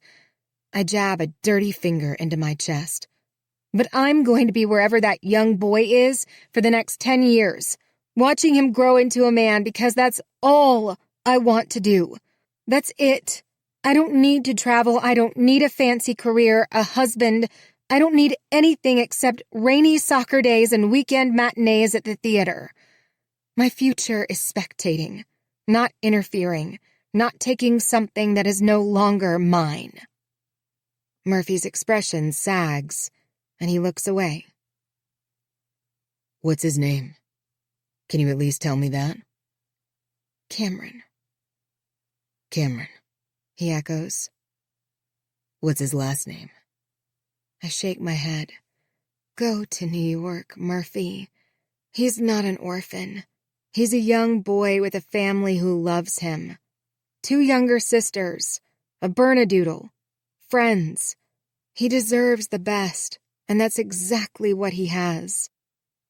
Murphy twists his lips and eyes me for a few seconds before nodding. Then he pulls something from his pocket and hands it to me. I squint past the sun in my eyes and reach for the shiny thing. The ring. I left my engagement ring at his rental in the cabinet with the wine glasses. He's kept it all this time. I waited, he says. Even when I moved on, a part of me waited. To be with you, to see you, to give you the ring, or maybe just to know you're okay. I don't know, but I waited. I don't try to hide the tears as I stare at the ring and listen to his words. I'm okay, I murmur. I know you are. He turns and heads back to the house while I swallow the pain that comes with closure. I stare at the ring in my hand. I found it in his closet 2 days before the accident. Chris said I ruined the moment by being so snoopy, so I jokingly said I wasn't going to marry him anyway. It was a lie that became our horrific truth. Chapter 50. Lies are a slow death. The truth is a quick one. I've lost count of just how many times you've swept me off my feet, Blair says before sipping her wine in a dimly lit Italian restaurant with soft music and the aroma of garlic and spices filling the air. I smile, calmly cupping my bottle of beer in one hand while my other flexes in and out of a tight fist on my leg. Promise me we'll always date, even when we have kids and we're exhausted. Promise that you'll get a sitter, make reservations at a nice restaurant, and whisk me away for the night. She tears off a piece of bread and pops it into her mouth. The server sets our bowls of pasta on the table. We smile and murmur thank yous. This looks amazing. Blair blows on her penne, then carefully takes a bite. She closes her eyes. Again, I smile because she's beautiful and full of life. I love her smile and the way her eyes practically dance when she's excited about something. Her zest is contagious. And after we met, it wore off on me. I owe her so much, and I should spend the rest of my life showing her my gratitude. The wedding planner sent a computer-generated layout of the venue, how it will look with the flowers, soft yellows and white, the gold bows on the back of the chairs, the candles. It's going to be stunning. I'd show you on my phone, but it wouldn't do it justice. When we get home tomorrow, I'll bring it up on my laptop. She takes another bite and lifts her gaze to mine. What? She mumbles, pressing her napkin to her mouth. What's that look? Why aren't you eating? How did you do it? I ask. Blair narrows her eyes. Do what? When you broke off your previous engagements, how did you do it? In person? Over the phone? Text? She rests her napkin back on her lap, slowly swallowing. Then she takes a sip of wine. I'm not doing that to you. You're the one, babe. Please, trust me. I do, I say. I just need to know. She frowns, brow tense. Were you nervous? Scared? Did you have second thoughts? After pulling in a long breath through her nose, she holds it, then releases it just as slowly. The first time, I just showed up at his place. I She shakes her head. I was so scared. Scared of his reaction. Scared that I'd lose my nerve. And yeah, I worried about having second thoughts. But the overwhelming feeling I had was just fear of not doing it and living the rest of my life with someone I loved, but just not enough. Her blue eyes find mine. Does that make sense? I give her an easy nod. The second time was worse. I didn't want to break down into a blubbering mess before getting a single word out, like what happened the first time, so I picked a fight with him. I provoked him, and when he got angry with me, I broke it off. She glances away, blotting the corners of her eyes on a painful laugh. I felt like such a coward, and days later he tried to apologize, but I said it was too late. She sniffles, and I want to disappear. Run away. I don't know, but I don't want to be here. If you had it to do over, what would you do? I ask. Because I can't stop. Why? Because I think it's important to learn from the past. She takes another drink of her wine, this one a little bigger, like she needs the courage. I don't know. There's no good way to do something awful. There's no good way to give someone bad news. It's hard. It hurts. The right words are never there because they don't exist. The tea light flickers in the center of the table like it might go out. I feel the same way. Do you regret saying yes when they proposed? She takes a smaller bite of her pasta like she's no longer hungry, and her gaze lingers on the bowl while she chews. I don't know. Do I regret not making the right decision? I mean, sure, but I'm not perfect. Are we supposed to spend eternity regretting every mistake, every bad decision? And maybe it wasn't a bad decision. Maybe it was right at the time, but circumstances and feelings changed. You know? When she looks at me, I whisper, I do.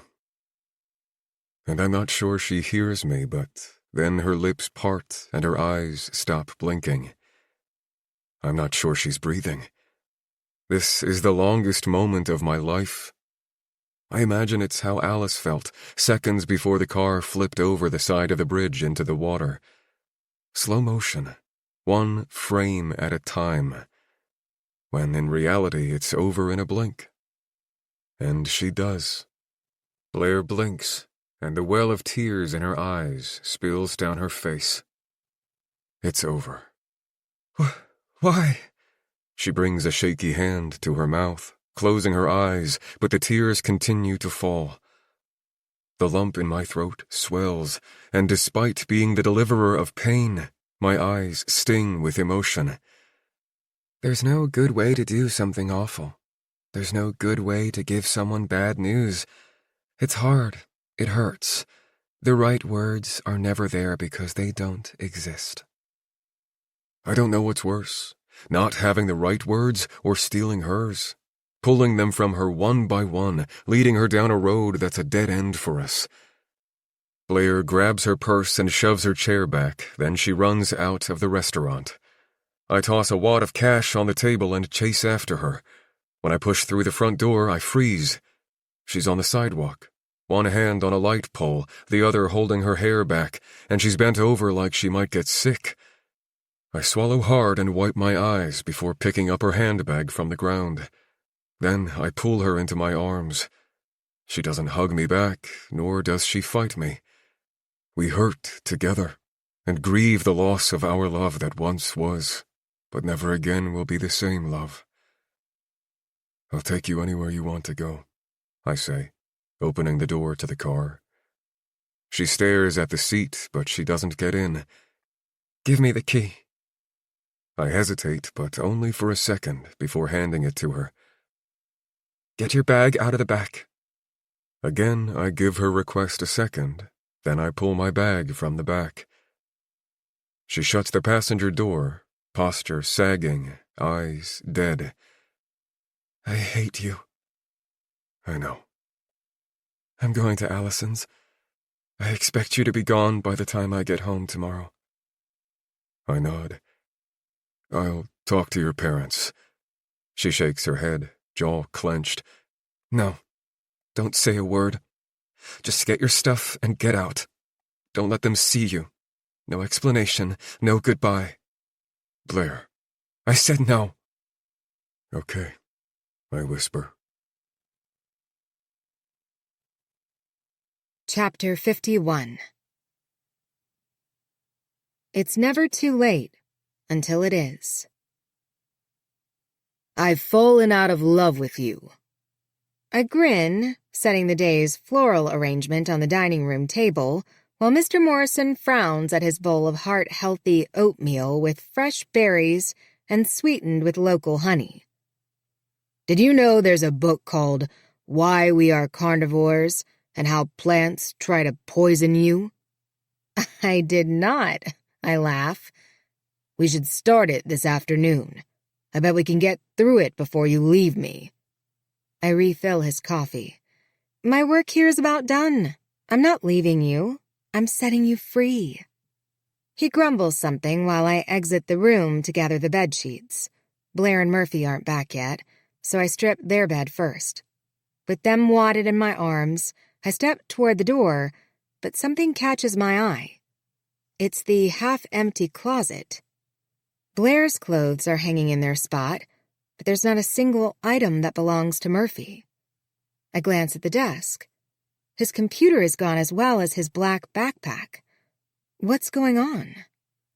Just as I pass the stairs on my way to the laundry room, Vera appears at the top. Good morning, I say. She presses her lips together and shakes her head, eyes red with tears. Oh, are you okay? I set the sheets on the floor and climb the stairs. She shakes her head a half-dozen times, then presses the pads of her fingers to her eyes. I hold open my arms and she accepts my hug. He left her, Vera whispers in a shaky voice. Murphy called off the wedding. She chokes on a sob. My head swims. He called off the wedding. His clothes are gone. He's gone. Chapter 52. Go ahead and dream big. You just never know what might happen. 2 months later. I make an offer on the house in Edina, the one across the street from Cameron's, but a couple expecting their first child outbids me. I'm crushed. The only upside is Hunter securing me a boring but well-paying job with his friend who lives in a penthouse in downtown Minneapolis. It doesn't include free residence, but that's okay. For now, I've found an apartment in Edina, so seeing my son is easy and convenient. I don't have Murphy's phone number, a nice dose of karma, and I haven't figured out a way to get it from Hunter or Vera without it being a red flag. What would I say anyway? Choose me? It's a little too late for that. He chose neither Blair nor me, and I don't blame him. Still, I miss him. Today is the start of fall soccer season. I have no idea what field Cameron is playing on, reminiscent of the day I met Callan. Ugh, Callan. He could be here too. A grin steals my face when I see Cameron's parents and his 2 younger sisters setting up their chairs near Field C. As the boys run in all directions doing their warm-up drills, I scan the cluster of blue jerseys for the dark-haired boy with freckles. Warmth spreads through my chest when I see him kick the ball toward the goal, then run to the back of the line. The coach playfully ruffles Cameron's hair, drawing a grin from him. I set up my folding chair well behind the lineup of parents. And just as I sit down, Cameron's dad stands to chat with the new coach. The 2 men laugh at something, then the coach removes his baseball hat to scratch the back of his head. What the fuck? It's Murphy. He's the new coach? I grip the arms of my chair, anger building deep in my belly. How could he? I was very clear about not interrupting Cameron's life. What has he done? What has he said? I push out of my chair, feeling the anger climb up my neck and settle into my cheeks. That's when Murphy's attention drifts past the sidelines and lands on me. He grins so big that a few of the moms, including Cameron's, glance behind them to see what's caught his attention. I want to die, but not before I kill him. He waves me over. Come meet the parents, honey. Come meet the parents? Honey? What has he done? My stomach twists as I shuffle my feet on wobbly legs closer to the field. This is my wife, Alice, he says. My eyes widen, body stiffens. Wife? Wife? When did you get back from Paris? Cameron's mom asks me, tightening her short blonde ponytail. This is the fourth wall that's never supposed to be broken. I'm so scared, yet my heart feels something new and unexpected as this pleasant woman who's been raising my child smiles at me, asking about a trip to Paris I know nothing about. Late last night, Murphy answers for me when the pause gets too awkward. He takes my hand and pulls me into his body. After he turns his cap backwards, he whispers, "Hi," and gives me a soft kiss. I don't kiss him back because I can't move or speak, let alone kiss my husband? Bring your chair closer, Cameron's mom says. We'll scoot over to make room for one more. I have to get back to the boys, Murphy says. Enjoy the game. He winks and rights his hat before sauntering to the middle of the field. I'm Rose, and this is my husband, Jonathan. Babe, grab Alice's chair for her. Oh, Before I can get my brain and mouth to fully cooperate, Jonathan is halfway to my deserted chair.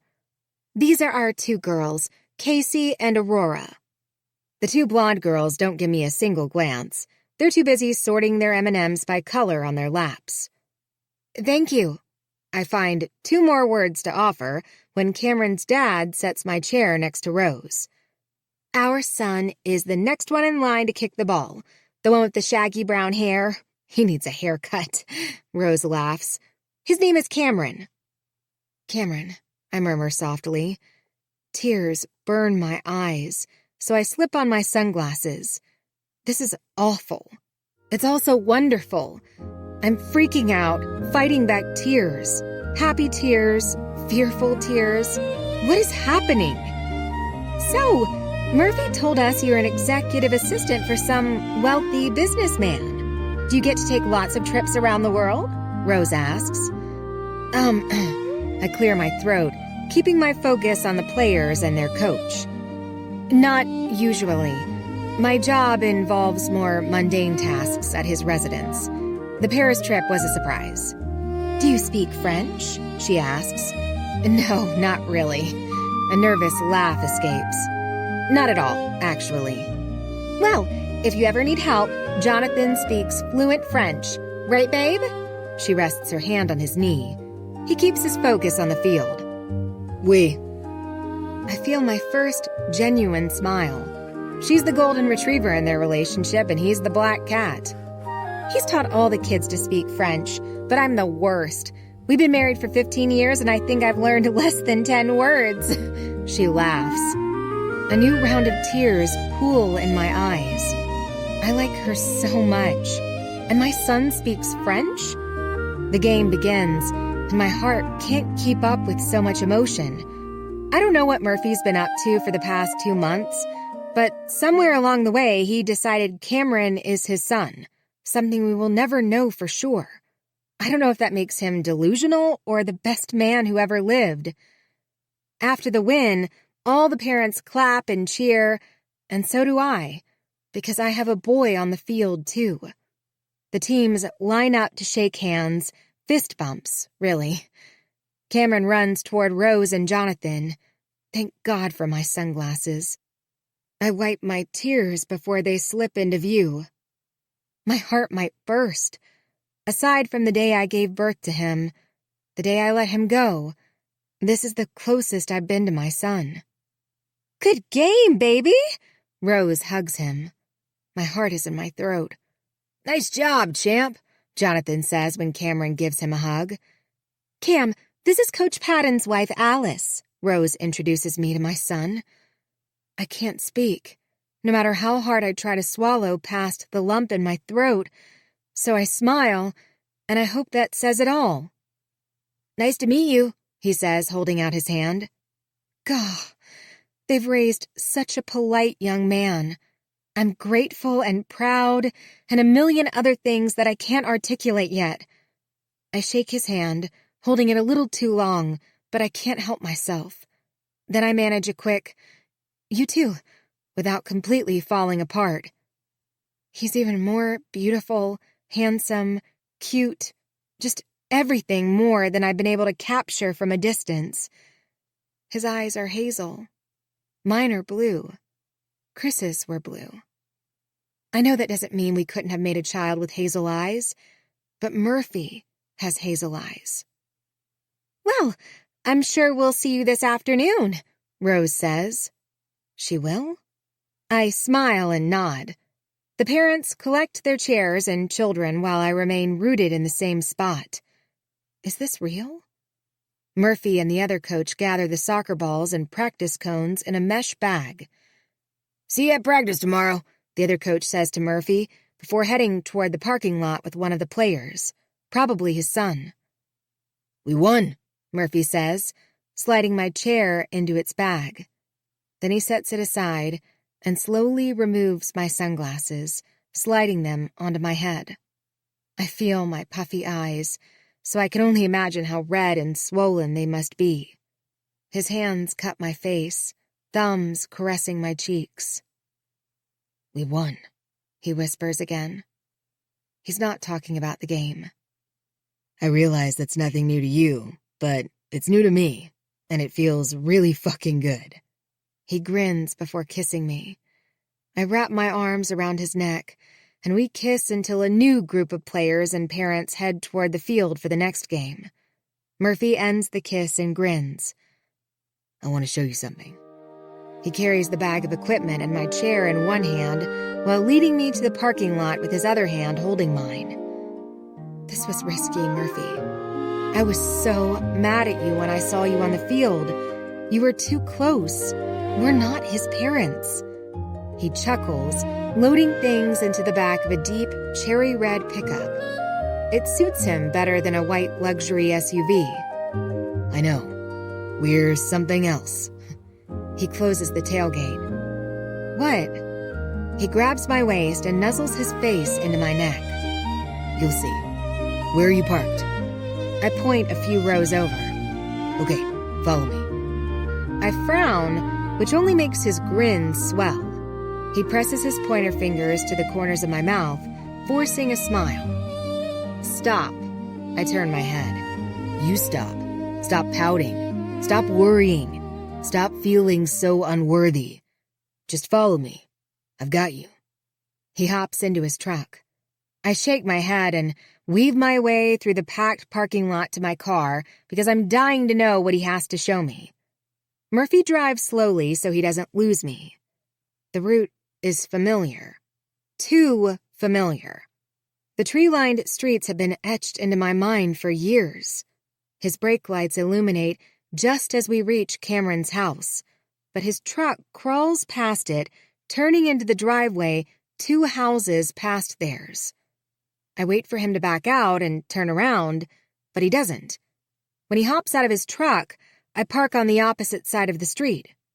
"What are you doing?" I call, closing my car door behind me. I'm hungry. I thought you could make us some lunch. Maybe a nice steak and salad with your secret Dijon dressing recipe. I look right before crossing the one-way street. Then I look back at the house I wanted to buy before the current residents outbid me.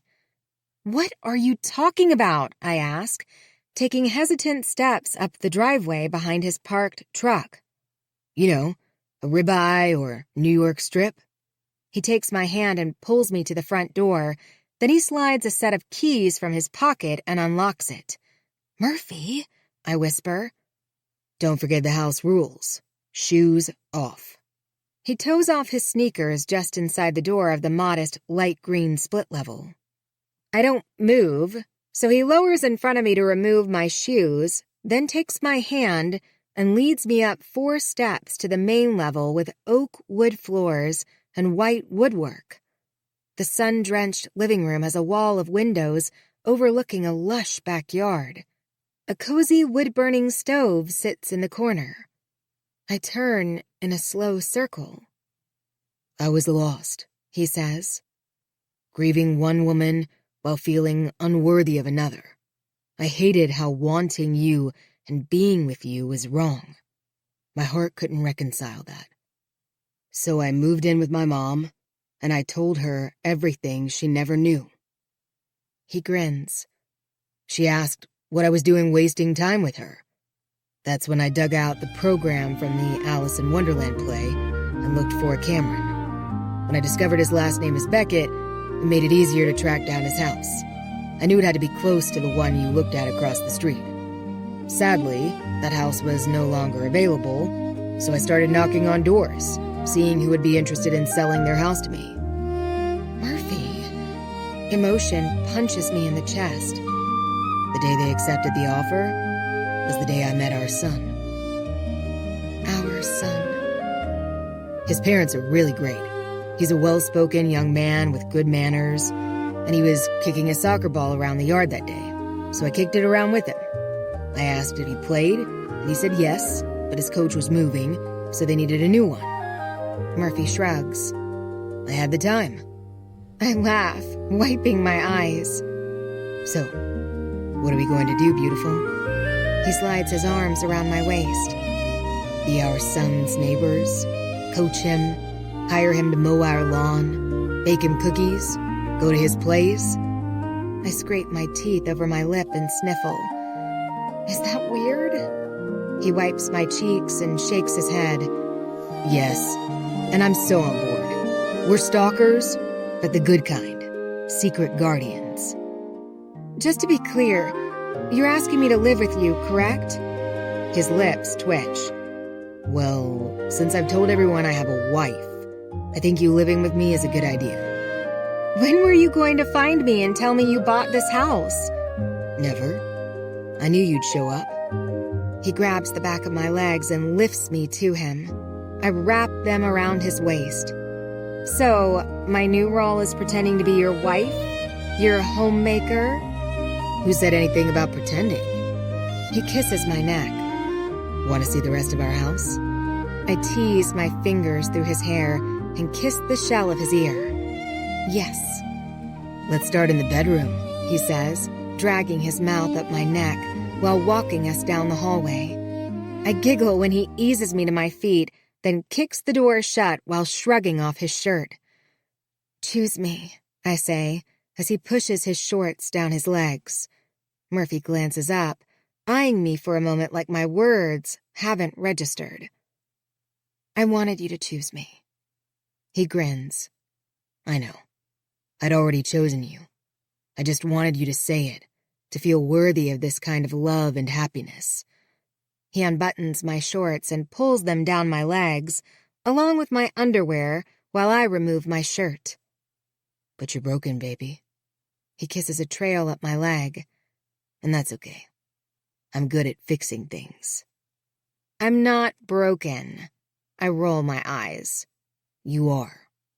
I jump when his tongue teases between my legs. Then he continues up my body, removing my bra and kissing my breasts. It's nothing a few weeks of non-stop screwing can't fix. I giggle harder. He kisses along my jaw, his erection sliding between my legs. Hi, he whispers, a breath before his lips claim mine. Epilogue. Since it takes a village, don't forget to form your village. 8 years later.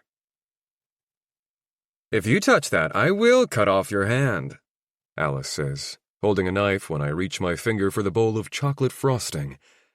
Don't cut off Daddy's hand. 3-year-old Mia says, while she and her 5-year-old sister Sophie make friendship bracelets at the kitchen table. Then he needs to stay out of the frosting. It's for Cam's birthday cake. You're so sassy, I whisper in Alice's ear before sucking her earlobe between my teeth. Her shoulder jumps. Stop, she laughs, cutting pineapple for the fruit kebabs Cam loves.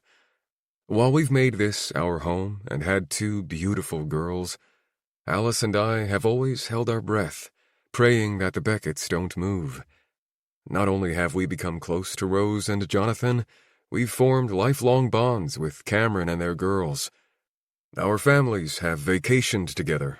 I play golf with Jonathan, and Rose and Alice are on a pickleball team at the rec center. Jonathan sells life insurance, and Rose is a landscape architect who doesn't enjoy cooking anything that can't be thrown on the grill or tossed into a crock pot. So Cameron thinks Alice is the best neighbor ever because she bakes and cooks all the time. Rose jokes that she's going to divorce Jonathan and marry Alice. I'll be in the garage, I say. Save some wood for me, Alice smirks. Someday our girls are going to realize their mom's idea of wood and my wood-turning hobby are 2 totally different things. I always do, I say, filling a glass with sun tea before heading to the garage. Since my art sells easily and quickly at several local galleries and shops, and I still do freelance technical writing, I make enough money to pay for a full-time homemaker who wears house dresses. However, I prefer her barefoot, traipsing through the grass yard to and from her garden. No ponytail, wavy auburn hair flowing behind her. It's the best damn life. As I cut new pieces of wood for my next project, Cameron opens the side door and closes it behind him. Hey, buddy, what's up? You ready to turn 16 tomorrow? His grin beams. Neither Rose nor Jonathan have ever mentioned Cameron being adopted, so I'm not sure they'll ever tell him. But it doesn't matter. He's a spitting image of me when I was 16, and my mom has noticed it too. Alice and I have agreed to never mention it, unless Cameron has a medical emergency and would need something like a kidney donated or a bone marrow transplant.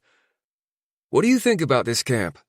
He shows me his phone and the email about a soccer camp in Atlanta. What do your parents think? I mount my blank to the lathe.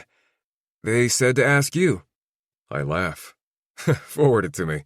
I'll read through it later. Thanks. He slides his phone into his pocket. What are you making? Well, I think I'm going to make a chess set for Alice's dad. That's cool. Think sometime you could show me how to do that? I glance up at him. You want to learn to turn wood? Yeah, he nods. I mean, if you think I can learn it. My chest swells. Of course you can. There are a lot of safety measures to learn, so I'll run it by your parents, but I'd love to teach you. I fear I sound too excited, like he might piece together my enthusiasm with my involvement in his soccer, then look in the mirror and suddenly think, holy crap, I think I'm Murphy Patton's son. It's funny how much Alice and I fear he'll find out before Rose and Jonathan tell him. And maybe they'll never tell him he was adopted. That's fine, too. Can you keep a secret? Cameron asks. I think so. I want to ask this girl out, but I keep chickening out. My friends think she'll say no, and when I mentioned it to my dad, he said she'd be crazy to say no. But that feels like a fatherly response. What do you think? I grab my face shield and fiddle with the strap. Well, I agree with your dad. She'd be crazy to say no. But she could say no, and that will suck. So you just have to decide if her saying no will suck more than never knowing if she would have said yes. When I met Alice, she warned me not to fall in love with her, but I did. So I poured my heart out to her. Nearly brought me to tears. She stayed? Cameron asks. I smile. Nope, I didn't see her for 8 years. But not once in those 8 years did I regret a single word I said to her. I don't think I love this girl, yet, so... He scrapes his teeth along his bottom lip and shrugs. Well, there you have it. But, he wrinkles his nose, I really like her. Then shoulders back, chin up, brush and floss your teeth, be confident until the last second, then give her the tiniest flash of vulnerability. Say something like, I'm thinking about asking you out, but I can't be the sole object of anyone's affection at the moment, so I'll let you know what I decide. And by the way, you look beautiful today. A slow grin climbs up his face. I don't think I can say that, and I was just going to text her.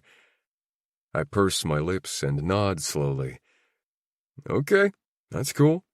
But I'd stick with the same line, and after you type, so I'll let you know what I decide, end it with 3 dots and the sunglasses emoji. Did that kind of line work for you? Absolutely. Definitely not. I'll think about it, he says, and I know he's just being nice. Did you ask your mom or Alice? No. He picks at the tree stump on the workbench. My mom will just give me condoms, and Alice probably will too. I clear my throat. Well, condoms are a good idea if you, think you'll need them. Cameron lifts his gaze to me. You know you can buy condoms before you're 18, right? I do know that. I also know Cameron is standing in my garage having this conversation with me because Alice and I did not use condoms. I know that sometimes you think you won't need them, until you do, and I know it's really hard to stop once you reach the point of, dude, seriously, I have condoms. I nod a half-dozen times. Yep, great, so, this is called a lathe. Cameron hangs out in the garage with me for over 2 hours. By the time I go into the house, the girls are in bed, and Alice is putting the finishing touches on Cameron's Sweet 16 birthday cake. The Everly Brothers' All I Have to Do Is Dream softly plays from my grandfather's turntable in the living room. I sent a picture of the cake to Rose. She's so in love with it, and she thinks Cam will love it too. I rest my forearms on the counter. Baby, are those edible soccer balls? Yes, I made fondant. Bigger white balls than smaller white and black ones that I stuck to the outside of the big white one to give it the soccer ball pattern, gently rolling the whole thing just to slightly flatten and connect all the little balls. Aren't they cool? Everything about my wife is cool and wonderful, magnificent and awe-inspiring. It's perfect. Want to know what's not perfect?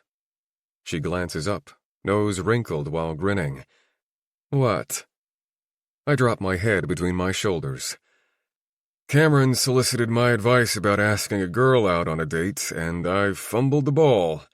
I said some stupid shit, then managed to segue it into a condom conversation that just got more and more awkward until I bailed. Alice giggles. Aw, I'm jealous that you got to have the sex conversation with him. I jerk my head up. Jealous? Baby, there's nothing to be jealous about.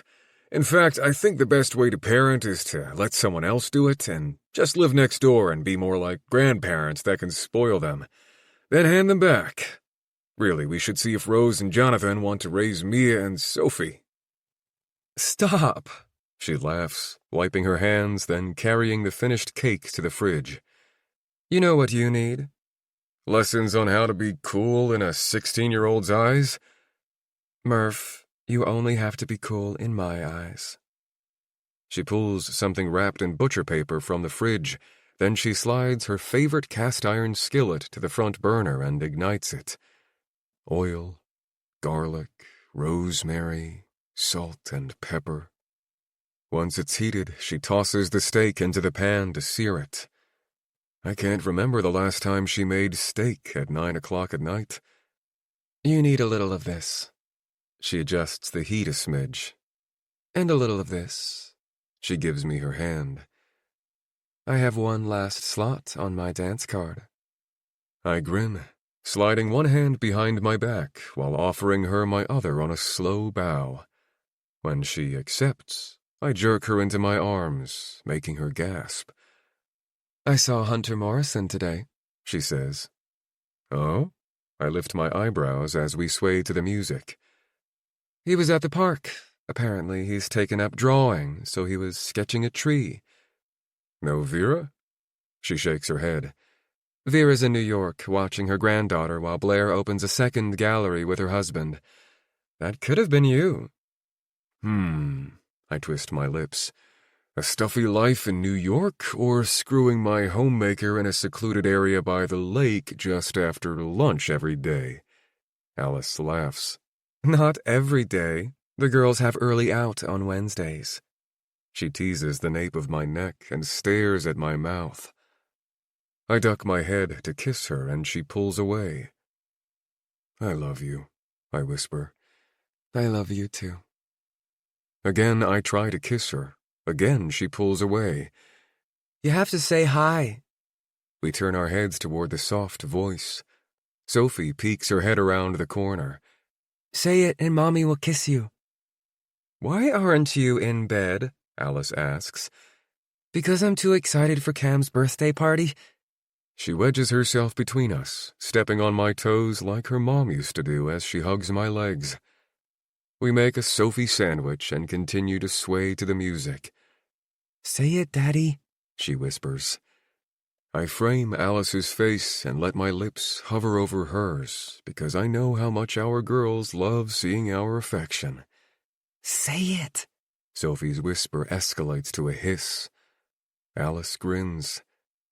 Hi, I whisper, then press my lips to hers. This has been The Homemaker, written by Jewel E. Ann. Narrated by Charlotte North and Robert Hatchett.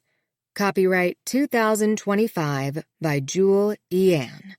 Production copyright 2025 by Jewel E. Ann. Production coordination by Lyric Audiobooks. Producer, Kim Gilmore. Post-production by Chicago Audio, LLC. Charlotte North and Robert Hatchett are members of SAG-AFTRA. For more information about author Jewel E. Ann, please visit www.juleeann.com. No part of this audiobook may be reproduced or sold in any form or by any electronic or mechanical means without written permission from the author, except for the use of brief quotations in a book review. No AI has been used in the creation of this audiobook, nor may it be used to train AI.